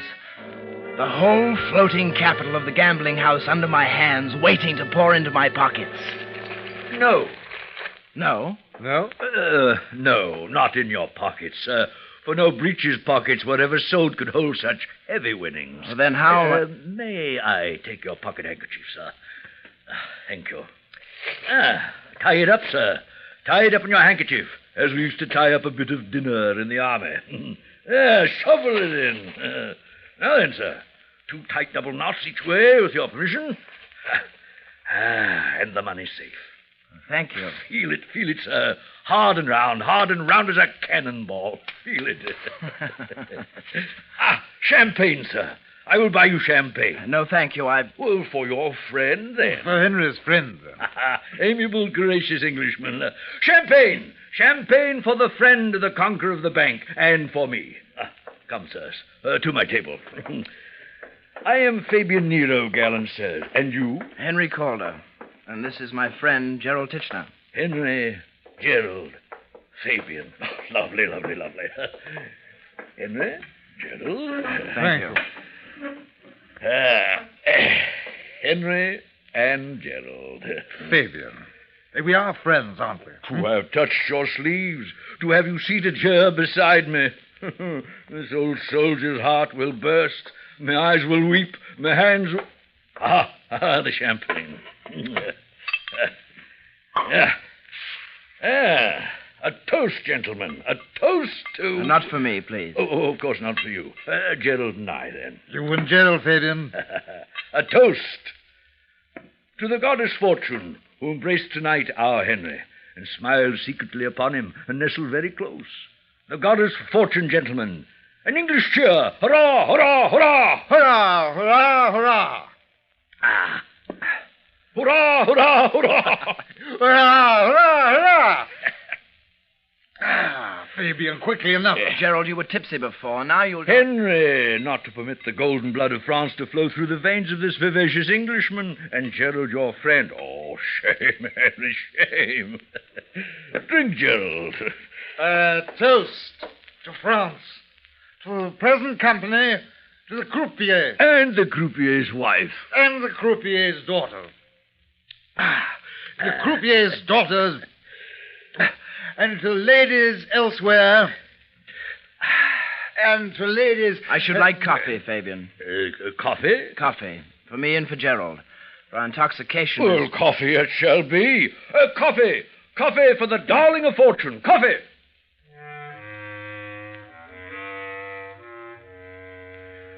The word pronounced by Fabian Nero seemed to have a magical effect on the company present. They suddenly had lost interest and all rose to depart. Probably they had expected to profit by my intoxication, by the proffering of champagne. But finding I would have none of it, had now abandoned all hope of thriving pleasantly on my winnings. Whatever their motive might be, at any rate they went away in a body. And the silence of before was now deeper than ever. Then, from a sort of vestibule at the far corner of the room, a woman appeared, bearing a tray of coffee and glasses, and walked towards us, enveloped in silence. Woman of emaciated face and burning bright eyes and wisps of colorless hair drifting across her rouged cheeks. Your coffee, sir. Thank you. You will find it strong and good. Thank you. Strong and good, handsome sir. Here you are, sir. Thank you, for I am parched with thirst. And it was kind of you and of Fabian, and gracious and generous. How wise you are, Henry, to drink this coffee of Millie's, the coffee of Millie Prudhomme. Millie Prudhomme. Divine Millie. Beautiful Millie Prudhomme. Oh, handsome sir. Will you have coffee? No. Champagne, Millie. To drink your beauty. How wiser than your friend, Gerald, to drink coffee and rid yourself of your little amiable exaltation of spirits before you think of going home. And you must, my good and gracious friend, for with all that money... Good and gracious friend. With all that money to take home tonight, it is a sacred duty to yourself to have your wits about you. Drink, Henry. Drink your coffee. You are known to be a winner to an enormous extent by several gentlemen present tonight who are but mortal men, sir, and have their own amiable weaknesses. Drink, Henry. Who'd surely rob and murder if you were to... Wait. Wait. Oh, yes, dear Henry? I'm ill. I'm very... What? He is ill. Very ill. I will weep. Henry is ill and I'm drunk. Millie will sob. Will you sob, Millie? Ill. A fit of giddiness. The room whirls round and round, furiously. Henry! Your voice deafens me, furiously. Oh, my dear friend, my dear friend. Madness to go home in your state. You would be robbed, murdered. You need a walking and then a sleep, and not a murdering. A walking and then sleep, and in a safe place, Henry. Yes. Yes, walk. Sleep. In a safe place. The place of Millie Prudhomme. A rooming house above the game room. And the capital beds of Millie's rooming house. I don't... Madness to go to your own home. Sleep at Millie Prudhomme's. And tomorrow... Go home safely with your winnings. Tomorrow. In full flow of life. And in broad daylight. Tomorrow. Gerald. Fabian's right, Henry. If anyone needs sleep, you surely need it. Come then. Quickly. Come then, quickly. I will help you. Put your arm about me. That's the dear boy. Millie? Millie. Yes, Gerald.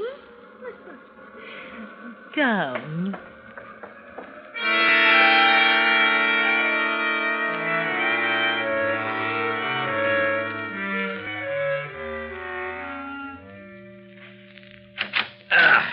Sure, Henry. Here. The choicest room of Millie Prudhomme. The capital bed there. And the tasteful furnishing. And the deep sleep to be had. And the safe one. Till tomorrow, Henry. I don't know how to thank you. Oh, you have thanked me enough already with the exaltation of your splendid company. And that I could have been of some small service to your small malady. Oh, Millie. Well, let me go, Gerald. Oh, handsome, sir. Oh, come, Millie. Henry wants his sleep. Oh, the wine, Millie. The wine. Oh, Henry, Oh, Henry. Millie Prudhomme, she...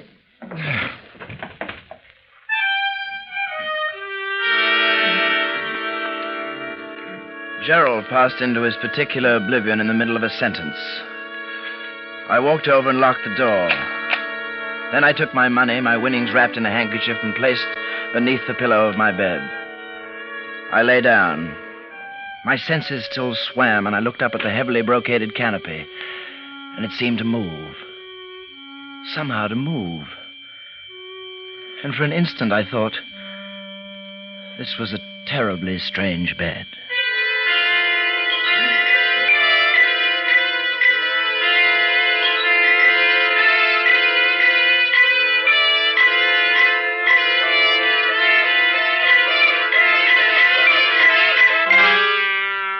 Autolite is bringing you Mr. Peter Lawford in Wilkie Collins' A Terribly Strange Bed. Tonight's presentation in radio's outstanding theater of thrills, Suspense.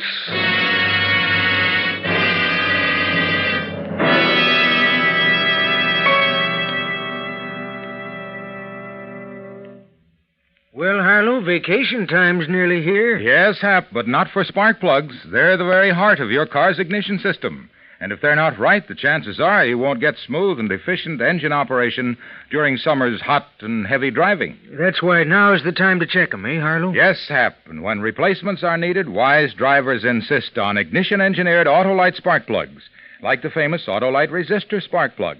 That's the amazing double-life spark plug that gives top performance for twice as long as ordinary spark plugs. And the Autolite resistor is only one of a complete line of Autolite spark plugs designed for every use. Right, Harlow? Right, Hap. So, friends, see your Autolite spark plug dealer tomorrow for a spark plug checkup.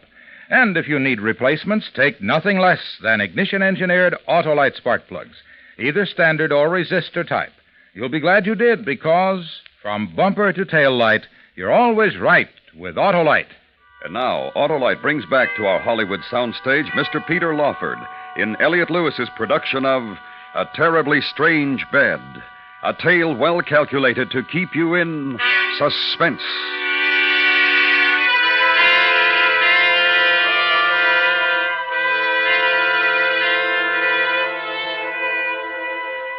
I could not sleep. Restlessness took me over, and I got out of bed. There was the dim, quiet flicker of a single candle, and next to it, a washstand. I plunged my face into the water. There was a single chair, and I sat down and tried to compose myself. Slowly, the giddiness left me. A shutter. And a window. Shutter attached by a single hinge and flapping against the side of the house. And no lock on the window.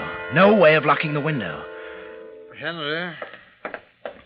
Gerald, are you up? Where? In a room. Over the gaming place. It's all right. I've locked the door. But the window, it's... Window. And there's a window.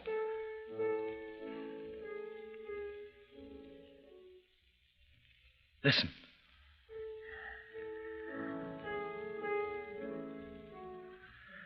Did you hear?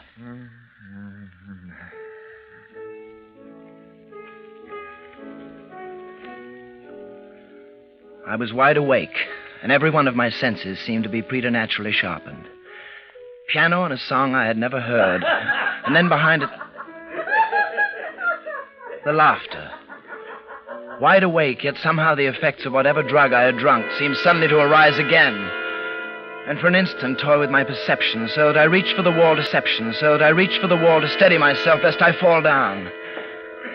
Leaned against the wall for support. The jollity of the evening, Mildred, and the youth from England. Oh, dear Millie, dear Millie, dear Millie. So it is. And Fabian, the youth and his friend, and the handkerchief now. He's such a dear boy. Yes. Such a dear boy. Yes. He's such a dear boy. He's such a dear boy. He's such a dear boy. The moment their voices wavered and fled, a kind of melancholy seized me. I walked over to the window and looked out. Looked out upon blackness, a swarm of blackness. No shapes definable could be made out through the gloom, except a lighter grayness of a sort, as if an abutment of some kind, I supposed. Directly across the window and somewhat below it, but how far across and to what length below I could not determine. For all purposes then, I knew only that we were above the street level in some 3 stories, and having felt the walls directly adjacent the window, I found them to be sheer. No one could enter there. I walked over to the bed and took a pillow and placed it beneath Gerald's head. The bed again, and I lay down. This bed that now I was lying upon, I must again describe to you. A 4-post bed with a regular top lined with chintz. The regular fringed valance all around. It was ridiculous now that I tried to sleep. I couldn't even close my eyes. I resolved then to beguile the tedium of my wakefulness by making inventory of every article of furniture I could see. Window, washstand, chest, chair, dressing table, picture. Upon the wall opposite the bed, a picture. A fellow in a high Spanish hat crowned with a plume of towering feathers. A swarthy, sinister ruffian, looking upward, it might be, at some tall gallows on which he was going to be hanged. Such was the picture. Another chair, candlestick, picture. It seemed to be moving. The hat had been pulled over the eyes, and there, the hat itself was gone. The hat was gone, the plumes, the...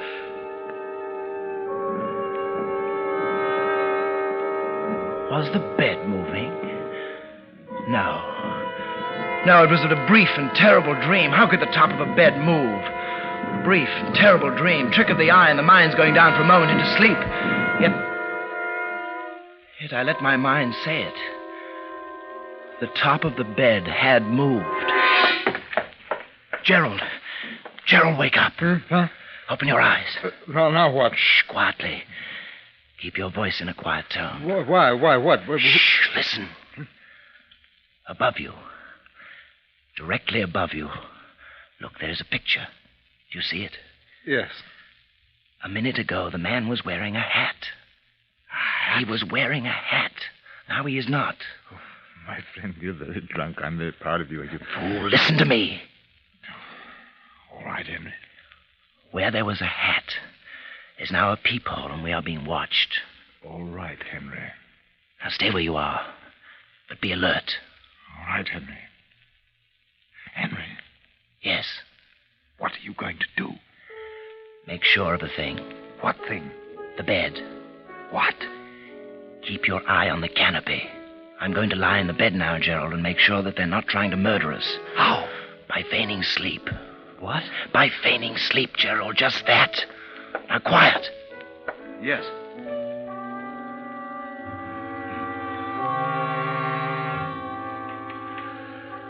Now, I am constitutionally anything but timid. I have been on more than one occasion in peril of my life, and I have not lost my self-possession for an instant. But when the conviction settled on my mind that the bed top was actually moving, it loosed a feeling within me, foreign, laced through with terror. So I lay there, motionless, speechless, breathless. The candle spent went out, but the moonlight still brightened the room. I lay there.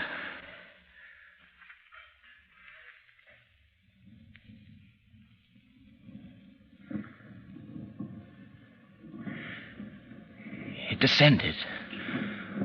The whole canopy came down, close down. Henry. I lay there.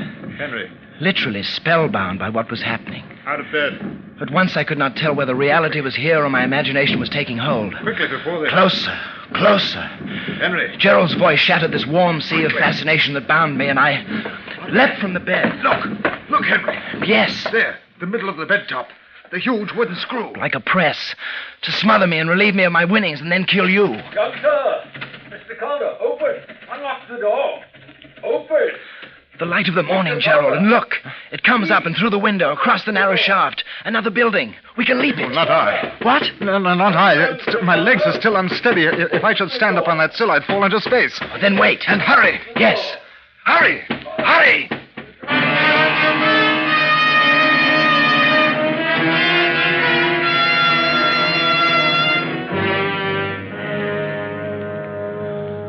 The rest of my story is soon told. From the building next door, I reached the ground and sought police. With them, I returned, and Mr. Fabian was seized, as was Mrs. Prudhomme. The police congratulated me on my good fortune and Gerald's on his, and told us that they would probably never know how many people had been smothered in this diabolical bed. So tightly was the canopy pressed to the bed that I could not retrieve my money. The mechanism had to be released from the room above. The police bade us go, and finding ourselves walking homeward, Gerald said to me, I know a place where gambling is carried on at such a fever pitch that you'll be carried to the heights of excitement. Needless to imagine, I refused to go along with Gerald. My adventure cured me of ever again trying rouge et noir as an amusement. The sight of a green cloth with packs of cards and heaps of money on it will henceforth be associated in my mind with the sight of a bed canopy descending to suffocate me in the silence and the darkness of the night.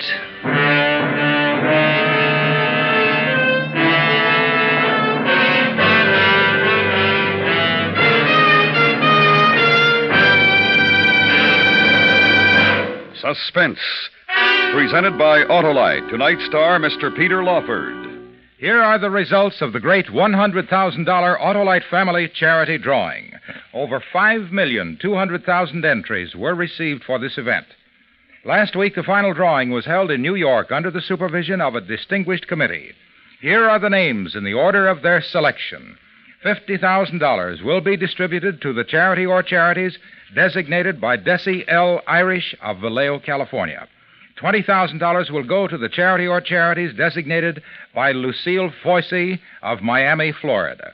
$5,000 to the charity designated by Vincent W. Sisler of Howe, Indiana. $3,000 to the charity designated by Stuart Smith of Ogdensburg, New York. And $2,000 to the charity designated by L.G. Bridgewater of Kennewick, Washington. These people and 20 others who will each designate $1,000 to their favorite charities have all been notified. And now this is Harlow Wilcox wishing you a summer of safe driving with the reminder that wherever you travel, from bumper to tail light, you're always right with Autolite.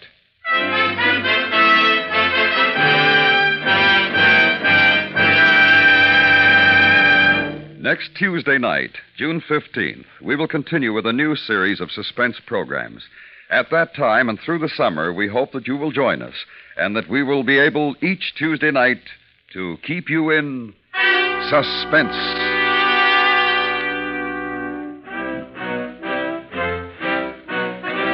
Suspense is produced and directed by Elliott Lewis, with music composed by Lucien Morawick and conducted by Lud Gluskin. A Terribly Strange Bed was adapted for suspense by Morton Fine and David Friedkin, from the story by Wilkie Collins. In tonight's story, Ben Wright was heard as Gerald, Paula Winslow as Mildred, Joseph Kearns as Fabian, and Vic Perrin as the croupier. Peter Lawford may currently be seen co-starring in the Columbia picture It Should Happen to You. And remember, Suspense continues on Tuesday nights beginning next week, at which time we will present The Earth is Made of Glass. You can buy Autolite standard or resistor type spark plugs, Autolite Stay Full batteries, and Autolite original service parts at your neighborhood Autolite dealers. Switch to Autolite. Good night. This is the CBS Radio Network.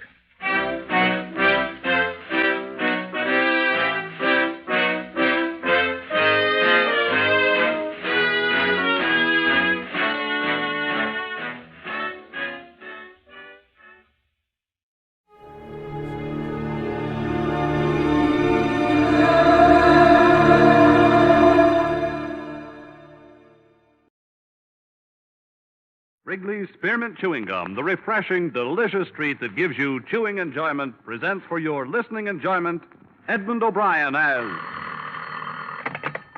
Johnny Dollar. Frank Gaber at Monarch Life, Johnny. You free for about a week? What's the deal? The name is James, Mrs. Martin James. She disappeared May 25th. Her husband's a wealthy contractor in the Denver area. What's the policy price? $200,000. She better not be dead. According to the police, there's very little possibility that she's anything else.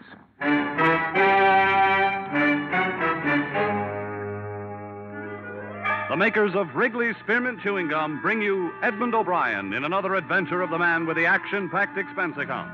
America's fabulous freelance insurance investigator. Yours truly, Johnny Dollar.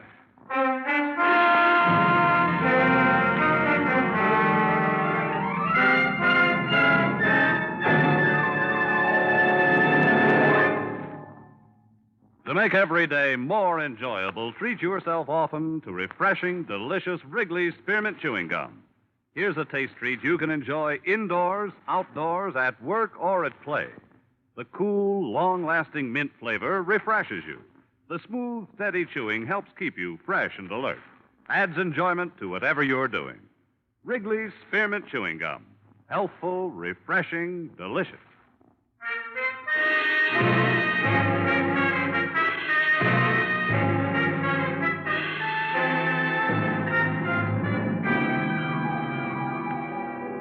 Expense account submitted by Special Investigator Johnny Dollar to the Monarch Life Insurance Company, Home Office, Hartford, Connecticut. Attention, Mr. Frank Gaber. The following is an accounting of my expenditures during investigation of the Barbara James matter. Expense account item 1, $73.87, transportation to Denver, Colorado. Expense account item 2, $2.30, taxi fare from airport to police headquarters, where I spent a few minutes getting myself up to date. Detective Lieutenant Harrison locked his hands in back of his head, leaned back in a swivel chair, and filled me in on the meager facts. And a swimming pool. He must have loved her. Well, he could afford it. And tennis courts, anything to hang on to her. See, Dollar, he's one of these silly old fools dreaming of a sparkling youth. What about his wife? She was 28. I got a picture of her here. Now, would somebody like this be interested in a 50-year-old baldy with a paunch? For money? She was originally. When she got all the money she wanted, she started cavorting. It's my guess that's what happened. Oh, what am I saying, my guess? That's what did happen. Up till the time she disappeared, anyhow. Married long? 3 years. No children. Her first husband was under contract to one of the movie studios. He lost his contract, went to New York to starve a while, found he had no wife when he got back to Hollywood. Don't tell me. James met his wife in Reno. Reno it was. He had just let go of something his own age. Wanted a little romance before he died. 6 weeks ago, he called up the department and said she was missing. In the last 6 weeks, he's aged 10 years. Looks like a very unhealthy 60 now. Nothing from the travel bureaus, out-of-town hotels? Nothing from railroad stations, bus depots, airports, auto rental services, other police stations in the U.S. and Canada, et cetera, et cetera, et cetera. So? After 6 weeks, murder.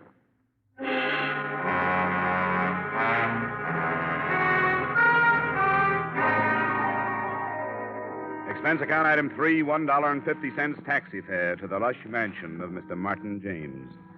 On the way over, partly for pleasure, partly for business, I studied the glamour photo of the missing girl. She was standing beside a swimming pool in a bathing suit, smiling at whoever was taking the picture. She was quite a girl. The James place was a colonial-style museum piece up on a hill overlooking the city. A pretty young thing in a nurse's uniform met me at the door, took my name, and disappeared behind 2 high oak doors. In a moment, she was back. She ushered me into Mr. Martin James. Mr. James looked very old. His legs were wrapped in a patch quilt. One hand clutched the collar of his bathrobe about his throat. The other hand held a glass of milk. How do you do? Sit down, won't you? Oh, thank you, Martha. That'll be all. I know your suspicions, Mr. Dollar. My answer is no. I'm not at all sure she hasn't run off with a younger man. But all the ticket officers show... She'd use another name. Very possibly. You see, Mr. Dollar, Barbara married me for my money. I married her for her youth. in her beauty. It was a decent enough arrangement until she became dissatisfied. Yes, I suppose I was a fool. Then you think she left you? If I ever allowed myself to really believe that, I wouldn't want to live. I can stand the news that she's ill, oh yes, or even that she's dead, but not that she's left me. And I sit here day after day telling myself that maybe, in a small way, she loved me. And what do you think did happen to her? I don't know, but she would have sent me some notification, postcard, anything. You know, there was a strain of sweetness in there. She found it very difficult to be unkind. Oh, she had a conscience, Mr. Dollar. Tell me, how did you discover she was missing? Well, I came home one night. She said she was going out. We had a quarrel. It was the only time I ever raised my voice to her. She stormed out of the house, didn't even take any of her things. You know any of her close friends who've left town? No, I don't. But, of course, I didn't know all of her close friends. I suppose not. Well, Mr. James, can you suggest any of her friends that I might start with? No, Mr. Dollar. Although I suppose Bennett would be as good as any. Who's Bennett? Oh, he runs the Yellow Bird Cafe, a nightclub downtown. I always had the idea he was number one on the list. The Yellow Bird Cafe. Well, thanks, Mr. James. If I hear anything new, I'll let you know. Thank you, Mr. Dollar. Oh, one more thing. Yes? If you find her, and she did leave me, tell her she needn't come back.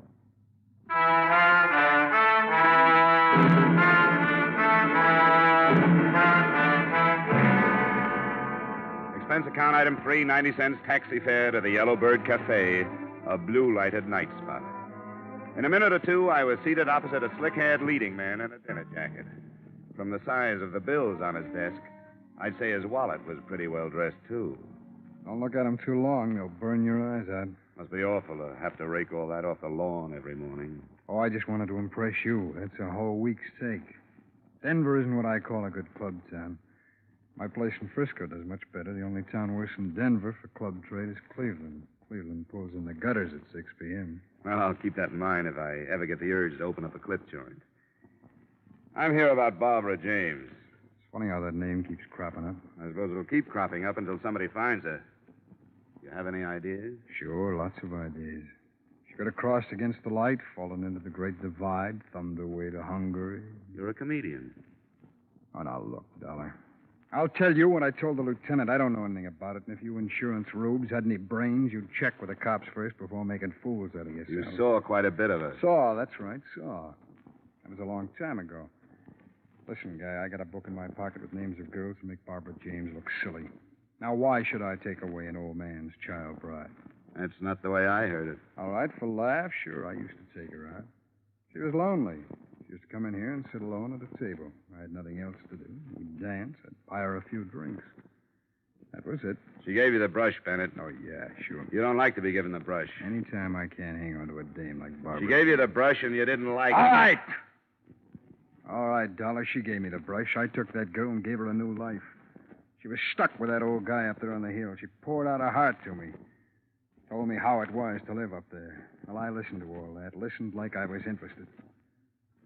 And she turned around and kicked me. Who'd you run off with? I should remember. Your cooperation would be appreciated. Oh, get out of here. I'm busy. Thanks. You've been a big help. I hope you find her. Dead.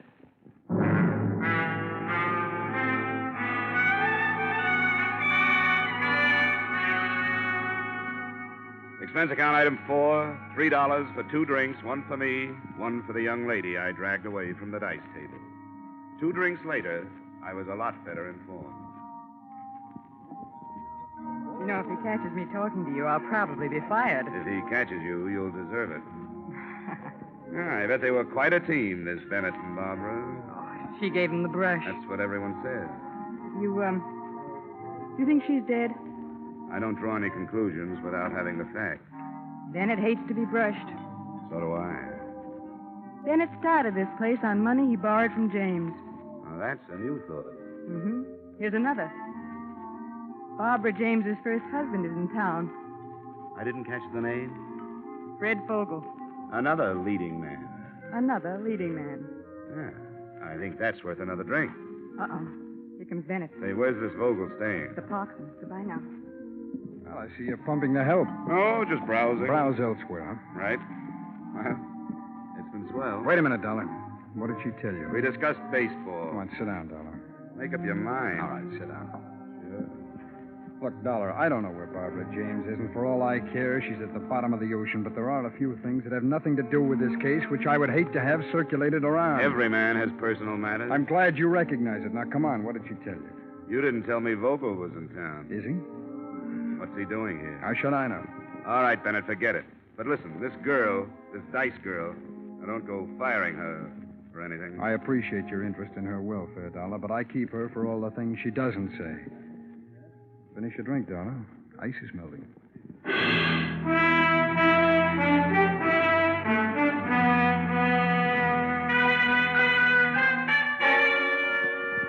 I walked to the Parkson and asked the desk clerk for Mr. Fred Vogel. He was out. I waited an hour. At 3 a.m., he came in, slightly tipsy.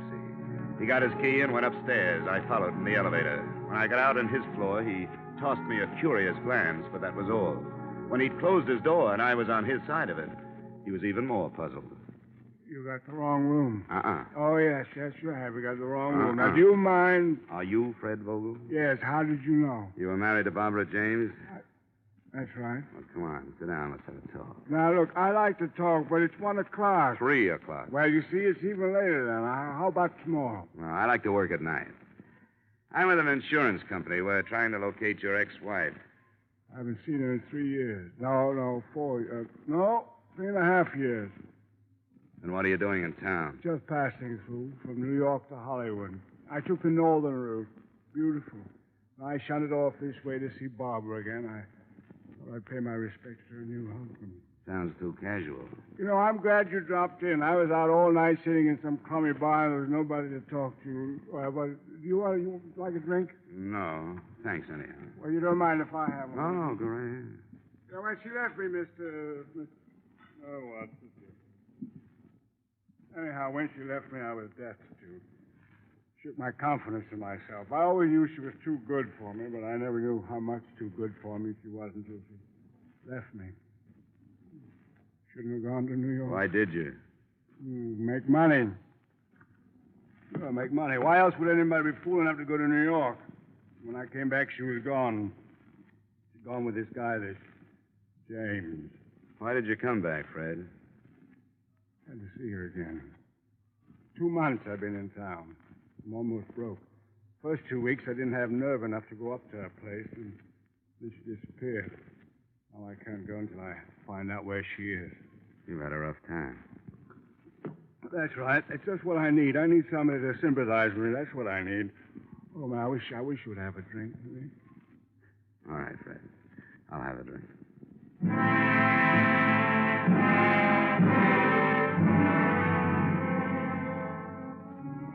I went home at 5 and slept till 11. The only reason I woke up then was because somebody was ringing a telephone in my ears.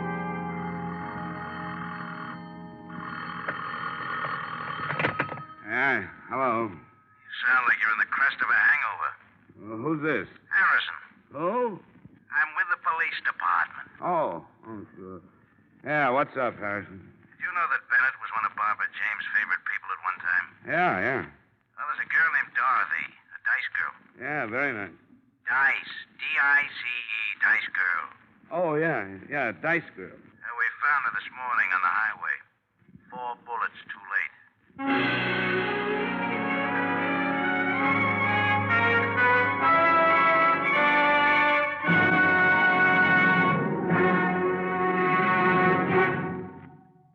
To make every day more enjoyable, treat yourself often to refreshing, delicious Wrigley's Spearmint Chewing Gum. The lively, full-bodied, real mint flavor cools your mouth, moistens your throat, freshens your taste. And the chewing itself gives you a little lift, helps you keep going at your best. So for real chewing enjoyment that's refreshing and long-lasting, always keep Wrigley's Spearmint Chewing Gum handy. Healthful, delicious Wrigley's Spearmint Gum will make every day more enjoyable. And now, with our star, Edmund O'Brien, we return you to the second act of Yours Truly, Johnny Dollar.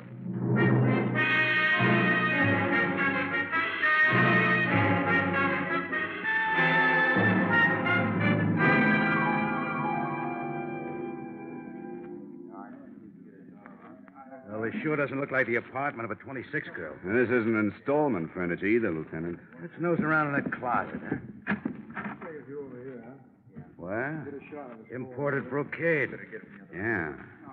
My wife's been pestering me for something like this for 10 years. Now, how would a girl like Dorothy rate all this? For being lovely? Or for being quiet? Possible. It's usually the former. Yeah, that's true. Wait a second. What are you doing? Looking at this label. Martin Rifling, Denver. Now lead me to the classified. Yeah, it's a very cute doll. I wish I'd have thought of that. Here's the yellow book. Thanks. Now, let's see. Dresses. Here we are. Now, Rifling. Right here. Martin Rifling, early 5687. There you are, Lieutenant. Make the call in the name of the law. Yeah. 5, 6, 8, 7. I hope they still have the records. On the other hand, a customer like this, you... hello. Say, this is Lieutenant Harrison, Police Department. Have you got the records on a Miss Dorothy Weller? No, all right, sure. What's the deal? Says I have to talk to the manager. Hello. Say, this is Lieutenant Harrison, Police Department. I'd like some information regarding a Miss Dorothy Weller. Yes, Weller. She had quite a substantial account with you, didn't she? 3,000. Wow.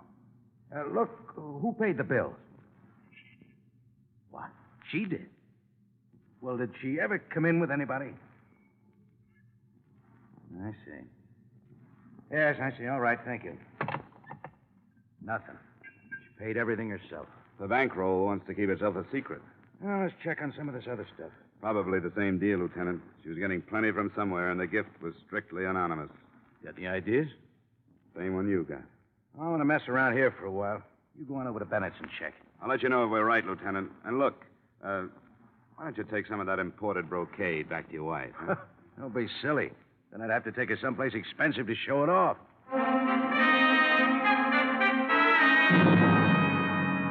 Expense account item 5, $1.30 taxi fare to the Yellowbird Cafe. It was 2 in the afternoon, and the place was quiet as a mausoleum. I went to Bennett's office and tried the door. It opened. Bennett was in his chair, bent over the safe. As I closed the door, he bounced up. Dollar. What do you want? A little information. We came across some bills at a dress shop. Yeah? Yeah, $3,000. Guess whose name was on them. I don't even know what you're talking There's about. Dorothy Weller, that's who I'm talking about. $3,000. Well, she must have come into some money. And now she's dead, and you were the rich uncle. I wouldn't spread those kind of rumors, Dollar. You killed her, Bennett. You killed her because she was bleeding you to death. Prove it. I can, by your bank account. She was your favorite charity. Get out of here. How does it tie in with Barbara James, Bennett? Get out, I said. You don't really want me to get out of here. If I did, I'd go right to the police, and you'd be arrested on suspicion of murder. Now, come on. I want details. All right. All right, Dollar. Barbara James never gave me the brush. And how did Dorothy Weller fit in? I sent her with a message to Barbara the night that we were going away. I sent her up there to tell her where to meet me. The night Barbara was killed? That's right, the night she was killed. What happened up there? I don't know. Come on, Bennett. I tell you, I don't know. She wouldn't tell me. You paid her enough. Well, not to give me information, to keep things to herself. If anybody ever found out that Barbara and I were going to run away together... So I spread the tale that she'd given me the brush months before. You could be lying, Bennett. Could be, but I'm not. If you're not, it smells of double blackmail. What do you mean? Come on, you're not that stupid. Obviously, Dorothy was playing both ends against the murder. You were supplying cash to keep your name out of the Barbara James guest book. And somebody else was paying her to keep quiet about what happened that night. Who would that be? James? You hit it right on the head, Bennett.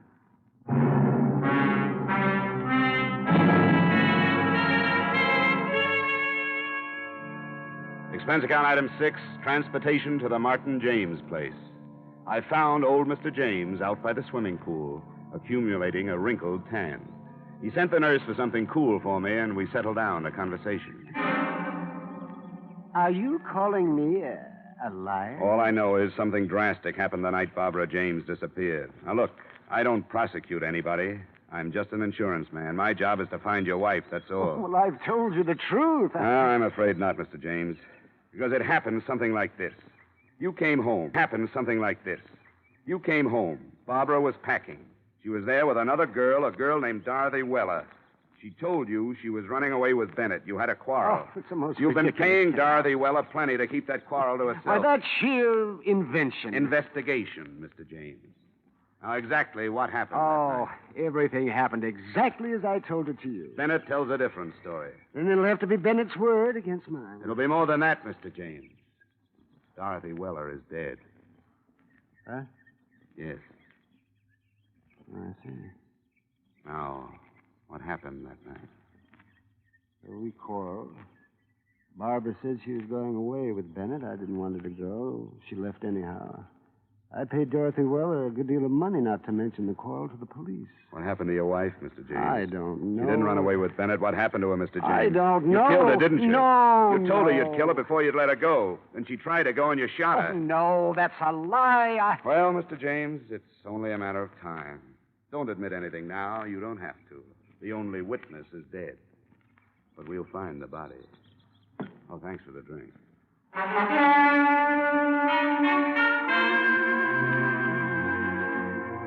3 weeks passed. Barbara James was still missing. We were stymied, no place to go. We searched every inch of the grounds on the James estate. We found nothing. The garbage disposal, nothing. The incinerator, nothing. Yet neither of us doubted that James had killed his wife. Sometimes he'd follow us around, his hands behind his back, a little smile on his face. I got to hate James. It was like losing at canasta night after night to the same guy.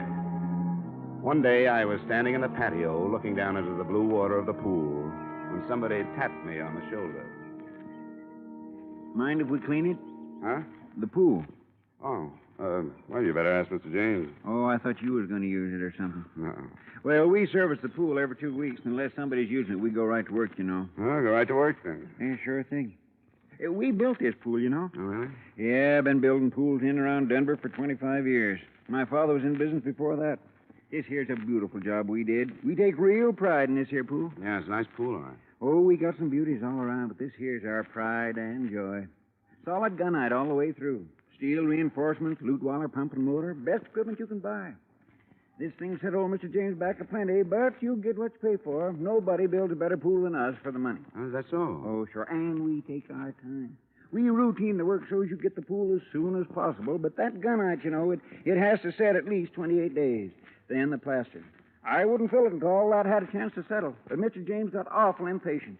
Wanted the pool filled 10 days after we gunnited. I told him, I said, Mr. James, you don't build a pool like this every day. He said, I know that. And I said, Mr. James, you want this pool right, and I'm going to make it right for you. A few more weeks ain't worth getting impatient about. Ah, impatient, was he? Oh, my, you should have heard him. But we stood our ground, you know. Oh, goodness, I wouldn't ruin a $10,000 pool for the sake of 2 weeks. Hey, what's gunite? Well, I'll tell you. Gunite's a fine cement. We blow it out of a gun at 60 pounds pressure. See, poured cement ain't as good for a pool. But when you blow the cement into that steel reinforcement we lay down, that really gets in there and sticks. Practically all swimming pools are made of gunite now. When did you start the pool, Mr. Dolph. Daniel T. Dolph. Oh, we started about, May 23rd. We excavated then. Then we laid the steel, the 26th. Then we So the night of the 25th of May, there was nothing but a hole here. Oh, no, nothing but a big hole. We got the gardener to water down so he wouldn't cave in. Mr. Dolph, I'd like you to do something for me. Oh, sure thing. Drain the pool, will you? Drain it? Uh-huh. Oh, you don't have to aerodrain a Daniel T. Dolph pool. You see, the filter system and the automatic skimmer, they take care of all the I dirt want you to taking drain that- it and get some air drills in here and then tear out the bottom. What? Tear out the bottom? You crazy? Tear out this pool? Well, you'll be paid for it, and I'll get the authorization. This beautiful pool? After we did a job like this, what for? What for? Maybe for nothing, Mr. Dolph.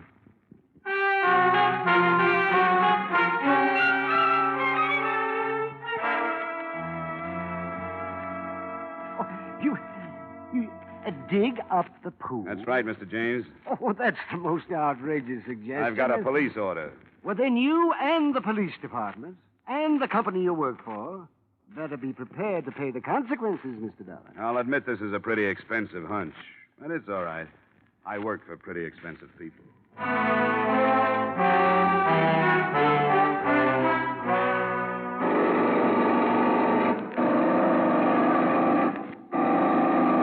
Hope you know what you're doing, Dollar. What? I said I hope you know what you're doing. Well, it's only a hunch, Lieutenant.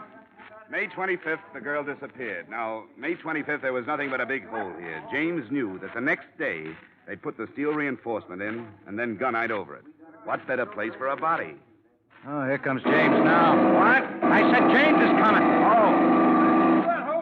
Hello, darling. How are things progressing? Pretty well, Mr. James. Yeah, I hope you're having a good time. Just like a small boy watching them tear up the street.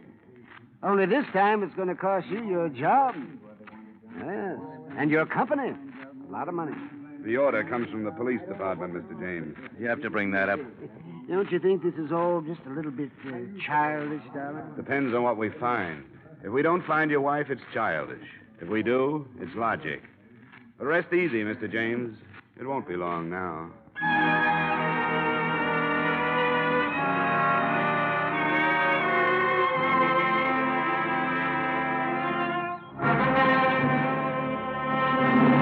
Dollar. Yeah, Dolph?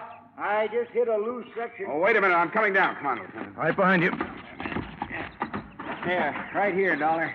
You see, it shouldn't be this loose. Yeah, give me that shovel.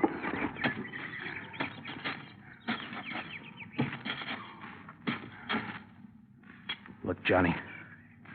Yeah. Great place for it. What is it, Dollar? Dollar, what is it? It's a grave, Dolph. What? We better get after James. Hey, he's gone. Let's get up there. There he goes, Lieutenant. Hey, he's up on the porch. Come on, let's go. As you see, I have a gun. You don't want to add 2 more to your score, James. And why not? Dorothy and Barbara, and now you. Not this time. No, you don't. Let it go, James. No, you're a... Oh, nice work, Dollar. You all right? Just fine. But Mr. James isn't going to need a new swimming pool.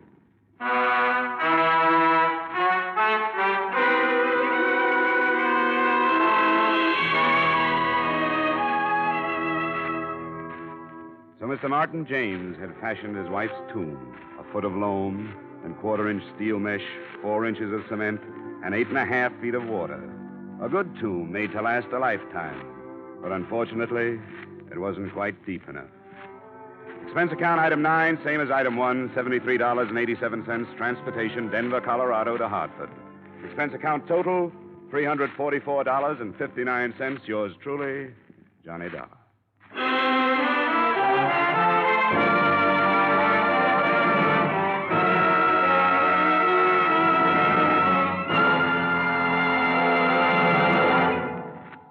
Remember, friends, to make every day more enjoyable, treat yourself often to refreshing, delicious Wrigley Spearmint Chewing Gum. There's lots of cooling, real mint flavor in every stick. And chewing Wrigley Spearmint helps keep you feeling fresh and alert. You feel better, work better, get more fun out of doing things. So indoors, outdoors, wherever you go, keep some healthful, refreshing Wrigley Spearmint Chewing Gum handy. To make every day more enjoyable, treat yourself often to delicious Wrigley's Spearmint Chewing Gum.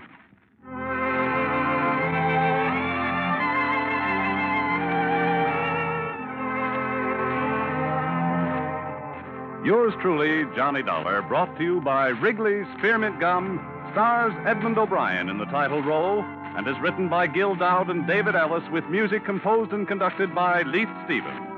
Edmund O'Brien can soon be seen starring in Columbia Pictures' production 711 Ocean Drive. Featured in tonight's cast were Parley Bear, Jack Moyles, Howard McNear, Stacey Harris, Gene Spaulding, and Jay Novello. Yours truly, Johnny Dollar, is produced and directed by Jaime Del Valle.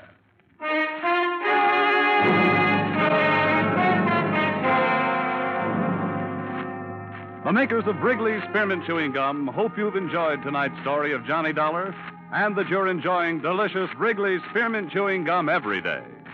We invite you to join us again next week at this same time when, from Hollywood, Edmund O'Brien returns in another adventure of... Yours truly, Johnny Dollar.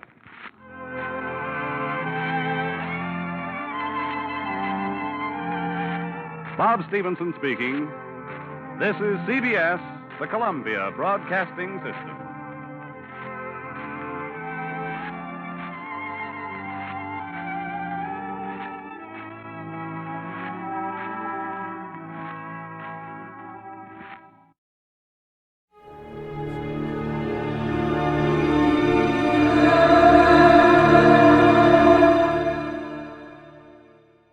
National Broadcasting Company presents The Adventures of Sam Spade, Detective. Sam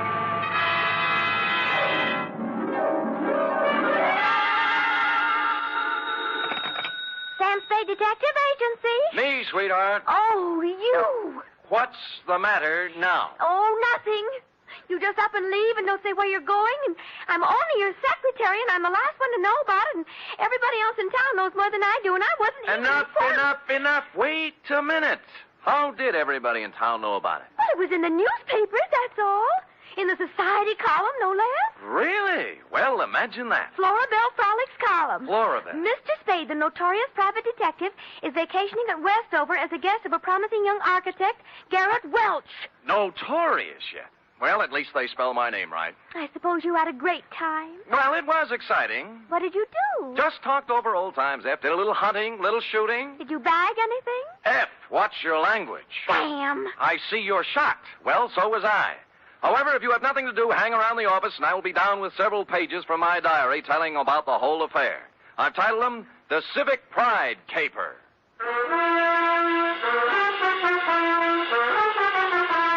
For NBC, William Spear, radio's outstanding producer-director of mystery and crime drama, brings you the greatest private detective of them all, starring Stephen Dunn in The Adventures of Sam Spade. Oh, here I am, Sam. Well, I thought you'd gone chicken and run out on me. You're part of this organization. You're going to bear the bitter with the sweet, along with the rest of us. I know, but I always seem to get the bitter. Friday's when the sweets will be given out. Don't quibble. This is a nasty job we have here, and we might just as well sit down and get it over with. You care for a drink? You might need it. No, thanks. I don't need false bravery. Lucky you. Well, are you ready? No, but we might as well start. Well, you know best. Date, fill it in, to Garrett Welsh, room 212, Fairchild Building, Westover, California. From Samuel Spade, license number 137596. Subject, the Civic Pride Caper. Dear Garrett, I'd never been in Westover before, and I found it, on the surface at least, an attractive, bustling little city. The streets were clean, and the girls were sun-kissed and friendly. Add to that the $150 you sent me by mail, and you can imagine with what pleasant feelings I arrived. I found the Fairchild Building easily enough, and room 212, well, I couldn't miss it. There were sounds of vigorous activity coming out through the transom. And when I opened the door, two men were engaged in a fight. One was big and one was little. I didn't know which one was my client, so I automatically reached for the big guy. Go on me. What do you think you're doing? What's it all about? Oh, ask him. He'll tell you. All right, what's the story? I was being foully and unreasonably attacked by this misguided citizen. I ought to kill you. That's what I ought to do. That's what everybody ought to do. Hold still. Oh, you. Why? Oh, let him go. Let him go. Beat it, Carlson. Wait until you can catch me alone in some dark alley. Don't think I won't. Don't you think I won't. I'm sure you will. I'm going to catch you every place and every time I can. Well, I take it your name is Garrett Welch. It is. And I want to thank you, friend. Nothing. You rescued me from a rather unhappy breeding. And your mouth is kind of cut up. Huh? Oh, there's nothing I can't take care of. Drink? Never touch it. Oh. You might have noticed I've already had a few drinks today. Well, it helps me forget. And it also keeps me from thinking. There you are. No, thanks. My name is Spade. Why did you send for me? Bodyguard? No. Let them have their fun. I don't mind. Maybe I even deserve it. Look, you're paying for my time. Why don't we get with it, huh? Oh, sure. Why not? Good. Come over here to the window. There. Look out there. Where? The far corner. Oh, you mean that building? Pile of rubbish is a better description. Well, what happened? Fire? No. It just collapsed one night. Last week. Oh. There were more than 3,000 people in it at the time. 5 of them were killed. And I don't know how many injured. Well, that's too bad. How did it happen? It just collapsed. Another drink? No, thanks. Pardon me? It was a municipal auditorium built to honor the war dead. It cost over $1 million.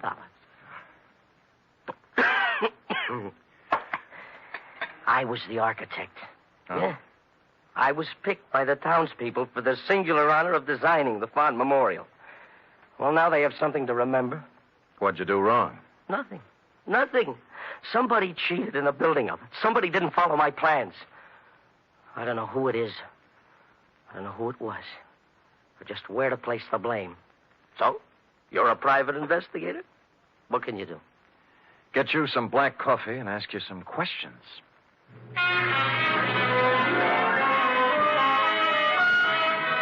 He gave me a list of everybody in town who had something to do with the building. First off, I called on a man named Howard Kessley, whose construction company had the contract for erecting the auditorium. Kessley lived in an elegant house on a well-guarded estate. And after they took my gun away from me, they let me in. I waited in a room tastefully decorated with original oil paintings and oriental rugs. And eventually, a football hero-type man walked in. You from the insurance company? No, I'm a private detective, Sam Spade. Who are you working for? Garrett Welch. Huh. That's a laugh. Funny? Well, what do you want? Look, you built that auditorium. Have you any idea why it fell down? Maybe you just got tired. I don't know. Aren't you interested? We're looking into it now. Who's we? My company engineers. That Garrett Welch. An architect. We should have had somebody who knew what he was doing. Do you have any copies of the building specifications that I might look at? Sure, I got nothing to hide. You can go back and tell Garrett Welch that the best thing he can do is get out of town. Or somebody tries to knock him off and succeed. Here's a copy of the plans. Look at it all you want. You'll find I did what I was supposed to do. I got my gun back from the guards and left with the building specifications tucked under my arm. They didn't mean a thing to me, of course. I'd only asked for them to see whether he'd refuse to show them. But out of curiosity, I unrolled them just for a look before dumping them into the ash can. And I noticed something.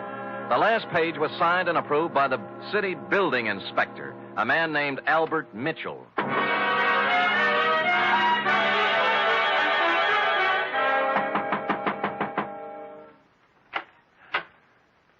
Well? Well, I don't usually receive callers at this hour, but you're a little better looking than the ordinary caller. Come in. She was slim and auburn-haired and wore an insolent smile that was interesting, and a clinging silk thing that was interesting. She looked me up and down, and she took so long at it. Okay, what is it? Magazines? The gas meter? Or did you just lose your way? I'd like to talk to Albert Mitchell. Oh, he's a dull conversationalist. You wouldn't have any fun. Well, I wasn't exactly looking for laughs, Mrs. You are Mrs. Mitchell? More or less. Right now, less. Soda or water? What? And your drink. Oh, thanks, but I took the pledge last Halloween. What did you want to talk to Al about? Well, what else? The auditorium that collapsed. Well, he stepped out for a while. Why don't we just make ourselves comfortable? I have a standard answer when I'm on duty. Thanks anyway. Duty? You a cop? I've never seen you around this town before. Private-type investigator. Sam Spade. My name's Kitty. You don't have to worry about Al busting in on us. I don't think he'll be back this week. That's what I thought, you holding open house and all. What's the matter? The pressure get too heavy for him? Look, Sam, they had a hearing a couple of days ago. It was all decided. Nobody was to blame. I think Al went fishing or something. Where is he? How should I know? I'm only his wife. Well, you know what they say about a man who runs. Yeah, so why don't you stick around? You don't look like a coward to me. Well, when it comes to redheads, I really am. So long, Kitty. But... Oh, by the way, if Al does ever show up, tell him I took a room at the Embassy Hotel. I'd like him to call me. I won't tell him a thing. Come back here, you coward. Hey, Sam!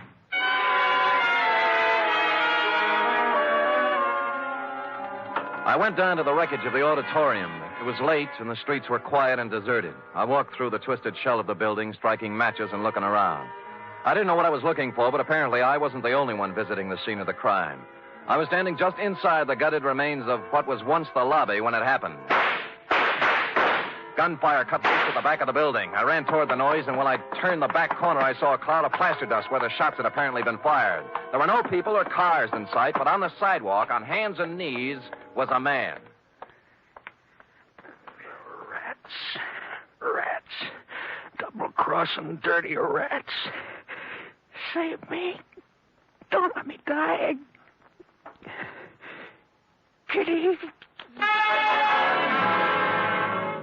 He grabbed my legs and tried to pull himself up. His face was a gargoyle of pain.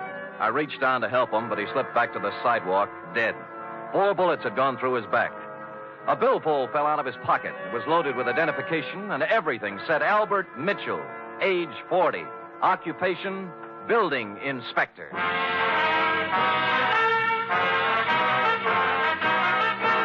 You are listening to the weekly adventure of radio's most famous detective, Sam Spade.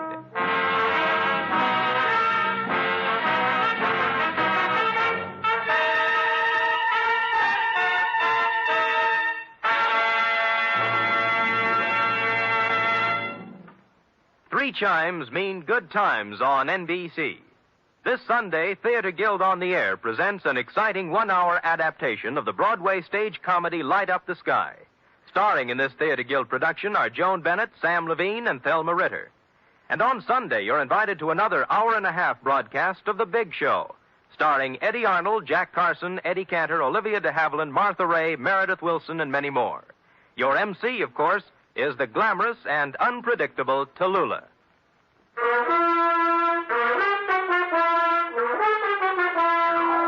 And now back to the Civic Pride caper, tonight's adventure with Sam Spade.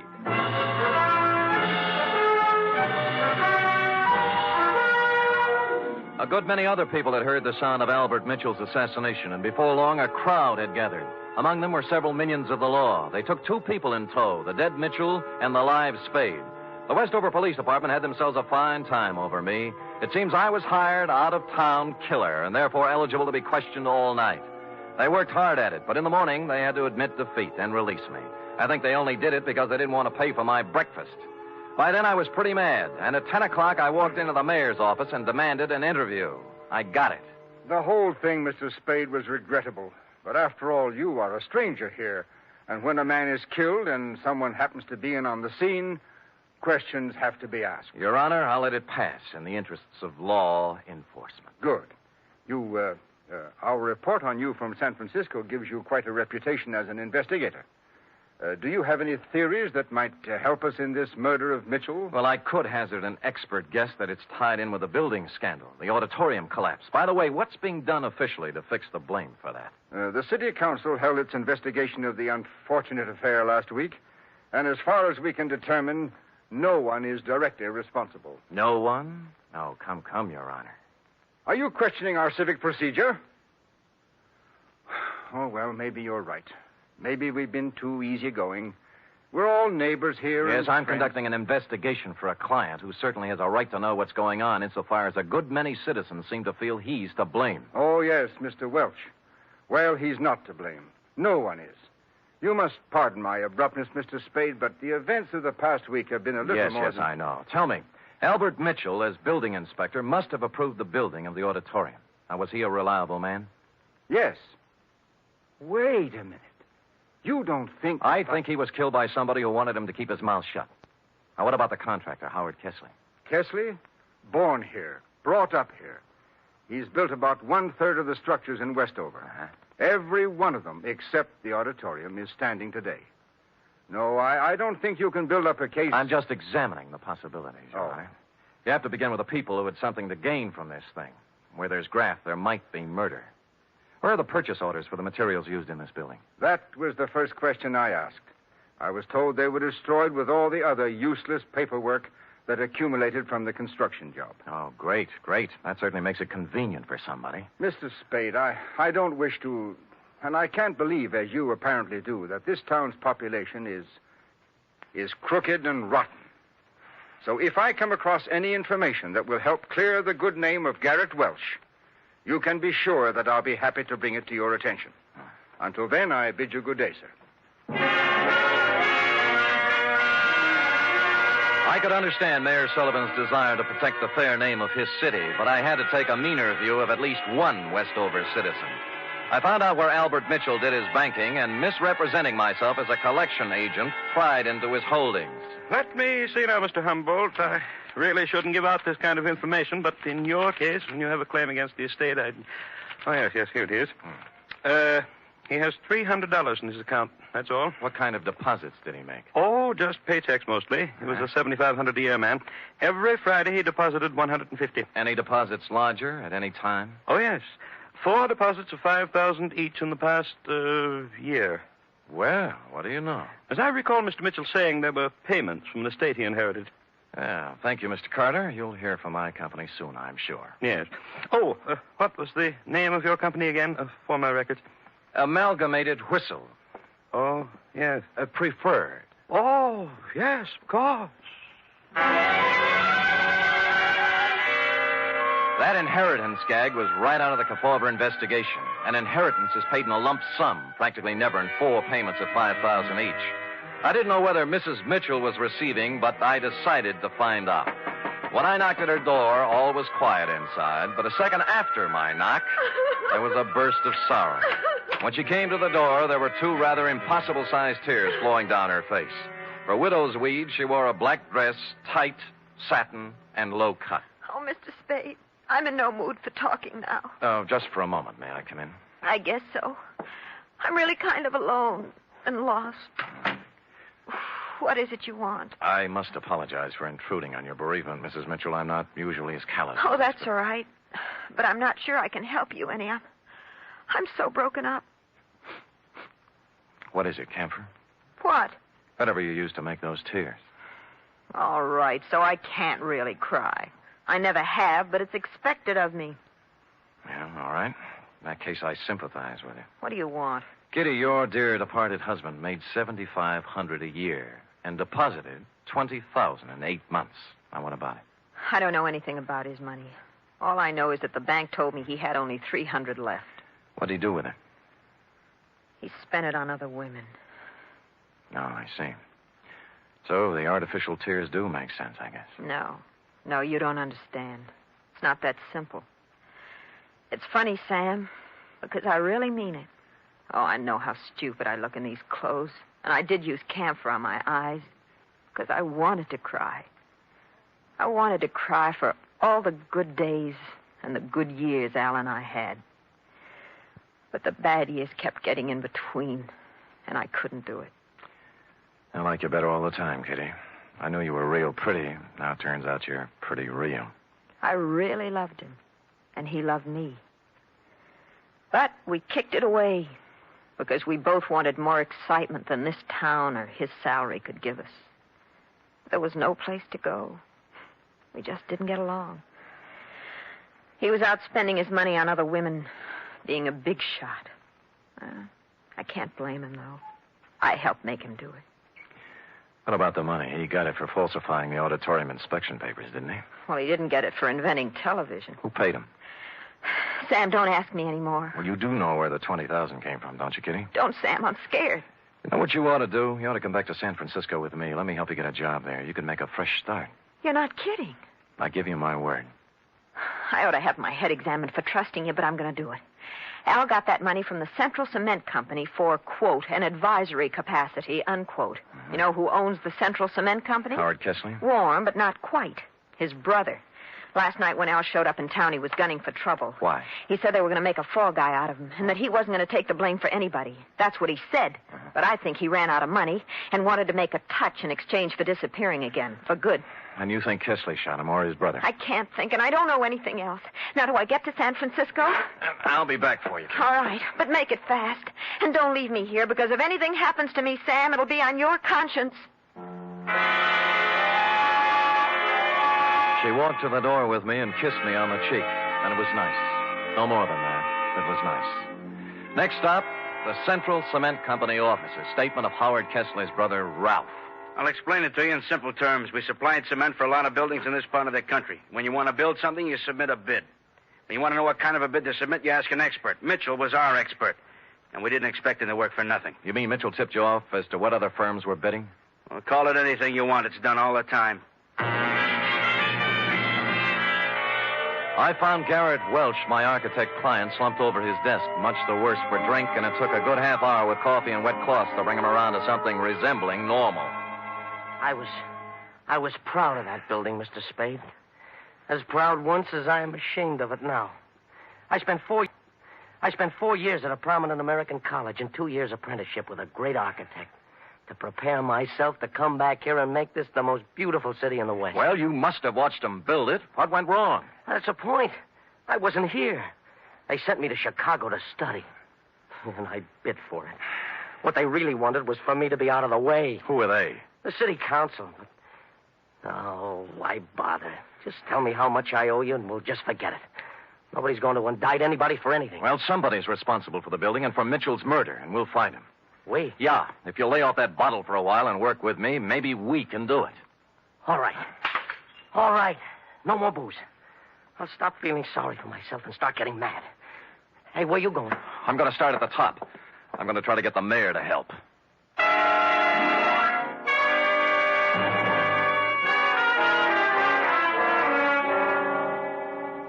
You say you've turned up something, Mr. Spade? A lot of something, Your Honor. I ferreted out copies of the purchase orders for the materials used in that building. They were generally inferior and below the quality required by sound engineering and the law. Oh, you can't mean it. I do. You can inform your district attorney that in a matter of 2 or 3 days, I will move for an indictment of several people in this community for gross criminal negligence.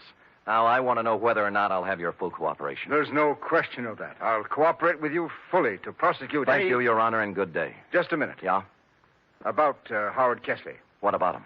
Do you still consider that he is subject to suspicion? The families of the 5 people who died in the ruins would think anybody who was concerned in the building project were subject to suspicion, Your Honor. Mr. Spade, you know about politics. Certain people contributed campaign funds and got me votes. Kesley? I've been in a difficult position. I've been weak, perhaps. Maybe I haven't wanted to look too closely at certain possibilities in this horrible affair, but I promise you I won't stop now. It doesn't matter what happens. My first duty is to the citizens of this town. Well said, Your Honor. Just tell the same thing to the other members of the city council. Tell them that if I kick the lid off this garbage can, it's going to make Westover smell pretty bad. You'll hear from me, Mr. Spade. I guarantee you.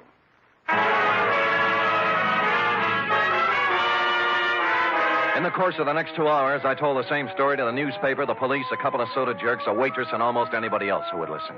And before the day was out, the results started coming in. Garrett Welch's office and my room at the Embassy Hotel were both ransacked. Somebody started shadowing me, and I had a mysterious phone call offering me money to get out of town. I refused and hung up. During that day, I stayed mostly out in the open in conspicuous parts of town. But when night fell, I knew I'd need to watch my step. Garrett Welch and I holed up in his office with the door locked and my gun out on the desk. Around 11, we got a little action. Well, speaking. Yeah? Yeah, okay. It's for you, Spade. Hello? Sam, this is Kitty Mitchell. I'm in trouble. What kind? 3 men were just here. They said I gave you some purchase orders. I don't know anything about them, but they said if I didn't get them back from you by midnight, they'd kill me. Who were they? I don't know. Just men. If you've got them, give them to me, Sam. I don't want to die. Look, hang up, call the police, and ask them for protection. Sam, I'm afraid. Why don't you give me the papers? Get in a taxi cab and come up to Garrett Welch's office. We'll talk it over. I'm afraid to do that. Well, you'll have to. I can't leave here. I'm waiting for somebody. Who? I'm not sure yet. Somebody threatened Mitchell's wife. She's coming up here. Well, I think we have enough to do taking care of ourselves. Who's that? Go on, you answer it. Then step to one side. I'll keep you covered. Okay. Don't make one wrong move. I'm not going to, Spade. I came here to talk. Kesley? Yes. Who's with you, Kesley? Nobody. I'm alone and unarmed. Come in. I'm watching you from behind, Kesley. I know it. I just came to talk. All right, talk. Spade, you allegedly have information as to why the auditorium collapsed, killing 5 people. Suppose I do. Well, I came to make a deal with you. We're not making deals. I think you'll like this one. I'll give you all the positive information you want for one thing. Namely? A 48-hour head start out of town. Why should we give you that? Because nobody, least of all myself, thought the building would collapse. It's true I used inferior materials, but I had to. What does that mean? There's a man in this town.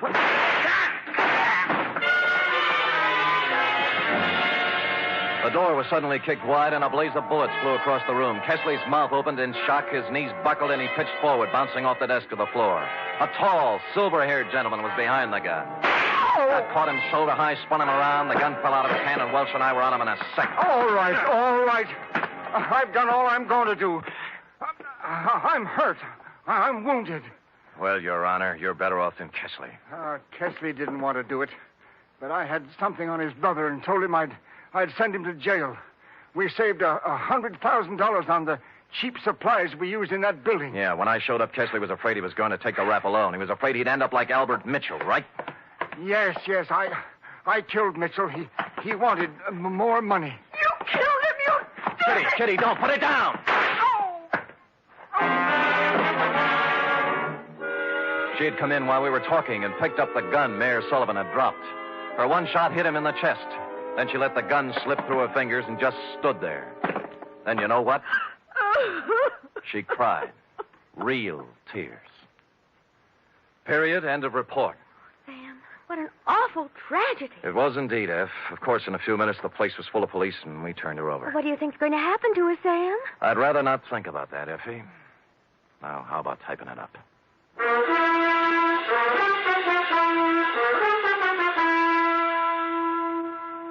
Three chimes mean good times on NBC.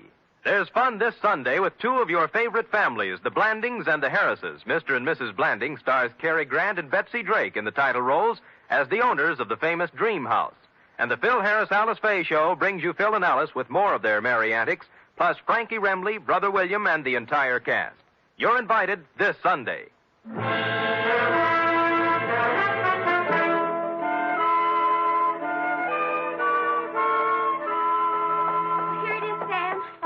Up. Well, I'll take your word for it. I'm not going to read it again.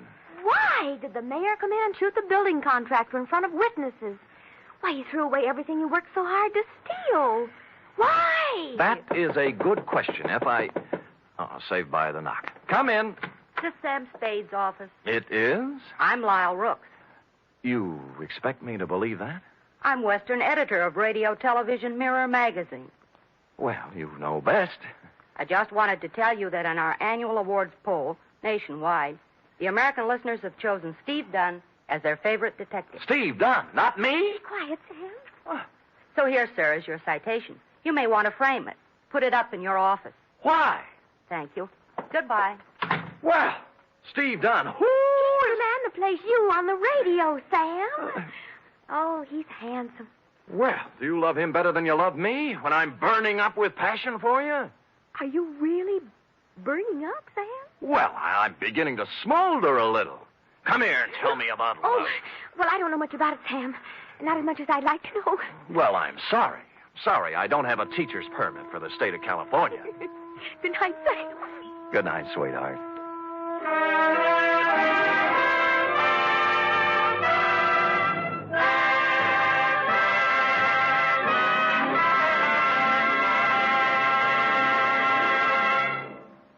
The Adventures of Sam Spade are produced, edited, and directed by William Spear. Sam Spade is played by Stephen Dunn. Lorene Tuttle is Effie. Also in the cast were Shirley Mitchell, Jack Crucian, Sidney Miller, Paul Frees, Herb Rawlinson, and Lou Merrill. Script for tonight's adventure by John Michael Hayes. Musical scoring by Lud Gluskin, conducted by Robert Armbruster.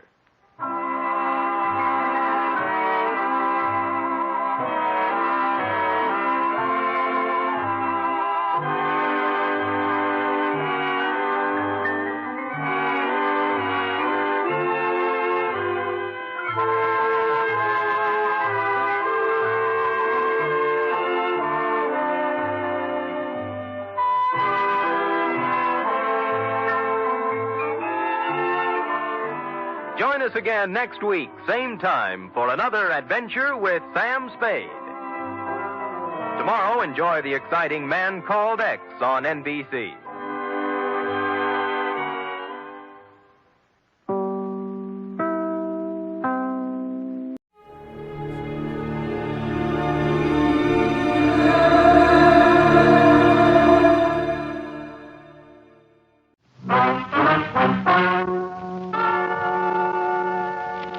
Ladies and gentlemen, the story you are about to hear is true.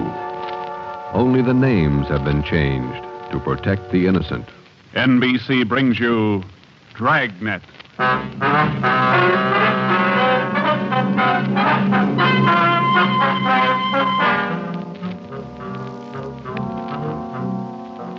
You're a detective sergeant. You're assigned to robbery detail. There's a potential killer on the loose in your city. 18 women have been beaten and robbed by this man. The newspapers call him the Werewolf. Your job is to get him. Dragnet, the documented drama of an actual crime investigated and solved by the men who unrelentingly stand watch on the security of your home, your family, and your life. For the next 30 minutes, in cooperation with the Los Angeles Police Department, you will travel step by step on the side of the law through an actual case, from beginning to end, from crime to punishment. Dragnet is the story of your police force in action. It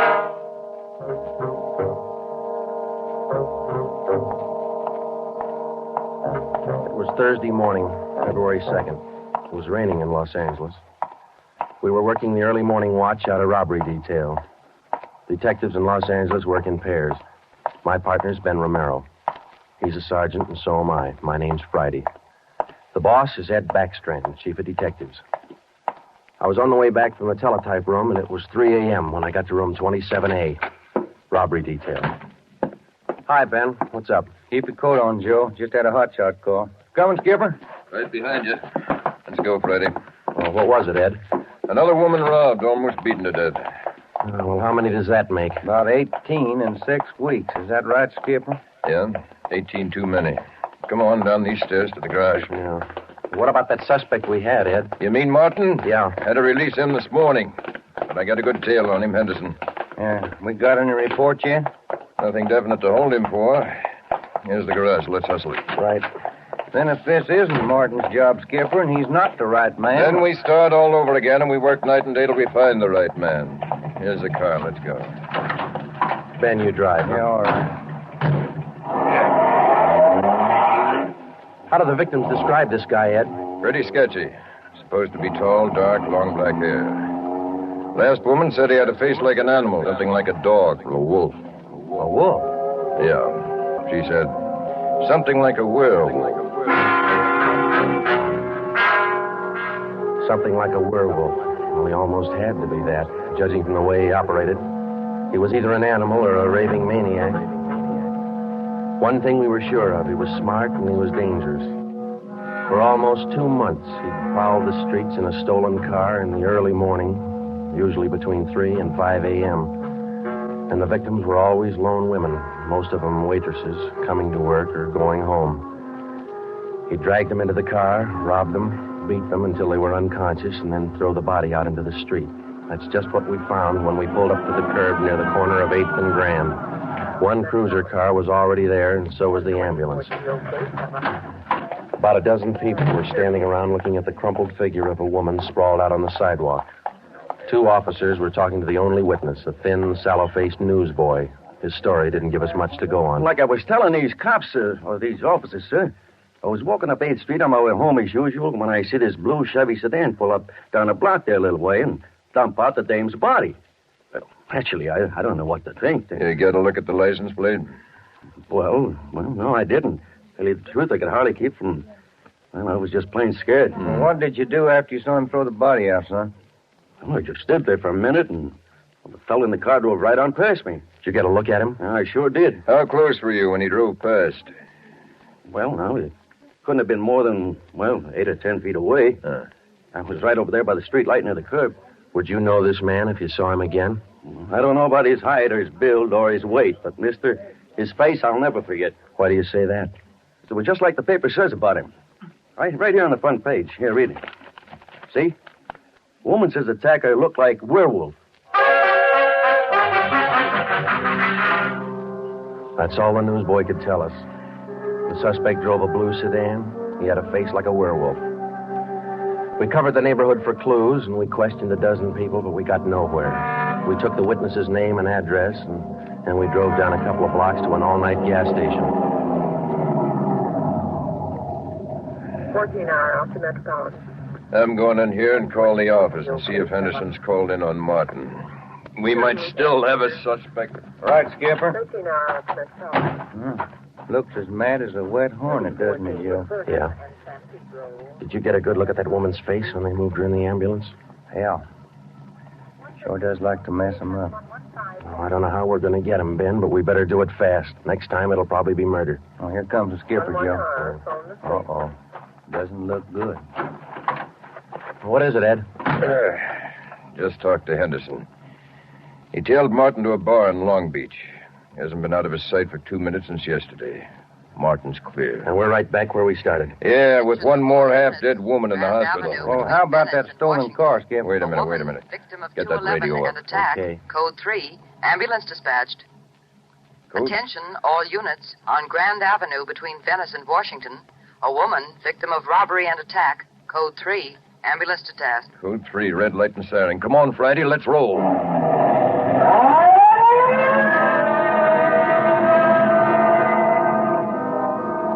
We couldn't be sure, but it sounded like another one. 6 minutes later, we were there. Same story. Werewolf. The next day, the chief ordered the number of cruiser cars doubled in the Central District. This was for the early morning watch with plainclothesmen to back them up. Then the newspapers played it vague, and in 2 days, the story was on the front page of every paper in town. Maybe that should have made the werewolf lay low, but it didn't.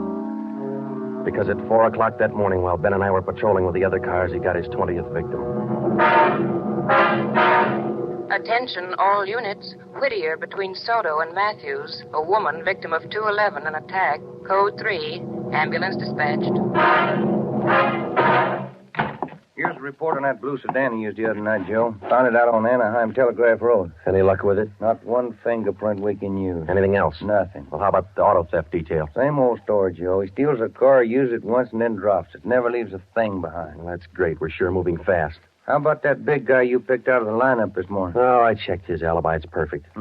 Now we haven't got even half a clue. Yeah. Well, come on, let's check with Ed. He's instructing the policewomen on the plan for tonight. All right. Now you've heard the report. You understand how the suspect operates and what you're to do. I think so. Remember, all of you forget you were ever policewomen. Change the way you walk, the way you carry yourselves. That's the part you're playing, all right? Okay. And be careful and don't take any chances. All right, Freddie. Okay, Ed. Now, just to make sure you look the part, we're spotting each one of you at different restaurants and coffee shops throughout the Central District. And from 7 o'clock tonight until daylight tomorrow, each one of you is going to be a waitress. You got that? Yeah. Okay, Ben, you want to give them their assignments? Okay, Joe. Well, here's the way it lines up. Marge Kissel at the Top Hat Cafe. That's on 9th Street between AFRTS and Westlake. Okay. And Katie Welch, Joe's Coffee House, Brooklyn, Soto. Right. Pat Fielding at the All-Night Steakhouse on Figueroa Street between Florence No, the trick of using decoys to lure criminals into a trap wasn't exactly new, but, well, it was just one of the old tricks that we figured might land the werewolf behind bars. At 7 that night, Ben and I made the rounds and found each of the policewomen on her job as a waitress. Well, the overall plan was simple. The girls were to leave the different restaurants between 3 and 5 a.m. that morning and pretend they were walking home. We mapped different courses for each one of them to throw out as much bait as possible and yet not to make it look suspicious. Each policewoman, from the time she left the restaurant and stepped out into the deserted streets, would be pretty much on her own. We had officers planted all along the way at designated intervals, but a big element of chance and danger was still there. All we could do was cross our fingers and hope. How much more time, Joe? Let me see. She's due in 2 minutes. Yeah. Waiting gets on your nerves. And it won't be long. This corner doorway's pretty good lookout spot. Yeah. Wait a minute. Listen. Who is it, Joe? Can you see? Get back. What is it? Wait a minute. It's Marge Kissel. There's a man following her, a big guy. If it's the werewolf, where's his car? I don't know. Maybe he changed his plans. Get back. Here they come.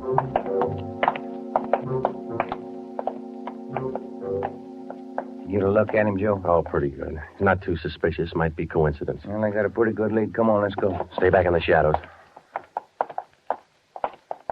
Hey, Joe. So where'd the guy go to? I lost him. A little coffee shop up in the next corner, see? Take a look. Oh, yeah. He's opening the door. He's turning on the lights. Looks like a false alarm, Joe. Well, let's check him anyway.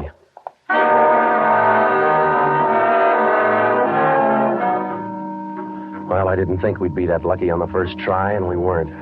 We asked the man a few questions, and it didn't take him long to show us he wasn't our man. He owned the coffee shop. So, Ben and I went back and took up our posts again and waited for the next decoy.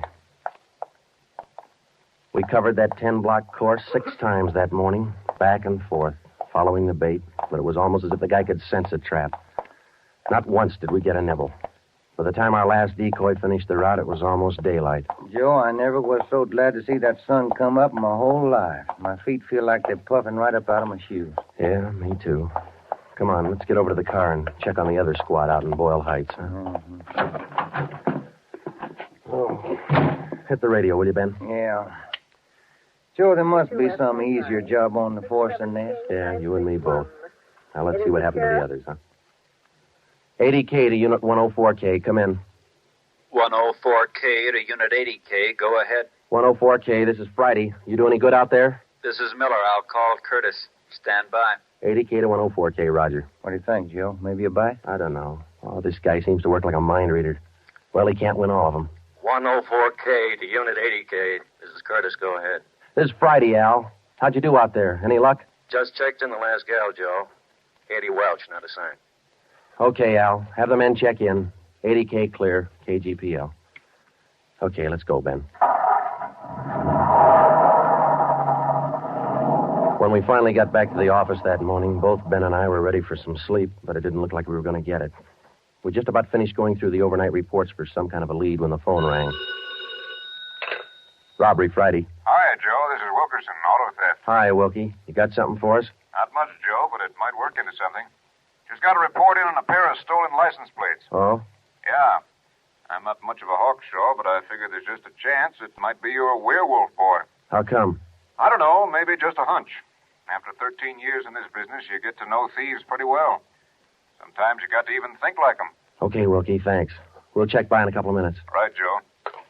What do you have to say? Pair of license plates stolen last night. Wilkie's got a hunch it could have been our man. Well, might be an angle, Joe. If that werewolf guy'd hang on to one car long enough, we'd have a chance at him. Well, he's too smart for that. I don't know, Joe. Sooner or later, he's going to make a mistake. Yeah. Come on, let's check with Wilkie. Well, we checked with Wilkerson. We got the best piece of news we'd had in days. On the average, 95% of stolen cars are recovered or located within 24 hours. In the remaining 5%, Wilkerson, by a simple process of elimination, narrowed down the number of cars the suspect might be driving. Wilkie figured 6 cars. There they are. Now, bet you if you picked up your man tonight, he'd be in one of these cars. Let me see, huh? 2-door black sedan, yellow convertible, another sedan, green, blue coupe, black coupe, and a gray convertible. Well, that's good work, Wilkie. At least we got something to look for now. Yeah, you're right, Joe. Wilkie, you got the numbers of those stolen plates you're talking about? Yeah, right here, Ben. They're already on the hot sheet. Good. Keep us posted, huh? As usual, Ben. See you later, Wilkie. That's a good break, Ben. Something to keep us busy tonight. Tonight? What do you mean? We're setting another trap. Same thing as last night. Same police women, same everything. Well, only this time let's hope he steps into it. You know, Joe, this werewolf character's getting me mad.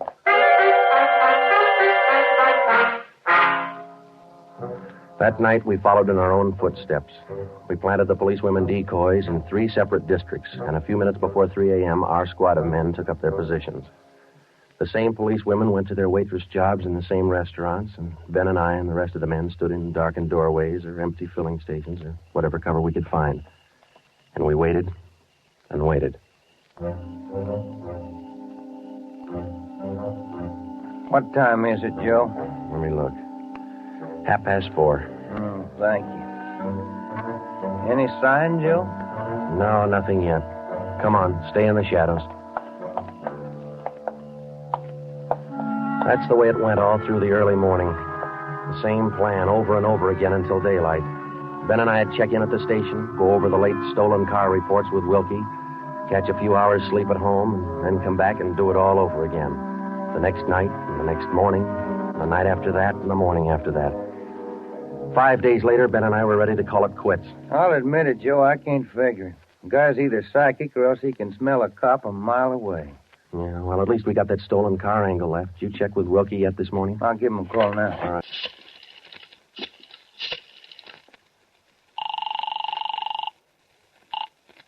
Auto theft, Wilkerson. This is Ben, Wilkie. Got anything for us this morning? Yeah, I was just going to call you. You fellas ought to let me solve your cases for you. Why? What'd you get? The boys picked up 3 of those 6 stolen cars since late yesterday. Great. Now, what does that leave us with? Well, here are the 3 still missing. Yeah. 4 X-ray 763. Yeah. 5-6 Young 342. 6-1 6-1 Robert 385. Yeah. Got those? Yeah, thank you, Wilkie. Check you later. Good news? Remember those 6 missing cars? Yeah. Wilkie says the boys found 3 of them since late yesterday. Here's what's still out. The blue coupe, the yellow convertible, and the gray convertible. Yeah. Well, this feels like the right track for a change, Ben. Friday, Romero, got a minute? Sure thing, Skipper. Come on, Joe. What do you got, Ed? Woman out in Hollywood just called in with this.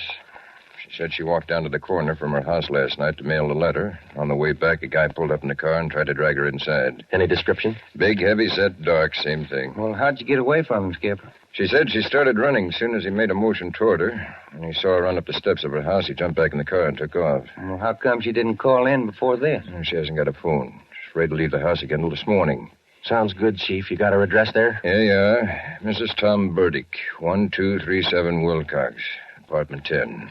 Come on, Ben. This might be what we're looking for. Who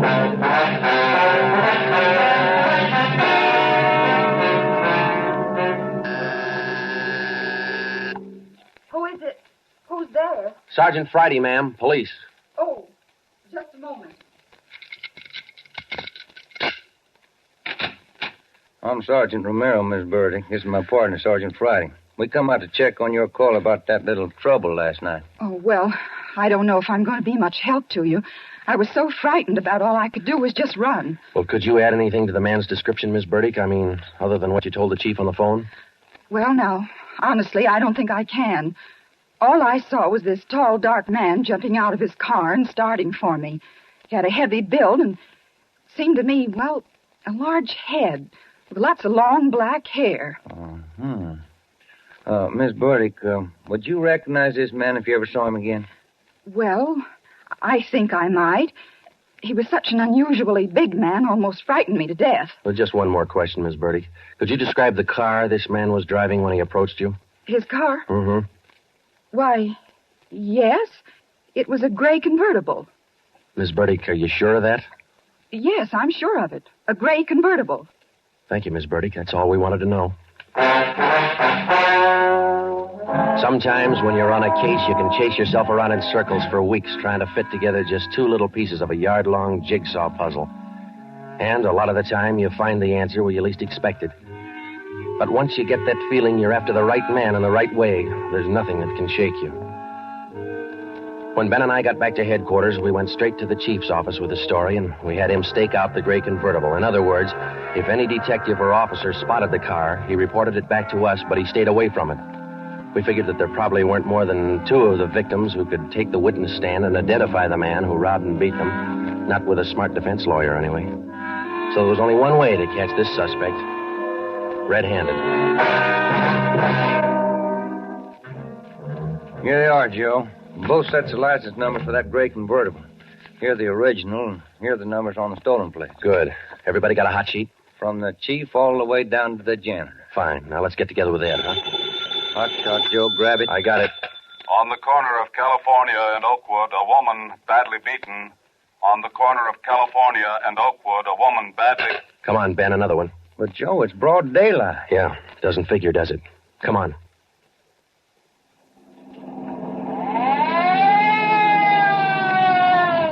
That vacant lot over there, Joe. 2 plainclothesmen and uniformed officers were keeping the crowd back. An ambulance was drawn up by the curb, but it was empty. When we got down to the rear of the lot, we found out why. They were waiting for the coroner. The woman was young, not much more than 30. Her body was half sprawled across the muddy ground, and her face was turned upward. It had been badly beaten. They figured it happened last night, Sergeant. Have the fingerprint men been notified? Yeah. How about the crime lab? Just called them. That's good. Now let's keep everybody out of the area. How about the crime lab? Just called them. That's good. Now let's keep everybody out of the area till they get here. All right, Sergeant. Who found the body? One of the kids in the neighborhood. The woman was dead when he found her. Did she live around here? About a half mile away. I hear she's got 3 kids. Or she had 3 kids. Uh-huh. You've seen enough, Ben? Yeah. Let's get on back to headquarters.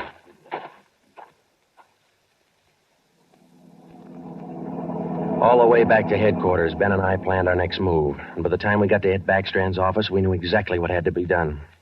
When we told him about the werewolf murder, he didn't say a thing for a minute. He just stared across the room at the calendar on the wall. Then he brought his hand down hard against the desk. Friday, Romero, I'm only going to say this once, so get it straight. That guy's pulled his last job in this city. He's through robbing and beating women, and he's through with murder.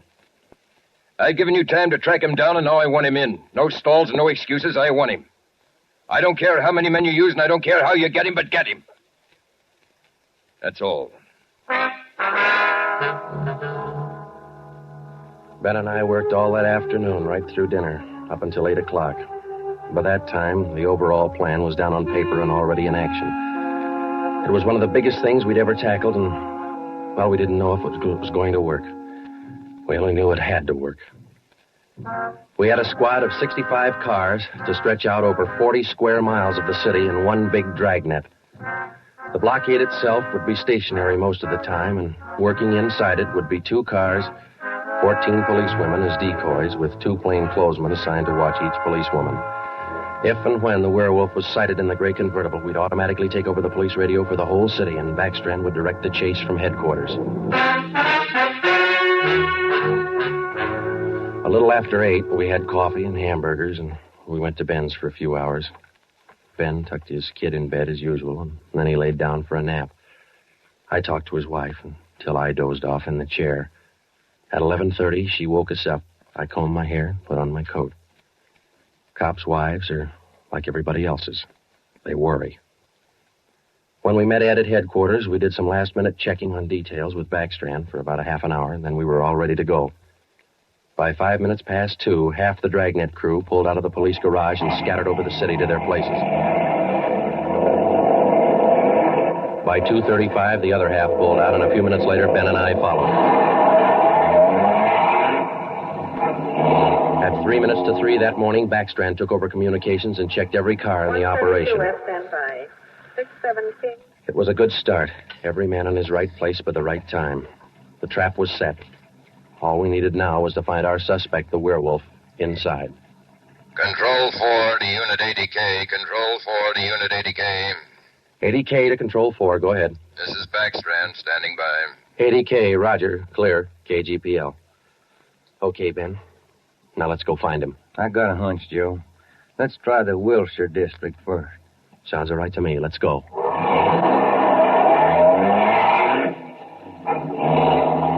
For the first hour and a half, we raked the Wilshire district back and forth. Not a sign.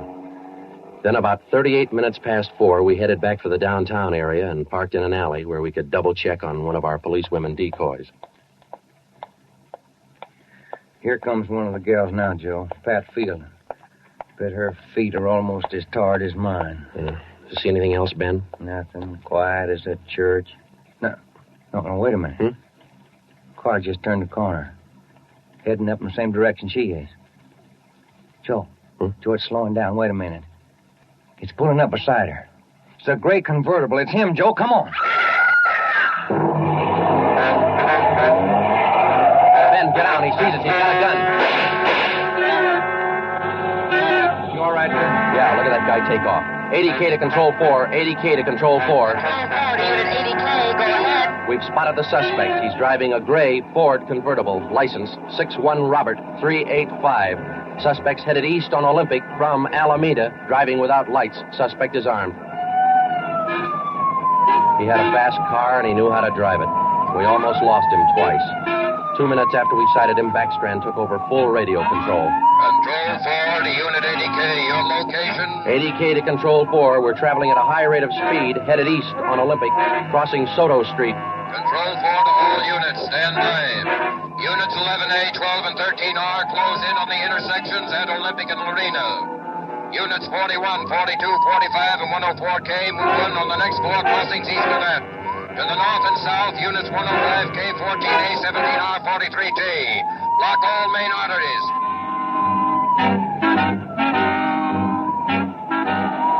In the next half hour, the 65 cars in the Dragnet had pulled in like a noose around a 5-mile area. Ben and I hoped it was just a matter of time. Unit 80K to Control 4. Control 4 to 80K, go ahead. He's headed north on Fresno Street, crossing Whittier Boulevard. Attention all units. 80K now pursuing suspect north on Fresno from Whittier Boulevard. Units 15, 105, K11R, and 18A block off the intersection, on Fresno and 4. Hey, Ben, up there ahead. What's he trying to do now? Look, he's turning around. Yeah, and he's coming right for us. Watch it, Joe. Look out! Pretty close. 80K to Control 4. Control 4 to 80K, go ahead. Exchanging shots with suspect. Watch it, Ben. Here he comes again. Sure likes to use that gun, doesn't he? Sure does. Hey, Joe, look. Look, he's turning east. He's running for Hollenbeck Park. Yeah, 80K to Control 4. Control 4, go ahead. Suspect just drove up over curb and into Hollenbeck Park. Control 4 to all units. Control 4 to all units. Converge on Hollenbeck Park. Suspect is in the park. He's armed. Use caution. Code 3.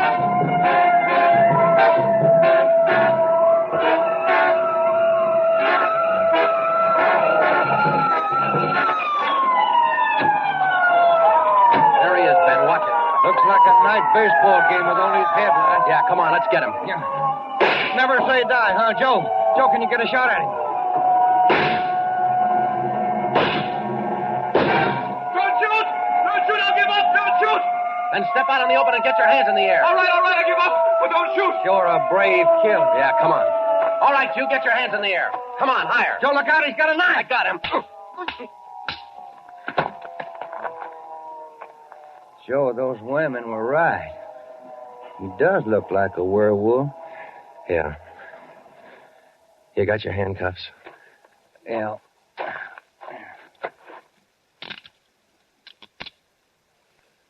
Okay. Got a cigarette? I've been out for an hour. Little place across the street. Maybe we can get some there. Okay. There's the crew from the 41R. Hey, fellas, take him into robbery, will you? Okay, Friday. I think there's a vending machine in there. Uh-huh.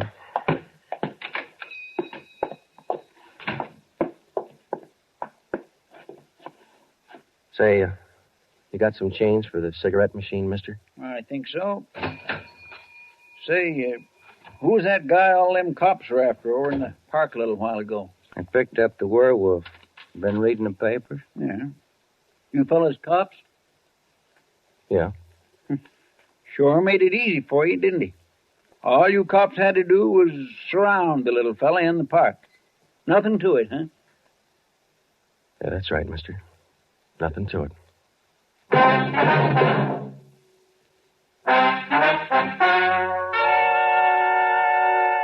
The story you have just heard was true. Only the names were changed to protect the innocent. Walter Barton, known as the Werewolf, was tried and convicted and is now serving a full life sentence at the state penitentiary.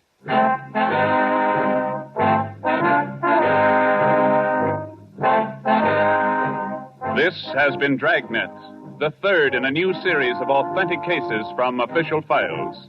Technical advice for Dragnet comes from the office of C.B. Harwell, Chief of Police, Los Angeles Police Department. Tonight's program is dedicated to Sergeant Mario Victor Dairo of the Los Angeles Police Department, who, on the morning of January 1st, 1943, gave his life so that yours might be more secure.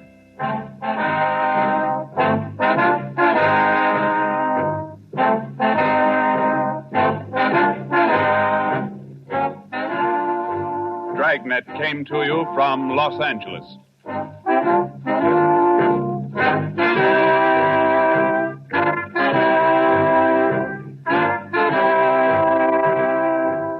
This is NBC, the national broadcasting company.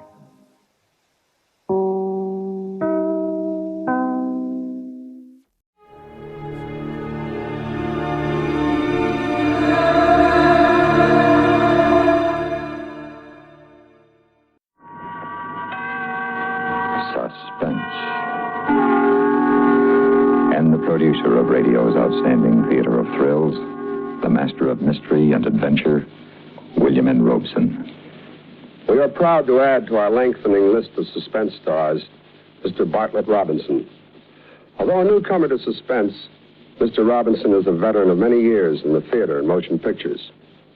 Mr. Robinson returns now to his first love, radio, as Dave in A Load of Dynamite, which begins in just a moment. And now,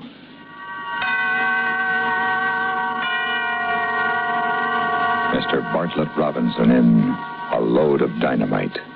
A tale well calculated to keep you in suspense.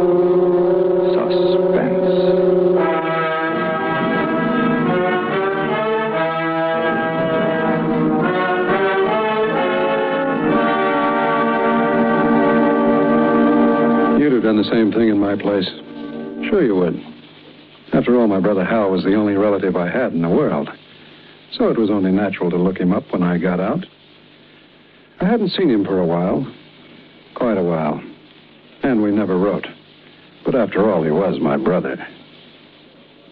Now, I'm a pretty careful operator. When I go on a job, I case it first, but good. So I knew just about all there was to know about my kid brother. I knew that he was married and living in a little town in the northern end of the state. I knew that he had a good job. Well, anyway, a good paying job. It ought to be. He was driving a dynamite truck for the Colossus Powder Company. I even had found out that he was the kind of a cat who helped his wife do the dinner dishes. The only thing I didn't know was what a lovely dish that wife of his really was. There, with the final swipe of the final pot, that does it. That's for helping. Oh, thank you, Mrs. King. Let's do some more dishes soon, huh? It's not always necessary, you know. Sometimes I kiss you just because I feel like it. Like this. All right. That's enough. Now, give me a minute to fix my face and we'll go see a picture. No pictures tonight, honey. I got to hit the road at 4 a.m. Oh, gosh, I forgot. What's the run tomorrow? They're reopening the old Three Angels mine up past Convict Lake. Kind of a big deal, I guess. I'm carrying 144 cases. Where is the mine? Up in the mountains? Yeah. You'll be careful, won't you, darling? I'm always careful, baby. You see, I have a great big reason for wanting to go on living. You. I worry so about you. Now, look, Terry. And I wish you were doing practically anything else in the world except driving a high-explosive truck. We've been all over this before, you know, and the answer's always the same. If you can show me anything else that pays off as well as chauffeuring high explosives, well, I mean, for a guy like me... What do you mean, a guy like you? Well, I'm no Charlie Van Doren, baby. I'm strictly a 2 years of high school and no special skills boy. And if I wasn't with Colossus, I'd probably be swinging a pick in a construction gang. I know, but... Besides, it won't be forever. Well, 2 or 3 years more, and we'll have enough dough tucked away so we can I'm not sure I can take it for 2 or 3 more years, Hal. Sometimes when you're away and I'm here alone, it gets to be more than I can... Saved by the Bell.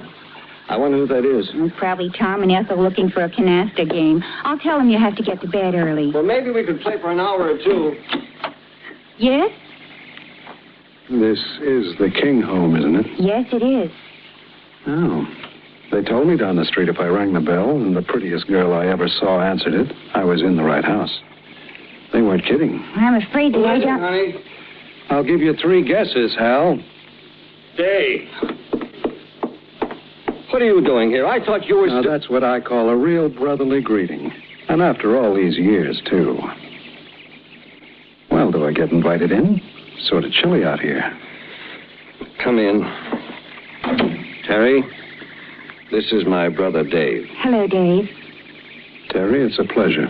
A real pleasure to have the prettiest sister-in-law in the world. What are you doing here, Dave? I'm paying a little visit to my kid brother, who I ain't seen in years. So no fault of his. Okay. Go on, rub it in front of your wife. Hal's told me all about you, Dave. Yeah, I guess that means I'm off to a bad start with you, huh, sis? As far as I'm concerned, you're off to the best start you could possibly have. You're Hal's brother. Well, thanks, baby sister. You know, you always had all the luck, Hal. A swell job, a nice house, and a beautiful and also understanding wife. Luck? I worked for him, Dave. Worked hard to get him, and I work hard every day to keep him. They weren't handed to me on a platter, and I didn't try to take them away from anybody with a gun. Hal. All right. So I pulled 10 years in San Quentin for that stick-up. But I got 3 off for good behavior. They said I was a model prisoner. Don't that make you proud of your big brother? Oh, sure. Real proud. Ma would be proud, too, if she knew her son was a model prisoner. Now, you look, Hal. You were the death of her, Dave, and I can't forget it. Oh, come off it. I know. I was there. I watched her day after day worrying about you. I watched her worry her life away. Hal, it wasn't my fault. I couldn't help it. You could have helped it. If you'd have settled down to a steady job, but that's something you would never do because you never wanted to. I never did. Before. But a guy gets a chance to do a lot of thinking when he's in queue. Like how to pull bigger jobs when he gets out? Hal, darling, you're not being fair to Dave. Let him talk. All right. All right, talk. You know something, Hal? What? I figured out a lot of things while I was away. I've come to a conclusion. A conclusion that I'm not as smart as I thought I was. Not nearly. Oh, I wish I could believe that. I always thought I was the wise guy. You were the chump. But I was wrong. I was dead wrong. Well, maybe it ain't too late to start over again. If people will just forget I'm an ex-con. I'm sure they will. Can you, Terry? Of course. You've paid your debt to society. Yeah, well, we'll see. San Quentin is full of two-time losers who couldn't make it on the outside because society wouldn't give them a break. We'll see. Dave, are you serious, or is this some more of your good intentions? Yeah, you see what I mean, Terry? Nobody believes in ex-con, including his brother. I believe you. And I want to. You do? If you really want a job, our outfit can always use a good man. Do you mean that, Hal? Yes, Dave, I do. It's dangerous work. You can't scare me. But it pays off plenty. You just got yourself a boy. Fine, I'll see the boss about it as soon as he gets back from Frisco. That's great. Meanwhile, why don't you stick around here for a few days and take it easy? I guess you got a vacation coming to you at that. Oh, well, I don't know. I don't want to put you to any trouble. I mean, well, would it be all right with you, Terry? It's the way it should be, Dave. You two are real folks. Okay, so it's a deal. Any beer in the icebox, honey? I wouldn't be surprised. We'll drink to the family reunion. Listen, Dave. There's something I want to tell you before Terry gets back. You don't have to tell me, boy. I know. Dynamite is tricky stuff, huh? Tricky? All you have to do is make one wrong move and you're... So I don't make any wrong moves. Yeah, but sometimes it happens without your having anything to do with it. The brakes go out on a mountain road, or a boulder comes rocketing down a hill and you got to make a fast stop and... Oh, that's 1,000 to 1 shot. You want to try to call the odds on this one? Paul Gordon, one of our best men, was making a run over to Utah last month, just after the deer season opened. A guy missed the buck he was shooting at, but he didn't miss Paul's truck. So that's 1,000,000 to 1. I'd go up against shorter odds than that to get what you got. All right. But I had to tell you before you... Watch it. Here comes Terry. Well, here we are. Hey, that looks great. Oh. Beer and salami and Will cheese. Will you do the honors, darling? Sure. Here you are, ma'am. Thank you. Dave? Much obliged. And one for old Dad. Now, I'd like to propose a toast. Okay. Let's hear it. Here's to you, Dave. Here's wishing you health and good fortune and happiness. You know, just the best of everything. You mean like Hal's got? Yeah, I'll settle for that. The best of everything.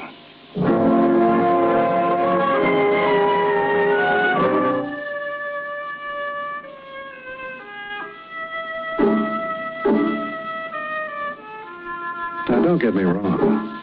I meant it about wanting to settle down and go to work for a change. Meantime, until Hal's boss got back, I was in clover. Every day but Saturday and Sunday, Hal was out on the road. And me? I was hanging around the house with that gorgeous wife of his. She couldn't have been nicer. Treated me like I was her brother. But the feelings I had toward her were not exactly brotherly. I tried to control them. I honestly did. Because it was fun to be with her, too. Like the time we went downtown to buy me some decent clothes. With the dough Hal lent me. Here's a pretty tie, Dave. It'll go beautifully with that blue shirt you just got. Oh, no stripes, thanks. I've had enough of them. Oh, you promised me you weren't going to think about that anymore, much less talk about it. I'd promise you anything, Terry. You ought to know that by now. Promises don't mean a thing, not unless you keep them. All right, I promise never to break another promise, okay? Okay. Gosh, look at the time. Yeah, it's 4:30, so what? Hal will be home at 5 today. Oh. Yeah, he likes to have you there waiting for him when he comes home, doesn't he? Yes, he does. You know something, Sugar? I don't blame him.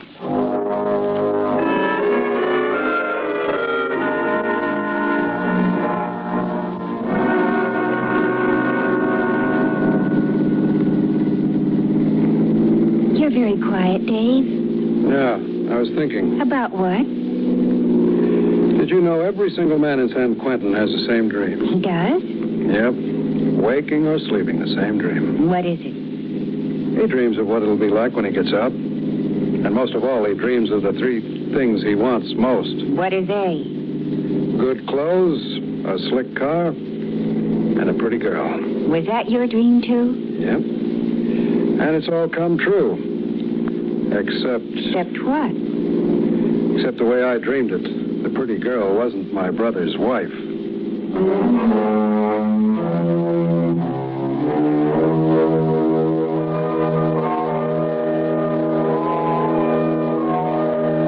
She was a faithful wife, all right. She never gave any sign that she realized what I was driving at. And Hal, he went overboard with the devoted brother act. The boss isn't back from Frisco yet, Dave. But there's no rush. It's like I said before. You got a vacation coming to you. Hey, do you still like to hunt? Yeah, I sure do. Why don't you drive into town tomorrow, get yourself a license? I got a 30-06 you're welcome to use. Any deer around? Well, they tell me the thickest flies are on Convict Lake. How about it, Terry? You want to go hunting? Oh, no, thanks, Dave. I just don't like the idea of killing anything. Oh, okay, but I'll bet you $7 to a plug dime that you'll eat the venison after I bring it home.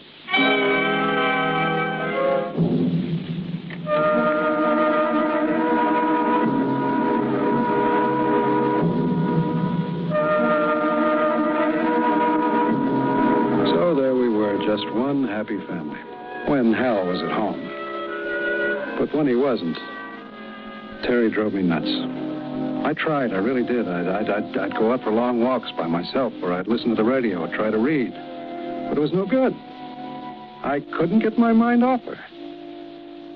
Then one day, we were finishing lunch. It was a warm day, and she was wearing shorts and a halter. Another cup of coffee, Dave? Oh, no, thanks. I haven't got any room.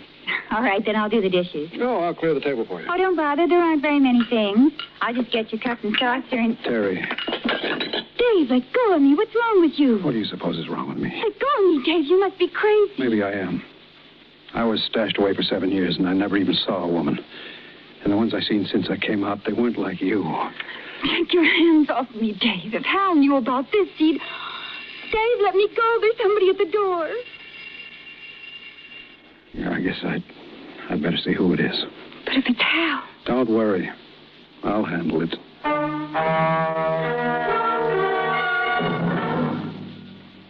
In just a moment, we continue with Suspense. And now, we continue with the second act of A Load of Dynamite, starring Bartlett Robinson. A tale well calculated to keep you in suspense.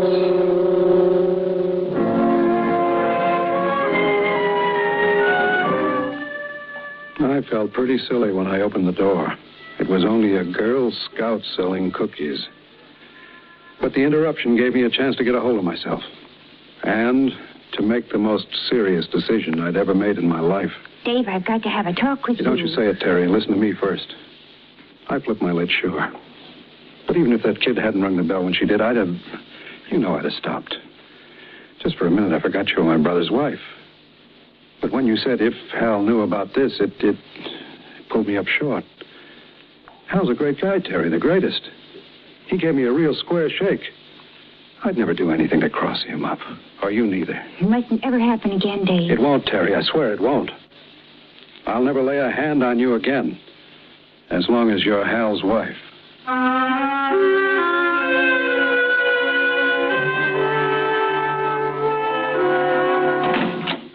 Hi, darling. What kind of a day did you have? Oh, you know, the usual thing. How about you? Usual by me, too. I ran 5 tons of blasting powder to Canyon Camp, and that was it. Any news about Dave's job? Boss isn't back yet. Right. I hope you can get it set pretty soon, darling. Why? Well, it's just that... Well, I think Dave's beginning to get sort of, restless. He should get restless. A comfortable house to live in, the best meals a man ever put under his belt, and the prettiest girl in the world to keep him company. What more does he want? Where Where is he, by the way? How do you know? He wasn't here when I got back from the market. Ah, I bet he went to get that hunting license. Well, then why didn't he ride in with me? You sound funny, baby, like you had something on your mind. Anything wrong? Hal, darling. Come on, let's have it. What's nibbling on you? How does Dave drink? I don't know.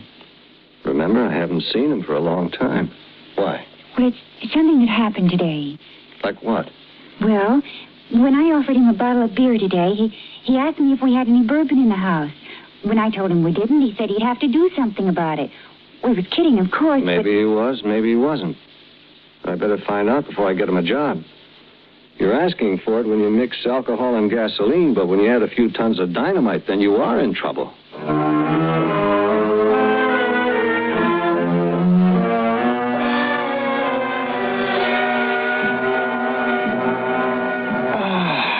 You certainly know your way around a kitchen, sugar.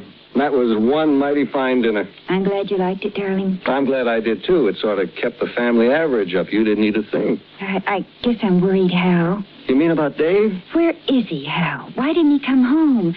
Why hasn't he telephoned? Maybe He's something... a big boy now, Terry. I know. It goes one of two ways now, sugar. If he meant what he told us the other night, there's nothing to worry about. If he didn't, then it's strictly his headache. Remember, he's still on probation. Poor guy. I'm sorry for him, too, Terry. I know you are. Yeah. I'm sorry for him. And for every other man in the world, because they can't be married to you. You're a darling. Come on, baby. It's time to hit the sack.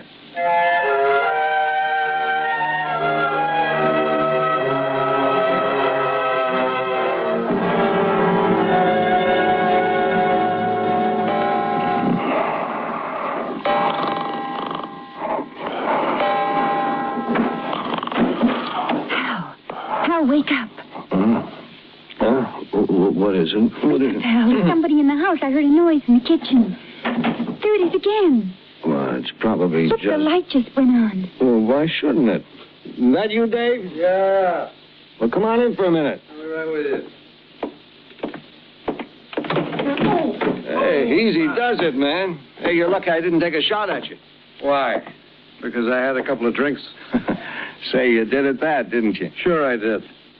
I found me a girl in town, a nice, friendly girl. And we sat in the Red Dog and belted around a piece of booze. Dave, you shouldn't have. You know something, Terry? You're absolutely right. They got fine liquor at the Red Dog, and like I said, the girl was real friendly, but it wasn't any good, Terry. It wasn't any good at all. We'll talk about it tomorrow, kid. What you need now is a little shut-eye, and I do, too. I'm making the run up to that new mine tomorrow. Yeah, the one up in the mountains near Convict Lake? Yeah, and with a full truckload, I wouldn't like to fall asleep at the wheel, if you know what I mean. Want me to fix you some coffee, Dave? No, thanks. Want me to help the bed boy? I don't need any help. I'll make it all right. You stay here, Hal. You stay right where you belong. With Terry.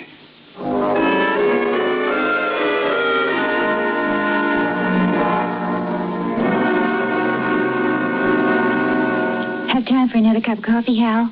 Yeah, I guess so. Eddie isn't due to pick me up for 10 minutes.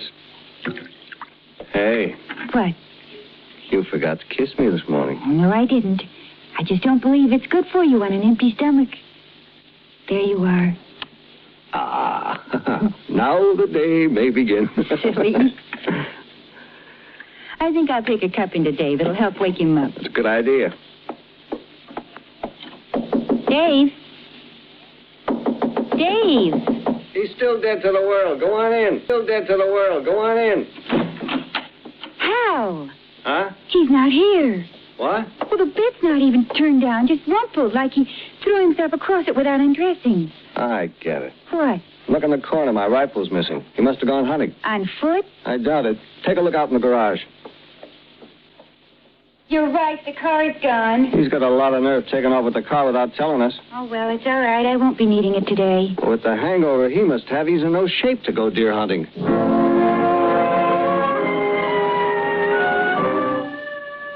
Maybe not to go deer hunting, but I was in good enough to shape to bag what I was after. A 10-ton truck is a pretty sizable target.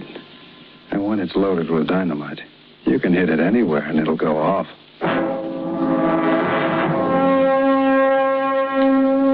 I found me a perfect location, where the road winds down a steep grade just before you get to Convict Lake. I hid the car in the underbrush and climbed up to the top of the bank. It was rough going. I slipped a couple of times, but I made it in plenty of time.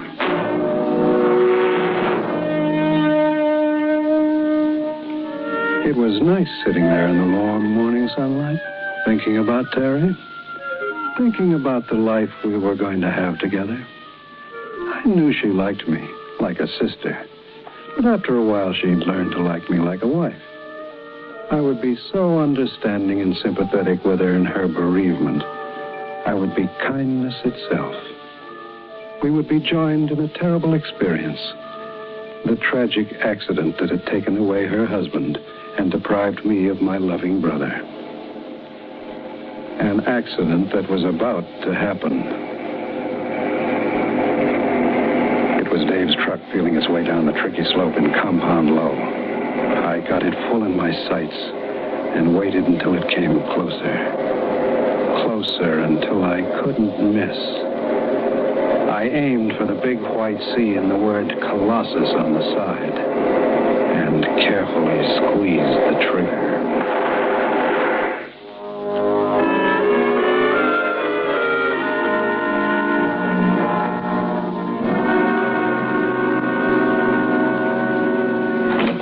Hey, anybody home? Darling, you're early.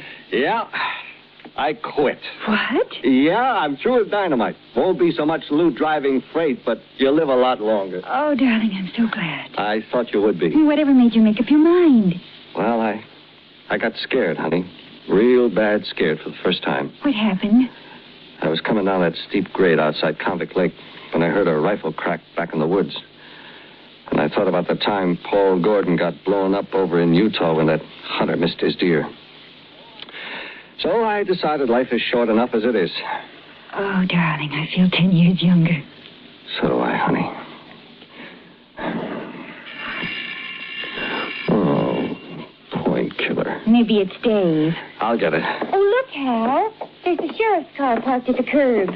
Maybe it's about Dave, then. Yes, officer? Are you Mr. King? Yes? Dave King, your brother? Yes. I'm afraid I have bad news for you, Mr. King. What's happened to him? What's my brother done now?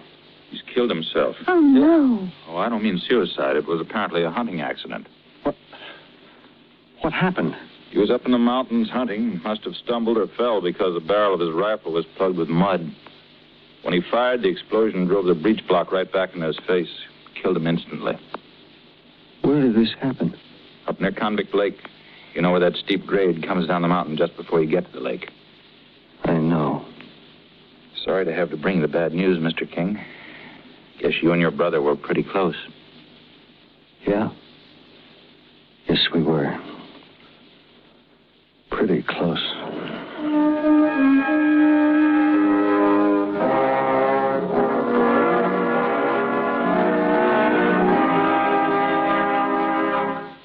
Suspense, in which Mr. Bartlett Robinson starred in William N. Robeson's production of A Load of Dynamite, written by Richard Wheel. Listen. Listen again next week for another tale well calculated to keep you in suspense. Supporting Mr. Robinson in A Load of Dynamite were Ellen Morgan, Paul Dubov, and Barney Phillips. Suspense.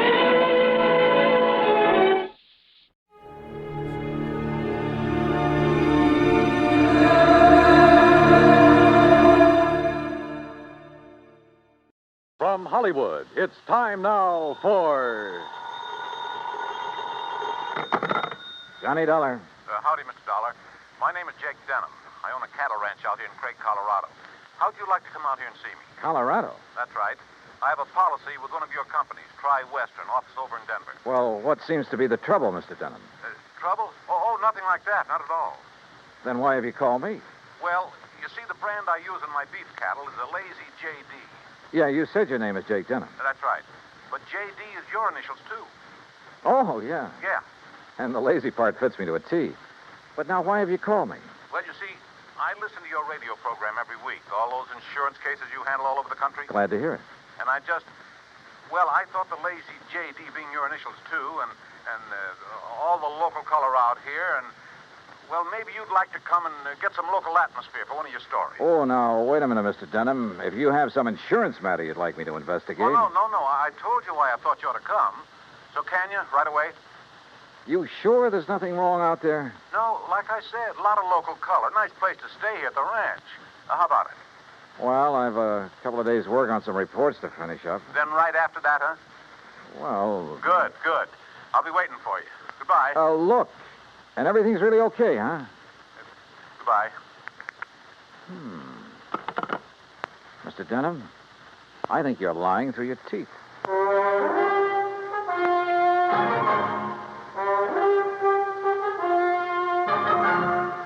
Bob Bailey in the exciting adventures of the man with the action-packed expense account. America's fabulous freelance insurance investigator. Yours truly, Johnny Dollar.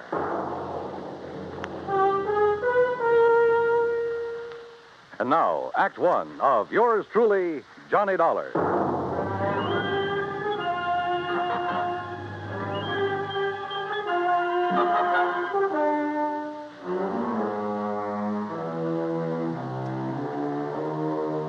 Expense account submitted by Special Investigator Johnny Dollar to the Tri-Western Life and Casualty Insurance Company, Home Office, Denver, Colorado. Following is an account of expenses incurred during my investigation of the bum steer matter.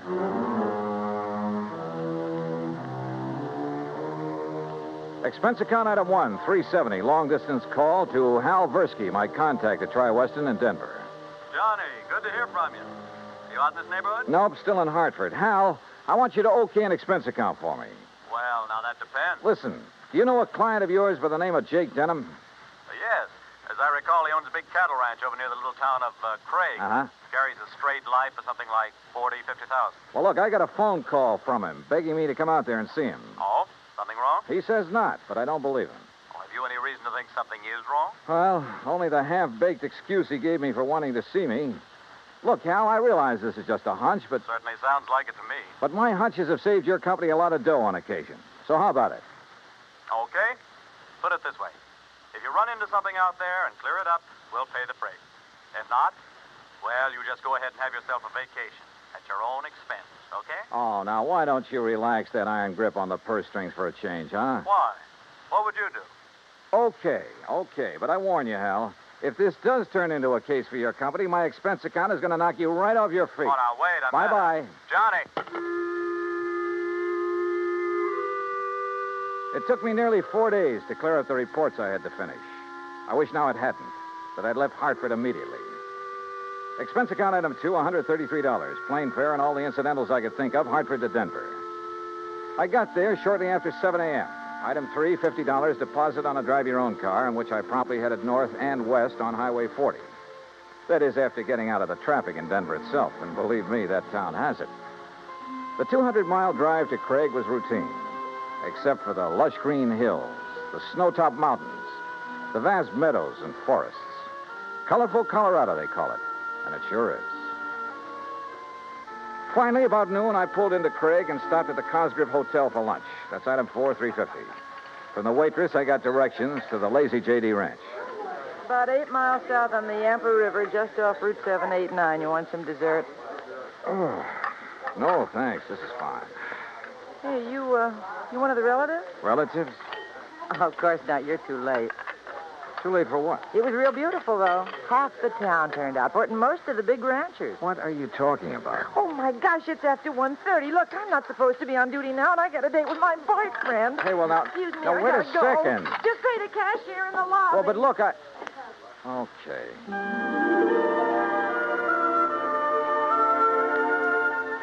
I paid my check to the cashier, went out to my car, climbed in, and headed for the Lazy J.D.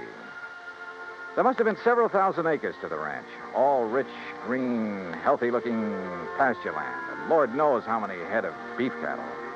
The main ranch house was a rather small but well-kept affair near the gate to the road from the highway.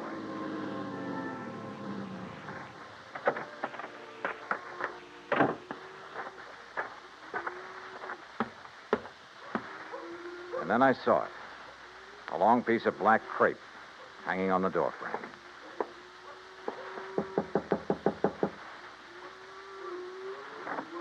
Yes? How do you do? My name is Dollar, Johnny Dollar. Oh, Johnny Dollar. Why didn't you come before? What? He begged you to come, didn't he? To come right away? Mr. Denham? Yes, but I Then told why him... didn't you? You might have saved him. Saved him? Yes, saved him. We buried him this morning. And I think he was murdered.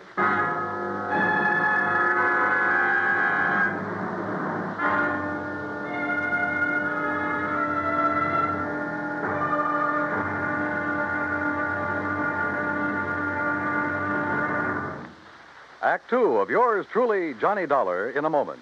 The American writer Christopher Morley once wrote, "When you sell a man a book, you don't sell him just 12 ounces of paper, ink, and glue. You sell him a whole new way of life," unquote. Now, that goes double when you give, not sell, a book. But the gift of 550 books to little children increases the legacy tenfold. Near the end of 1960, the employees of the Chase Manhattan Bank started a people-to-people program with such a gift to school children of a town in Tanganyika. That's on the southeast coast of Africa. And to give you an idea how the books were received by the children, let me first quote from Francis Bacon. He's an English writer of a few centuries back. He said, "Some books are to be tasted, others to be swallowed, and some few to be chewed and digested." In the past, children in Tanganyika may have done a little tasting and chewing and a little swallowing and digesting. But there's one certain thing. They wound up devouring the books they received from the United States. And they did so much of it that they, the ones in high school anyway, were able to reach the level of English children their age and pass the exams at the same time. That takes a lot of book learning, as they say. Now, the gift of these books from the United States of America may have seemed a small thing to the senders, but the boys in Tanganyika who received them know that they've opened a whole new way of life. They've greatly increased understanding in the classroom of freedom, the right of all men everywhere. And now, Act two of yours truly, Johnny Dollar and the Bum Steer Matter. The tall, beautiful girl standing in the doorway of the ranch house at the Lazy J.D. outside of Craig, Colorado, was dressed in black. The red about her eyes showed that she'd been crying. But there were no tears in them now. Jake Denham was my father, Mr. Dollar. I'm Virginia. And you think he was murdered? Why do you think he called and begged you to come out here? Any idea who might have done it? Yes. Big Mike. Mike Craven. Who's he? He owns the Sea Lucky Star and wants to own every other ranch around here, and he will unless somebody stops him. How did your father die? Anthrax. That's what they said it was. I thought that was a disease of cattle. People, too, if they get infected from the cattle. And that's what happened to your father? That's what they say, but there's no anthrax around here. Our ranch is clean. Look, let's go inside and sit down and talk about this. Sure, I'll talk about it. If only somebody will listen. And here, John. Oh, thanks. Are you, all alone? Now that Dad's gone, he and I ran the ranch. Now it's up to me. Sit down. Thank you. Virginia, were you trying to tell me out there that you think somebody tried to infect your herd with anthrax? What would you think? Who was your father's doctor? Dr. Regis Ross from in town. Who are you? Well, my name is Dollar, insurance investigator. Say, you fellas act pretty fast, don't you? Sometimes. Feeling all right now, honey? I guess so. I told the hands that you're in full charge now. They'll take their orders from you. Or from me. Or from... Sure. Sure, I guess that's best. Thank you, Pete. They might as well get used to it, because after we're married... Look, honey, why wait any longer? I know this is a bad time to talk about Yes, it, but I Pete. also know, and you know, that this is no time for you to try to go it alone. But what about your medical school? I'll give it up. This is a lot more important than... Well, you're a lot more important. Oh, look, Jenny, you've stalled me for a long, long time. I know, Pete, because I... Don't you see I can run this ranch alone? No. You need me, honey. And I'm here to help you. Do you know how Dad felt? Sure. That all I wanted was this ranch. The same as he felt about anybody else who ever came here. Just who are you, Pete? This is Pete Kermer, Johnny. My fiancé, I guess. That's right. Didn't I see a Kermer ranch on the way out here, a small one? That's right. My pa's. He's Carl Kermer. Well, what do you think caused the death of Virginia's dad? Just what everybody says, Mr. Dollar. Galloping anthrax from that Hereford. Then why did he send for Mr. Dollar to come? I'm afraid we'll never know, honey. Well, I do. It's because he knew something was going to happen to him. Where is that steer now? Buried. On orders from the vet and the state inspector. Mr. Dollar. Yeah? You said investigator. Hadn't you better talk to Dr. Ross? Yeah, I guess so. Want to let me have his address? Sure. I'll write it down for you. And, while you're at it, tell me where I can find the veterinarian. And that state inspector, too. Huh? Sure. Why not? When I left them, a few minutes later, Pete was still making a quiet, but I must say effective pitch for Virginia's hand. Expense account item 5 10 cents for a phone call to the state inspector. He told me he'd never seen the infected steer on the Lazy J.D., that he was confined to his bed at the time. I called the vet's office, and he was expected back shortly. So I sat around the hotel lobby and glanced over some magazines. And then, in one of them, I found an article that made my eyes fairly pop out of my head. Item 6, I called the vet again. He was in. You caught me just in time, Mr. Dollar. I was about to drive over to the Sea Lucky Star Ranch for dinner. Mike Craven and I are old friends. That's so? Yes, ever since we roomed together at college. Oh, I see. I understand you're the man who spotted the anthrax out at the Lazy J.D. Yes, sir, that's right. Just that one Hereford. How it ever got to him, I'll never know. The rest of that herd is absolutely clean. That poor old Jake Denham, too. You think he became infected from that steer? Well, how else could it be? Galloping anthrax. Just like that. Doctor, where is that steer buried? Do you know? Yes, I had it buried myself. It's some miles out in the far corner of the Lazy J.D. property. Then phone the Sea Lucky Star and call off your dinner date. You and I are going out to take a look at that carcass. Oh, no, just a minute, young Investigator, did you say you are? That's right. Uh-huh. I suppose you have some authority. What I don't have, I can get. Tell me, Doctor, is there some reason why you don't want me to see the carcass of that steer? No. Well, let's go. Along the way, we picked up two fellows who were handy with pick and shovel. It was almost dark now, so I bought a couple of powerful flashlights at one of the local hardware stores. That's item 7 925. It took a couple of hours for the two men to dig down to the carcass of the steer, but they finally exposed one flank of the unfortunate animal. Yeah, you sure planted this critter deep, Doc. But there's part of him. Give us a few more minutes, we'll have it. No, wait. Huh? Mr. Dollar, come down here into the hole. Sure. Oh, what's the matter, Doc? The color of that carcass. I don't understand this.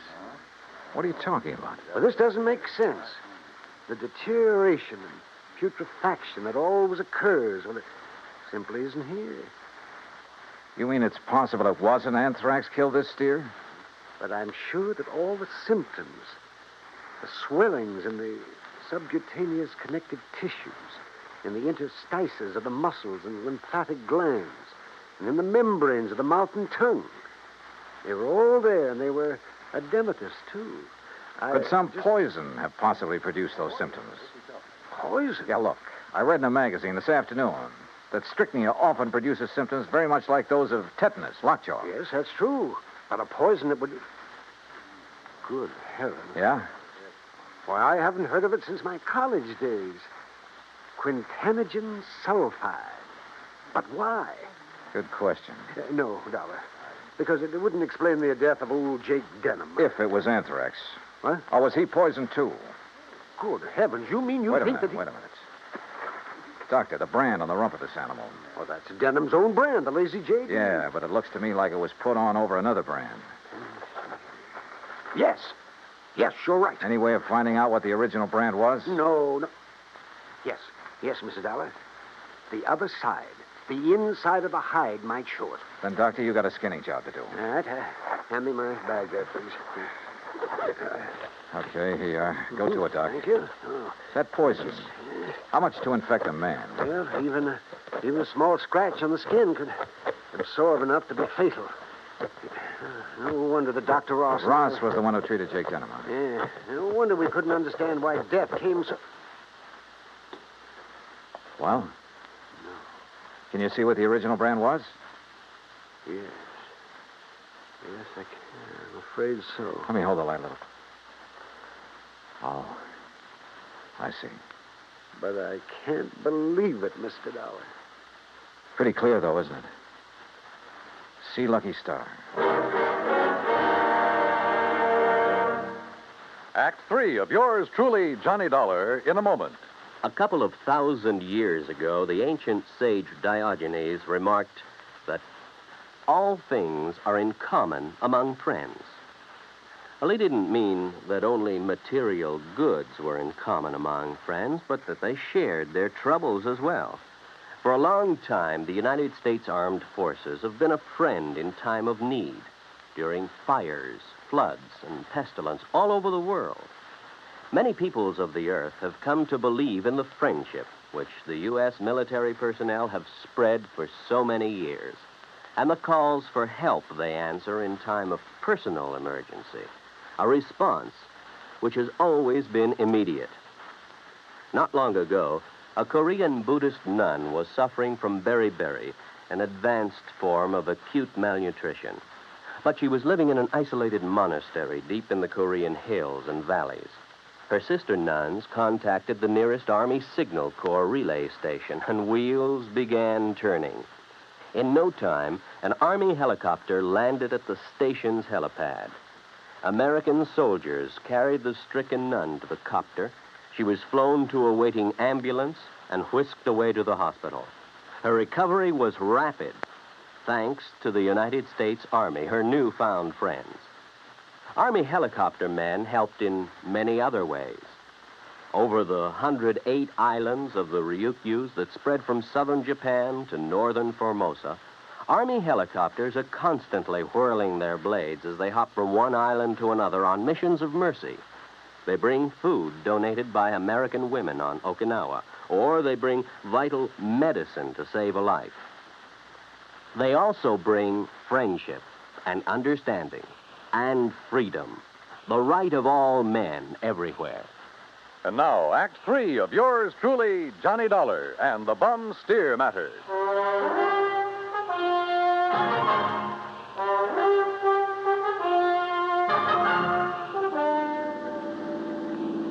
Looks pretty bad, doesn't it, Mr. Dollar? Yeah, Doc. It looks as though this Hereford steer was brought over from the Sea Lucky Star, was rebranded with a lazy JD, was given the poison to make it look like it died of anthrax. Yeah, but Mike Craven, who owns the Sea Lucky Star, I know him, Dollar. I've known him ever since our college days. Medical college? Oh, no, just during the preparatory years. But Big Mike couldn't have done a thing like this. Big Mike has wanted to get his hands on the lazy JD for years, well, hasn't he? Of course, so have a lot of other big ranchers, but I'd stake my life on it. He'd never do it. Hey, wait. Yeah? You should have taken that left turn to get to the Sea Lucky Star. That's not where we're heading. Yeah. Well, then where? If I remember correctly, it's this road to the right, here. Well, you mean the K-Bar K? Got any better ideas? Well, I'll be...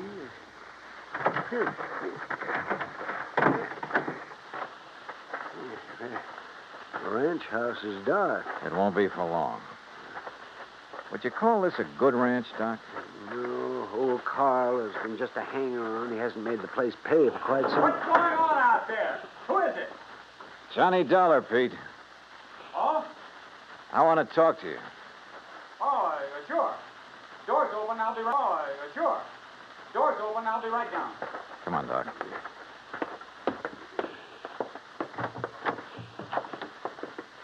Let's see if I can find the light switch. This flashlight will do. And we're going on upstairs. Huh? Wait down there, I'll be right down. We'll be right up. Well, now, wait a minute, if you don't mind. Wow. Nice place you have up here. Look, I asked you to wait down... Dr. Cummings. I'm sorry, Peter, but this... How'd you make out with Virginia Denham, Pete? Convince her to marry you? That's none of your business, Mr. Dollar.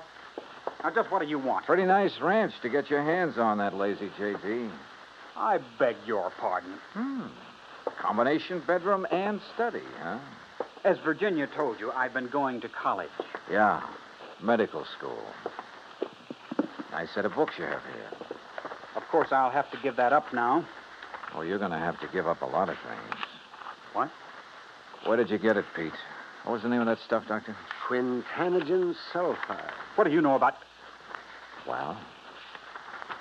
I don't know what you're talking about. Then why the marker in this book on toxicology? Marker? That was a foolish thing to do, Pete. A dead giveaway. Yeah, I told you. I don't know what you're talking about. Yep, right here. Quintanogen sulfide. I never heard of it. You're lying, Pete. No. Giving it to that Hereford was probably a cinch. Listen, you... But how did you give it to Jake Denham? Dollar, that's something you'll never live to know. Oh, look, now, wait a minute. Put the thing away. No. Now stand back. I said, look out, you... Stop! Oh, thanks, Doc. I guess he'd forgotten all about you until you landed that chair on his head. Yes. Now, I suppose I'll have to patch this... patch him up a bit. Oh, absolutely. He'll have to look nice for the trial, won't he, Doc?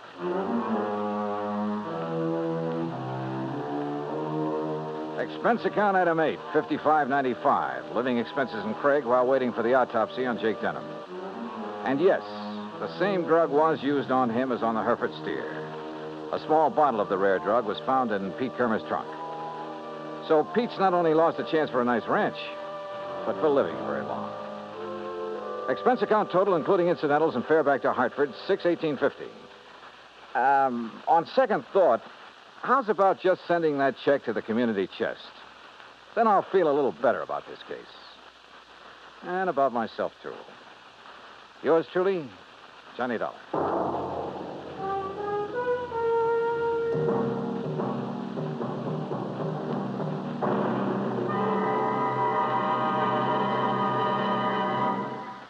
And now, here is our star to tell you about next week's story. Next week, an old ghost town out in Montana.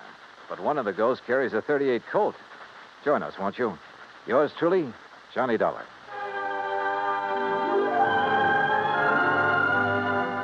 Yours truly, Johnny Dollar, starring Bob Bailey, originates in Hollywood. It is produced and directed by Jack Johnstone, who also wrote tonight's story. Heard in our cast were Virginia Gregg, Gene Tatum, Will Wright, Jack Edwards, Howard McNear, Sam Edwards, and Forrest Lewis. Be sure to join us next week, same time and station, for another exciting story of yours truly, Johnny Dollar. Dan Cumberly speaking.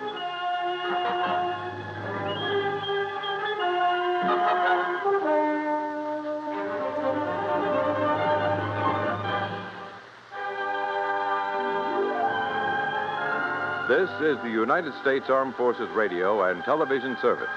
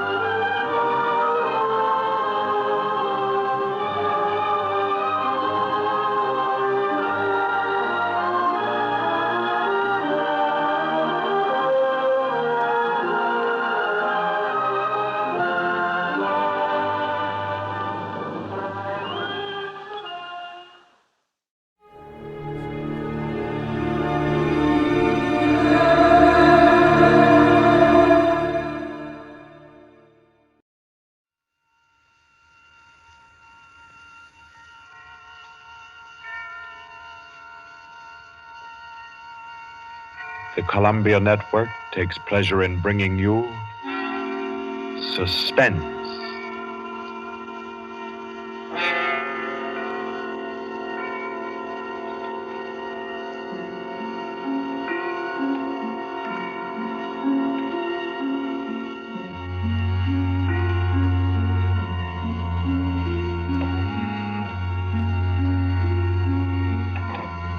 Suspense. Columbia's parade of outstanding thrillers, produced by William Spear and scored by Bernard Herrmann. Notable melodramas from stage and screen, fiction and radio, presented each week to bring you to the edge of your chair, to keep you in suspense.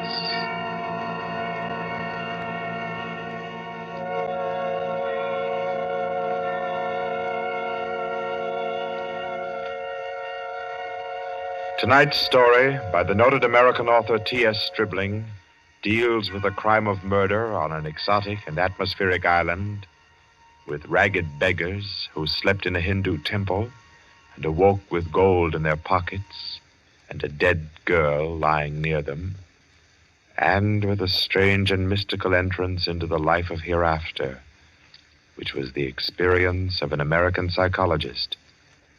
For your suspenseful listening, we invite you to join us for A Passage to Benares.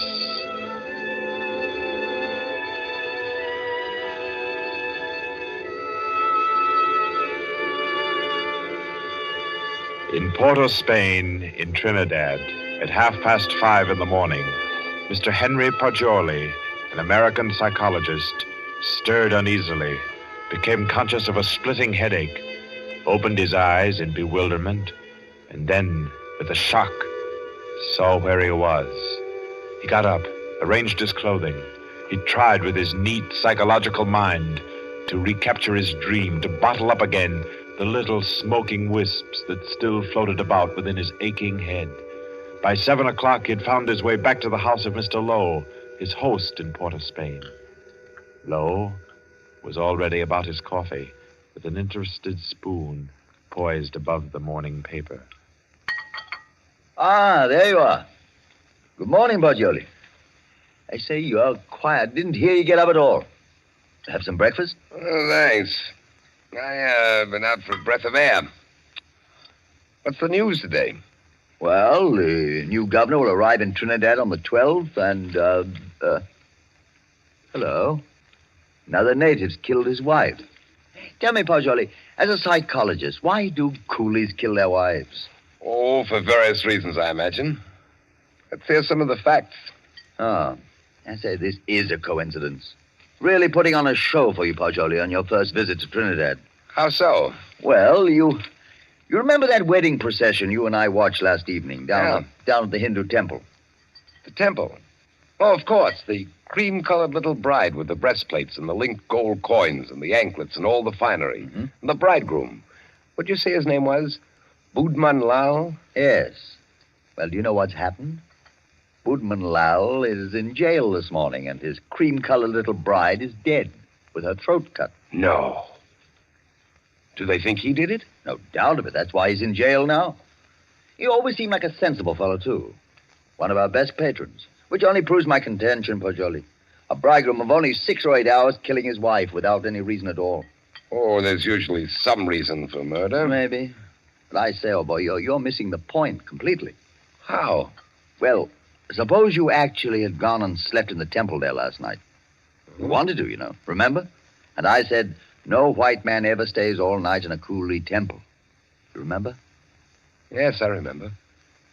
You said it simply isn't done. Well, if you had, Poggioli, I say, that would have been a pretty kettle, wouldn't it? Yes. Well, I'm afraid I'll be mixed up in this. Both Mr. Lal and his uncle Hiradas are clients of mine. Old Hiradas has upwards of $5 million in my bank. Hiradas? Didn't you tell me he built that temple where the murder took place? Yes. It's what the Hindus call a temple and rest house. Hiradas gives rice and tea to any traveler who comes in for the night. It's an Indian custom to help mendicant pilgrims. A rich Indian will build a temple and rest house just as you Americans erect libraries. Ah. What does it say there about the murder, though? Budman Lal, nephew of the famous Mr. Harwell, was arrested early this morning at his home for the alleged murder of his wife, whom he married yesterday. The body was found at 6 o'clock this morning in the temple where the wedding ceremony took place. The temple attendants gave the alarm. The victim's head was severed completely from her body, and all her jewelry was gone. 5 coolie beggars who were asleep in the temple when the body was discovered were arrested. They all claimed ignorance of the crime, but a search of their persons revealed that each beggar had a piece of the bride's jewelry and a coin from her necklace. Mr. Budman Lal and his wife were seen to enter the temple at about 11 last night for the Hindu rite of purification. Mr. Lal, who is a prominent curio dealer, declines to say anything further. Doesn't tell you very much, does it? Ah, not much. What do you make of those beggars? Oh, that's simple enough. Those devils laid in wait inside the temple until the husband went out and left his wife. Then they murdered her and divided the spoil. Ah, but she had enough bangles and geegaws to give a dozen to each man. Yes, you're quite right, Bojoli. That's a fact. Why should they continue sleeping in the temple after they'd killed her, if they did murder her? Well, why shouldn't they? They knew they'd be suspected, and they couldn't get off the island without capture, so they thought might as well lie down again and go back to sleep. You may be right, Lowe, but that doesn't look like the solution to me. Well, I'm satisfied that's how it occurred. You mean the beggars killed her? Mm-hmm. Well, I don't think so. I rather fancy that the actual murderer took the girl's jewelry and went about the temple thrusting a bangle and a coin in the pockets of each of the sleeping beggars to lay a false scent. Oh, come now. That's laying it on a bit too thick, Butcher. My dear Lowe, that's the only possible explanation for the coins in the beggars' pockets. I say, oh, boy, you've had lots of experience in these things. Come along with me, and we'll go up and see Mr. Harwell and see if we can't help his nephew. I'll be glad to. But we'll go to the temple first. Then we'll call on Mr. Harwell.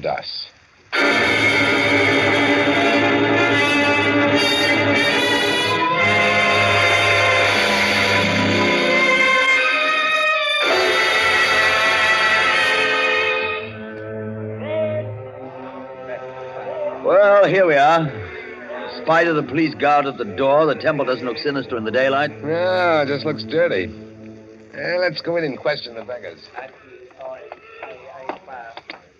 Excuse me, did any of you fellows hear noises in this temple last night? Oh, much sleep, Sahib. No noise. Policeman punch us wake this morning. Makes it still here. What's your name? Shuda Chan, Sahib. When did you go to sleep last night? When I ate rice and tea, Sahib. Mm-hmm. Do you remember seeing Budman Lal and his wife enter this building last night? Yes, remember, Sahib. Did you see them go out? No, Sahib. No one remember go out. You were all asleep then, huh? All asleep, Sahib. Did you have any dreams during your sleep? Hear any noises? I dream bad dreams, Sahib. Huh? When policeman punched me awake this morning, I think dream has come true. And me, Sahib. Me, too. Me.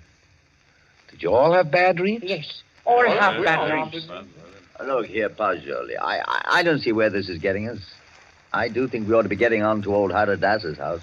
No, I think we can now entirely discard the theory that the beggars murdered the girls. On what grounds? They told you nothing except that they all had bad dreams. That's the reason. They all had wild, fantastic dreams. That suggests that they were given some sort of opiate in their rice or tea last night. It's quite improbable that 5 ignorant coolies would have wit enough to concoct such a piece of evidence as that. That's a fact, but I don't believe a Trinidad court would admit such evidence. We're not looking for legal evidence. We're after some indication of the real criminal. Now I suggest that we get onto the house of Harwell.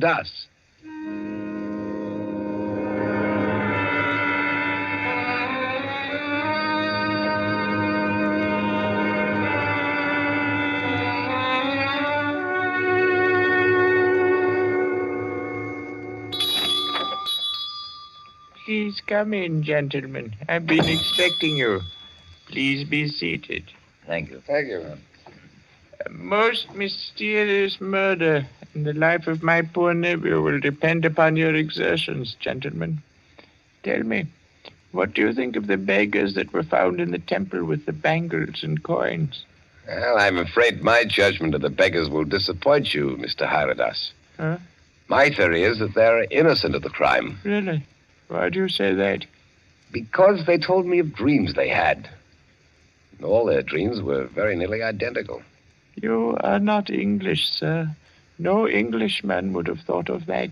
No, I'm American with a backlash sprinkling of Italian. My name's Paggioli. What is your profession, Mr. Paggioli? You are a detective? No, Mr. Das.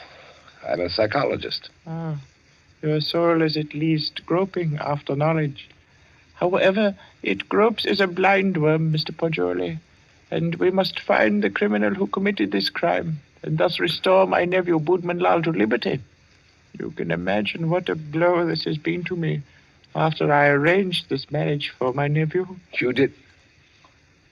Arranged a marriage for a nephew who is in his 30s? Yes, Mr. Paggioli. I wanted him to avoid the pitfalls into which I fell.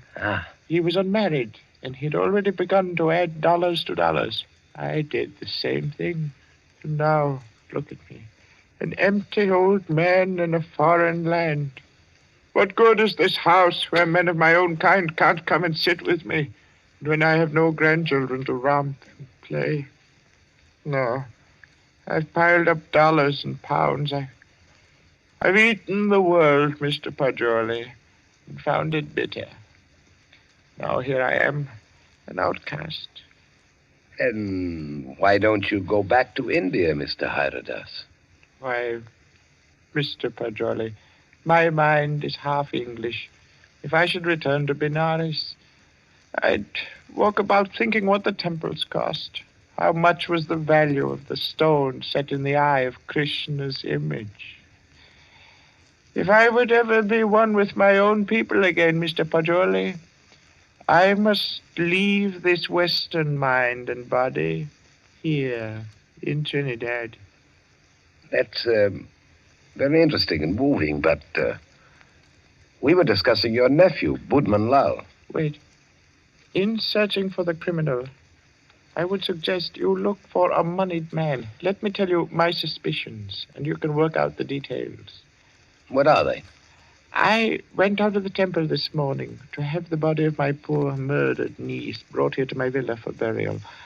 I talked to the 5 beggars, and they told me there was a 6th sleeper in the temple last night. Was there indeed? Yes, Mr. Lowe.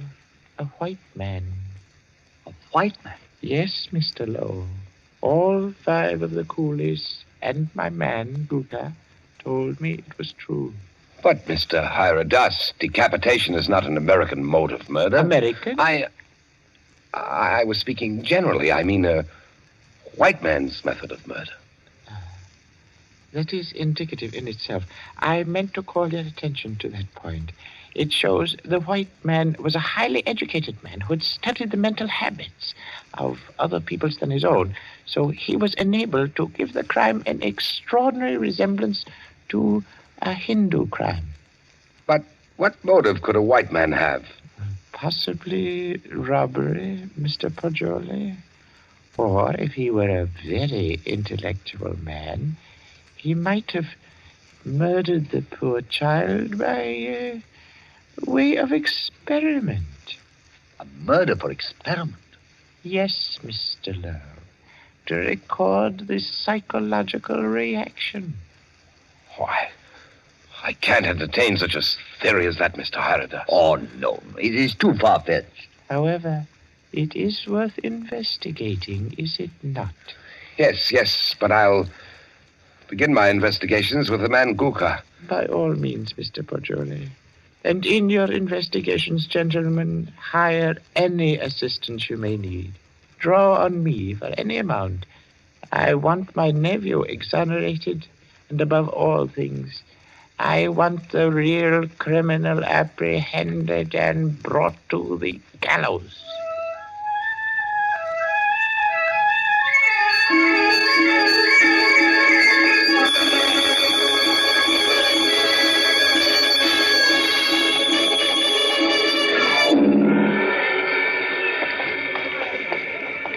What do you think of that, Paggioli?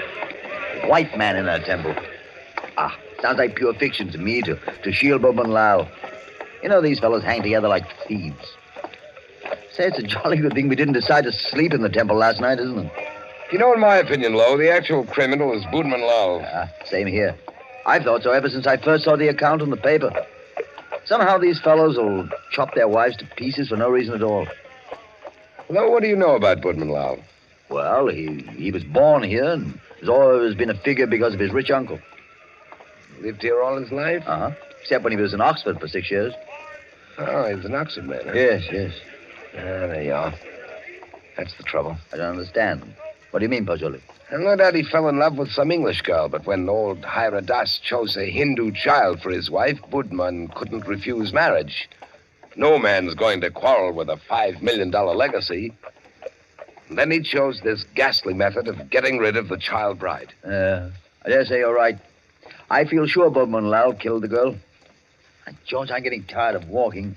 There's a cab. Let's hop it and ride the rest of the way. Hi, cabby! A cab! I see. Oh, I...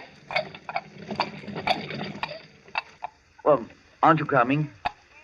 You know, I don't feel that I can conscientiously continue this investigation, trying to clear a person whom I have every reason to believe guilty. But, man, don't leave me like this.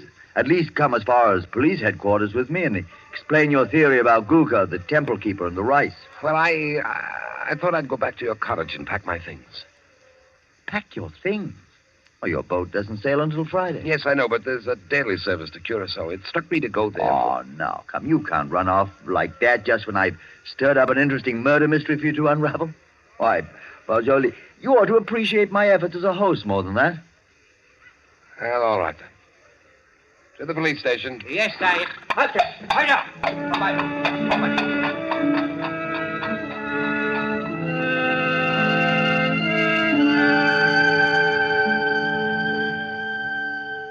Chief Vickers, this is my friend, Mr. Pajoli.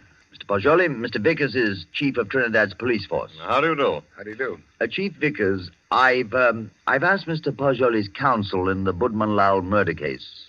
He's already developed a theory as to who is the actual murderer of Mrs. Marlowe. So have I.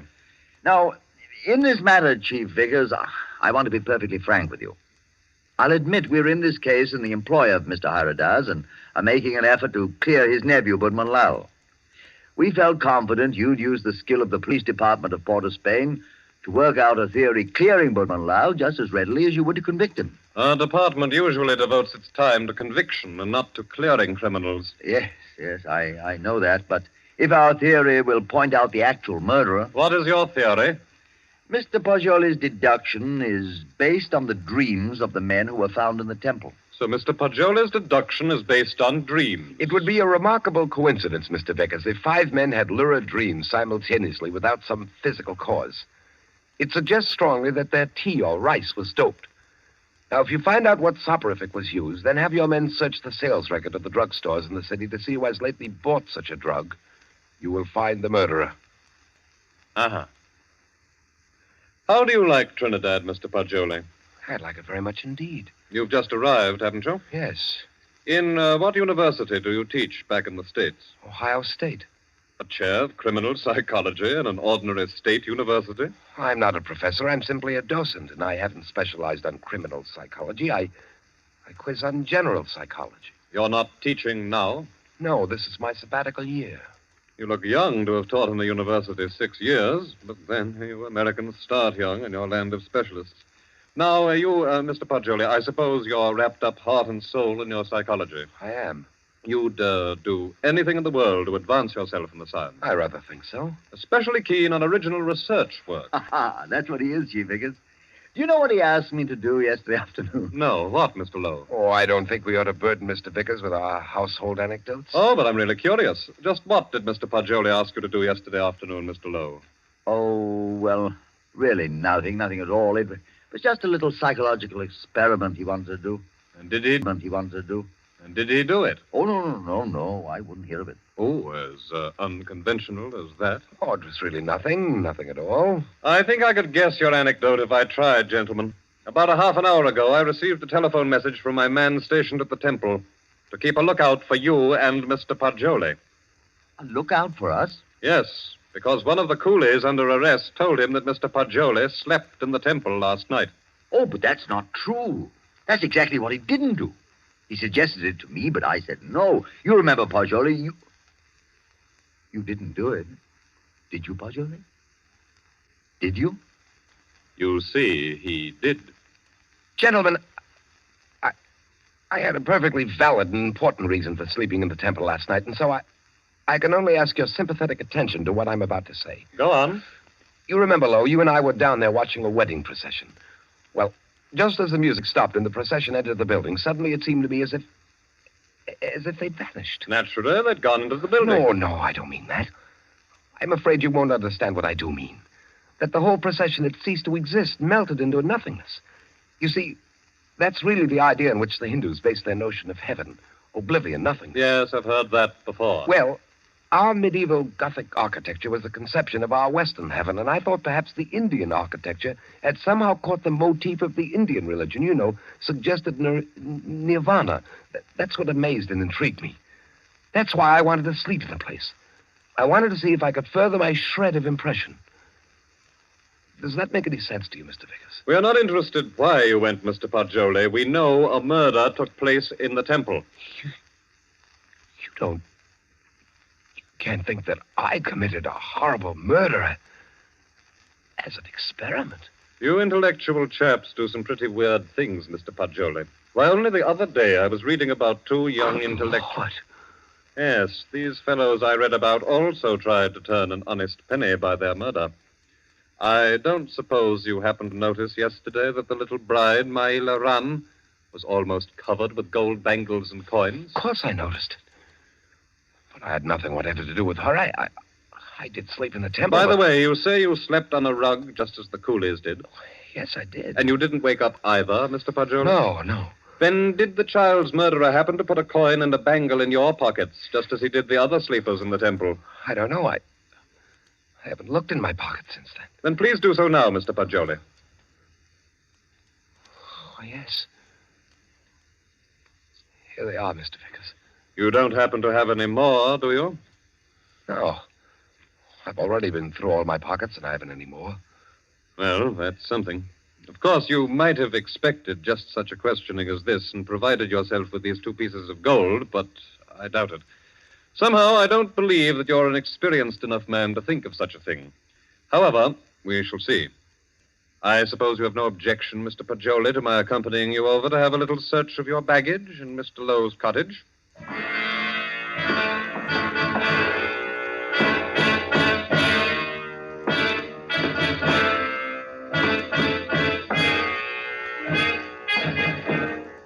Now then, Mr. Paggioli, be so kind as to open your trunk.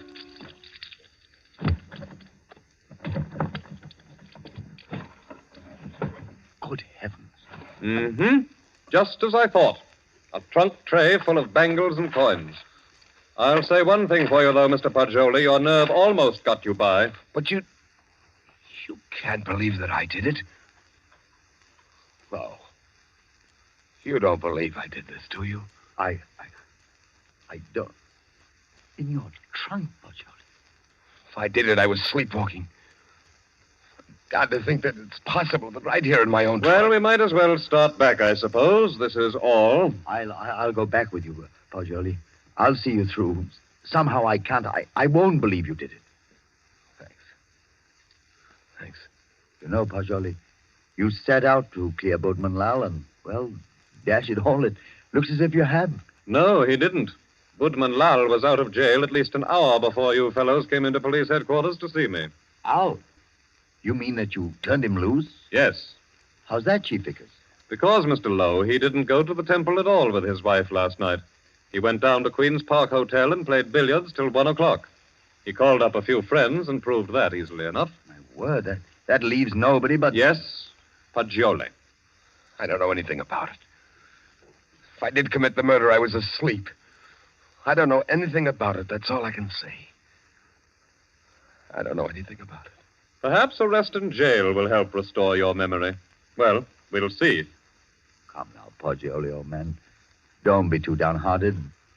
I promise you, I'll do everything I can. In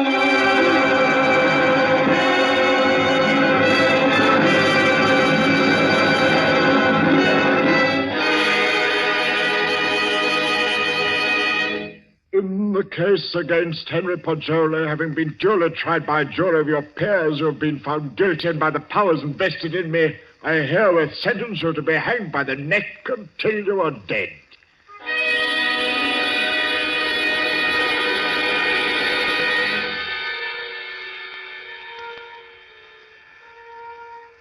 To recall a lost dream is the most tantalizing task ever a human brain was driven to. But if I lie still long enough on this bunk, perhaps I can recapture the dream I had in the temple last night. Yes.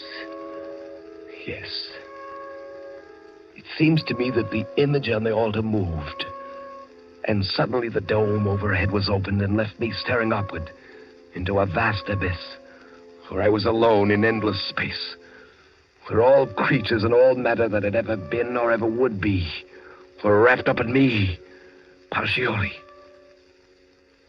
That was my dream. That's an odd thing. 6 men dreaming the same dream in different terms. There must be a physical cause for such a phenomenon. Of course! I've got it! Vickers! Flo! I have it! I've solved it! Get me out of here! I know who killed the girl!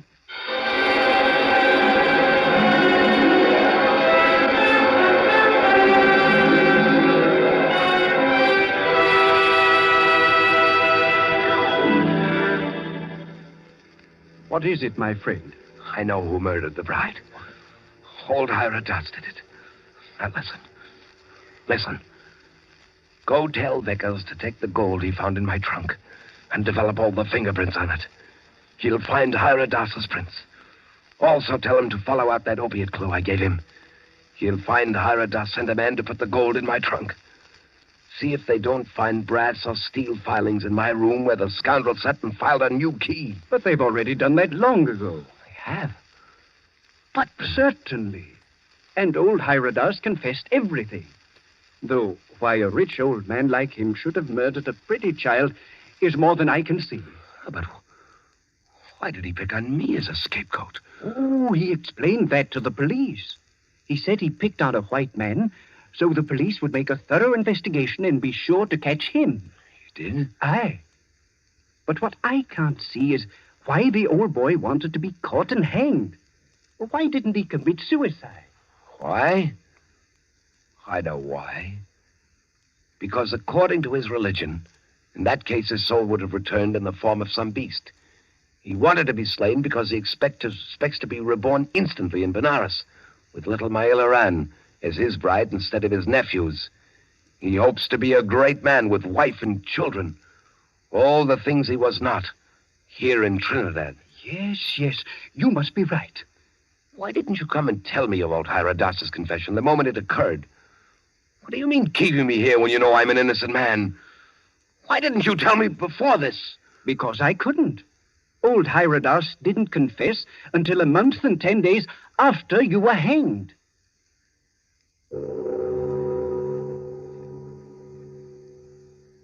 So ends A Passage to Benares, T.S. Stribling's tale of mysterious death and death mysterious. This was tonight's story of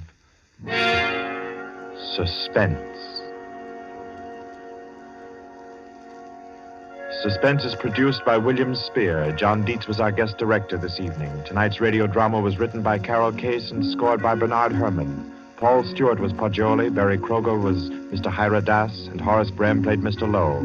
Others in the cast were Alan Hewitt and Guy Rep. Next week at this time, Columbia will bring you another selected story from the world's great literature of thrills, another study in suspense.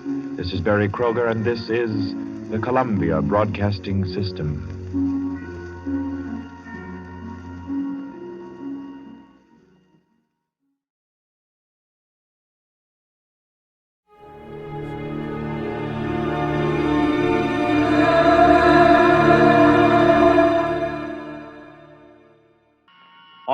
Dynamite and its 96,000 dealers present Suspense. Tonight, Autolite brings you Mr. Edward G. Robinson in A Case of Nerves, a suspense play produced and edited by William Spear. Say, Hap, where'd you get that medal? Won it at the carnival last night, Harlow. Shot 10 clay pigeons out of 10. Well, that's real firing, Hap. Sure as an Autolite spark plug. Guess I qualify as an expert, eh, Wilcox? Well, Hap, the clay pigeon field is a bit limited. But take Autolite engineers. You see, they design and build Autolite spark plugs to work as a team with the coil, distributor, and all the other important parts of the ignition system. That means Autolite spark plugs are ignition engineered by experts, and they're world famous for quality and dependability. I guess that's why Autolite spark plugs are unexcelled in quick starting, smooth performance, and gas mileage. Right, and these same Autolite engineers developed the famous Autolite resistor spark plug, one of the greatest advances in spark plug design for automotive use in the past 20 years. So, friends, see your friendly Autolite spark plug dealer tomorrow. Have him replace worn-out spark plugs with ignition-engineered Autolite spark plugs. Whether you choose the resistor type or the regular type, you can't buy a better spark plug for your car because you're always right with Autolite. And now, with A Case of Nerves and the performance of Edward G. Robinson, Autolite hopes once again to keep you in suspense.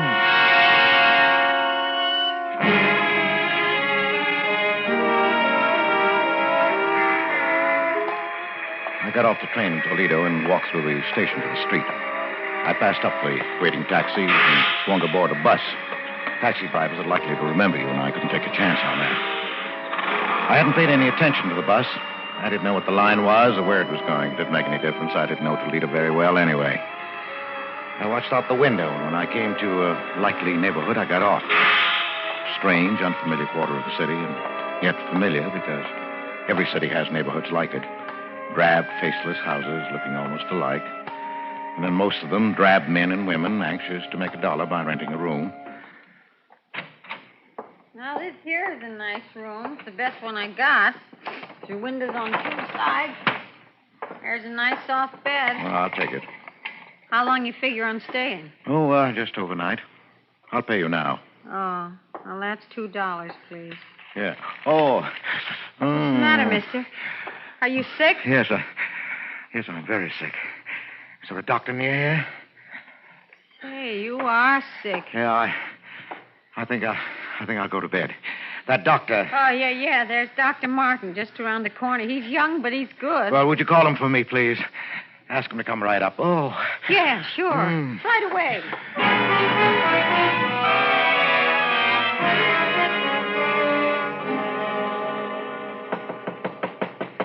Come in.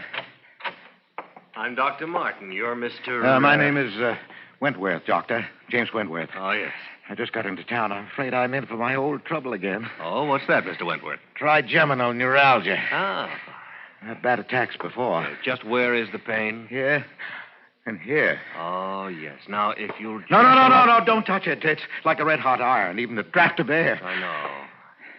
Really, you should have that nerve operated. Yes, I'm going to have it done when I get home. Oh, and where's that? Cleveland. Cleveland. I know a lot of men there. Who's your doctor? Dr. Fletcher. Lawrence Fletcher. No, Andrew. Andrew R. Fletcher. I don't recall him. But he's waiting to clear up a heart condition before he operates. Oh, yes, very sound. Now, how did this attack come on? Oh, the way they always do. I was shaving, and I touched a nerve with the razor. Oh, yes, the trigger point. It's very typical. Well, that doesn't help me when that nerve starts jumping. When will you be back in Cleveland? About 3 days. I'll give you a prescription. This is morphine, 1/4 grain. You've taken it before? Yes, that's the only thing that gives me any relief. Well, then I don't have to tell you about it. I'll drop this off at the drugstore and have them send it up. Well, thank you, Doctor. Tell him to hurry. And I'd better give you a shot right now. Huh? You know, Doctor, I think the pain isn't so bad now. I don't like to take more than I have to. Oh, well, if you're sure you can get along. Well, yes, I can make out all right. I'll hold the tablets until later.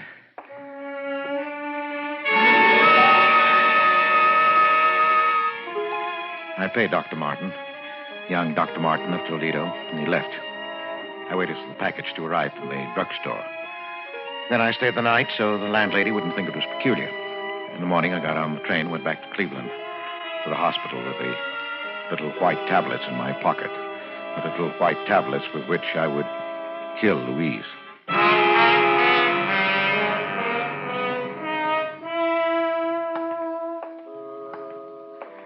It had been so simple to deceive the young, impressionable doctor. So simple to counterfeit the symptoms that I'd seen Louise react to for 4 years now. It would keep her in bed for 4 years more. Great. For 20. I'd live with the tic douloureux, a painful nerve so long. Too long indeed.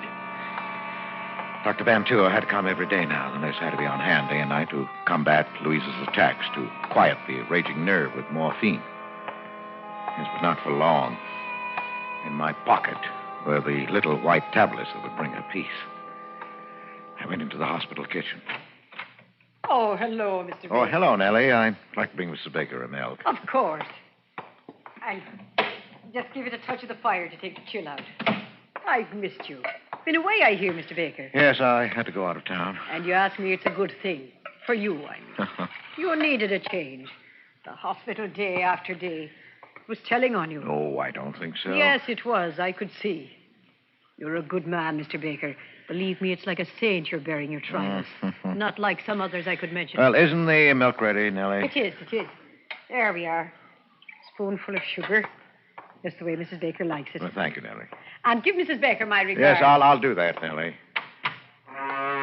Now, it was just a matter of stepping into an alcove on the way to Louise's room, dropping the white tablets into the warm milk. Sugar would mask the bitter taste. Oh, here. An ideal spot. Mr. Baker. Huh? Oh, nurse. Did I startle you? I didn't mean to. No, of course not. Oh, bringing Mrs. Baker a milk, I see. Well, I'm going up there myself. May I keep you company? Yes, of course. Nurse White walked beside me to Louise's room. My chance for the night was gone. Another night of pain for Louise. I felt the sudden anger of the nurse. And a moment later, I realized how unreasonable it was. It was hard to be angry with anyone so pert, so alive, so beautiful. Even in her severe uniform, she managed to remain feminine, provocative. There was always a flower at her shoulder. Today, it was a sprig of flowering dogwood, and her quiet, unprofessional perfume was an exciting tingle in my nostrils. And then, we were in front of Louise's door. Hello, Mrs. Baker. Look what I brought you. Albert, dear. Hello, darling. Oh, I'm so glad you're back, darling. I missed you. I missed you, too. Here's your milk. You never forget, do you, Albert? How was your day? Just fine. Wasn't it, Miss White? Oh, yes, Mrs. Baker. A very good day, all things considered. Well, I'm glad. I brought you something else, Louise. Oh, the locket. Hmm. Oh, thank you, Albert, for remembering. Look, nurse, isn't it beautiful? Oh, it is. It's an old piece, isn't it? It belonged to my mother. I had to hunt all over the house for it. Whatever gave you the sudden notion you wanted it anyway? I don't know. I've had a feeling I'll be joining Mother soon. Oh, Louise, please don't talk that way. Now, Mrs. Baker, you're going to be up on your feet before you know it. And that's almost enough talking tonight, Mr. Baker. No. Mrs. Baker, do you want me to leave a tablet for you? Yes, thank you, dear. Here you are. I hope you don't need to take it. Well, good night. Good night, Miss White. The tablet. You've been taking it every night? Well, I try not to.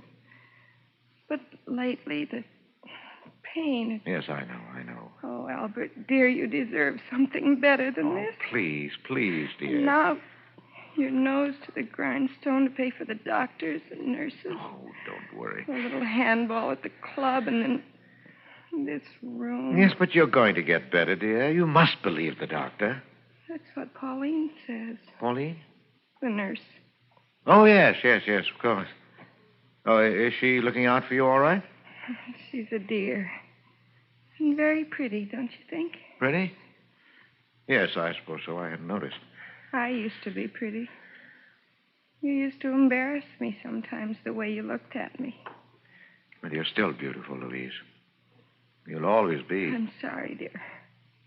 I won't talk like that again. You'd better go now, Albert. I'll try to sleep. Yes. Well, good night, dear. I'll see you tomorrow.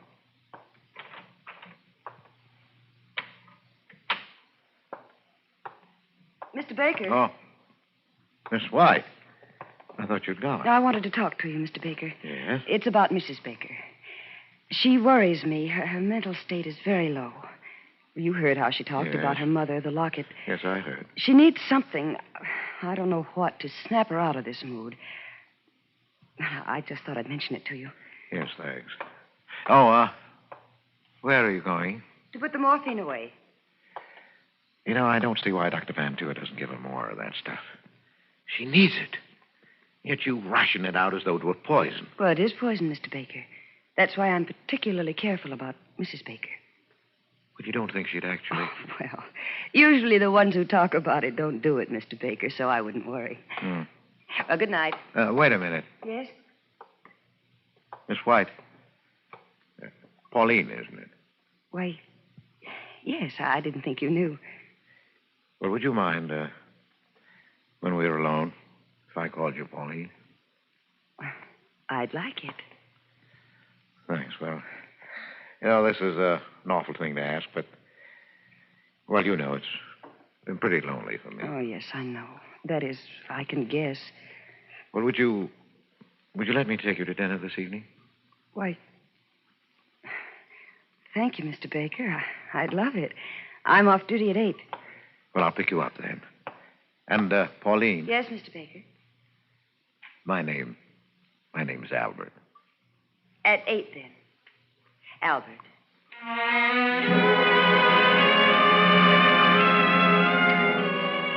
My heart sang. She was perfect. Everything was perfect. I had my poison. I had my witnesses. Louise had said just the right things in their presence, talking about her locket, making her veiled hints at suicide. How beautifully everything fell into place. I started toward the lobby door when I heard my name. Oh, Baker. I say, Baker. Oh, Dr. Van Tour. How are you? Oh, fine, fine. Say, I want you to meet someone. This is Dr. Martin of Toledo. I looked at him, at the man who stepped forward to shake hands with me, and my mouth went dry. This was Dr. Martin of Toledo who had given me my murder prescription. The eager, bumptious young man who stood there now looking straight into my eyes and saying, Hello. How's that bad nerve of yours?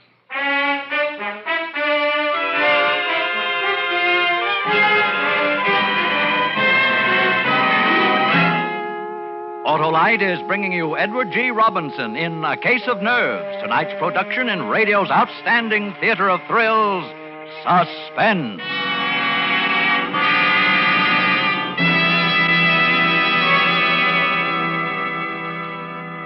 Say, Harlowe, I had my fortune told at the carnival, too. Oh, that's so. What'd the gypsy see in the crystal ball, huh? Well, he said I would soon consult with an expert about... Ignition-engineered Autolite spark plugs? Yeah. Well, they're built by experts because Autolite engineers are the experts who design and build complete ignition systems used as original factory equipment on many makes of America's finest cars. So naturally, they engineer Autolite spark plugs to work as a team with the coil, distributor, and all the other important parts of the ignition system. You mean, of course, they know how to build ignition-engineered Autolite spark plugs that can't be beat for quick starting, smooth performance, and gas mileage. Precisely. And it was these same Autolite engineers who developed the famous Autolite resistor spark plug, one of the greatest advances in spark plug design for automotive use in the past 20 years. Oh, that gypsy had nothing on you, Wilcox. Well, friends, see your friendly Autolite dealer tomorrow. Have him replace worn-out spark plugs with world-famous ignition-engineered Autolite spark plugs. Whether you choose the resistor type or the regular type, you can't buy better spark plugs for your car because you're always right with Autolite. And now, Autolite brings back to our Hollywood soundstage our star, Edward G. Robinson, in A Case of Nerves, a tale well calculated to keep you in suspense. I I was caught flat-footed. I couldn't answer, couldn't even turn and hide. Dr. Martin stared at me a minute, unbelievingly, and then his jaw hardened. After a long time, he put out his hand. Because there was nothing else to do, I took it. Oh, this is Mr. Baker, Doctor. It's his wife who has this trigeminal condition. His wife, eh? Well, yes, of course. You didn't think I meant Mr. Baker, did you? He's as strong as an ox. Yes, I can see that. No. I ran into Dr. Martin in the doctor's lounge, Baker. He was telling me about a case he just saw in Toledo. Was Toledo, wasn't it, Martin? Symptoms were remarkably similar to Mrs. Baker's. Remarkably. I thought he might like to look in on Mrs. Baker. You don't mind? She's sleeping, I think. Oh, it's too bad. Well, another time, perhaps, eh, Doctor? Oh, yes, certainly, Doctor. Well, I've got to run. Glad I ran into you, Martin. Have lunch sometime, eh? Yes, glad to. I'll see you later, Baker. Yeah, sure, Doctor, sure. I'll have to be going myself now, Mr. Baker. Wait, Doctor. I want to talk to you. Don't see that there's anything to talk about. Yes, but there is. I want you to know that what happened in Toledo yesterday. You don't have to explain. I understand. You understand? You didn't say anything, Dr. Van Tour. Well, why should I? It's none of my business. None of your business? Of course. I admit I didn't have you tagged as an addict. Addict? Yes. You don't look like one, and that trick of refusing an immediate shot, well, I've got to hand it to you. You fooled me completely. And using your wife's symptoms. Very clever. I don't doubt you can get a supply whenever you need it with that routine. Oh, no. I assure you. Please, don't bother to lie to me. I guess I ought to thank you for teaching me that trick. It won't work again on this baby, believe me. And now, if you'll excuse me, Mr. Baker, or Mr. Wentworth, I'm heading for a spot of handball. Oh, wait. Yes? No hard feelings? No, of course not. Look, Doctor, if you really mean that about no hard feelings, and if you haven't got a partner, well, I play a pretty good game. Now, that's what I call a switch, anyway. All right, hop in.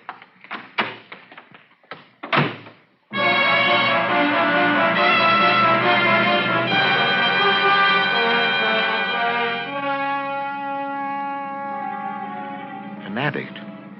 He took me for an addict, working on any dodger I could to get a supply of dope. Yes, but later, when he heard of Louise's death, he'd remember. I had no idea what I was going to do. I only knew that I couldn't let him go. He drove me over to the athletic club. He wasn't a member, but he held a courtesy card from a Toledo club, and he signed me in as his guest, laughing as James Wentworth. He was a fast man on the court, younger, too. I'd have had a hard time keeping up with him in any circumstances, but as it was, he beat me easily. I could think of only one thing, that he was dangerous. Dangerous, and I had to get rid of him somehow. It's a nice backhand you've got there, Baker. Wish I could handle those tough ones half as well. Well, never mind the compliments, Doctor. Just remember the final score and be satisfied. Say, how about a sweat out? They've got a good steam room here. Yeah, sounds good to me. Here, this way, then. Oh, take your towel. Oh. Boy. Oh, boy, this is hot. Sit on your towel. Yeah, good idea. It was lucky for me you came along. This place is dead today, not a soul here. Well, I enjoyed it. Oh, hot, isn't it? Yeah.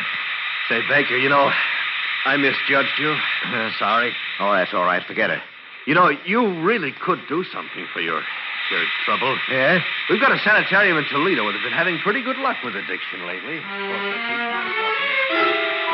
I scarcely heard him.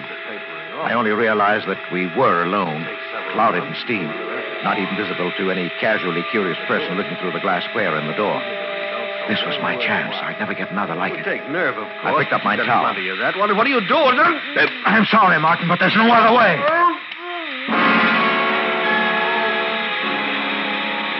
I whipped my towel over his head and got behind him where his flailing arms couldn't reach me. I didn't want to leave any marks on him. With my free hand, I covered his mouth and pinched his nostrils shut through the towel. He fought hard. But in a few minutes, he hung limp in my arms. And after a few minutes more, I knew he was dead. I left him there, hidden in the steam. In the locker room, I dressed quickly, parted my hair on the wrong side, and plastered it down in a way I'd never normally wear it. The man at the reception desk barely glanced at me as I passed him.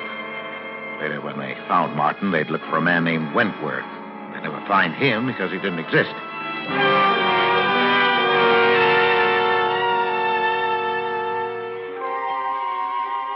It wasn't even that close. The papers reporting Martin's death put the cause down to heart failure brought on by the shock of exercise in the steam room. They didn't mention a companion. It wasn't important. And I waited anyway. A week. Waited and watched carefully. Because now not only Louisa's future was at stake, but my own and Pauline's. There's the nurse's quarters, darling. You better not come any nearer. Oh, Pauline, dearest. I know, darling, I know. Oh, you must let go now. I'm late already. No. Albert. No, yes, dear. I'm leaving the hospital. I'm taking a job in Chicago. You know what? Yes. This is hopeless. I can't stand it. Taking care of your wife, smiling at her, seeing the two of you together. But you can't do it. I couldn't live without you. Now that I found you, What do you think this is going to do to me? But I can't. When are you going? I'm giving notice tomorrow. Tomorrow? Oh, my darling. Goodbye. Pauline!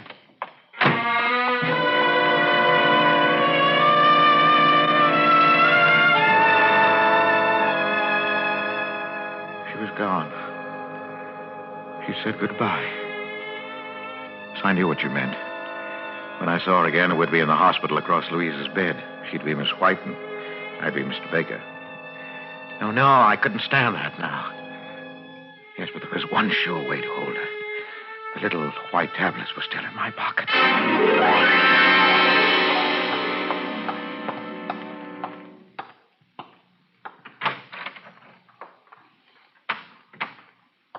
Louise, Albert, dear. I brought you your milk. Oh, thank you, dear. Hold this, will you, please? What's that? Oh, your locket. It's beautiful, isn't it?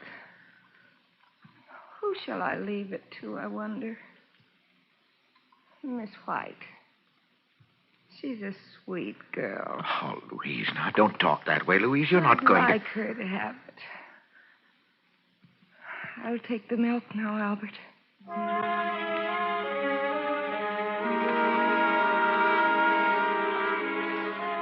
She drank it. I had to clench my jaws to keep from crying out. She smiled and held out the empty glass to me. And it was over. I went home and tossed sleeplessly, waiting for the inevitable. Hello? Yes? Yes? No, I'll be right over.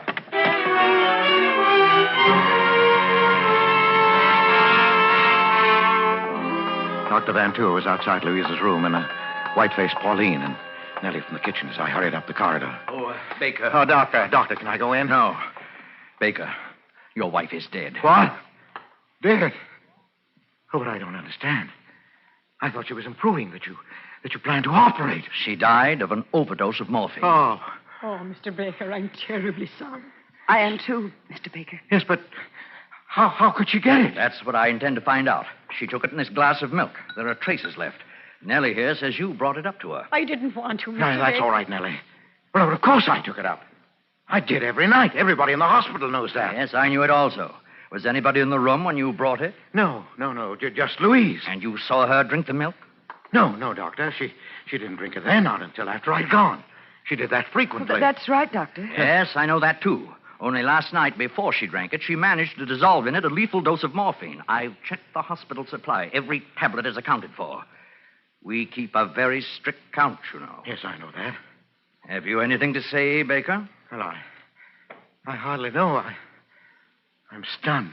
Doctor, what do you mean? Surely you're not accusing Mr. I'm Baker. not accusing anyone.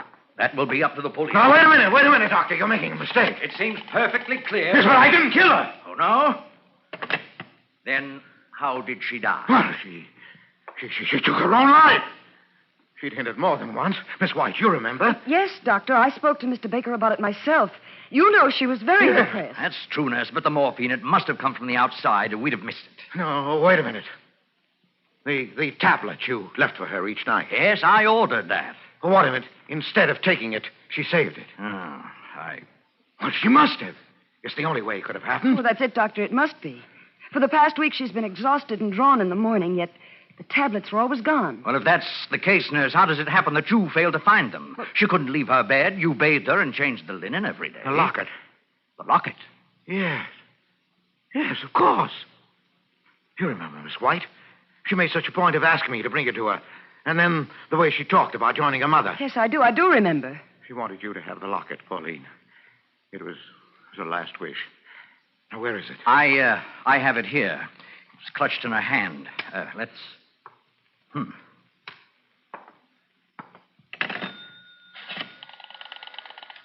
Police headquarters, please.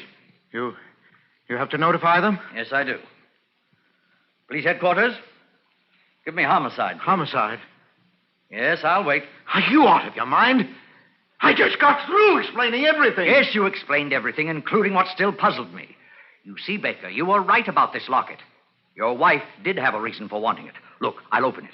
You see, it's full. 1, 2, 3, 4, 5, 6, 7 quarter-grain morphine tablets that she saved at the cost of 7 nights of agony. And she would have taken them last night. Only you beat her to it.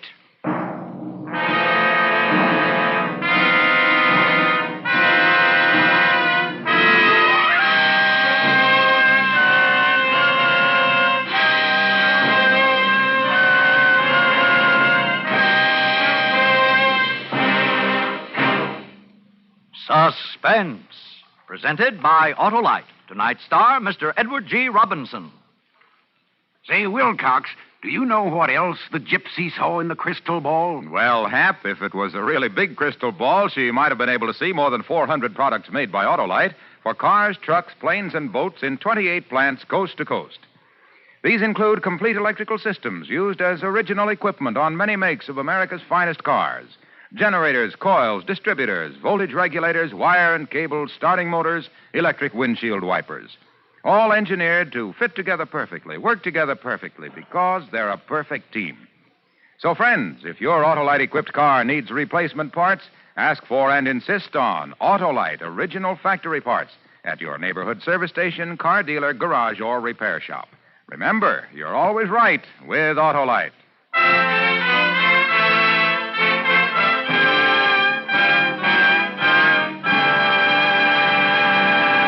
Next Thursday for Suspense, our star will be Charles Boyer. The play is called The Case of Henri Vibard.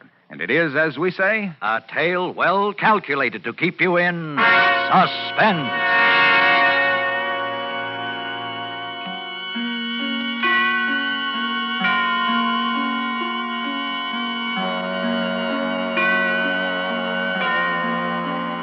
Tonight's suspense play was produced and edited by William Spear and directed by Norman MacDonald. Music for Suspense is composed by Lucien Moraweck and conducted by Lud Bluskin. A Case of Nerves is an original play written for radio by Lawrence Goldman. Edward G. Robinson may soon be seen in My Daughter Joy, an Alexander Korda production for London Films. In the coming weeks, you will hear such stars as Broderick Crawford, Jack Carson, and Kathy and Elliot Lewis. Don't forget, next Thursday, same time, Autolite will present Suspense, starring Charles Boyer.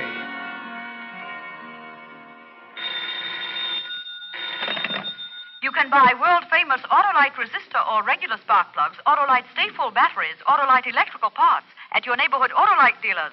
Switch to Autolite. Good night.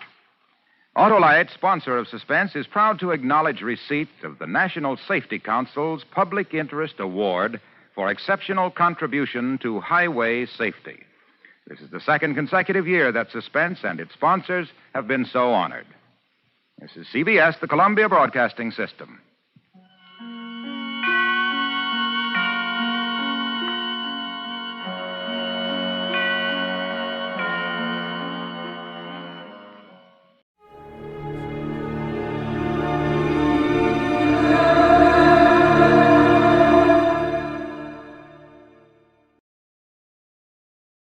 Time now for Edmund O'Brien as Yours truly, Johnny Dollar.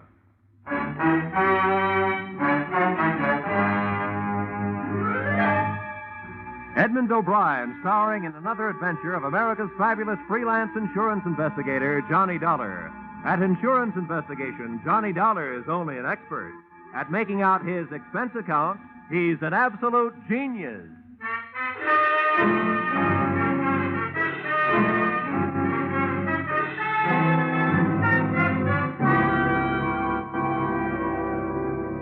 Expense account, submitted by Special Investigator Johnny Dollar to the Great Columbian Life Insurance Company. The following is an accounting of my expenditures during the investigation of the circumstances surrounding the murder of your policyholder, Loyal B. Martin, or how to take a vacation in Fairfield County. Expense account item 1. $3.20 mileage from Hartford, Connecticut to the country estate of the deceased. I drove up a long cement driveway towards a mausoleum-type manor house. There were rolling green lawns liberally sprinkled with statuary, and the thought occurred to me that if he had spent much of his life here, the late Mr. Martin was most fortunate. He'd feel right at home in a cemetery.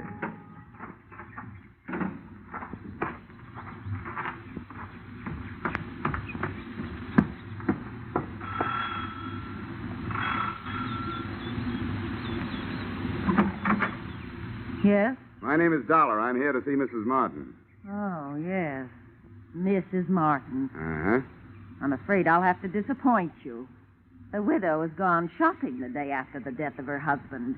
Something attractive in mourning clothes, I'm sure. Well, what time is she expected back? I have no idea. But it shouldn't be long. Do you mind if I come in and wait? You'll forgive my asking, young man, but just what is your business here at Loyal Haven? I was sent here by the insurance company. Oh, why, yes. Well, then do come in. Here, right in here. I'm Mrs. Tompkins, the housekeeper, Mr. Dollar. I was with Mr. Martin for over 30 years. He was a wonderful man. This furniture also looks like it might have been with Mr. Martin for over 30 years. Victorian, isn't it? Yes, pure. Loyal... Mr. Martin, that is, was an expert on the Victorian period. Please sit down. Thank you. Mr. Dollar, I suppose you'll think it's indelicate of me at this time, but about Loyal's insurance, his policies, did they... Yes, Mrs. Tompkins, they did. One of his policies leaves you a nice, sizable amount. But before you start counting it, maybe you and I had better have a little understanding. Yes? Well, I'm not here to represent the payoff department. I'm here to investigate the murder. Oh, well, I see. Yes, before the company pays off, they want to make sure that among the beneficiaries, they don't pay off the murderer, because they really don't have to do that. Oh, I didn't realize... No, neither do a lot of people. You know, that's the way quite a few good murders are wasted. Yes, I suppose you're right. Well, if that's what you're here for, I suppose you'll want to talk to the police.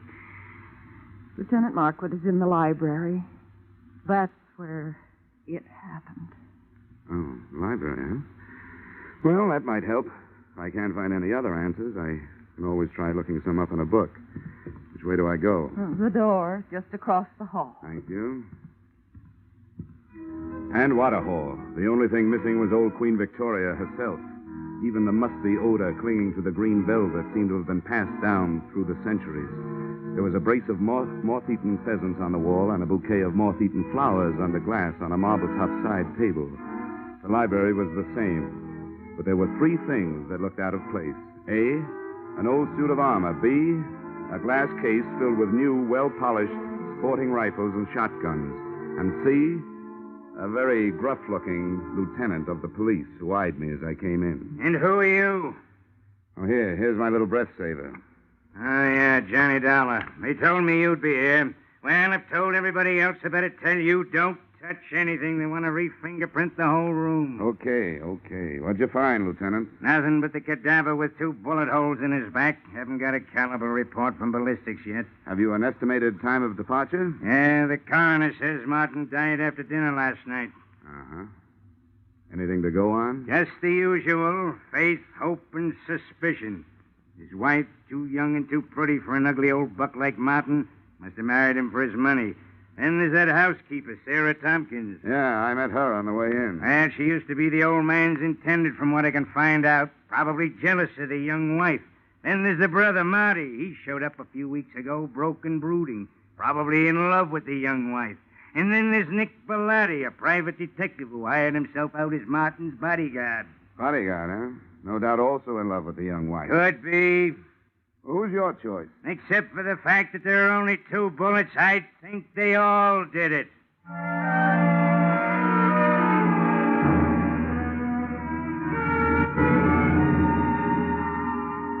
The nose through which Lieutenant Markwood talked was a long one, and in more ways than one, a horn of plenty, for out of it had poured enough motives and suspects to furnish a dozen murders. I started through this cast of characters and found that all of them had very little to say and didn't want to say it. The first I dug up was the bodyguard, my brother investigator, Nick Bellotti, as he returned from a horseback ride. Glad to have you on the case, Dollar. The police have tied my hands. They told me to stay out of it, but to stick around. Have you got any ideas? Everybody seems to think it was an inside job, that somebody in the household did it. I'm not so sure. The reason I was around was because old man Martin made too many dollars and too many enemies doing it. But that's only my opinion. Why don't you talk to the old boy's younger brother, Marty?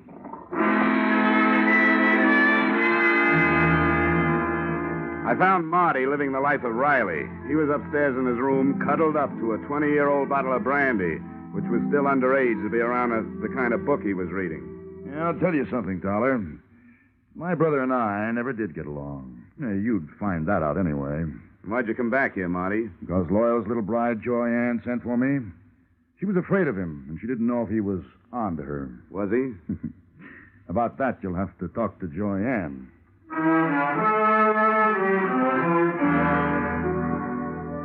Joy Ann didn't get home until 3 o'clock in the afternoon.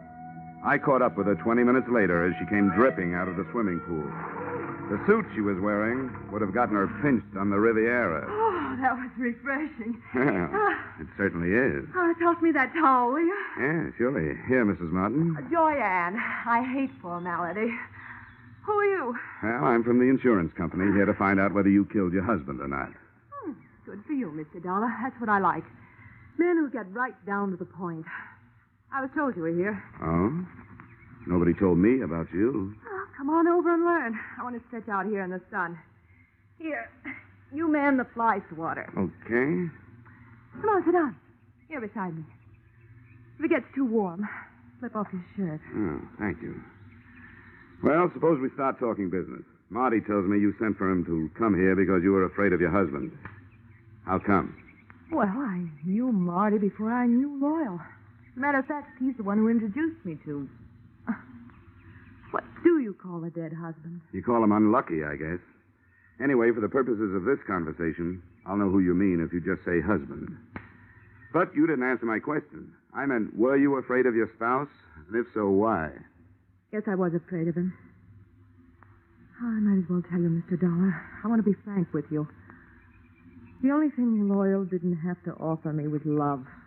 I seem to be a girl who needs just that. Frankly, I tried to make up the deficit. Mrs. Tompkins, the housekeeper, saw to it that my husband found out about it. From then on, it was like living with a madman. So endeth my confession. So beginneth my suspicions. What about this housekeeper? Until I came along, she always thought that Loyal would wind up marrying her. No, don't get me wrong. I realize that I'm still the best jury bait around. If you killed him, you might make some headway with a self-defense plea. Thanks. I'll remember that. In the meantime, just in case this thing gets messy for me, and it shows signs, I'm going to spend what's left of my free time enjoying myself. Well, that won't sound good to a jury, but it sounds good to me. If I spend too much time around here, I might wind up having to plead self-defense myself. Oh? From me? No. From that bathing suit.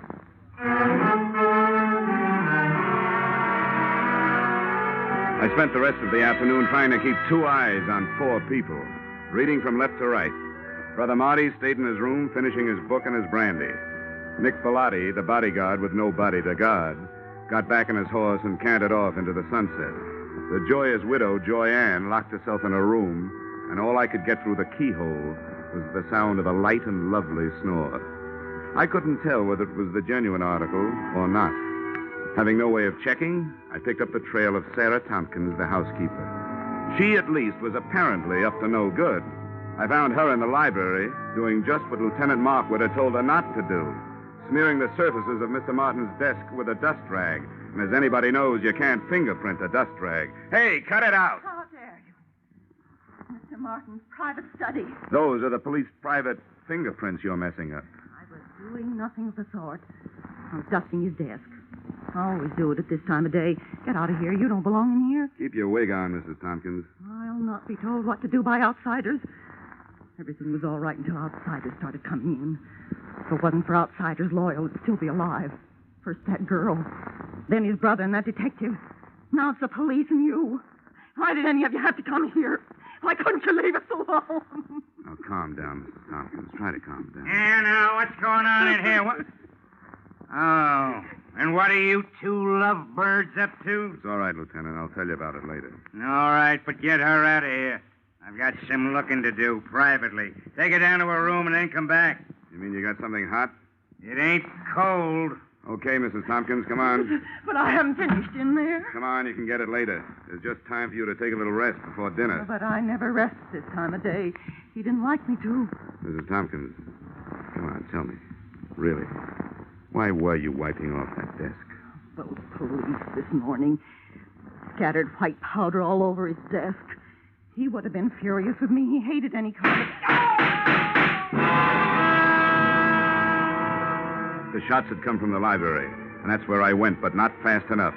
By the time I got there, Lieutenant Markwood was dead, and whoever had done the shooting was gone, apparently through an open window. Markwood still clutched the shotgun he'd grabbed out of the gun case, but hadn't had a chance to use. Two things had just died in that room: the lieutenant and a hot piece of evidence he'd never had the chance to pass on to me.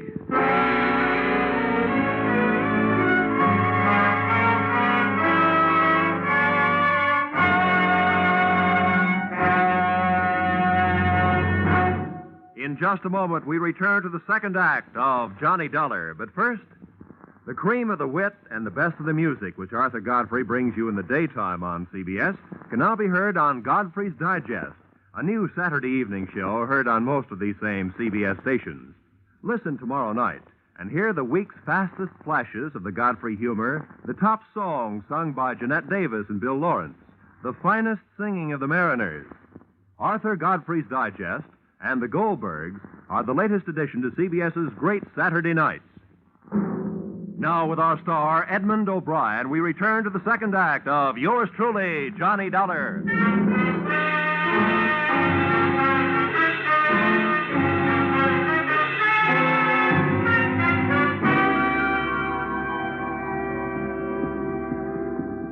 Hey, what happened? Oh, Markwood. Yeah, he's dead. Well, what are you doing, fella?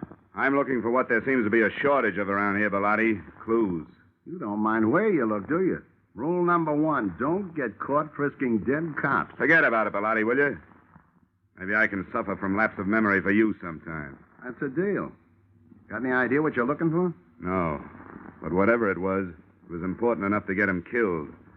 I'd hope maybe there'd be something in his notebook, for instance. Any luck? Well, very little. It's a brand new book, only one notation in it. Here it is. Check tattooing diameter. Recheck penetration. What do you make of that? It's too scientific for me. I'm a skip case and divorce type detective myself. All I know is you'd better put that book back in his pocket and leave it there. Yeah, I guess you're right. A nice timing, Bellotti, and remember, thanks for the loss of memory. Forget it. Hey, what happened? What's going Oh, on good here? Lord. Lieutenant Markwood. Who did it? Dealer's choice. So far, the dealer's the only one who knows. First my brother, now Lieutenant Markwood. There'll be real trouble about this. Johnny, shall I call the police? Drop the innocent act, sister-in-law. I'll call them. No, maybe I better do it, Marty. If everybody will stop pleading not guilty by wanting to call the police, I'd like to get a word in. The police have already been called. Now, if you'll get out of here, I'd like to try earning my salary.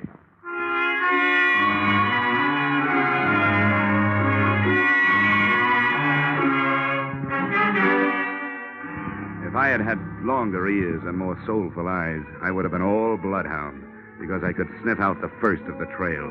The smell of cordite told me that Lieutenant Markwood's killer had either been inside the room when he fired or just outside with the weapon pointed through the still open window.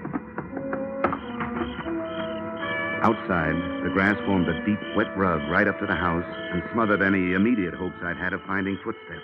But 10 feet away, I had better luck. A ray of light from inside spotlighted something that looked like it might be a star witness. It was a .32 caliber revolver. I scooped it up with my handkerchief and went back through the open window to look it over. Under the light, I checked 6 empty chambers and a crimson smear on the walnut grip. If somebody was feeding me a herring, it sure was red. But it wasn't blood. It was lipstick.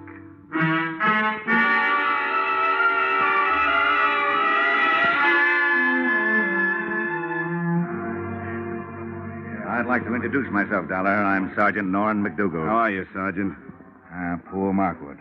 Thank the Lord he didn't have any wife and kids. I'm glad to hear that. Cops usually do. Well, there's one good thing about it. When a police officer goes, there's plenty of them that lives on to fight back. All the police in the world. You can throw in the private ones, too, Sergeant. Thanks, Dollar. And now maybe I'd better take your statement. Well, it won't take long. I heard the shots from the hallway, and I came back. He was killed either from inside the room or just outside the window.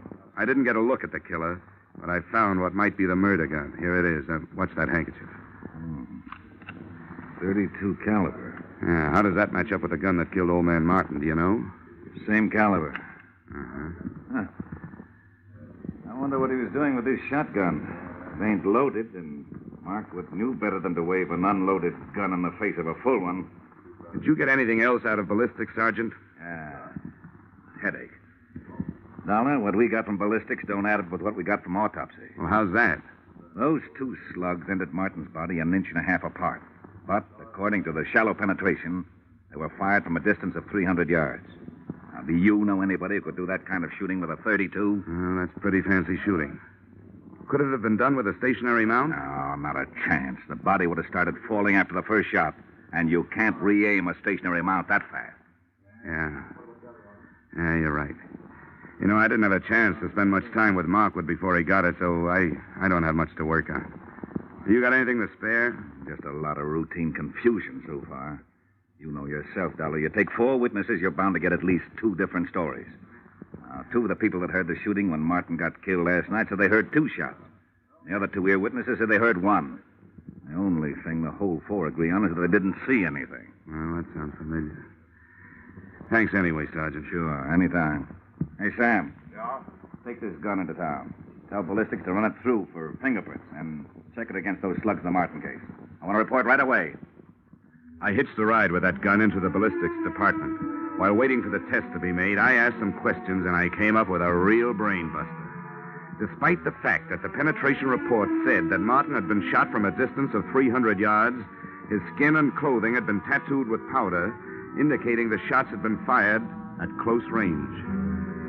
The tree that little puzzler put me up would have made the giant redwood forest look like a hedge. Then they gave me the ballistic report. The lands and grooves scored into the slugs by the revolver barrel proved that both Loyal Martin and Lieutenant Markwood had been killed by the .32 caliber gun I'd picked up in the yard. No prints on it. Registered owner, the young lady who looked much better in a bathing suit than she'd ever look in the electric chair. The widow, Joyanne Martin.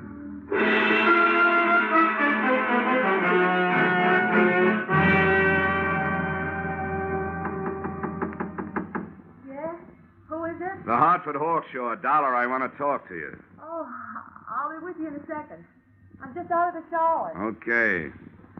First she was in the pool, now it's the shower. She's also in plenty of hot water. Hi. Don't pay any attention to my hair.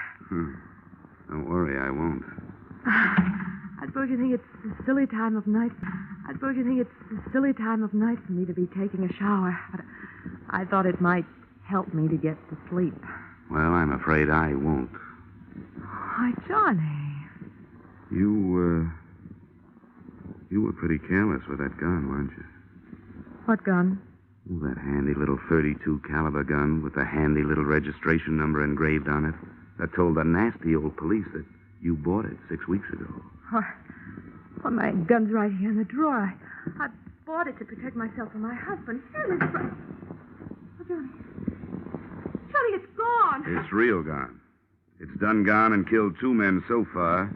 And if you can't do some fast talking and some fast proving, it stands a good chance of shortening your pretty little life expectancy. Somebody must have stolen it. Oh, no. That's not even a down payment on a story. Oh, but Johnny, there's a whole house full of people who could have done it. Not only that, they'd be glad to get me out of the way if they could. Why? Well, Mrs. Thompson, because she hates me. Loyal's brother, Marty, because I stand to inherit everything. What about Nick Bellotti? Doesn't he have an axe to grind?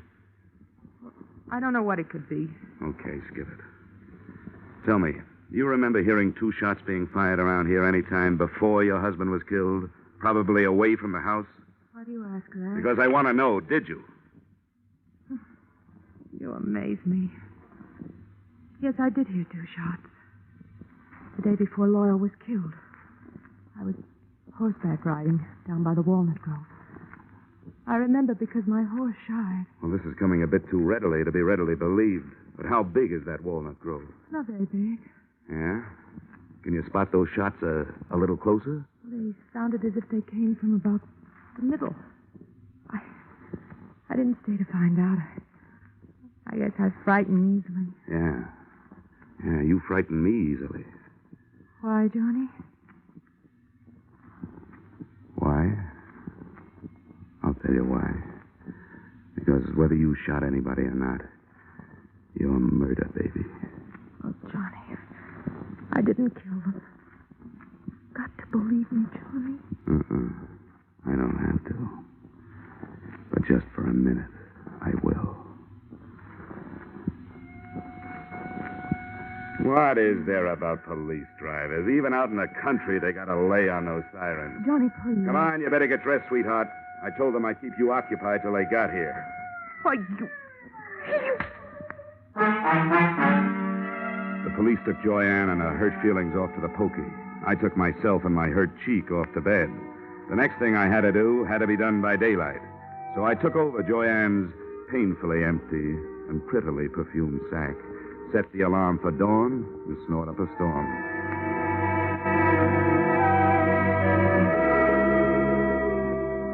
I never knew before how much went on in the country so early in the morning. On the way to the walnut grove, the damp air washed the cobwebs out of my head, and I started thinking. Now, first, Loyal Martin had been found dead with 2 bullet holes in him. Yet 2 of the witnesses, Joyanne and the housekeeper, Mrs. Tompkins, had heard only 1 shot. Second, that powder burn tattooing on the body, denoting a close-range killing, was in violent argument with a bullet penetration report which screamed long-range killing. Those facts, added to what was in Lieutenant Markwood's notebook, plus that shotgun clutched in his dead hand, came close to tallying up the total that had cost him his life. Inside the grove, I found 4 walnut trees with hollows in their trunks. The first one gave me a handful of nuts and a fancy sassing by an irate squirrel. The second one came up with a handful of spunk water and a wet cuff. And the third, I found what I was looking for. I found about 2 pecks of clean cotton waste. That is, clean, except for some powder burns. Everything was falling into place, including a blunt instrument which hit me on the head from behind. But before I hit the ground, I saw Brother Marty Martin legging it back towards the house.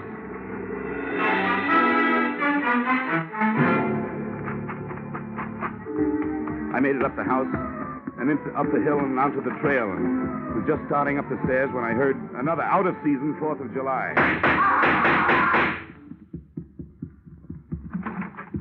Okay, fella. I got him. Yeah.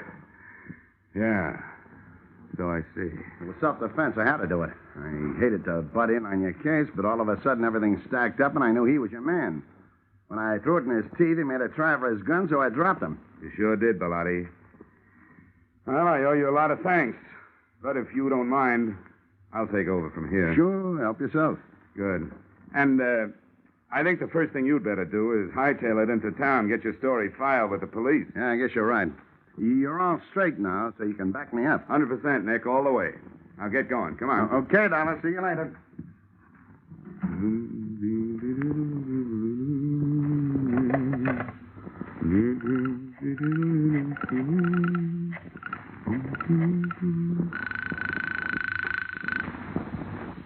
Sergeant Norrin McDougal. Yes, sir. Sergeant McDougal. Johnny Dollar, Sergeant. Oh, yeah, Dollar. What's new? Well, just another corpse. And in just about 15 minutes, the guy who made it one and conspired on the other 2 killings is going to walk right into your arms through the station house door. What? Who is it? Nick Bellotti, New York private license. He just shot his partner in this thing, Marty Martin. You're crazy. What about this girl? It was her gun. That was their fondest hope, Sergeant, to pin it on her.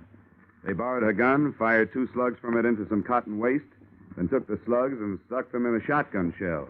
1 shot, just like both ladies said they heard. The shotgun Lieutenant Markwood was looking at when he died was really the Martin murder weapon. Oh, that takes care of the powder burns and the shallow penetration, yeah. Well, thanks a lot, Dollar. I'll be waiting for him. Hey, wait a minute. What's he walking in here for under his own power? To tell you an early morning bedtime story, just before you go off duty. He'll give you a pitch about a self-defense killing. It's a lie. The victim wasn't carrying a gun. If he had been, he would have used it on me. But he didn't. He used a sap. The sap.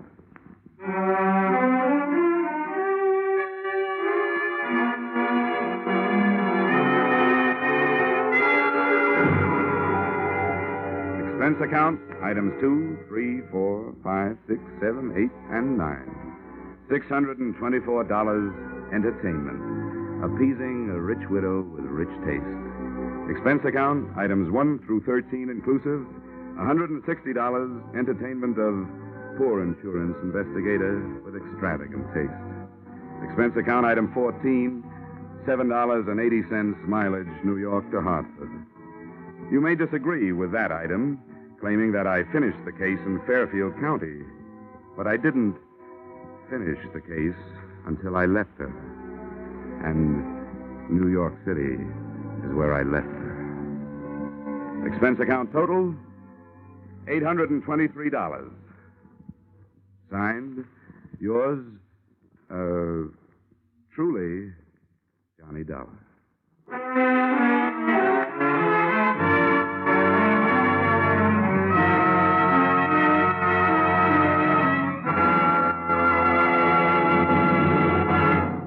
Yours truly, Johnny Dollar, stars Edmund O'Brien in the title role and is written by Paul Dudley and Gil Dowd, with music composed and conducted by Leith Stevens. Edmund O'Brien can currently be seen starring in the Harry M. Popkin United Artists production, DOA. Featured in our cast were Irene Tedrow, Walter Burke, Ted DeCorsia, John Daner, Gene Bates, and Ed Begley.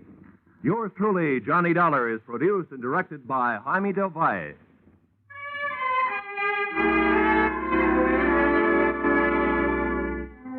Join us again next week when Edmund O'Brien returns in another adventure of... Yours truly, Johnny Dollar.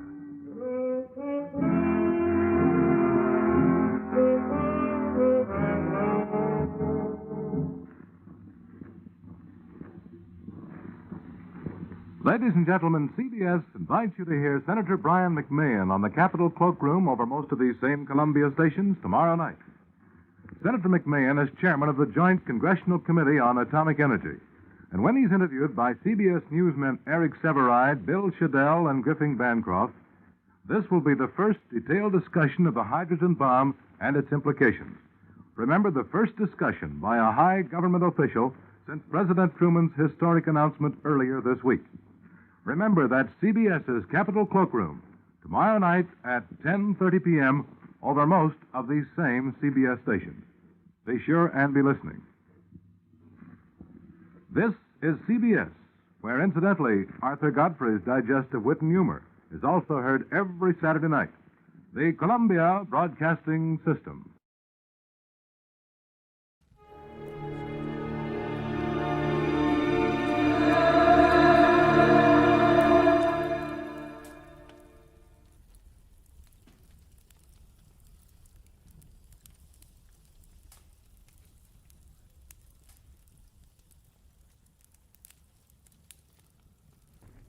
Get this and get it straight. Crime is a sucker's road. And those who travel it wind up in the gutter, the prison, or the grave. This time a nervous breakdown in a driving rain. A cape with a high collar and a tiny sliver of glass led me from the ballet and a beautiful dancer to the edge of a cliff and death. It happened like this. From the pen of Raymond Chandler, outstanding author of crime fiction, comes his most famous character in The Adventures of Philip Marlowe.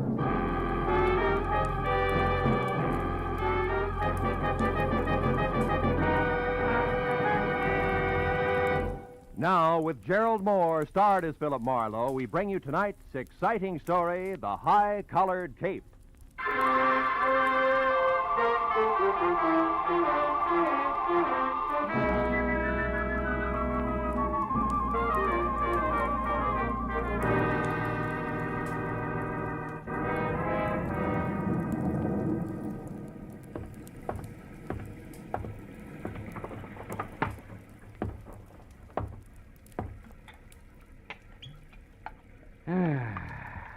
Nothing like a drink and a good book on a rainy night. And what a night. Oh, no. All right. Don't sprain your finger. I'm most sorry to intrude on you this time at night, but I may have waited too long already. Yeah, well, look, miss, my office hours are My 9 to... poor Andre, I felt something dreadful was going to happen to him, and now I'm sure of it. You must find him for me, the poor man. Lady, wait a minute. Hold it, will you? Who is Andre? And for that matter, who are you? I am Vivian Ordway, prima ballerina ballet du monde. Prima ballerina? The impresario of the company, my dear old friend, my teacher, the man who's been like a father to me. That is Andre Ledoux. We must help him at once. Well, listen, Miss Ordway, why don't you... Mr. Marlowe, I feared for some time that Andre was on the brink of losing his mind. Yeah, I can understand you see, he's a genius. Tormented by 1,000 frustrations. He will never dance. He's been crippled, but he is consumed with a passion for dancing and drives himself to express his genius through the clumsy feet of water. Yeah, well, that's very interesting. You've no idea, but I don't see why you came to me tonight, Miss Ordway. What can I do? Help me to find him. Yesterday, something else happened to Andre. I don't know what, but it upset him. Then today at noon, when this awful rain started, he disappeared and... Oh, good heavens. Huh? 8:05. Yeah, what about it? I'll be late for the performance. Here, take this ticket and please come to the theater, Mr. Marlowe. I beg you. I'll pay you anything you ask. Only promise me you'll come. Well, please. Okay, Miss Ordway. I'll be there as soon as I can.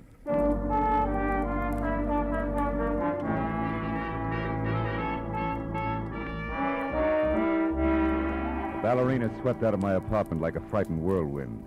As I got dressed all over again for an evening ballet, which I needed like acute appendicitis, I saw that the ticket she'd left was number 27J at the Great Arts Theater, showing Ballet of the World, sponsored by one Mrs. Imogene Wyatt.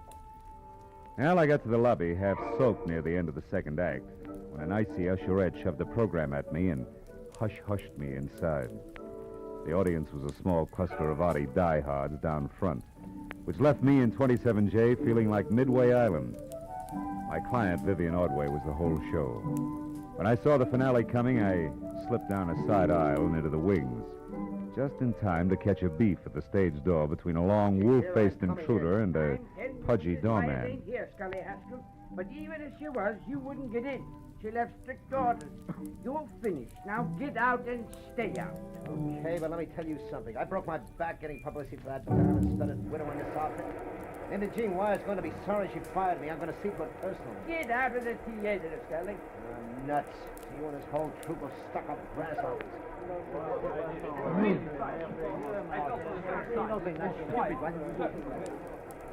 Oh, Mr. Marlowe. Yeah. Here. Come this way to my dressing room. Tell me, have you heard from Andre Ledoux, Vivian? No, nothing. But I did remember something that may help. Oh? Andre once mentioned that he had a friend here in Los Angeles, a Mr. Baker who lived at the Winthrop Arms, the Winthrop Hotel, the Winthrop something. Come in, Mr. Marlowe. Thank you. Andre may be there. I'm grasping at straws, I know, but if his mind is gone and he is lost, oh, I'm so afraid for him. Oh, now take it easy, honey. Take it easy. Vivian, is there news of Andre? Oh, no, George, nothing. Mr. Marlowe here is going to find him for us. He's a private detective. Oh, I see. Wonderful. I am George Melikov. Glad to know you. Vivian, I'll be at the hotel. If I can help, please do call on me. And, oh, My dear, you shone as beautifully tonight. Как красивая луна. We mere stars were hardly visible beside you. До свидания, душа. Fast man with a compliment, huh? He's very sweet. Yeah, what hotel did he mean? The Wilshire Gardens, most of the ballet stay there. Oh. How about you, Miss Ordway? I have a house, a studio on Lookout Mountain, 857. 857. Yes. Can I reach you there? No, I'm going to wait here in the theater. If Andre should remember and come back, I'd want to be here. He's a very sick man.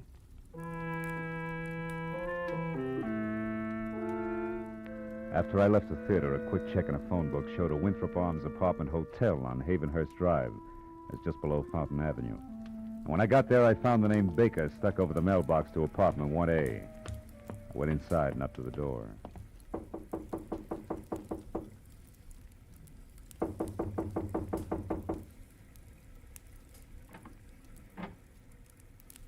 Yes? Andre Ledoux? What do you want? Well, your friends at the theater are worried about you. My friend, I have no friends. George Melikoff's worried about you. George Melikoff, my friend, worried. So is Vivian Ordway. Vivian. Uh-huh. Oh, that dear child. What will become of her now? Well, what do you mean? What's happened? Who are you? Miss Ordway sent me to find you. She's waiting for you at the theater. Waiting at the theater? Why? Why? The ballet is finished. What's that? Mrs. Imogen Wyatt withdraws her support completely. There is no more Ballet du Monde. I am penniless.